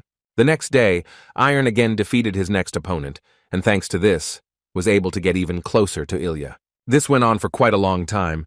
Iron entered the arena and finished the fight, literally in just one round. Thanks to his new training with Drew, he began using completely new techniques that allowed him to improve his level in just 3 days. Now every viewer saw that Iron Pereira keeps his word, and he is clearly not just talking. Moreover, in this way, the guy even got some fans, according to whom they believed in him from the very beginning.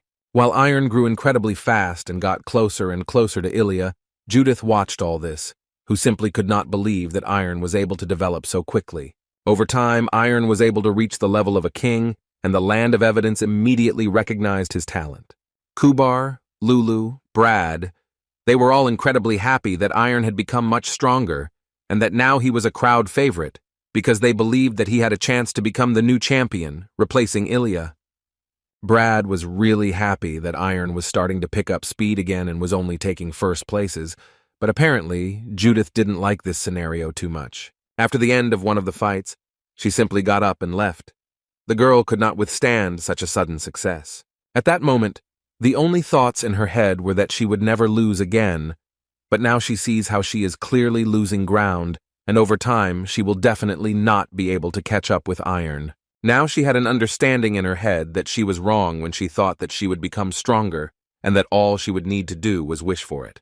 However, when she sees all these results, and how the guy confidently moves forward, she begins to understand that she will probably never be able to surpass him.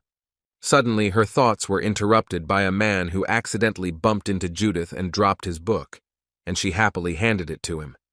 After that, she turned around and began to leave, although the gaze of this stranger suddenly filled her thoughts. So she turned around to look at him again, and she was a little surprised that he had been waiting all this time for her to do this. And as soon as Judith turned around, this man immediately offered to talk to her a little. Iron's next opponent believed that he, too, would be able to finish off the guy, since he had finally gotten as close to him as possible. At least it seemed that way to him, because as soon as he struck, Iron literally disappeared, and his sword simply cut through the air. But this was definitely not the worst thing that could have happened to him, because right after that, Iron pointed his blade at him, thereby letting him know that their fight was definitely over. Once again, Iron proved to everyone who was in the arena that he is extremely serious in his words, and will do everything possible to reach the end and become a champion. With each such victory, he had stronger and stronger opponents, but each time he defeated them, his fans became more and more. Some even thought that no one would be able to stop Iron, not even Ilya, who is currently the champion, and this despite the fact that the guy only needed one victory to get close to the battle with the queen. Kubar and Brad couldn't help but notice that at the moment, everyone is only talking about Iron. There aren't even any newspapers left in the city that don't write about Iron. Kubar also decided to note that Judith was also not standing still and was confidently approaching the level of the king, but he wanted to know more what Brad was thinking of doing, because it always seemed to him that they were very similar, but looking at him, it became clear that the guy did not need to prove anything at all. Brad replied that in fact, in his case, everything is quite simple. He is simply not particularly interested in an activity in which you just need to swing a sword. For him, it is too boring. He himself doesn't really understand yet what he needs to do next. Memories of how the head of the Kronos Academy once told him that the boy was already a graduate, and that he did not need to pass any exams for this, often appeared in his head. Although Brad was confident that Judith had been given an assignment as a final exam, she needed to go to training and gain experience there. Chrono didn't argue with Brad, but only tried to convey to the guy that the final exam is necessary for those who really need training. As for Brad, they decided that his skills were enough to not have to take the exam, so he won't have one. He will simply become a graduate of the Kronos Academy. At first, this made the guy happy, and he told everyone about it with a smile, although deep inside him, there was a thought that something was wrong with him, and it was not just like that he was not given the last, final exam. Judith walked into the bar looking absolutely terrible, so Iron immediately ran up to her to find out what happened and how her training went. But instead of normal answers, without thinking twice, she suggested that Brad fight. It wasn't that he was against it, it was just evening, but he still had to agree, and the girl immediately led him to a strange place. He was in a good mood and was happy to check what new things she had learned and how she was going to surprise him. Judith suddenly interrupted him when she asked him to be quiet, and then in a rather strange voice she pronounced his name. He immediately noticed that she didn't look like herself, and this made him very wary. But Judith asked him to put all his thoughts aside and fight her with full force, to forget that they were friends, and to fight as if his life depended on this battle. These words frightened the guy even more, because he didn't even have any idea why Judith suddenly started behaving like this. Iron, meanwhile, stubbornly continued to train until his body began to glow, and this scared him very much. Lulu didn't quite understand the guy's reaction, because it was just an aura that he had probably already seen, but he immediately corrected her, saying that before that he had only felt it, but not seen it, and now everything had changed. But the cat thought that this was good news, because it definitely meant that his training was working and his senses were becoming sharper. In other words, he was definitely getting stronger, and this is exactly what he needed right now. Their conversation was interrupted by an assistant who came to the training ground to tell the guy that the date of his next fight had been announced. The man was a little scared. The fight was supposed to be tomorrow, but he was scared by who the guy's next opponent would be. The next day, Iron entered the arena and listened attentively as he was first announced as the best rookie of all time and a graduate of the Chrono Academy. Well, and then he heard the name of his opponent, who would be Judith. She was announced no less modestly, and they predicted this fight would be a kind of finale that would decide which of the guys was worthy of fighting for the title of champion of these lands. A record number of spectators gathered for this battle, because each of them understood perfectly well that this battle simply could not be missed. Before the fight began, Iron began to tell Judith that he had heard that she would like to fight him, but he wanted to know more about what she was thinking about right now. Judith smiled and told him that in fact it was obvious she thought that they simply could not avoid this fight, so he was as ready as possible to start it. And she also screamed that in any case she would become better for Iron and then fight Ilya and also defeat her because she believed that she deserved it. These were the last words before the battle finally began, and they crossed their swords in combat. It was immediately clear that the fight would be incredibly interesting, and most likely it would not end in the first round because the opponents were almost equally strong. In addition, Iron, having heard Judith's words, also assured her that he was definitely not going to give up, no matter how much she wanted it. But she definitely would not be able to win so easily. They attacked each other so quickly that the spectators could not even figure out who was in the advantage, who was defending, and who was attacking. But at one point, everything around Judith froze for a few seconds. She looked straight ahead and saw only Iron's blade, a blow that she would hardly be able to block. The spectators couldn't believe their eyes. With each such attack, they considered Iron even more cool. Even Brad couldn't believe his eyes because it seemed to him that even the strongest swordsman couldn't push Judith away, but Iron managed to do it. But Iron certainly wasn't going to stop there. He even warned Judith that he was starting to attack again, and that she better get ready for it, because she wouldn't be able to block his blows just like that. He didn't lie because his blows were too powerful for Judith. She had to step back to somehow block them. But even in this case, she did it very weakly. Mentally, she simply did not understand where the guy got such great strength from, because he certainly wasn't like that before, so she became interested in what he did to get such power. But she also understood perfectly well that she immediately needed to come up with something, because at this rate her sword would simply fall apart. So she decided that she simply could not cope with Iron at the moment, and now her main task was that she should at least hold out until the end of this duel.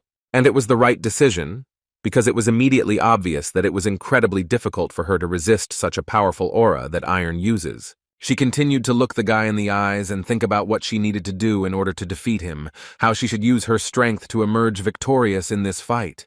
But at some point she once again realized that she could not emerge victorious from this fight, because Iron's attacks were becoming stronger and stronger, and Judith's defense was weakening with each blow. So she decided to fight him to the very end, until her strength simply left her. At some point in this crazy skirmish, she felt that she no longer had a sword in her hands, no longer had a weapon, and with it, even the smallest chance that she could win this fight disappeared. A few seconds later, the host announced that the fight was officially over, and as expected, Iron emerged as the winner. After the fight, Iron was called up to the stage so he could say a few words to all the reporters. Heath was of course there, and he was trying to talk to the guy first and foremost to get this press conference off to the right start. So he started by saying that the guy had reached the very last level of evidence land, and apparently wasn't even going to stop there. Iron immediately answered him that, as he had already said several times, he would fight until the very end, and he clearly did not intend to stop until he achieved his goal. He also decided to warn that he would destroy absolutely everyone who dared to stand in his way, and today's battle is clear proof of that. After some time, the reporters ran out of questions, and that was the end of the press conference. So Iron was able to go down to his friends, who were the first to congratulate him on his victory.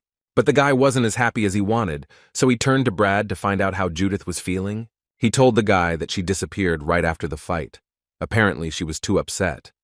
But this was not the first time this happened to her, so it seemed to him that she would return sooner or later. But 2 whole days had already passed since that conversation, and Brad was starting to worry a little, because if she hadn't come back for so long, then how disappointed in herself had she become. Moreover, he understood perfectly well that Iron's victory was clearly fair, and also that he had declared from the very beginning that he was ready to go to the end, no matter what. He understood that Judith might have overdone it a little, and that was why she was so upset. But suddenly, the thought came into his head that she had told him something even before their fight began. Her evil gaze was reinforced by the dark aura that was around her.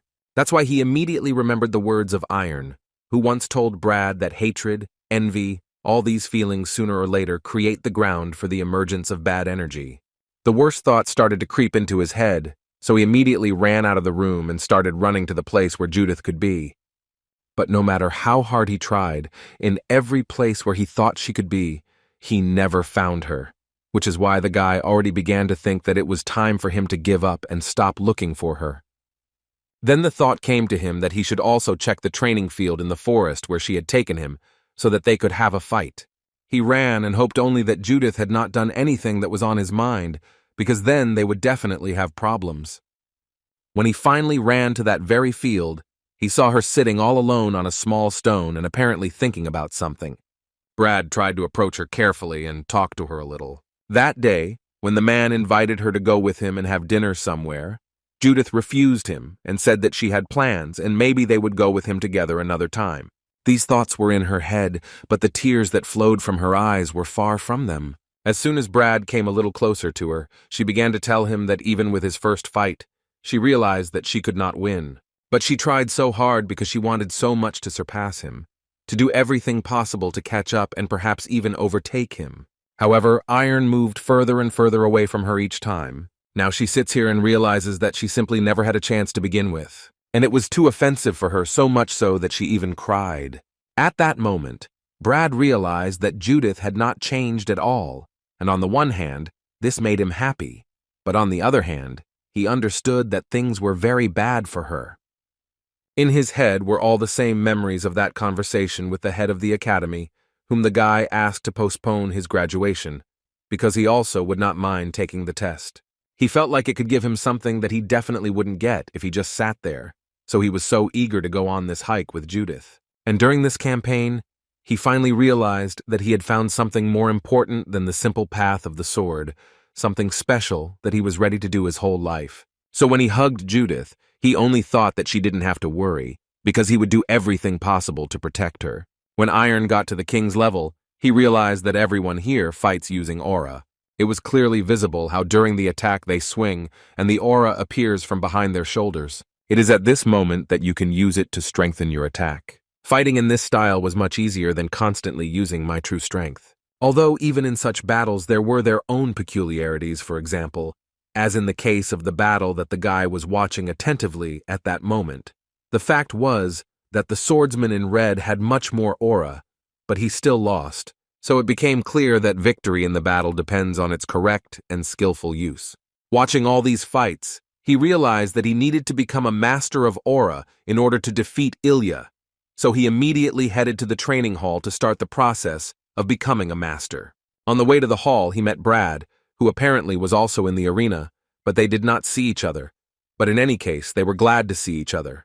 Brad noted that Iron had managed to reach a very high level in a relatively short time, which he agreed with, since he had to work hard on himself to achieve such a result. And when Iron asked about Judith, Brad immediately interrupted him and said that she had returned a few days ago and he could not worry about her, which could not but please Iron, because he was a little worried. And when he heard this, a stone fell from his soul, and now he only wanted to meet her sooner. After these words, Iron left, and immediately Judith came out from around the corner, whom Brad noticed. That's why I immediately approached her to find out how much longer she was going to hide and run from Iron. Judith pretended not to understand what Brad was even talking about, since she had just gone to the bathroom and hadn't even noticed that Iron was there. After these words, she decided that it was urgent for her to go to training and asked Brad to call her if there was suddenly some interesting battle. A few days later, Iron stood in the training room and only thought about how he had constantly tried to train according to the plan, correct the mistakes he had made, and direct his aura in the right direction. It wasn't difficult for him to see his aura, but he couldn't find a way to help him improve it, because he understood that the aura was an abstract sensation, not something physical, so it was difficult for him to train it. Suddenly his training was interrupted by Lulu, who approached the guy to ask him if he would go to the fight today. He immediately picked her up in his arms and said that of course he would go, because such a fight simply could not be missed. It's time for the February Battle of Champions, which will begin in a few minutes. The first thing the host did was introduce the champion, Ilya Lindsay. Then her opponent, a queen-level fighter ranked 4th, Elder Grayson. Iron came to this fight this time not just to watch. He is here rather as someone who will soon become Ilya's opponent. So throughout this fight he needed to notice some mistakes that she makes during the fight. And the most important thing was that he needed to find out how she increased her aura sword. Right after Ilya wrapped her sword in aura, Iron felt the same feeling he had during his attacks, where the aura slowly transferred from his body to the blade of the sword. But suddenly everything changed when Ilya simply removed her aura sword and seemed to be going to fight without it. The spectators couldn't believe their eyes. Was she really going to fight without him? Because if she did, she simply had no chance of winning. Although many did not forget that now rumors are actively circulating that Ilya promised not to use the aura sword anymore, so now many were sure that the girl simply would not win without it in a normal fight.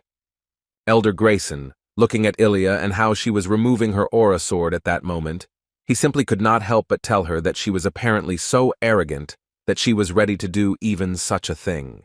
Ilya immediately answered him that in fact he was mistaken and that she had completely different goals and different motives for which she was acting this way. A few seconds later, they began their battle, and even without using her sword, Ilya looked incredibly strong. Iroh, watching their fight, understood perfectly well that everything was completely different from what happened last time, because when Ilya swings his sword, he uses aura only in the necessary parts of the sword. First, she gathers aura at the point of impact and only then attacks. As for Grayson, he uses his aura in a completely different way. The man gets maximum efficiency out of the sword with minimal aura.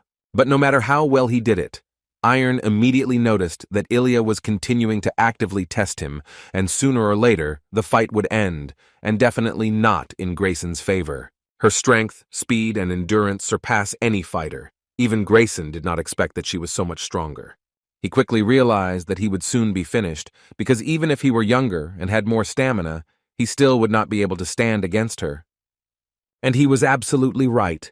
After only 10 seconds, she struck hard enough to break his sword in half. At this point, the battle was officially over, and the host happily announced that Ilya Lindsay had managed to defend her title as champion. 3 days later, Iron expressed a desire to meet Grayson, because according to the guy, he had a small request for the man. But he was not completely sure whether he would agree to listen to it, although Kubar assured the guy that there was no need to worry about it because they actually often drank with him. According to the ogre, Grayson is a big fan of alcohol, so if Iron just treats him, he will definitely become kinder, and this could not but please the guy, because he understood that if everything works out, he will definitely be able to improve his aura. While talking, they smoothly approached the place they needed, and Kubar pointed at it with his finger. And as soon as Iron looked there, he felt as if he was pierced by the sharpest wine. And the whole point was that there was simply a terrible energy coming from there, so dark that even from afar he felt it.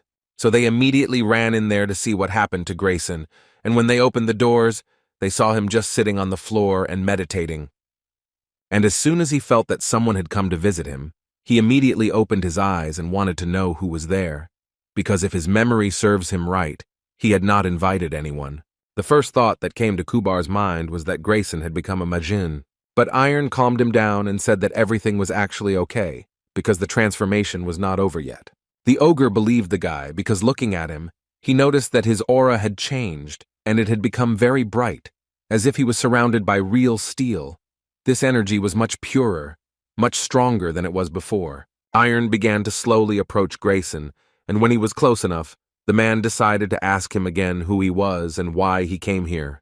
The guy started by telling the man that he liked to duel, at least that's what he was told. And he came here because he wanted to fight the old man, and to make it a little more interesting, he proposed setting a condition, which was that the loser would fulfill the winner's wish. Grayson was quite a gambling man, so he quickly agreed to such an offer. After all, according to him, he already has an idea of what he will get from the guy when he loses to him.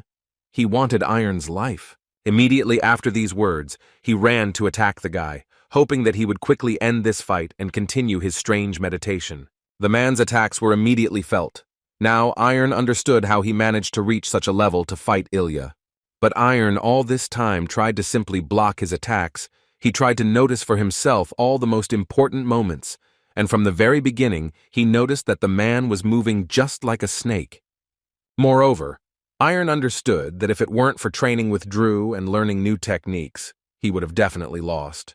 But now he can see every movement of his opponent's aura, so it's not that hard for him to predict his actions. This means that he literally sees the beginning and end of the attack that Grayson is trying to carry out. Given such abilities, it was clearly not difficult for Iron to deliver one precise blow that would decide the outcome of this fight. Although the old man had no intention of giving up so easily, fear was once again visible in his eyes, which prevented him from attacking as thoughtlessly as he had done before. He looked at the guy and sincerely did not understand how the guy managed to push him around so well. The man simply did not understand how it was possible that even with the power of a demon he could not defeat him, because it seemed to him that it was impossible. But on the other hand, he was not going to give up and admit the fact that the guy was stronger than him, because he didn't just sell his soul. Now, in his opinion, this strength would at least pay off. It seemed that the energy that the old man was emitting should be enough to destroy the guy, but Iron assured them all that he was not afraid at all, especially of the Magens, whom he most wanted to destroy. And so that Kubar would not worry about him, he dealt only one blow, which split his opponent's sword into two halves, and thus ended the fight. Grayson sat down on his knees and all the dark energy around him immediately disappeared. He was back again. But for him, it was not the best feeling. But he was still grateful to Iron because thanks to the guy, at least at the very end, he returned to his human form and left at least some spark inside himself. Even though the fire inside Grayson wouldn't last long, it was still nice to watch him smile in his last moments of life. But Iron definitely didn't agree with this. He didn't understand at all why they assumed that this was the end, because he had to fight the man for a reason, and when he defeated him, now he had hope that he could defeat even Ilya. Moreover, he was incredibly grateful to Grayson for this wonderful duel. According to Iron, it was truly worthy. Thanks to these words, the fire inside the man began to instantly flare up. There was hope in his eyes again, and he was again ready to continue living no matter what. At this point, Iron decided to remind him that the loser of their duel had to fulfill the loser's wish. And Iron's wish was that he wanted Grayson to continue to put on worthy and impressive battles that would attract a lot of spectators. He was so grateful to the guy for helping him, because if it weren't for Iron, his life would have definitely ended there. And they thanked him in response for returning, and Kubar also decided to add that he felt bad and dark energy coming from his sword, and he wanted to ask the man where he got it from. Grayson, to be honest, didn't understand where he got it from, because he returned home after the battle, opened his room, and after that, he didn't remember anything, right up until the moment they came to him. According to the man, he was afraid to realize all this, so immediately after he got stronger, he decided to go to church. When Kubar looked at him, he immediately noticed that the man's heart was already absolutely pure. There was absolutely no dark energy in it. After which Iron and Kubar went back to their room, and on the way, the ogre suddenly decided to tell Iron that he remembered Ignata's words. He started listing names: Khazar, Charlotte, Victor, now Grayson. Considering how these people were almost absorbed by the dark energies, he began to believe that soon the peace would be broken. Iron didn't know what to say to this, so the ogre decided to ask him, or did Iron not have other business with Grayson? According to the guy, this is no longer important, because now Grayson should only focus on his recovery and not think about anything else. And as for what Kubar told him, he himself does not know much. The only thing he knew was that he could win, so everything happened on its own. He even began to have thoughts that perhaps he could defeat Elijah. Kubar didn't want to tell the guy, But in his mind, he continued to be surprised that the guy possessed energy that could cleanse bad energy. Brad, meanwhile, was trying to persuade Judith to stop choosing all the most delicious things and sit down and have a normal lunch. But she didn't understand why he had become so naughty lately and was behaving like her father or mother. But he suddenly interrupted her when he turned to someone and said that they were here, and Judith got scared because she didn't understand who he was even talking to. And when I realized that it was Iron, it was too late to run, so I had to stay where I was. She understood that Brad did it on purpose, which made her very angry at him, and the guy liked it so much, even though he understood that now it would become too hot in this place. So it was time to leave and buy himself a beer. While he was pouring himself a beer, he decided to ask Iron how things were going for him at the moment and whether he was training now. The guy said that at the moment he is training with Aura, and according to him, it was not easy at all, but he still continues to try and therefore is more than confident that sooner or later he will succeed. Although now, according to him, he does not quite understand how to manage mana, and then Judith intervened in the conversation, who could not believe her ears that Iron really did not know how to manage mana. For her it sounded very surprising. Iron was ashamed to admit it, but in fact, he had only seen the path of mana a couple of times, and what he showed them was just ordinary training of sensations, and not the aura itself. It turned out to be so difficult for the guys that at some point it even started to irritate them. At one point, Brad decided to say that at the academy they learned how to control aura after basic training. Of course, not everyone participated, because aura is something you can be born with. Immediately after these words, Judith stood up from her seat and said that there was nothing wrong with that, because she was ready to teach him. But she immediately warned him that he would have to pull himself together and study hard, because she was not going to listen to his whining. That same evening, they went to the training field, and first Judith decided to tell Iron that there are only 6 basic concepts of working with the aura. The birth that begins within, the strength that reflects its power, the tempering that teaches patience, the blossoming that sharpens all the senses, the concentration that gathers the whole aura together and creates great power, and finally the last is the expression that radiates power outward. And the first thing she wanted them to do now was focus on concentration and expression. According to Judith, these are the most important points for creating a sword aura now, but the others should not be forgotten either. Iron listened attentively to his new teacher, and at one point realized that this was very similar to the moment of attack, and this meant that he could still try to create an aura sword. So he immediately began to develop his aura, and Judith happily helped him with this. After the first training with Judith, exactly 1 month passed, and Iron already had some success in this matter. He began to understand that he needed to first direct the aura into his hands, and then transfer it to the sword so that it would be evenly distributed throughout it. But every time he tried to do this, he ended up with the same problem. Each time, his sword seemed to absorb this aura and did not return anything, which was very strange for the guy. But over time, he noticed that his sword had become much heavier than it had been just a few months ago. During one of these training sessions, Heats ran to him to tell him that the date of his new fight was already known. Also known was his new opponent, whose name was Ricardo Pinto, and he is a former champion of the Land of Evidence. This scared Iron a little, because if the guy was a former champion, then he was clearly very strong. Heath did not deny it, and immediately told Iron that, in fact, this man is one of the best experts. But that was not all. He also added that now Ricardo has taken possession of a special weapon, with the help of which he plans to regain the championship.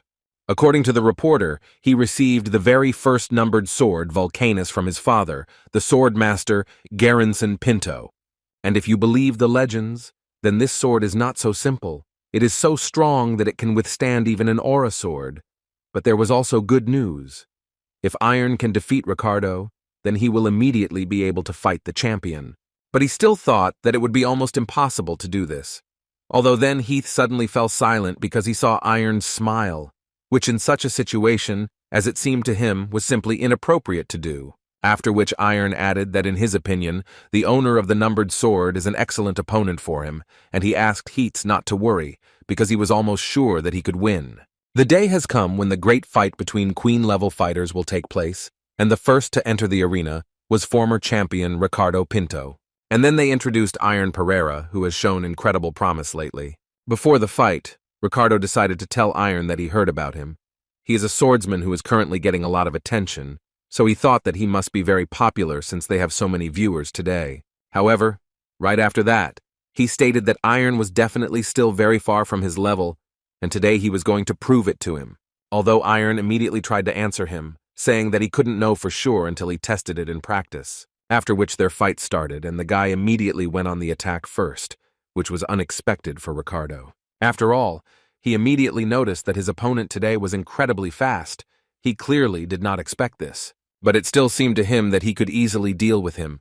At least that was the case until Iron appeared behind his back. Although he managed to turn around and block this attack, he still realized that his opponent had at least the same strength, and perhaps even a little stronger, so now Ricardo would fight with all his might. Iron's attacks were incredible. He was literally able to knock Ricardo off his feet with just one swing. He definitely didn't expect the guy to be so strong. He was literally sure that all of this was overestimated and the guy wasn't that strong. But now he sees that, unfortunately, he was wrong. No matter what sword he had and how much aura he emitted, he realized that Iron was much stronger, and it would be very difficult to win this fight. But what confused the man more was that the guy concentrated too easily, so it became clear to him that apparently the work on the aura was done at the highest level. However, little by little he got used to such attacks, so he began to attack Iron and smoothly move from defense to attack. It was clear to everyone in the arena that they were both giving their best, no matter how hard it was for them. Although the fight had just begun, the passions were already so intense that it was now clear why Ricardo Pinto was a champion in the past.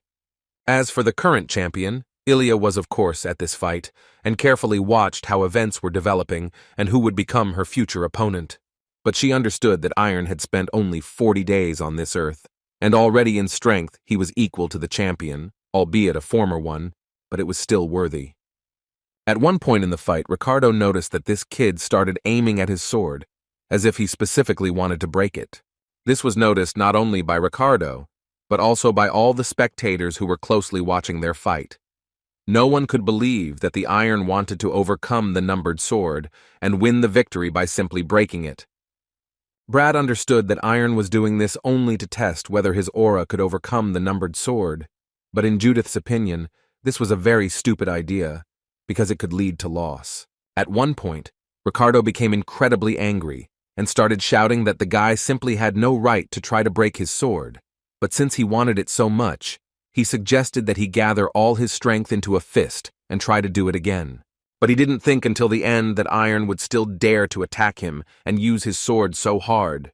At that moment, Iron was only thinking about the fact that he clearly should continue at the same pace, because he was doing everything very well. Over time, he began to push Ricardo away from himself, which the audience simply could not believe, and Ricardo himself had a hard time believing it. But in any case, he believed that no matter how hard things were for him, he still had to do everything possible to defeat this guy and move on.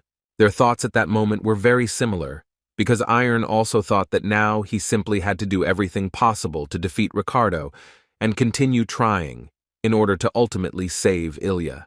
He promised himself that he would definitely do everything possible to fight her, and all that was required of her was to wait. Such efforts eventually bore fruit and Ricardo's sword finally cracked. But Iron was not going to stop there and continued to actively push Ricardo. At some point, Ricardo realized that his sword was already on the edge and a little more and it would definitely break. Iron also understood this perfectly well, so he concentrated all his energy in his hands and delivered the final blow, which was supposed to end this battle. In the end, that's what happened. The fight ended, and the host declared Iron the winner, and then added that he did it with a powerful blow that split the Vulcanus' numbered sword. Even his friends didn't fully believe that Iron would actually be able to do it. Thanks to this victory, all the spectators and not only them understood what the next fight would be like. The host decided not to drag it out for long and immediately announced that the championship match would take place in April and that Iron Pereira and Ilya Linje would fight in it. Literally the next day, Iron returned to his training and did it even harder than usual, but he still couldn't do it right, because every time, he just absorbed the aura. He shared this problem with Judith. He told her that he had been trying to create an aura sword for several days, but he still couldn't do it. She told him with a smile that it was normal and definitely not going to be easy. Moreover, she believed that it could take several months, so he definitely should stock up on energy. Moreover, she thought it would be appropriate if she started to parody him and tell him that he was a loser and that he should already hit her with his aura sword. Meanwhile, Ilya also did not rest but continued her persistent training. Emma, who was watching her, understood that the girl was probably a little worried because she had been training for a whole week, doing it more and more diligently every day. What the woman didn't want most was for her to lose her composure. Iron, although he trained every day without stopping, but mentally, he had no confidence at all. He doubted until the very end that he would still be able to defeat Ilya. But his thoughts were interrupted by Judith, who seemed to know what the guy was thinking, and therefore asked him not to worry so much. Iron was surprised that she said this, but the girl assured him that it was written all over his face, so he definitely shouldn't be surprised.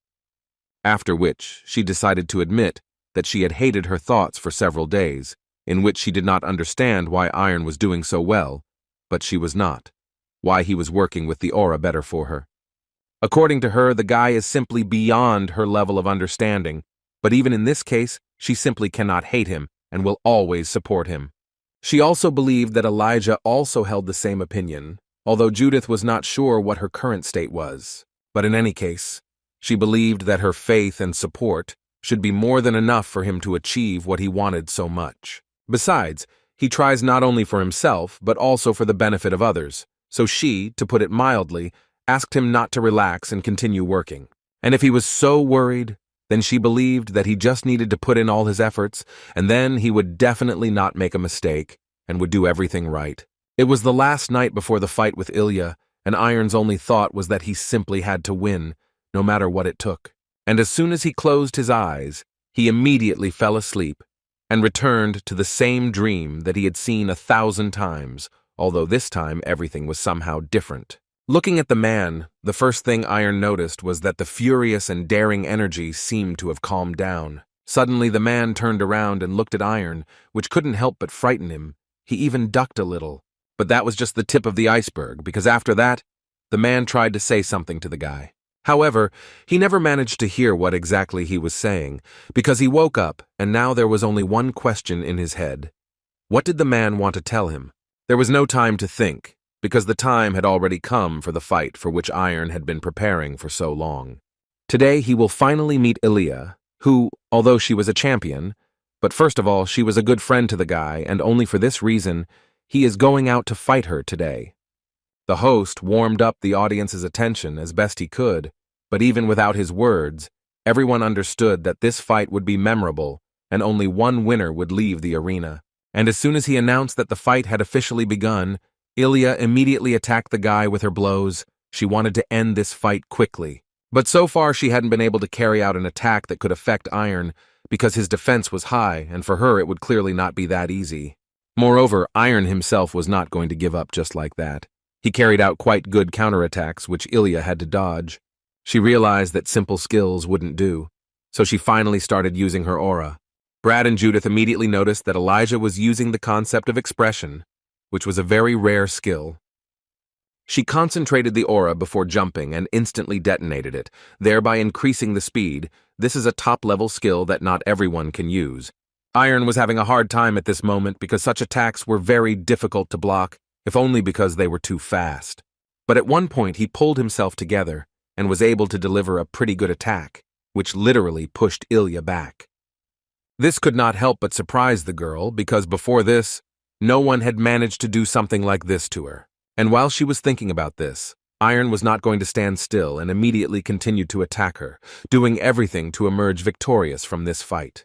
The host and all the spectators saw the champion Ilya Lindsay being pushed around like that for the first time. Therefore, it became clear to each of them that Iron Pereira was ready to do anything to become the new champion.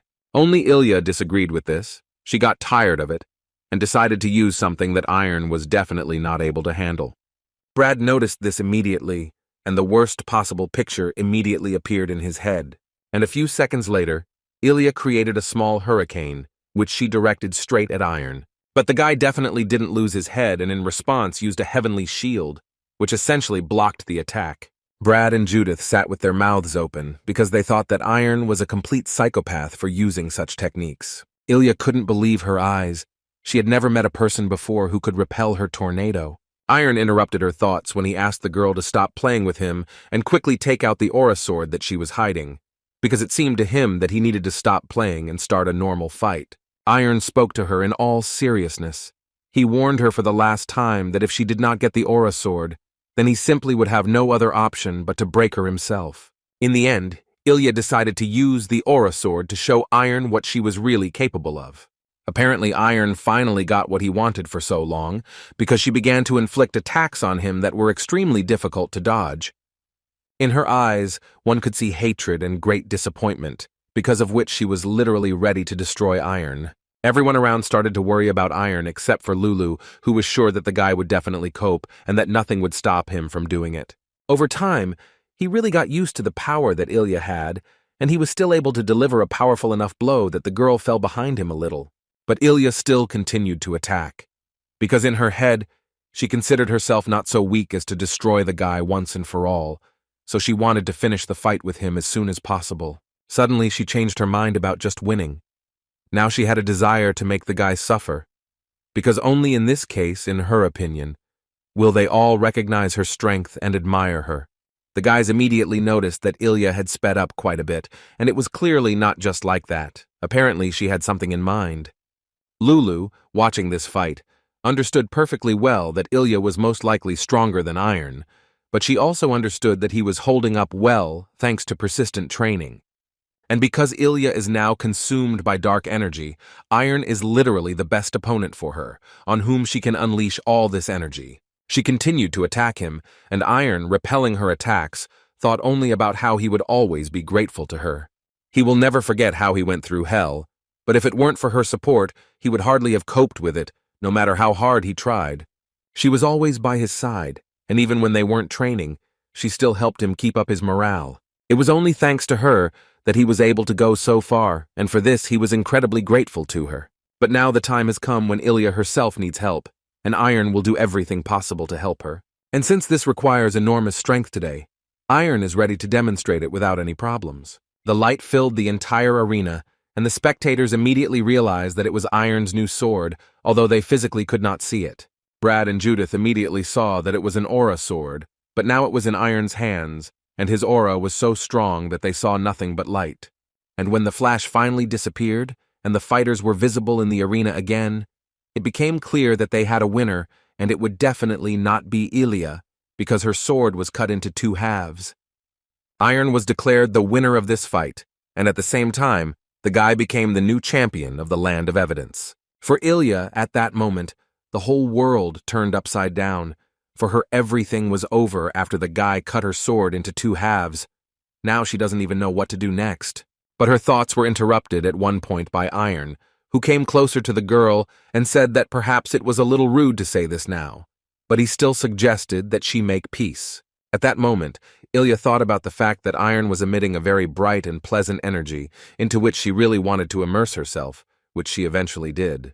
But still, not everyone was happy with this ending of this story and the new champion. The man from the stands looked at Ilya and thought that, unfortunately, the dark energy had disappeared without a trace, although the girl carried great hopes with her.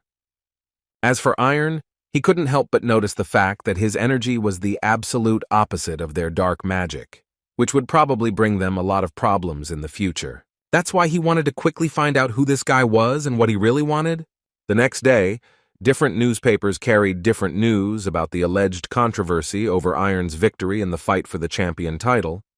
Some critics wrote that they simply did not understand why the use of a magic sword that changes its appearance right during the duel was allowed at all. Moreover, there was talk about the need to consider the possibility of holding a rematch, but immediately on the next page, all the disputes disappeared, because Ilya Lindsay decided to admit her defeat personally, and that is how a new champion appeared on Earth. Although Judith didn't really like the wording, so she asked Brad to stop reading it and Iron to stop laughing at it. Kubar was very happy for Iron, although he did not fully believe that he could succeed, but he proved him wrong, and now he will never underestimate him again. When he looked at Iron, he only thought about the fact that the guy had finally managed to reach his goal and show everyone what he was really capable of. But at their first meeting, he was a completely different person, but Kubar was glad that Iron had changed in such a positive way. But he didn't quite understand why the sight of the new Iron gave him goosebumps. Brad decided to ask Iron what happened to his sword. Iron said that he checked it several times, but it was the same as before. But during the battle, he suddenly felt how this sword changed, so he decided to use it. Kubar suggested that perhaps this was the influence of his dream, and as soon as he suggested this, Iron immediately turned to the guys and wanted to ask about it. Iron told them that this time he almost talked to him, but next time, it seemed to him that they would finally be able to talk to him. A week later, Iron came to visit Ilya and even brought a bouquet. They talked a little, and Iron told them that he was going to leave soon, although he didn't know where, but in any case, he would leave in a couple of days. But he was more interested in what she would do next, and whether she was planning anything at all. She looked down and said that she really didn't know what to do next yet. It was only after she lost that she realized that she had nothing left. After all, the goal that she had strived for so much, which had defined her entire life, disappeared in 1 second, leaving nothing behind. So now she simply does not see where it is better for her to go next. In other words, she had absolutely no ideas in her head, so she hoped that maybe Iron would tell her what to do next. The guy found the answer pretty quickly. He almost immediately suggested that Ilya go with him, because in fact, he has a similar situation, and he also doesn't know what to do next and where to go. But he is still confident in tomorrow, because there are people close to him who will always support him and help him. But he also thought about Elijah's situation. According to him, she was also lucky, because she once believed in him, and he was able to go all this way. And now it's his turn to believe in her and help her overcome the path that she so wants to go. He immediately asked her not to worry, because he was sure that she would like everything. So he once again offered her to go with them, and Ilya agreed to this quite quickly. But when Iron brought her to their room, Brad wanted to ask the guy what he would do if he suddenly said that he was against the girl staying with them. Iron certainly didn't expect to hear something like that, and Brad certainly wasn't joking, because he argued his words by saying that she had been on her own all this time, and now she had suddenly decided to team up with them, which made him suspicious. That's why he wanted to ask Elijah. He asked her to tell him honestly, does she perceive him and Judith as her friends? But without waiting for her to answer, he noted that it seemed to him that first they should get a little closer, and he said this with a smile. And he believed that the easiest way to get closer was when people started telling secrets to each other, and so that she would understand what game they were playing, he decided to tell her that Judith believed in Santa Claus until she was 14. According to him, she even behaved well at the academy, several months before the new year. And as he found out later, it was all for the sake of a gift from Santa Claus. Judith couldn't stand it and at one point hit Brad, after which she told him that he was a complete idiot because this was first and foremost her secret, not his, so he had no right to tell them about it. Ilya and Iron looked at each other and realized at that moment that they could become friends, and now their squad would become even bigger and stronger. But then Judith started yelling at everyone to immediately start telling her all their secrets. Iron and Ilya couldn't figure out if they were on that list too, which made Judith yell at them even more, because they were actually the first ones to tell her their secrets. They talked a little more, told each other a few secrets, and Iron immediately went to bed. His dream this time was radically different. At least that's how it seemed to Iron himself. As soon as he started having this dream, the guy immediately started approaching the man and asking him to finally tell him who he really is. And most importantly, he wanted to know why this man had been appearing in his dreams all this time. In response to this question, the man threw the sword to the guy, doing it in such a way as if he was challenging him. Iron immediately understood this hint, so he immediately picked up this sword and was not against fighting this man if, thanks to this, he would get all the answers to his questions. But the guy didn't even think that this man's attacks could be so serious and that they would be so difficult to fight off. Iron immediately noticed that the man was incredibly strong and that he couldn't even imagine how hard he had to work to achieve such results. And in fact, looking at the man now, the guy wouldn't mind becoming the same. So when the man silently went on the attack again, Iron activated his aura sword and was ready to take his attacks. Besides, he didn't just prepare for this fight, he tried, and that's why he now believes that he is more than ready for this fight. In the end, the guy's efforts and pressure led him to the point where he was able to break the man's sword, smashing it into small pieces. It seemed that the fight would not end there, But the man threw away the hilt of the sword and approached Iron to tell the guy that he was a great guy, and he would gladly support him in all his endeavors. After these words, he began to literally disappear right in front of the guy. Iron tried to scream for him to wait and talk to him a little longer, but he only managed to do this in real life.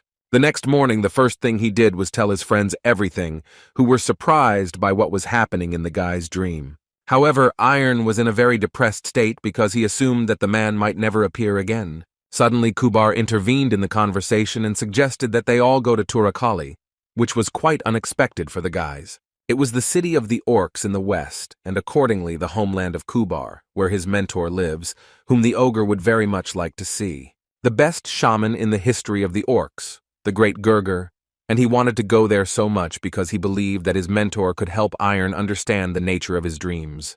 Brad was not against it, and Judith happily supported him. Besides, they now have such a strong group, they can go to the ends of the earth. Ilya supported this idea, and Lulu was glad that she would visit the ogre village, although she had never been there before. The next day, Ilya approached her guide and told Emma to tell her parents that she would be back soon, and that they definitely shouldn't worry about her. Ilya suddenly remembered that she forgot to say goodbye to her mentor, and Emma immediately stopped her to tell her that her mentor had left, and asked her to say goodbye to her on behalf of Emma. They traveled quite a long distance before they had time to rest a bit. Brad suddenly decided to tell the ogre that he would be the one driving the carriage from now on, which was strange to hear, since it was clearly not difficult for the ogre. Moreover, she and Judith thought that he was clearly tired of taking care of them, so they wanted to suggest that he entrust them with dinner today. A few hours later, when the guys finally finished cooking, Iron was a little unsure if it was even edible. But this time, they were saved by Ilya, who during this time managed to cook soup, which had a simply wonderful aroma, so the children wanted to try it as soon as possible. However, after just a few seconds, when they tried this masterpiece, they realized that it was simply impossible to eat, and it looked much better than it tasted. After this, Kubar suggested leaving the head on him, and if he needed help, he would call them. After that, they continued their training, and Ilya decided to teach Judith a little, asking her to imagine that her sword was a kind of extension of her hand. Iron didn't go to training at that moment because he noticed that something was clearly bothering Kubara, so he wanted to ask the ogre what exactly happened to him. The ogre didn't think the guy would be so observant, but he still told him that at the moment he was worried about having to return to his native land. Upon hearing this, Iron realized that apparently he had clearly not left there because of a good life. He felt a little awkward talking about it, but he still admitted that he himself would not have been able to return there. Now Iron understood why Kubar was always traveling around the continent. He was so ashamed that he decided to enlist their support and only then return home. It seemed to him that behaving like that at his age was rather strange. But Iron assured him that it was absolutely normal, because he himself actually suggested that they return to Turkal, although he didn't know exactly what they would answer him, but he still decided to do it. The next day, they continued on their way, and they were unable to drive away for a long time, because Brad's skills in driving a carriage turned out to be very questionable. As it turned out a little later, the guy was driving a carriage for the first time, so no other result could be expected. Kubar quickly found a solution to this problem. He found traders from whom he asked for help, and fortunately, they quickly agreed to it. The guys introduced themselves one by one, and Frank, that was the name of one of the traders, remembered that he had heard these names somewhere before, although he couldn't remember where exactly. While the guys were repairing the wheel, Lulu decided to talk a little with Ilya, who, in her opinion, had become completely depressed. She honestly admitted that lately she has been thinking more and more about what to do next, although it was worth admitting that her heart clearly felt much lighter than before, but she is still not sure that she has chosen the right path. But Lulu immediately decided to tell her that if too many thoughts appeared in her head, then she should immediately throw them out of her head, because in her opinion, worries would not help her decide, so she asked her to forget about everything for at least a while and move forward.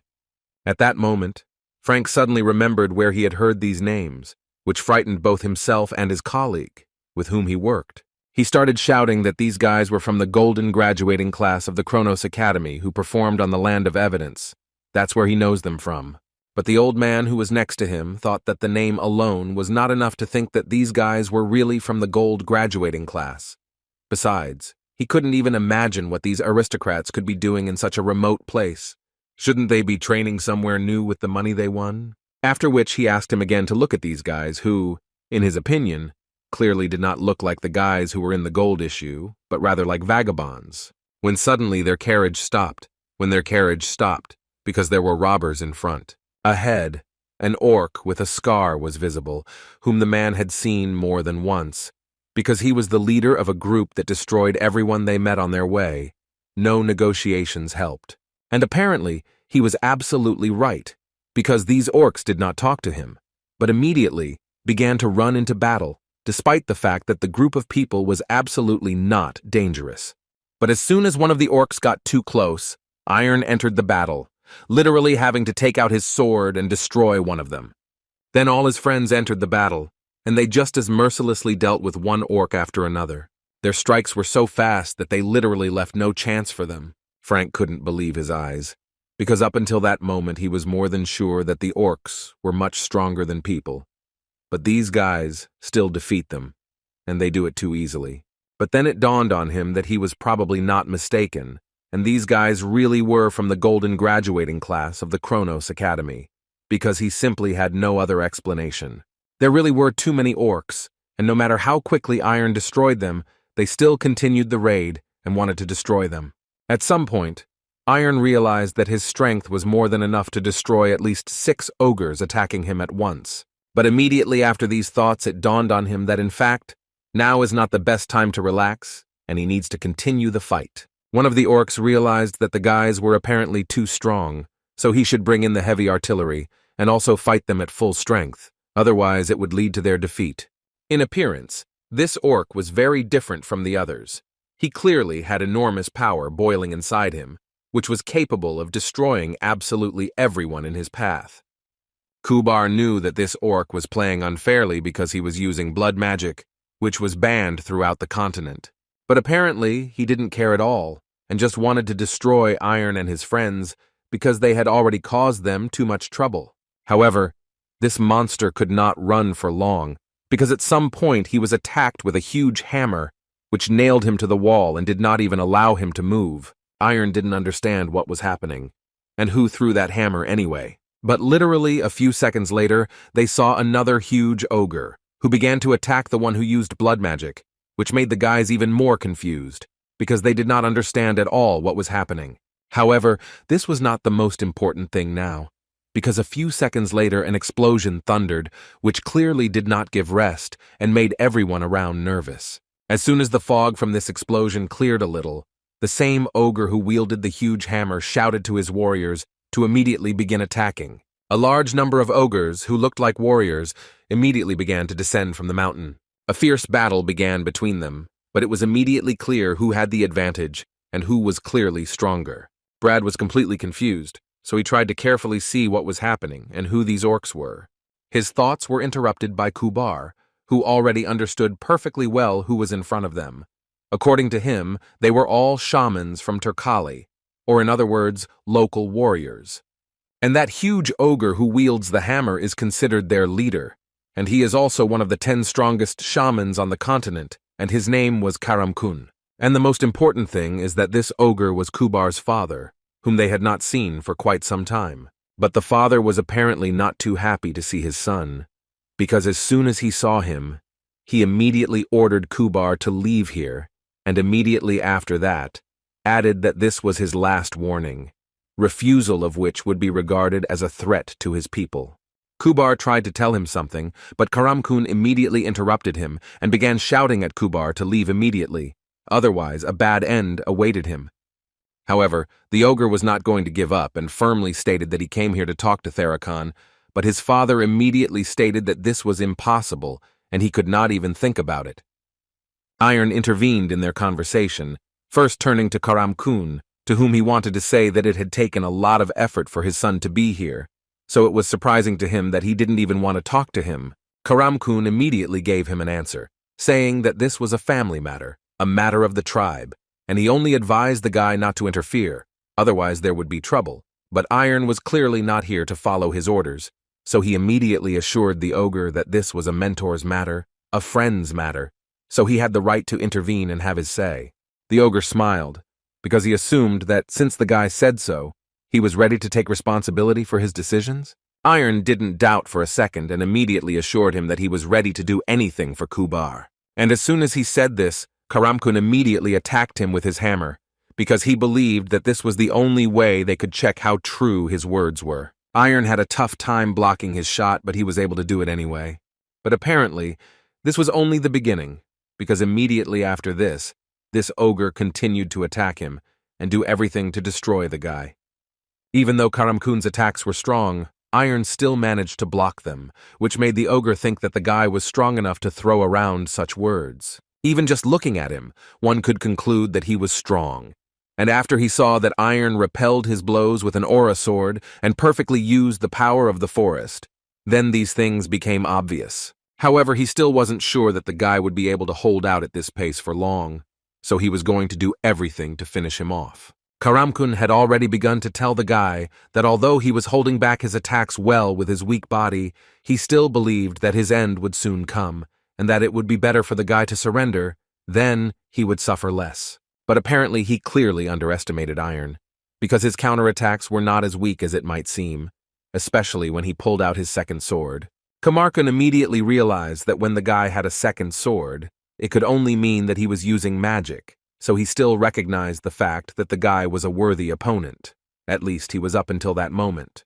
But now he is going to use his secret power, but first he decided to give them one last chance, take his things and quickly leave, taking Kubar with him.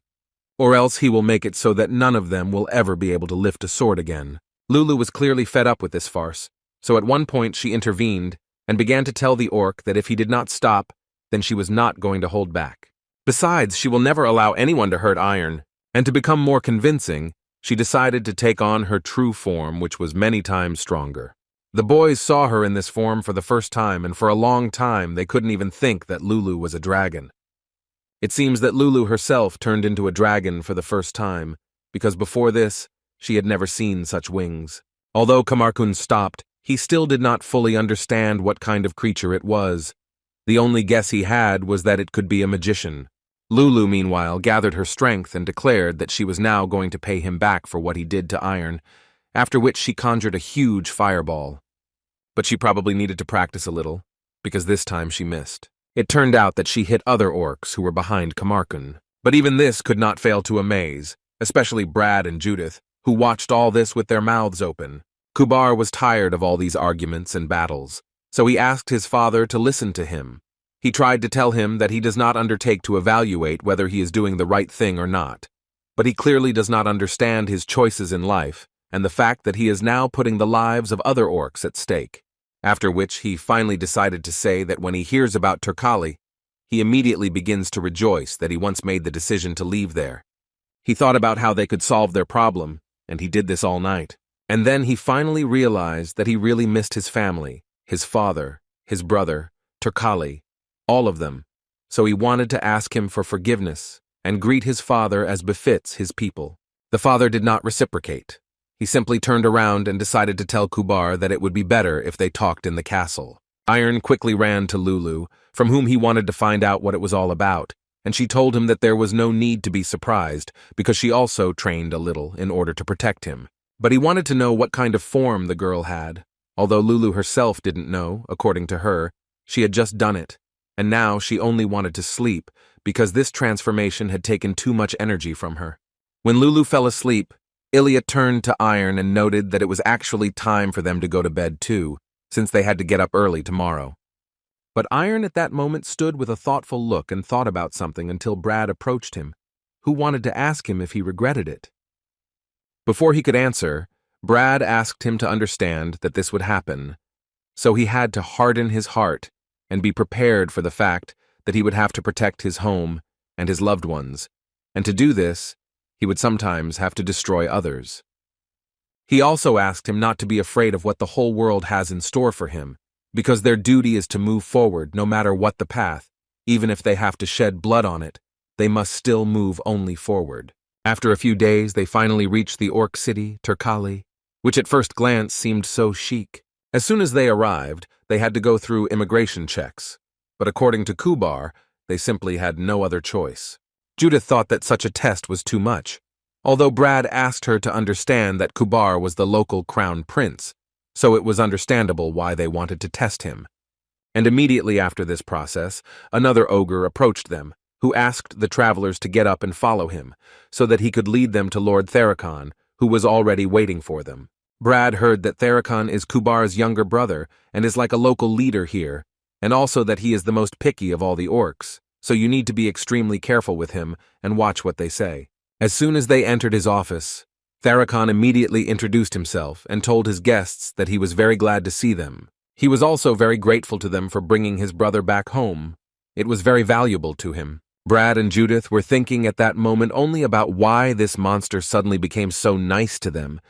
Did he really need something from them? At that moment, Iron wanted to know what about Kubar's check, and his brother answered him that there was definitely no need to worry, because he had successfully passed it and was now finishing the rest of the formal procedures. After which he wanted to find out from the guys what they knew about the relationship between them. According to Iron, they didn't know anything specific, so they wanted to find out from Theracon a little more about it. He decided to start with the fact that his father, the previous chief of the tribe, had 2 wives. His mother, the first wife, had trouble getting pregnant for a long time, and it was decided that she would not be able to have children. Then the father took a second wife, and an older brother was born. He immediately became the future heir by birthright. But when the brother turned 10, Theracon was born, and immediately after that, chaos began. There were factions that supported Kubar, the father's first son, and there were those that supported him, believing that he should become the future leader as the son of his first wife. As a result, because of these disputes, the relationship between them deteriorated, and the conflict became too intense. Therefore, over time, Kubar could not stand it, and decided that he had to leave the tribe and go west. 17 years have passed since then, and when the 2 warring parties finally made peace and came to some common decision, he appeared before them again. Therefore, the brother could not imagine how much courage it took for Kubar to come here again. He even told him that Kubar told him one day that he was no longer going to avoid difficulties, and that he had become much more confident in himself. And now, it dawned on him what Kubar was talking about. Iron was glad that they helped Kubar cope with such an injury. He couldn't even imagine that the ogre had such a difficult fate. For such help, Kubara's brother decided to thank them, so the answer went to the treasury so that they could choose whatever they liked. Kubar also asked his brother to show them certain swords, so he asked them to follow him. He led them to a signboard where there were 2 beautiful swords called Yin and Yang. According to the ogre, one of them was cold as a shadow, and the other one spewed fire like the sun's rays. They may have heard of them by another name, as they are sometimes called swords of the mind. But as soon as Brad and Judith took them in their hands, they immediately sparkled with new colors. They flared up with a new color. Theracon clearly didn't expect these swords to behave exactly like this, but now it became clear to him why his brother had insisted so much that they take them. Brad was very surprised to hear that they could take such valuable swords. But the ogre assured them that these swords had chosen them themselves, so they not only could, but were obliged to take them for themselves and would even be happy to use them, for which Judith and Brad were very grateful. Lulu, Iron, and Ilya walked around this treasury for a long time and could not decide. There was too much of everything there, so they could not understand what would be better for them to choose in this case. But suddenly their gaze fell on one very valuable thing, which was noticed by both Iron and Lulu. Iron didn't really know what it was, but for some reason this necklace immediately caught his eye. Lulu noted that she also noticed it immediately, and also added that this item emitted a rather pleasant energy. As far as Theracon knew, this necklace had belonged to a powerful shaman many years ago, and he would not like to offer them this old thing. But on the other hand, if they liked it so much, he would not be against them taking it for themselves. Iron and Lulu immediately decided to accept this gift and promised the ogre that they would definitely use it. In the end, only Ilya was left, who had not chosen anything, so Judith decided to approach her and help her a little with this. But in fact, Ilya had long ago noticed a small dagger, which was no different in appearance from the others, but for some reason the girl really liked it.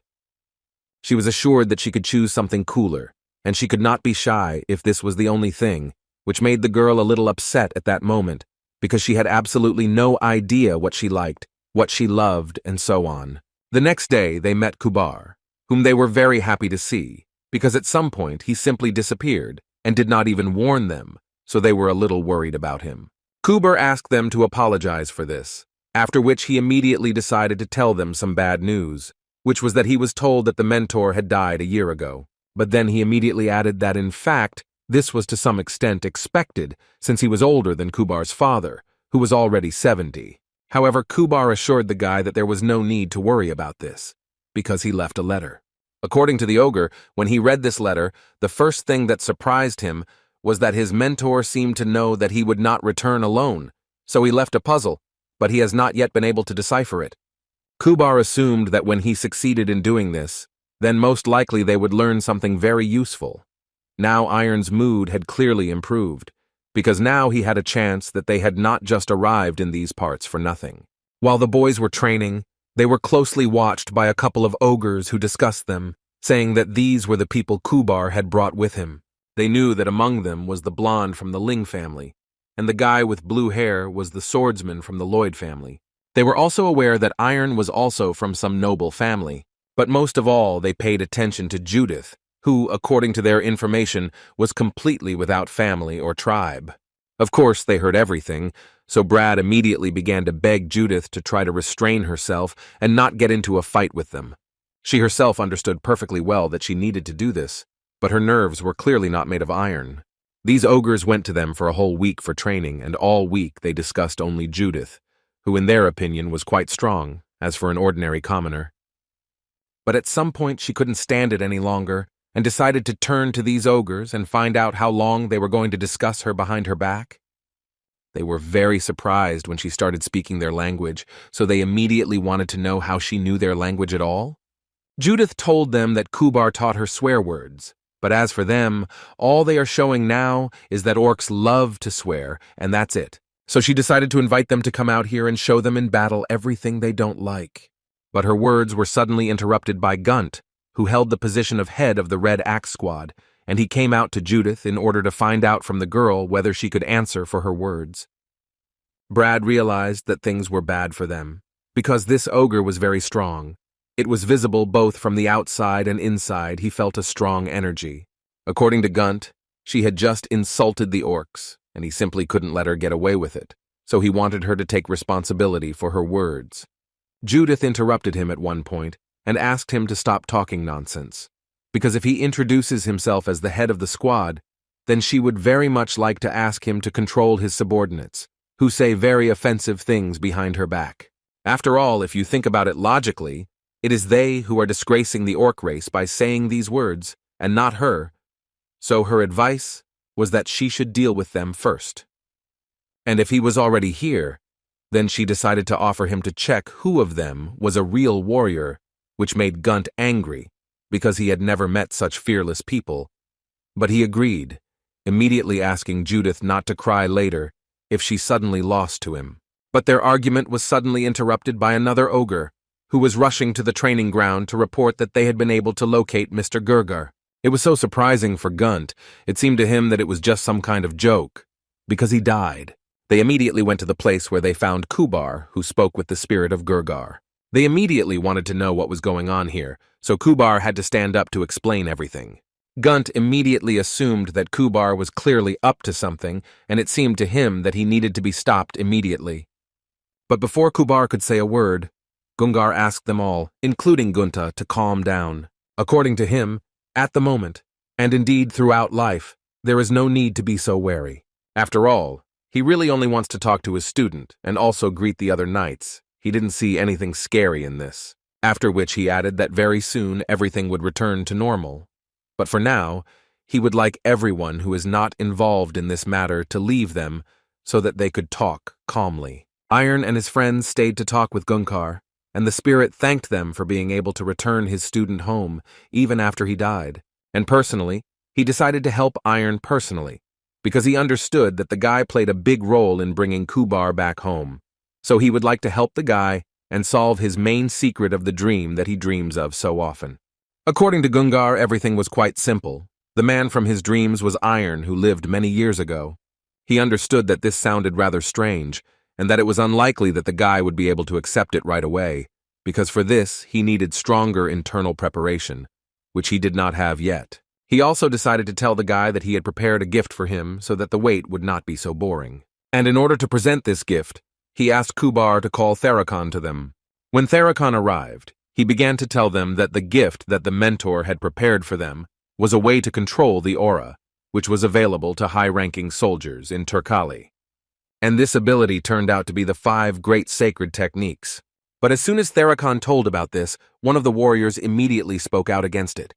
His Khalifa, he was the most influential warrior in Turkal, and he believed that they had no right to give their equipment to strangers without even asking their permission. He immediately reminded that this was in fact an incredibly rare technique, the essence of aura and soul control, the improvement of which the great warriors of the Turkal tribe had dedicated their lives for hundreds of years, so he simply did not understand how this technique could be given to ordinary people.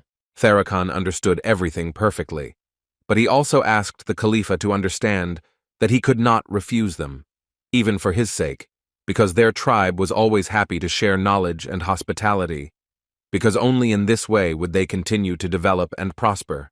Khalifa categorically disagreed with him and believed that Theracon was simply the same as these people who came here with everything ready, but he at one time had to prove that he was worthy of receiving this technology. But in their case, everything was completely different.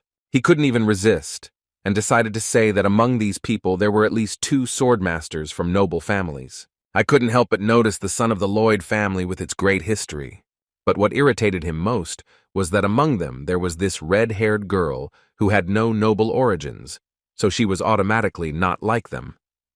Neither her family nor she had done anything for this world, so he least of all wanted to sacrifice their technology to her. Brad decided to stand up for Judith and asked Khalifa to speak directly about the fact that he actually disliked Judith from the very beginning, and now he is simply looking for ways to insult her. The Khalifa did not answer him. He again turned to the leader to tell him that he himself should understand the fact that this girl was clearly not worthy of this technique. Therefore, he would like to call a meeting to reconsider this decision. Theracon understood him perfectly, but he still wanted to remind him that he would still have to take responsibility for his words, so he would have to try to be honest, like a true warrior.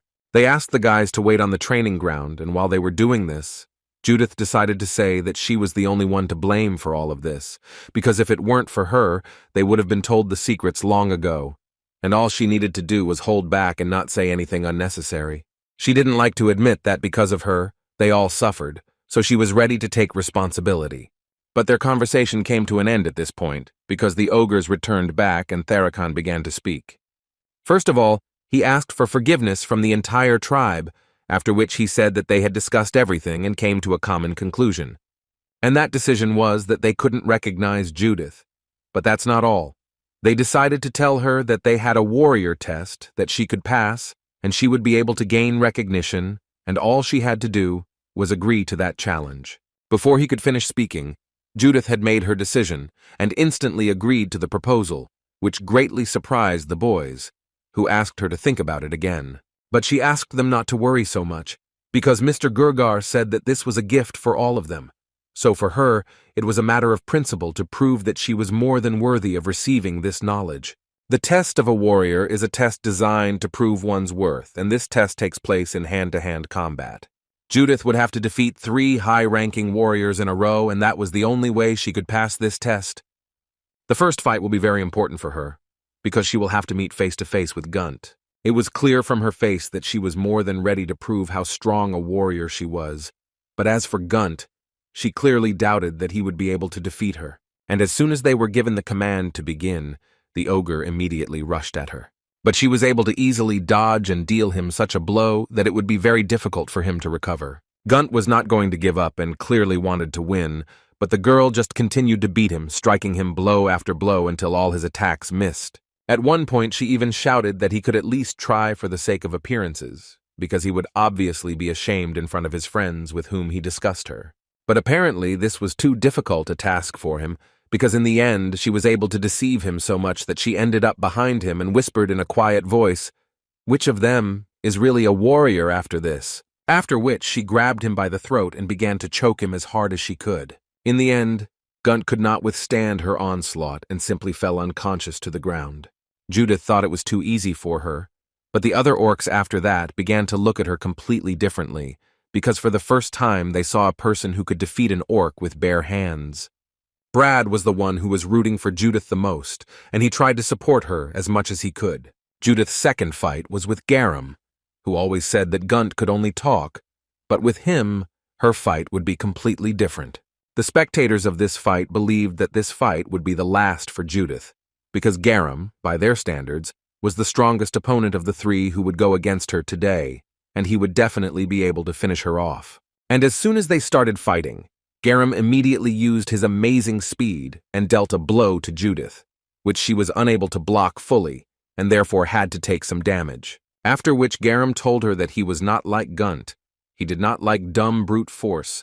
He was more attracted to the aura, with the help of which he suggested that she conduct this fight. Iron and Brad immediately realized that it would be much more difficult for her to deal with this opponent. After all, his aura is much stronger, and although this fight does not determine the final result, it will still be very difficult for Judith, especially if she loses it.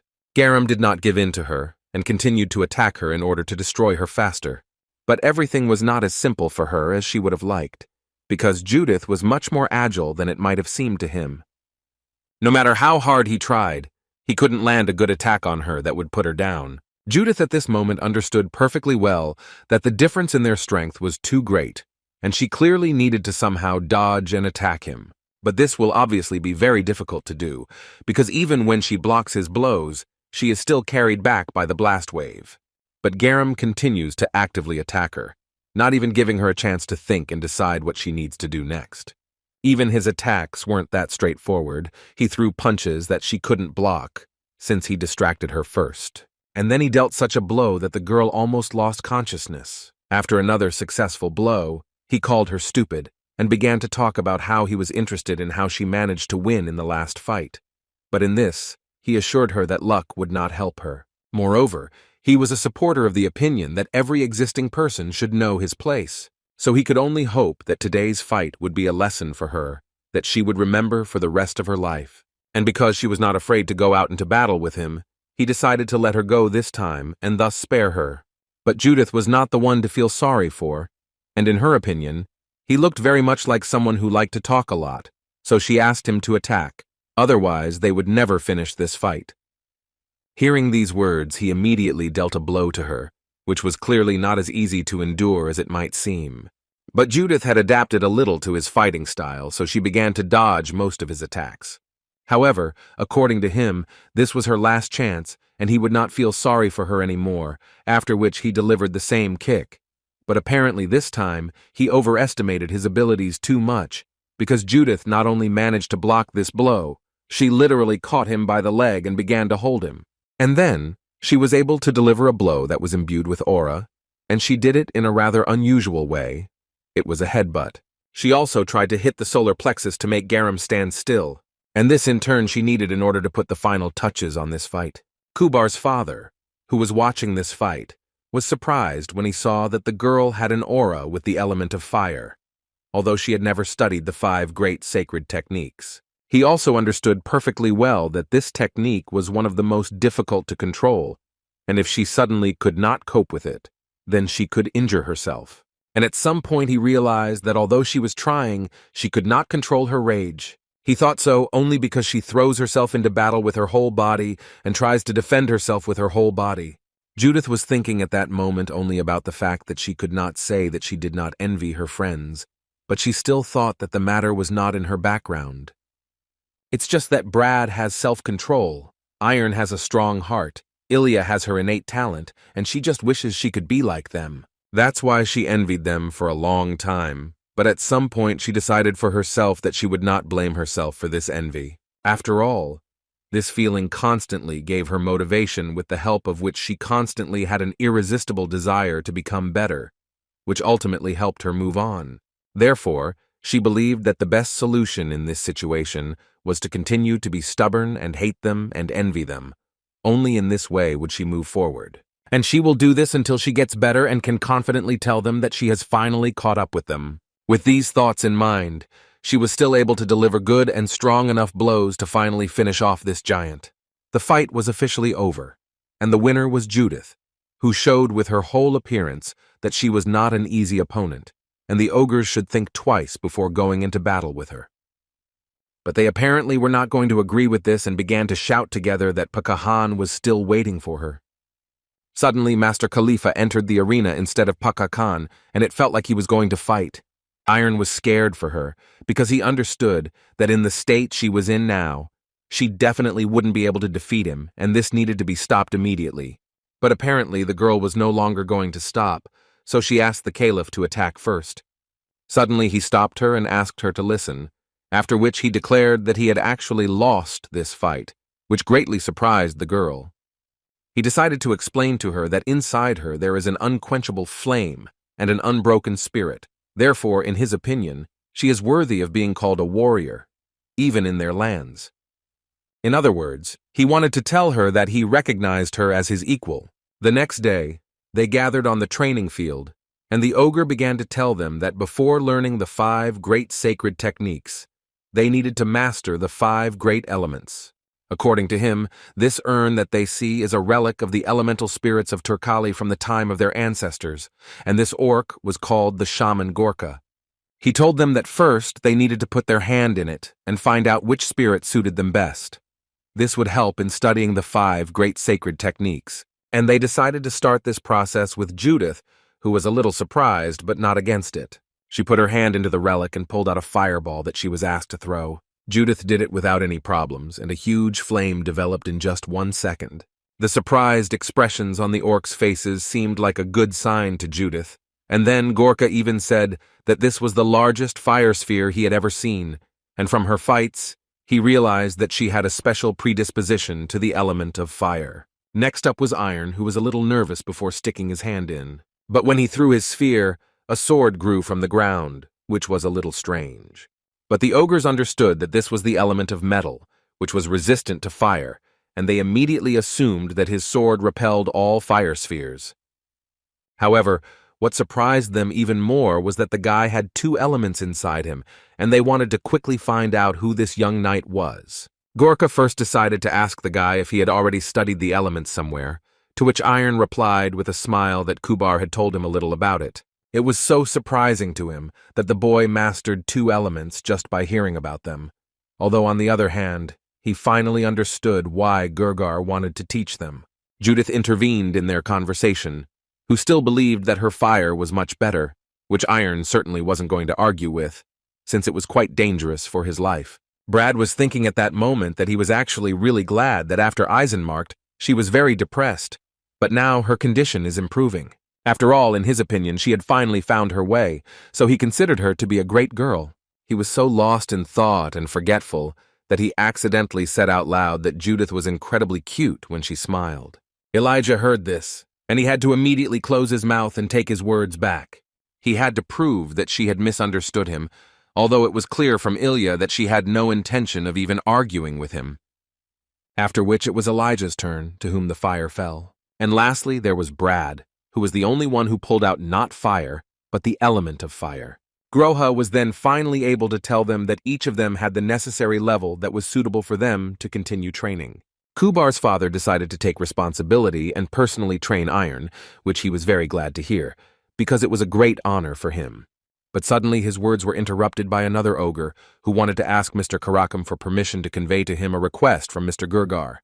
According to this orc, he asks to bring Mr. Iron to perform a past life ritual. A few minutes later they were on site, and they began to actively prepare for this ritual.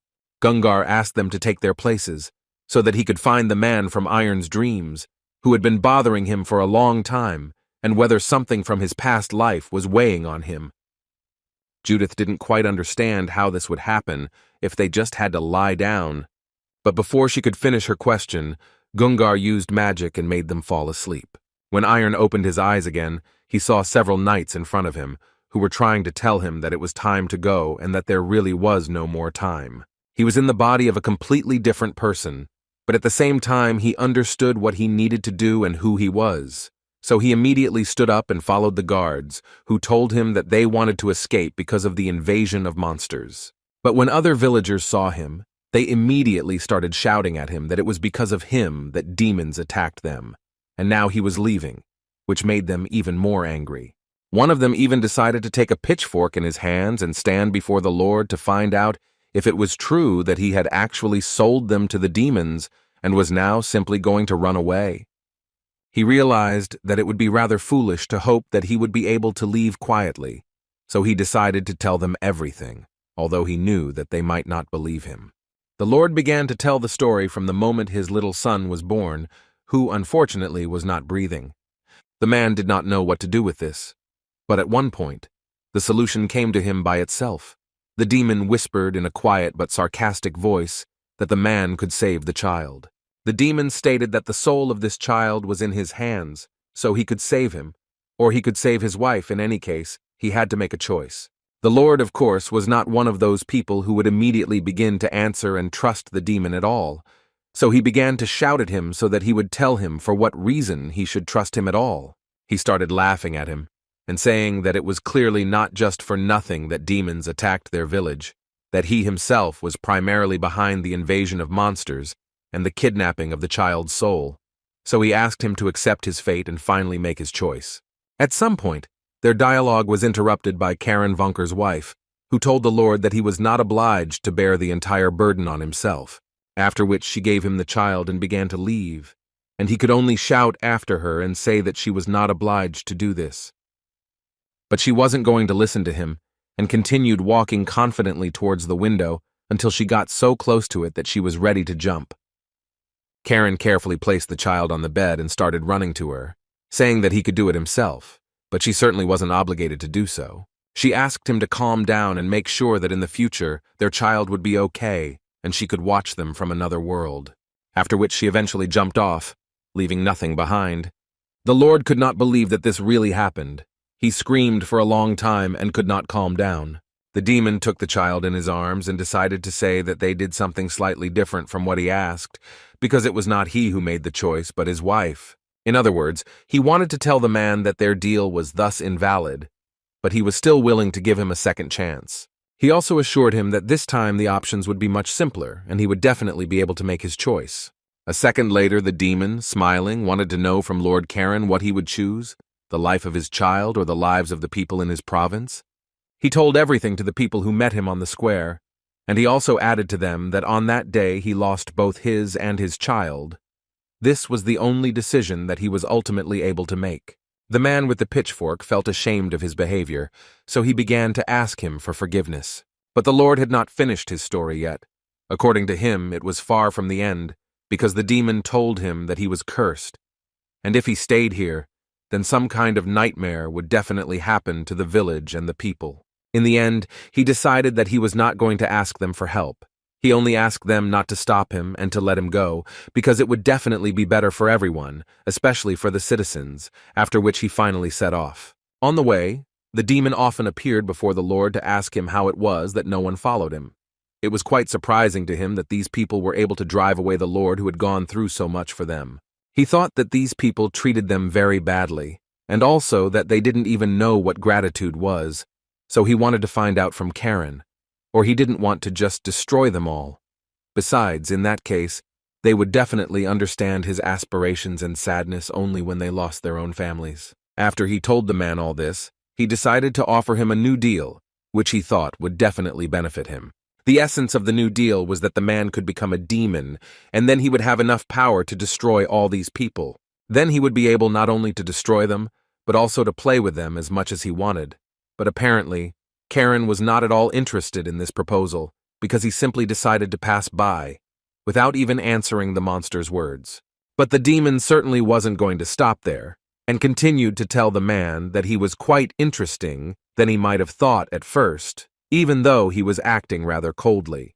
He could even assume that he had chosen the wrong person to work with. And if he had known that this would happen, he would have gathered the demons and gone to conquer other lands. These words interested the man, and he turned around to find out from this demon what he was talking about.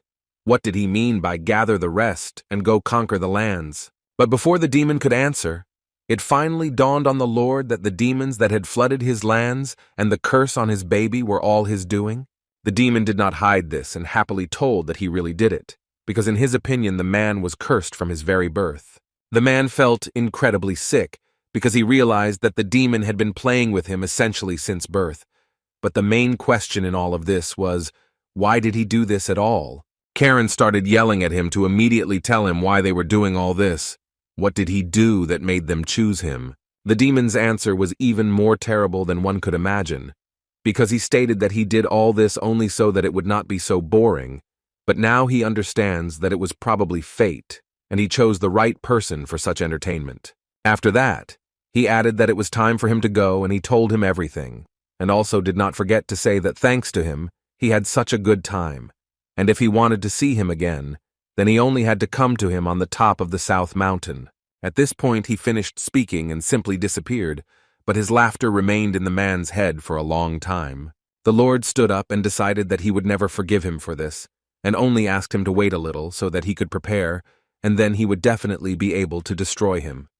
He didn't care at all how much time it would take, but he would do it anyway. After this promise, his journey was a little longer, and he came to an old man who was happy to receive him in their small village. So Lord Karen appeared in the village, where absolutely no one knew him. But everyone understood perfectly well that this man's fate was very difficult, and it was better to help him. Karen was only glad that the rumors ultimately never reached this village, so he could calmly begin to carry out his plan. So he made a decision to gain strength, and then find the demon and destroy him in the most terrible torment. He started his training, which literally destroyed his body and muscles at first, but he still continued to train hard.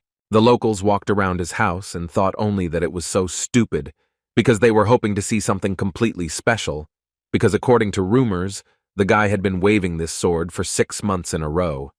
But they didn't see anything like that in him.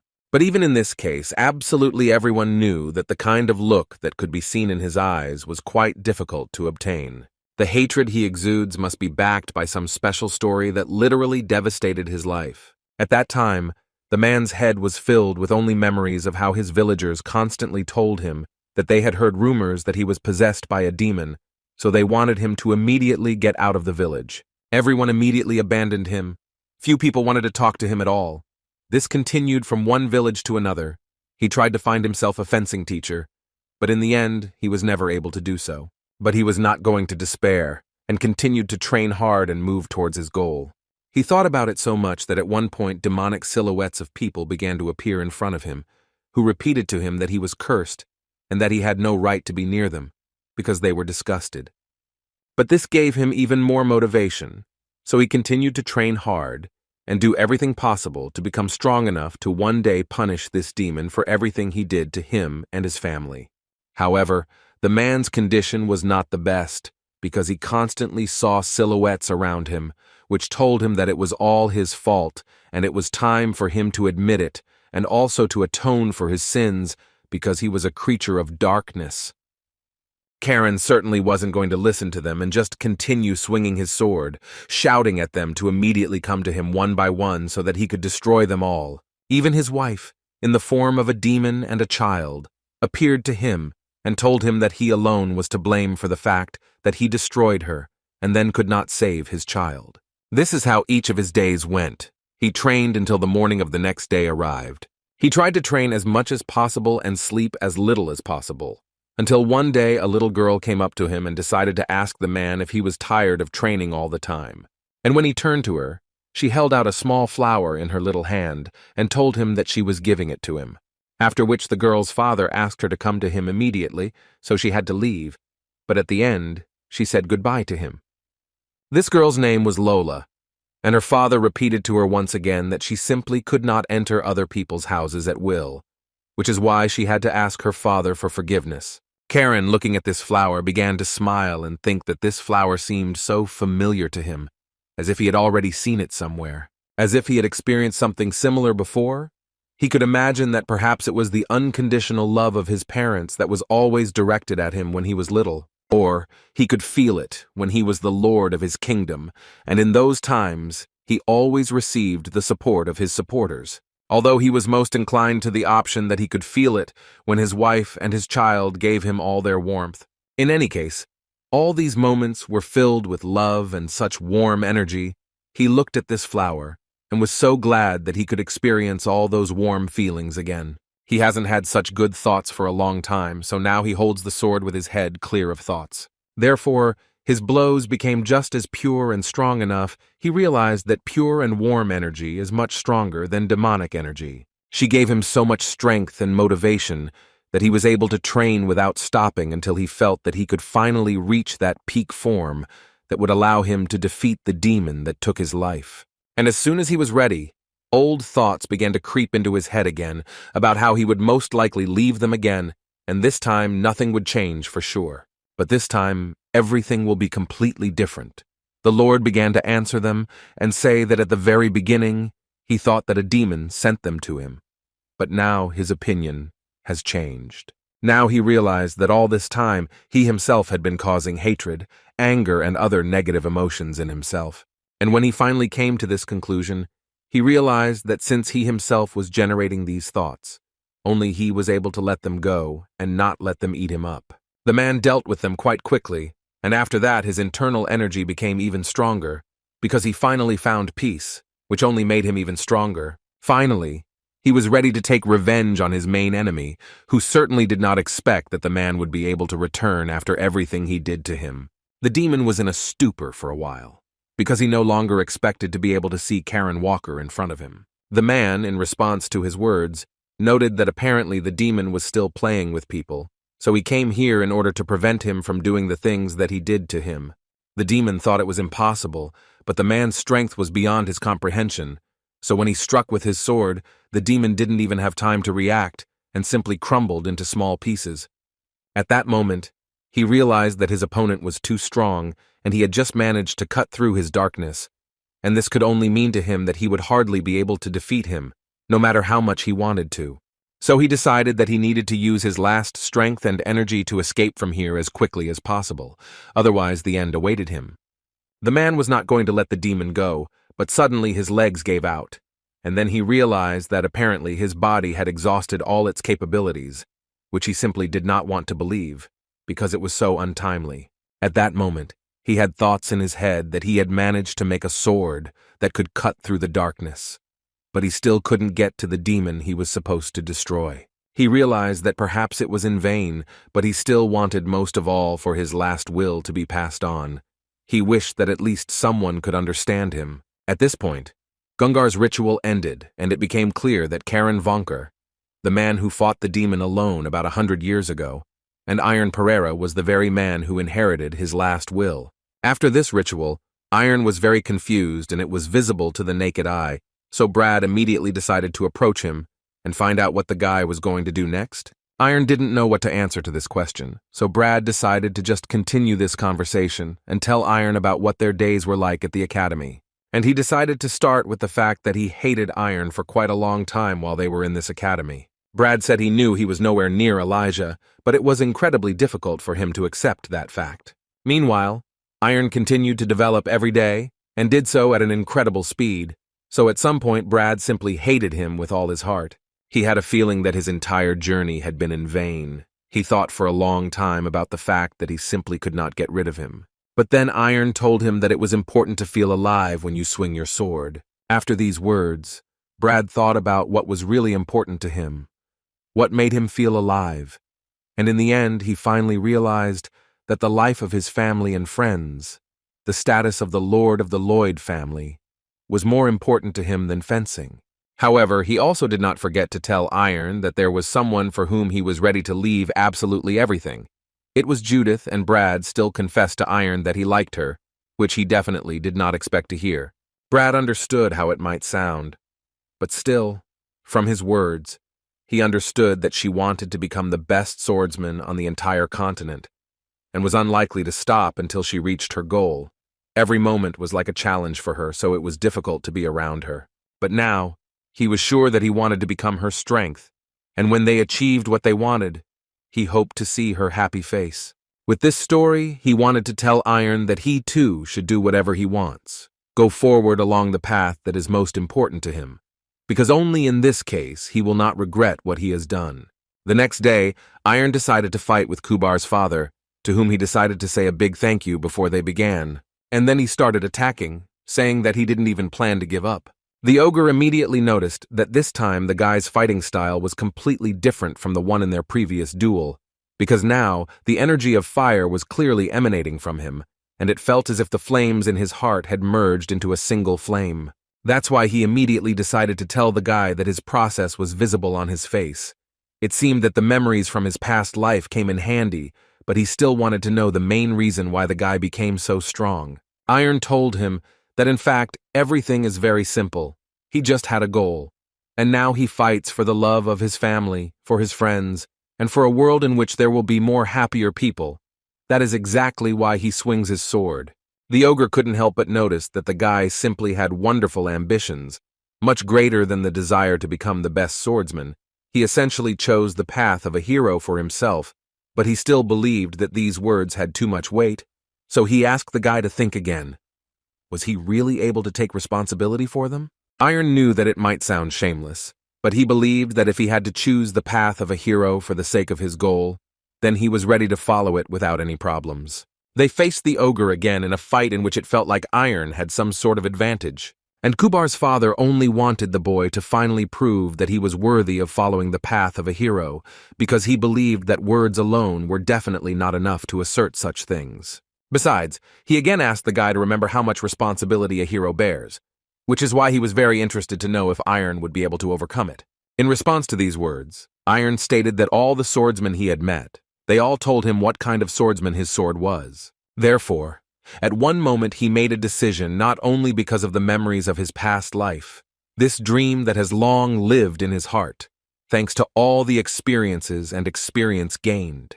According to him, even without memories of his past life, he is more than ready to turn into reality the promise he made, and at that moment he only wanted to ask the ogre to help him prove it. He certainly didn't mind doing it, so he started yelling at the guy that he could step on him so he could give him a good beating. Exactly 4 months have passed since then. Gorka was glad that all this time the guys confidently followed him. He would especially like to praise Brad, who, contrary to all thoughts, was able to control the forces of other attributes, except for his main one. But still, they all understood that his best compatibility was with the spirits of water. According to the ogre, this was simply an excellent result in such a short period. As for Judith, he couldn't single out such skills in her, but they could clearly see how she was focused on the element of fire. But Gorka also asked her to understand the fact that if other attributes were not developed, the fire could start burning her from within. Although she believed that it was not as critical as they told her, because she was more than confident that she could control any fire, and besides, she was not doing well with other attributes at all.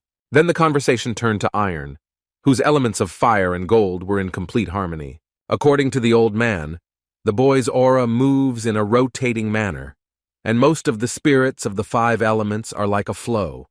Fire rises from trees, earth from fire, and gold from earth. But in his case, the flow is reversed, and gold comes out of fire. If the fire energy becomes greater, then he will need to develop the water element to calm it down, and the guy needs to be extremely careful. And the last one was Ilya, who, according to the ogre, did not have too much progress, but he was glad that it was quite stable. The next day, Iron and Brad talked about how he would probably stay in the city for a few more days. Brad suggested that he was worried about Ilya, which Iron agreed with, but he also noted that he hadn't planned on returning to the academy anyway, so he didn't really have any other options. Besides, he still has a meeting scheduled with someone, so he's not planning on leaving yet. Brad was a little upset when he heard this, because they in turn decided that they needed to return to the academy and finally finish what they started. Iron was very sorry that they would have to separate again, but Brad assured him that it would not be for long anyway, so there should be no reason to worry. Judith at this moment continued to actively train and think that the matter was in his past life. The stubbornness of that man, the amazing strength that the man had acquired through his training and hard work. But all of this was just proof to her that if she could try at least half as hard as he did, then she would definitely be able to overcome all the difficulties. Suddenly, her thoughts were interrupted by Brad, who decided to offer her a fight, because they hadn't done this for quite a long time. He suggested that she test in battle how much stronger they had become and how much they had learned to use their attributes. Judith was definitely never against fighting him, and as soon as they crossed their swords, Brad immediately realized that Judith had become even stronger. But the girl in response noted to him that he had obviously chosen the wrong opponent, because now she was capable of a lot, and Brad had again become not an opponent for her. The guy himself understood this, because while he was fighting with her, he noticed that her fire was getting hotter. It was too strong for his water attribute. These thoughts were absolutely true, because when she attacked, his sword literally immediately fell out of his hands, thereby meaning that he lost. It was quite painful. Brad even thought that he had offended her somehow, since she attacked him like that. Judith immediately approached him to ask for forgiveness, because she didn't even think that everything would turn out like this. At that moment, Brad was overcome with emotion, and he finally decided to confess to her that he liked her. Judith's reaction was quite understandable. At first, she didn't quite understand, but when Brad decided to repeat it, she literally immediately struck him. It seemed to him that she had gone crazy, because he hadn't said anything like that to her, although she believed that he should still thank her for not burning him with fire. Brad stood up and told her again that this was not a joke. He was serious, and if necessary, he could repeat it. Then Judith wanted to know from him why he suddenly decided to say this, and why he liked her at all. How did it happen? Brad didn't quite understand why she was even asking him such questions and how he was supposed to answer them. The only thing he could tell her was that she was very cute when she smiled. He also noticed that when she ate quickly, when she teased Iron, when she played with Lulu, when she trained hard in general, everything she did seemed beautiful to him. She couldn't believe her ears that the guy was actually telling her this, because she had never heard anyone tell her that she was beautiful. Brad was already tired of her constantly asking him this question again, so he decided to ask her a direct question at one point and find out what she really thinks about him. Meanwhile, Lulu was sitting on the floor and was almost certain that a certain energy was coming from this pendant, but she could not understand what to use it for. After some thought, she decided that maybe she could do something if she transformed into her true form, and when she did, she decided that she would use all her spells to finally get to the truth. Exactly 3 hours had passed since that moment, and from Lulu's condition it was clear that she had failed, and not a single spell had worked, which is why she decided to ask Gork to teach her spiritual magic. In the evening, when they were already getting ready to go to bed with Lulu, Iron suddenly decided to talk to Lulu about the day when they met Ignata. Then she told Iron that the next time they met, she would again offer the guy to join her, but this offer would be to Iron, and not to the metal that was locked inside him.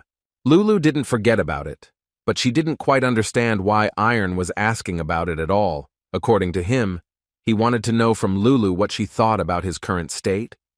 She understood that he wanted to find out from her, or he would be able to appear before Ignata. So she told him that he probably already knew the answer to this question, which is why she in response wanted to know that he had already decided for himself where they would go now. Ilya, unlike everyone else, went out to train in the evening, and during one of these training sessions, she thought about what she was doing and whether everything would be okay with her. She understood that she had no need to focus on this, and that she clearly should forget, but she still continued to think about Ignat. Suddenly, her thoughts were interrupted by Iron, who unexpectedly came, and he wanted her to give him a minute so that they could talk to her. At first, their conversation was completely ordinary. The girl simply asked how the guy was doing, and he, in turn, did the same thing. In Ilya's thoughts at that moment, there was only one thing.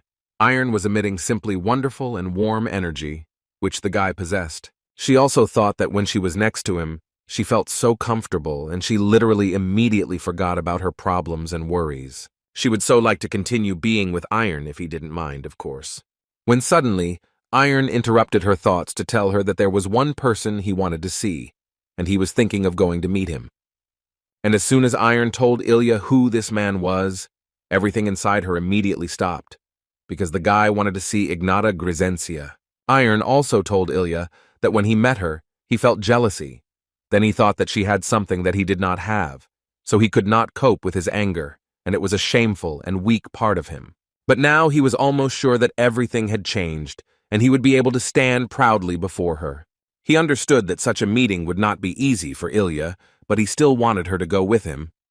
Ilya understood that all this time she had been avoiding meeting Ignata, but now she believed that she had avoided this meeting for a reason, Most likely she had done it because she was afraid that fear of this man would finally break her. But she also understood that if she didn't figure this out one day, then most likely nothing would change in her life. So she decided to agree to Iron's offer and go with him. The next day, they were forced to say goodbye, because from that moment their paths diverged. Judith was the saddest, who did not know how to survive parting with Lulu, although the cat told her that there was no need to worry, because they would see each other again soon. Meanwhile, the guys were also saying goodbye, and Iron asked them to take care of themselves, because they would definitely meet again. Kubar and his brother also came to this farewell, because they were very pleased that such people exist. After the boys left, Iron and Ilya continued their hard training, which they needed in order to meet Ignata. Several months passed, and the time came for Iron and Ilya to leave, which was very bad news for the orcs. Kubar was the saddest of all, because it was very difficult and unusual for him to separate from Iron and the rest of the company. Kubar also told Iron about what he heard from his father, what the guy was planning. Iron immediately decided to say that he was a little worried, although he seemed to have decided which way he would go. What bothered him was that he was still not sure whether she was up to the task, although Kubar believed that the guy would definitely succeed, at least for the reason that Iron has a special power that can illuminate people close to him and not only. According to the ogre, the guy has the power that can change those who are with him, and if he wants, he can change the whole world. And the reason why he was able to return after 17 years of wandering is again him. It was Iron who helped him do this. That's why he was so confident in the guy's strength.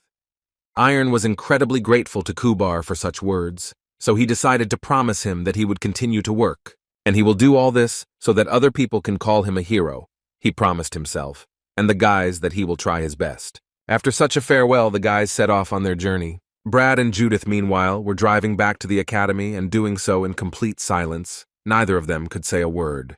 And apparently all this was because that day, when Brad asked her what she thought of him, she just turned around and started to walk away, because she didn't understand why he suddenly decided to talk about all this. Brad immediately realized that he had been too hasty with this, and understandably, that was exactly how she reacted. But then Judith stopped and decided to tell Brad that she would answer this question, but she needed to think about it a little. So their silence lasted exactly until the moment when Brad decided to sit down next to Judith, which caused a certain reaction in her. But almost immediately she calmed down, and it became clear that she was actually not at all against him sitting down next to her. The next day they finally arrived at the fencing academy. They hadn't been here for a year and a half, so they were very pleased to return. And just before they went inside, they heard a very loud sound coming from inside. In one of the training halls, something incredible was happening. Chrono was fighting with someone, and along the way they destroyed the main training arena. At one point, Kronos decided to suggest ending this fight, because no matter how they fought, there would be no sense anyway. But his opponent was sure that if they continued, he would definitely win. His opponent was the swordmaster Hun, who eventually agreed to end the duel, but immediately after that, he promised Chrono that next time, he would do everything possible so that he could not interrupt the duel.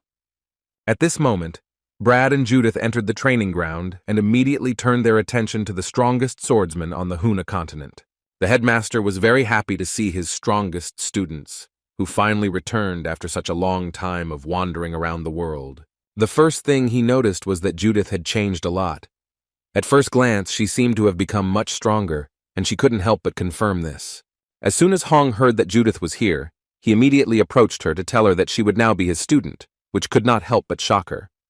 Meanwhile, Iron and Ilya were getting to know their new carrier, whose name was Johnson, and according to him, he was ready to take them anywhere and for as long as they paid him. But in reality, this was not his real job. In fact, he is the leader of a group of robbers, and he disguises himself as a carrier in order to lure people to a secluded place, and there he robs them. Their method was quite simple. First, he waits for some seemingly rich guy to hire him.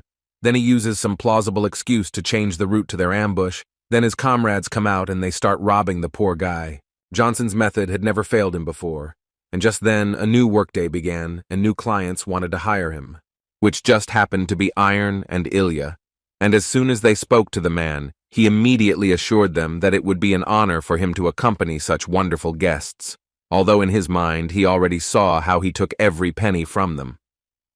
A few hours later, they had already started their journey, and at that moment Johnson was only thinking about how these clients seemed ideal to him. After all, there was such an elegant atmosphere around them, and their pair of expensive armor could bring him a lot of money. He understood that most likely they were the children of wealthy nobles, and this could only mean for him that once he robbed them, he would be able to sit for days on end and do absolutely nothing. The moment came when Johnson decided to stop for one day and rest a little, which Iron and Ilya did not mind, because they also wanted to make a fire and rest a little. Ilya immediately began to take out her sword and say that she would chop wood for them, which shocked Johnson a little, so he decided to offer her his axe, because it seemed to him that a sword was not quite the right tool for such an occupation. But apparently he simply had no idea how strong she was and what she was capable of. She chopped up a large amount of firewood in an instant, which simply could not help but surprise him. But that was not all. Then he realized that their cat could talk, and she could also start a fire. Johnson realized that his perfect plan in his head had just failed, and apparently these brats were not at all who he might have thought. The next day they continued to surprise him when they asked him to step aside a little because they had a slight urge to spar, and they didn't want to hurt him. Well, when he saw the aura around their swords, he realized that they were both sword masters, and it became clear to him that the plan he had in his head had just completely failed, and if he tried to rob them, it would be the end of him.